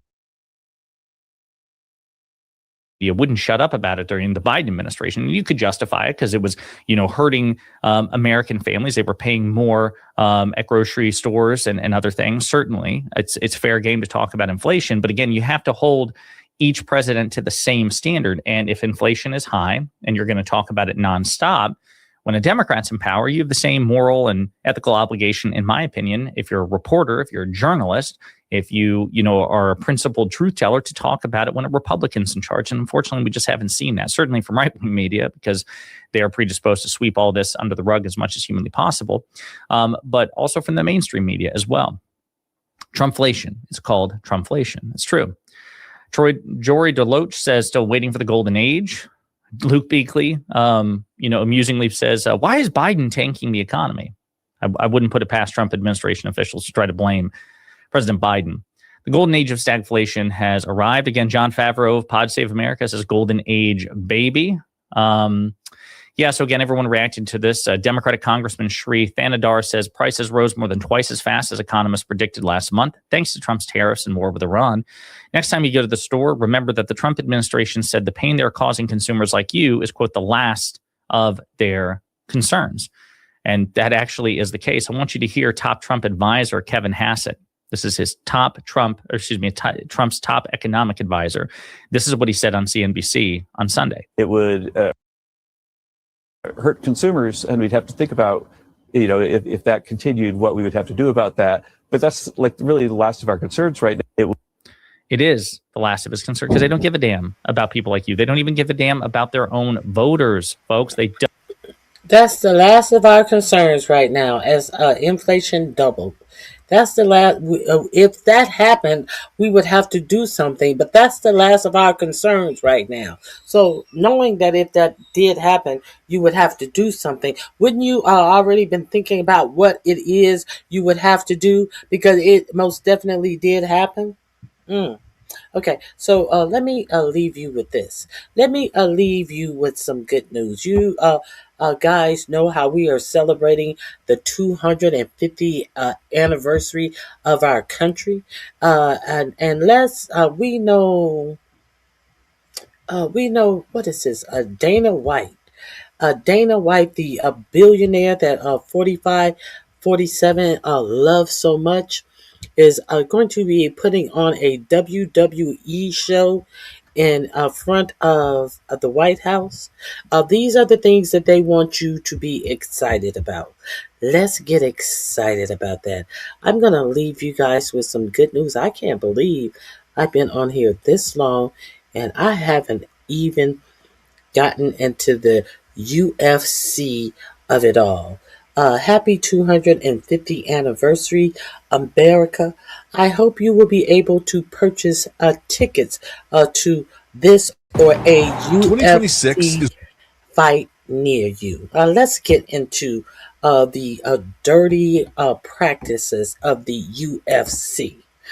This thing that 45, 47 wants you to believe is such a good, fantastic thing. You know, kind of like all of these sports teams that are packing their bags and moving to new towns and telling you how great it's going to be for your town, but they're not telling you the tax incentives that your poor, lonely little state is going to have to pay to get them there. No, they're telling you how high tech this new stadium is going to be and how high tech the workout area is going to be for the billionaires sports team, these professional athletes who are getting paid millions of dollars, who work on a team for billionaires. They're not telling you that your tax dollar is going to supplement all of these big fancy stadiums that you're not even going to be able to afford to buy a one nose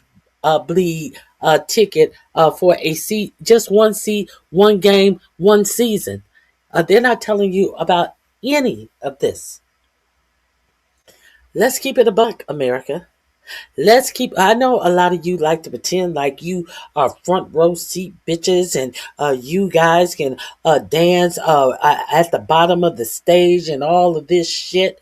I know everybody likes to pretend that they are independently wealthy, as your jobs are taken away and you are participating in purchasing and using the products that are actually wiping your jobs away.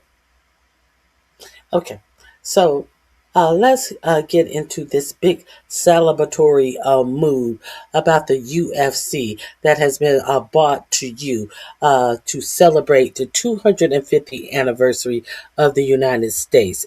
This is going to be in my description box. This will be the last link. It will be under UFC. Let's get into it. Is going to be the biggest year in UFC history. Coming off of $1.4 billion in 2026 is going to be the biggest year in UFC history. Coming off of $1.4 billion in revenue, they just launched a 7-year, $7.7 billion deal with Paramount and are planning multiple title fights at the White House on Donald Trump's 80th birthday. We're going to have a UFC fight on the grounds of the White House. We're going to take over Washington, D.C. the week of the fight. Hold on. They just penned a bill with whom? Did we say, did they say Paramount? Is that what they said? They penned a bill with the David Ellison's Paramount? I'm just curious. Did they say Paramount? Another billionaire company that is in bed with 45, 47 and Israel, it appears? Is that what they say? Is this another billionaire circle jerk? It sounds like it to me. Okay. Let me put this in my... Okay. Okay. Let's get back to this. This is great news if you're a Trump donor or a tech mogul, but for your average fan, UFC's massive growth hasn't necessarily been so great. Ticket prices to attend fights are through the roof. Why do I need generational wealth to go to a UFC event? Last row in the arena, $500 each. And a lot of fans feel like the product is just getting worse every year. This is going to be so bad. And underneath all of the spectacle, a seismic shift in combat sports is quietly underway. With backing from powerful allies in DC and Saudi Arabia, UFC President Dana White is... DC and who? DC and who? How about the revenue? What does the revenue mean to you? How does the revenue change you and how you live your life? How about the revenue? Exactly what does the revenue benefit your state when your state has to take money out of the things that they use to keep your state roads clear and your bridges in repair to pay for a fucking sporting event that most of the people in the state can't even afford to attend? What of the revenue? Huh? What of it? And let's also talk a little bit more about the revenue. Of this revenue that is generated, how much do these people who are putting their lives on the line, who are putting their bodies on the line for these brutal UFC matches, how much are they getting paid? Is it worth their time? Is it worth their health? Is it worth their brain cells? Let's get into it. Listen, don't ask questions that you don't already know the answer to, because you will get embarrassed. I'll let the rest of this video embarrass you for being a dumb ass. Do you think I'm just showing you this like this is a party? We gonna have a good time. We gonna party and have a good time. Is that why you think I'm showing you this, you dummy? No, I'm showing this to you because these billionaires and this administration have you fucked up. Waving pretty little objects in the air as they are robbing this nation blind. You dummy.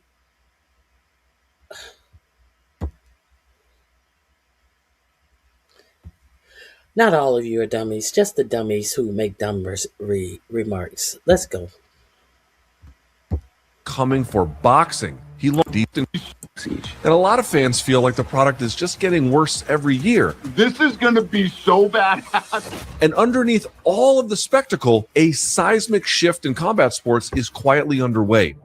With backing from powerful allies in DC and Saudi Arabia, UFC President Dana White is coming for boxing. He launched Zuffa Boxing last year, and alongside cutthroat mogul Ari Emanuel and WWE executive Nick Khan, they're working to rewrite the laws that govern the sport. There's no ego or arrogance whatsoever when I talk about getting into boxing and trying to fix it, because this is a busted sport. So who really is Dana White, the ruthless kingpin of the UFC, and what does he want with boxing? Talk a little bit more about whether you think it will be a viable competitor to some of the other straight boxing promotions. I don't want to say we'll be a viable competitor. We're going to blow them all out of the water is what we're going to do. It's hard to get fighters to speak out, but we talked to a few of them about their experiences working for Dana White. Let's get into it.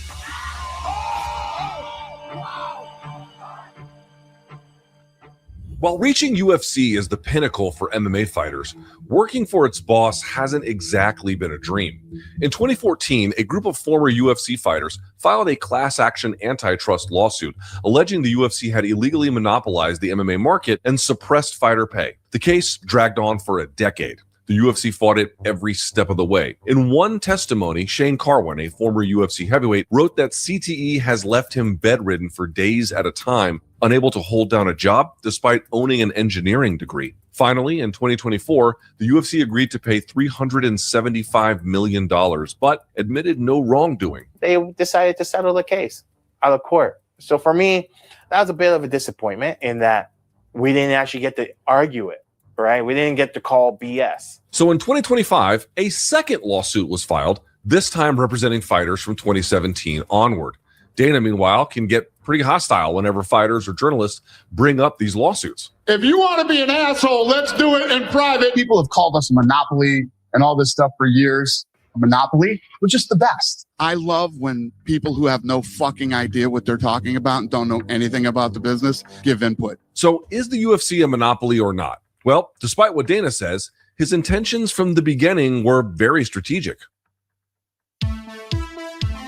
The UFC started in 1993 as a promotion to exhibit what are now known as mixed martial arts fights, a sport most Americans had never heard of. Unlike boxing, MMA had no sanctioning bodies overseeing it. No what? Sanctioning bodies. What do the Republicans love? No regulations. And let's see how all this comes together. No sanctioning bodies and no regulations. Let's see how this converge on something extra slimy. And very few rules. It was just so unregulated. My first fight actually was I was 185 pounds and I fought a guy 285 pounds. Total craziness.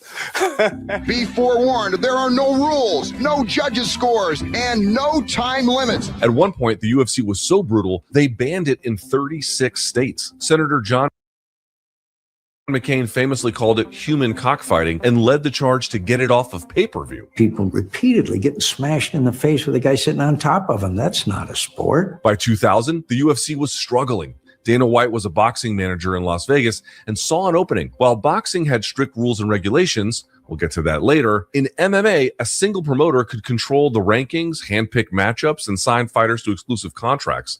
Dana could build an empire. So in 2001, he connected with his childhood friends, casino moguls Frank and Lorenzo Fertitta. He approached Lorenzo and said, hey, I know this company that's up for sale. It's actually prize fighting, but there's no sanctioning bodies involved. Athletic commissions are allowing you to put on your own tournament and have your own title. If we can sign enough athletes to an exclusive contract and keep sanctioning bodies out of the game, we can own the sport. They bought the struggling UFC for $2 million. The new ownership group struggled to find consistent venues for the first UFC event after their acquisition. Most venues rejected these early UFC events. They were deemed too seedy or grotesque. None of the venues wanted this. You know, they didn't believe in it, they didn't like it, and they were worried about the type of crowd that would show up for this type of event. There was one guy in Atlantic City who saw no problem with a fledgling combat sport in a cage. Too seedy and too grotesque, but not for whom? Not for who? It wasn't too seedy and grotesque for Donald Trump. Does anybody watch UFC, the great Dana White? So Donald Trump offered to host Dana's first event at his casino. Dana, congratulations on your first show. That's got to feel good. Basically, what we want to do is we want to make the Super Bowl of mixed martial arts. And thus began the quarter-century friendship between Donald Trump and Dana White. My fellow Americans, it is my honor to introduce the 45th and soon-to-be 47th President of the United States, Donald J. Trump. And then, in a very savvy move, he turned cage fighting into reality TV. You either cut the weight in 2 hours or you quit now and become eliminated. Where he could develop a pipeline for talent and big personalities. For fighters, this was a potentially lucrative opportunity and could help carve a path to stardom. On this season of The Ultimate Fighter, I finally got this shot into The Ultimate Fighter. This was my third time auditioning for it, and I was like, okay, that's it. This is my chance. Cajun Johnson is a former MMA fighter living in British Columbia. Welcome. This is like cribs. He now owns a gym training the next generation of fighters. Okay, Moya, Daddy's going to go to the gym. Okay, come, give me a hug.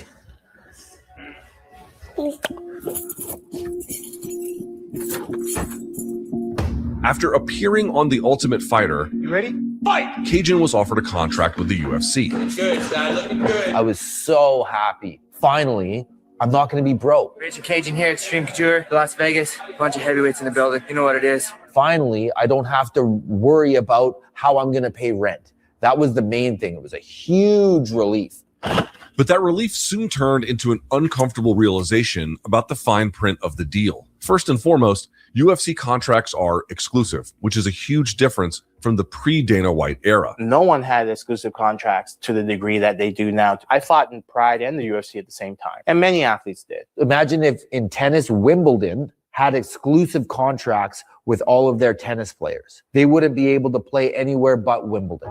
Nice work, Alex. Trap that and put it behind his back. After your kick lands, both hands up. The UFC contract can lock a fighter up for 3 years, sometimes more, even with inactivity. And the rates only modestly increase, sometimes if at all. You can be out of the UFC before 3 years quite easily. You could also fight for a title in the UFC before the end of that 3-year contract, which if you were not able to renegotiate that contract, then you're going to be fighting at those same rates. Those rates are what you get paid to show up and what you get paid to win.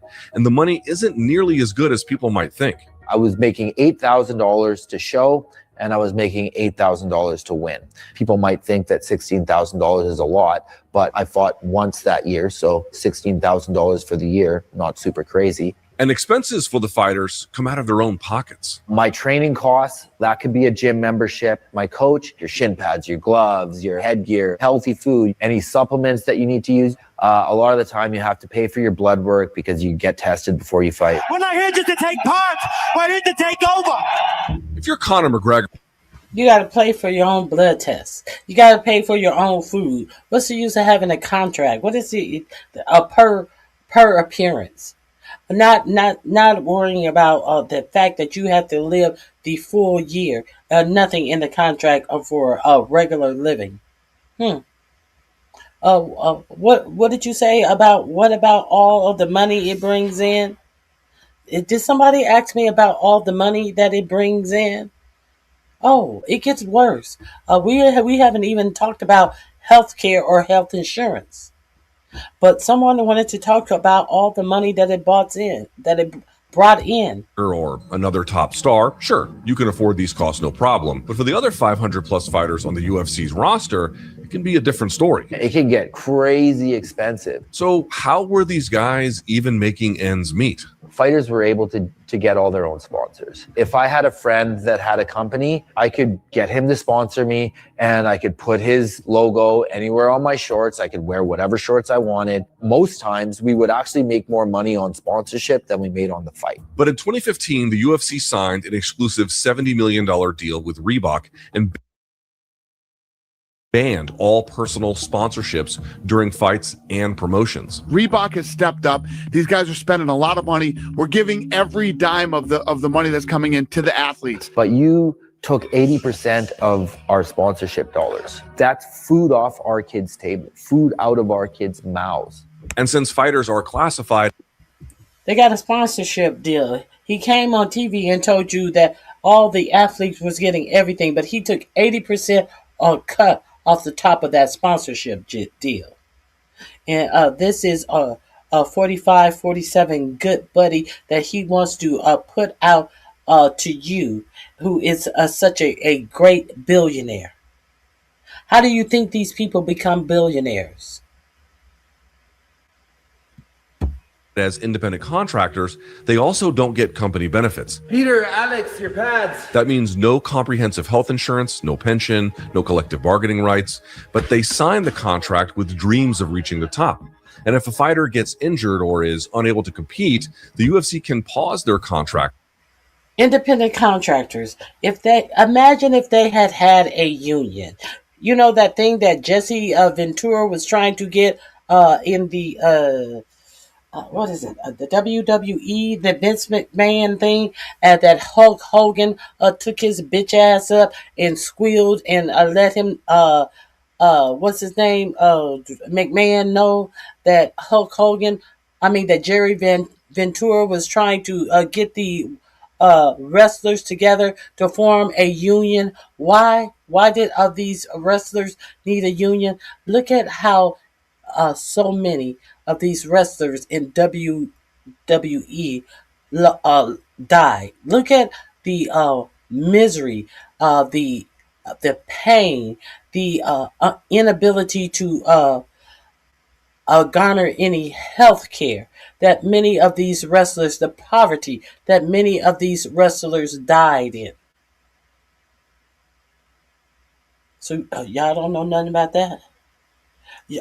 Oh, but the Republican Party is the party that tells you, hey, you don't need a union. The Republican Party is the party against who are anti-union, anti-collective bargaining. What are you? Half of you guys don't even know what you're collecting bargaining for. You're bargaining for pay. You're bargaining for health insurance, and you're bargaining for decent work conditions. But hey, they love the uneducated voter who they can tell you, well, they're taking $3 out of your check and they're giving it to the Democrats, what do y'all call them, the Demtards or whatever dumb shit you call Democrats, and you will cut your own throat to spite $3 going toward a campaign to a Democrat.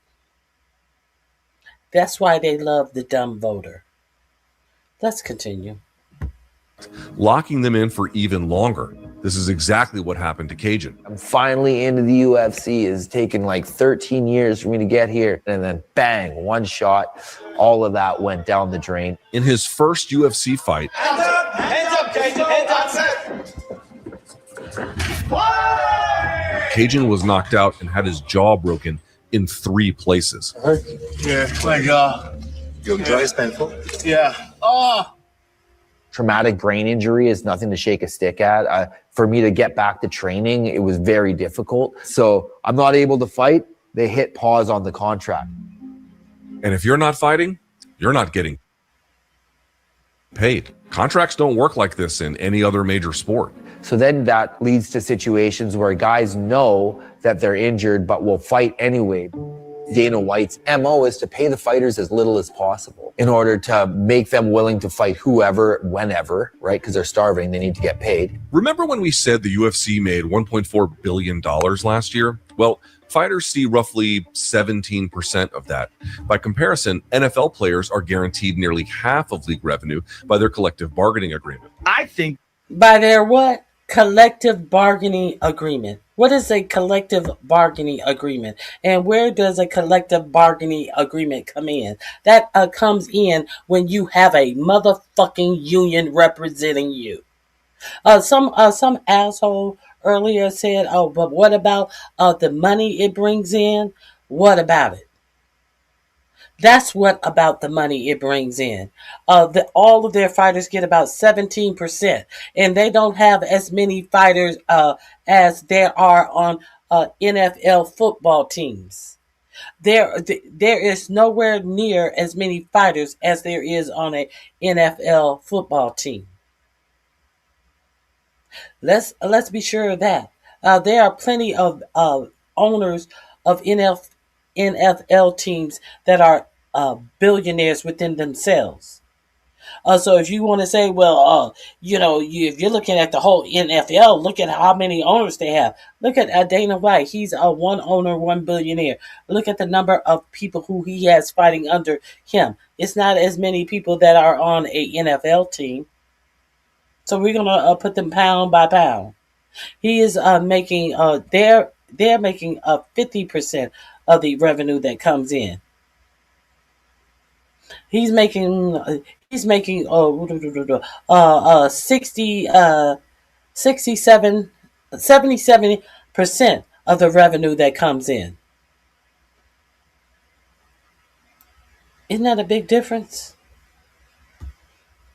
That's what is going on with the revenue. Let's see if they have any health insurance with this 17% of the revenue that they get. Surely some is set aside for their health. They should get paid more. I know how fucking dangerous that shit is. You should get paid an incredible. last year? Well, fighters see roughly 17% of that. By comparison, NFL players are guaranteed nearly half of league revenue by their collective bargaining agreement. I think they should get paid more. I know how fucking dangerous that shit is. You should get paid an incredibly generous amount of money to step into a cage fight for millions of people to see. So why are fighters afraid to speak out? Well, one reason is that the UFC's monopoly power gives them a lot of power over fighters' careers. They control the title, they control the rankings, and they have exclusive contracts with every fighter there. If you have exclusive contracts, then you can take away their leverage. You just got to look at the structure and realize it's designed to screw you and exploit the athlete. And the same power structure that exploits fighters, it's hurting the fan experience too. For one, ticket prices to UFC events have risen by 4,000% over the last 2 decades. Of course, some of this has to do with the massive rise in popularity for the sport, but it helps that there are no rival leagues competing for the MMA marketplace. Over the past 25 years, the UFC has squashed or acquired nearly all other promoters that could employ their fighters. The events keep breaking records. There must be a cap at one point. Do you think you may be reaching a point to outprice the fans? Well, we're not close. I mean, we keep breaking the record. It's also hurting fans by watering down the sport's quality. This happens when elite athletes turn down MMA entirely because the money isn't worth it. Heavyweight champ Francis Ngannou walked away from the UFC rather than fight under their terms.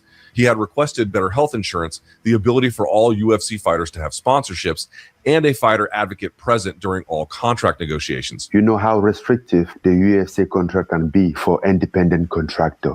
There's not really a lot of things that you can do when you are in that contract.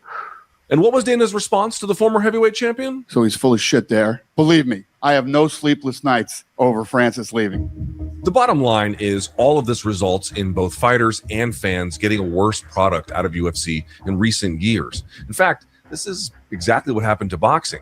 In its early days, boxing operated under a much less strict regulatory environment. Promoters controlled everything at the expense of fighters and fans. Then, in 1998, heavyweight champion Mike Tyson fired and sued his infamous promoter Don King for diverting millions of his earnings. I'm getting ready to go see $40 million, and I'm broke. I don't have a penny. It percolates.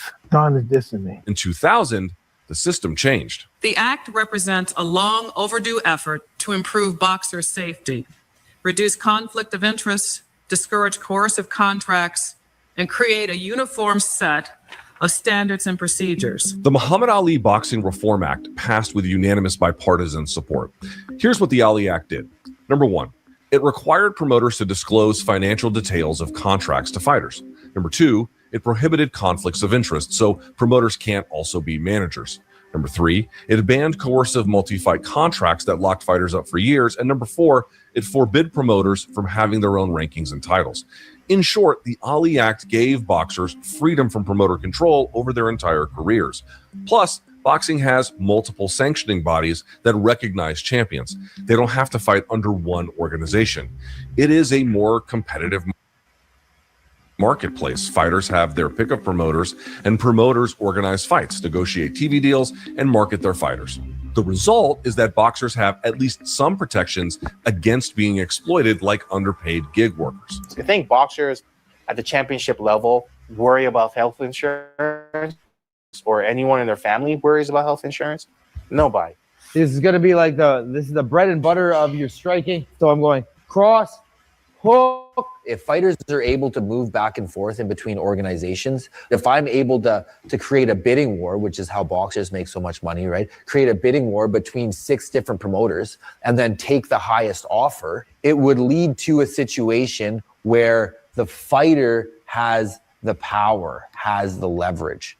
But the laws passed by Congress to protect the rights and interests of boxers do not now and never have applied to MMA. I've been trying to tell you guys, these TKO guys are scumbags. And now they're trying to change the Muhammad Ali Act to fuck boxers over. Get the fuck out of our sport. Well, last year, White and TKO launched Zuffa Boxing.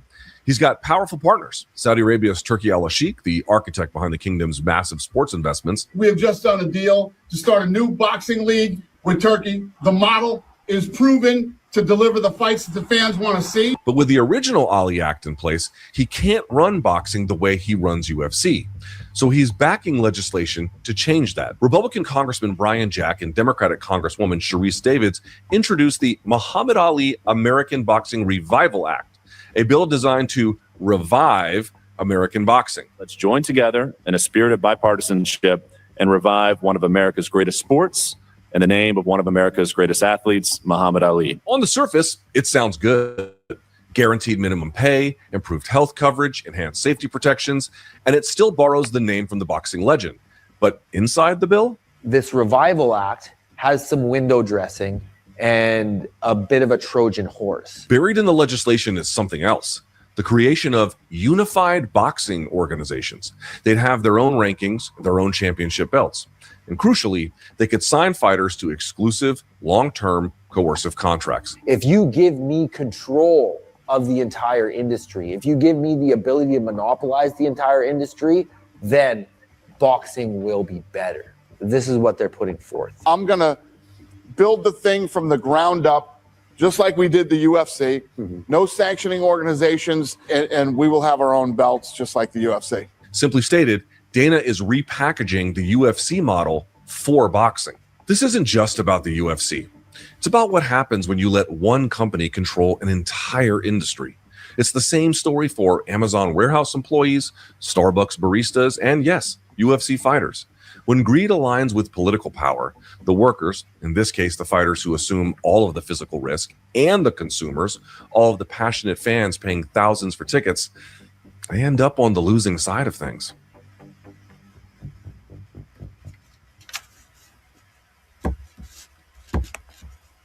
Thanks for watching this video. Before you go, is America great again yet? I just want to know. Okay, that's all I have for you guys today. I hope you enjoyed the rest of your day. I'll see you guys back on Friday, and if something comes up, you may see me tomorrow. I appreciate you coming out. Hit the like button on your way out. Subscribe if you're not subscribed, and leave me a message. I always read my messages. If you leave me one, it will be read. So I hope you guys have a great remainder of your day. I gotta go. See you when I see you. Most likely on Friday. Bye-bye.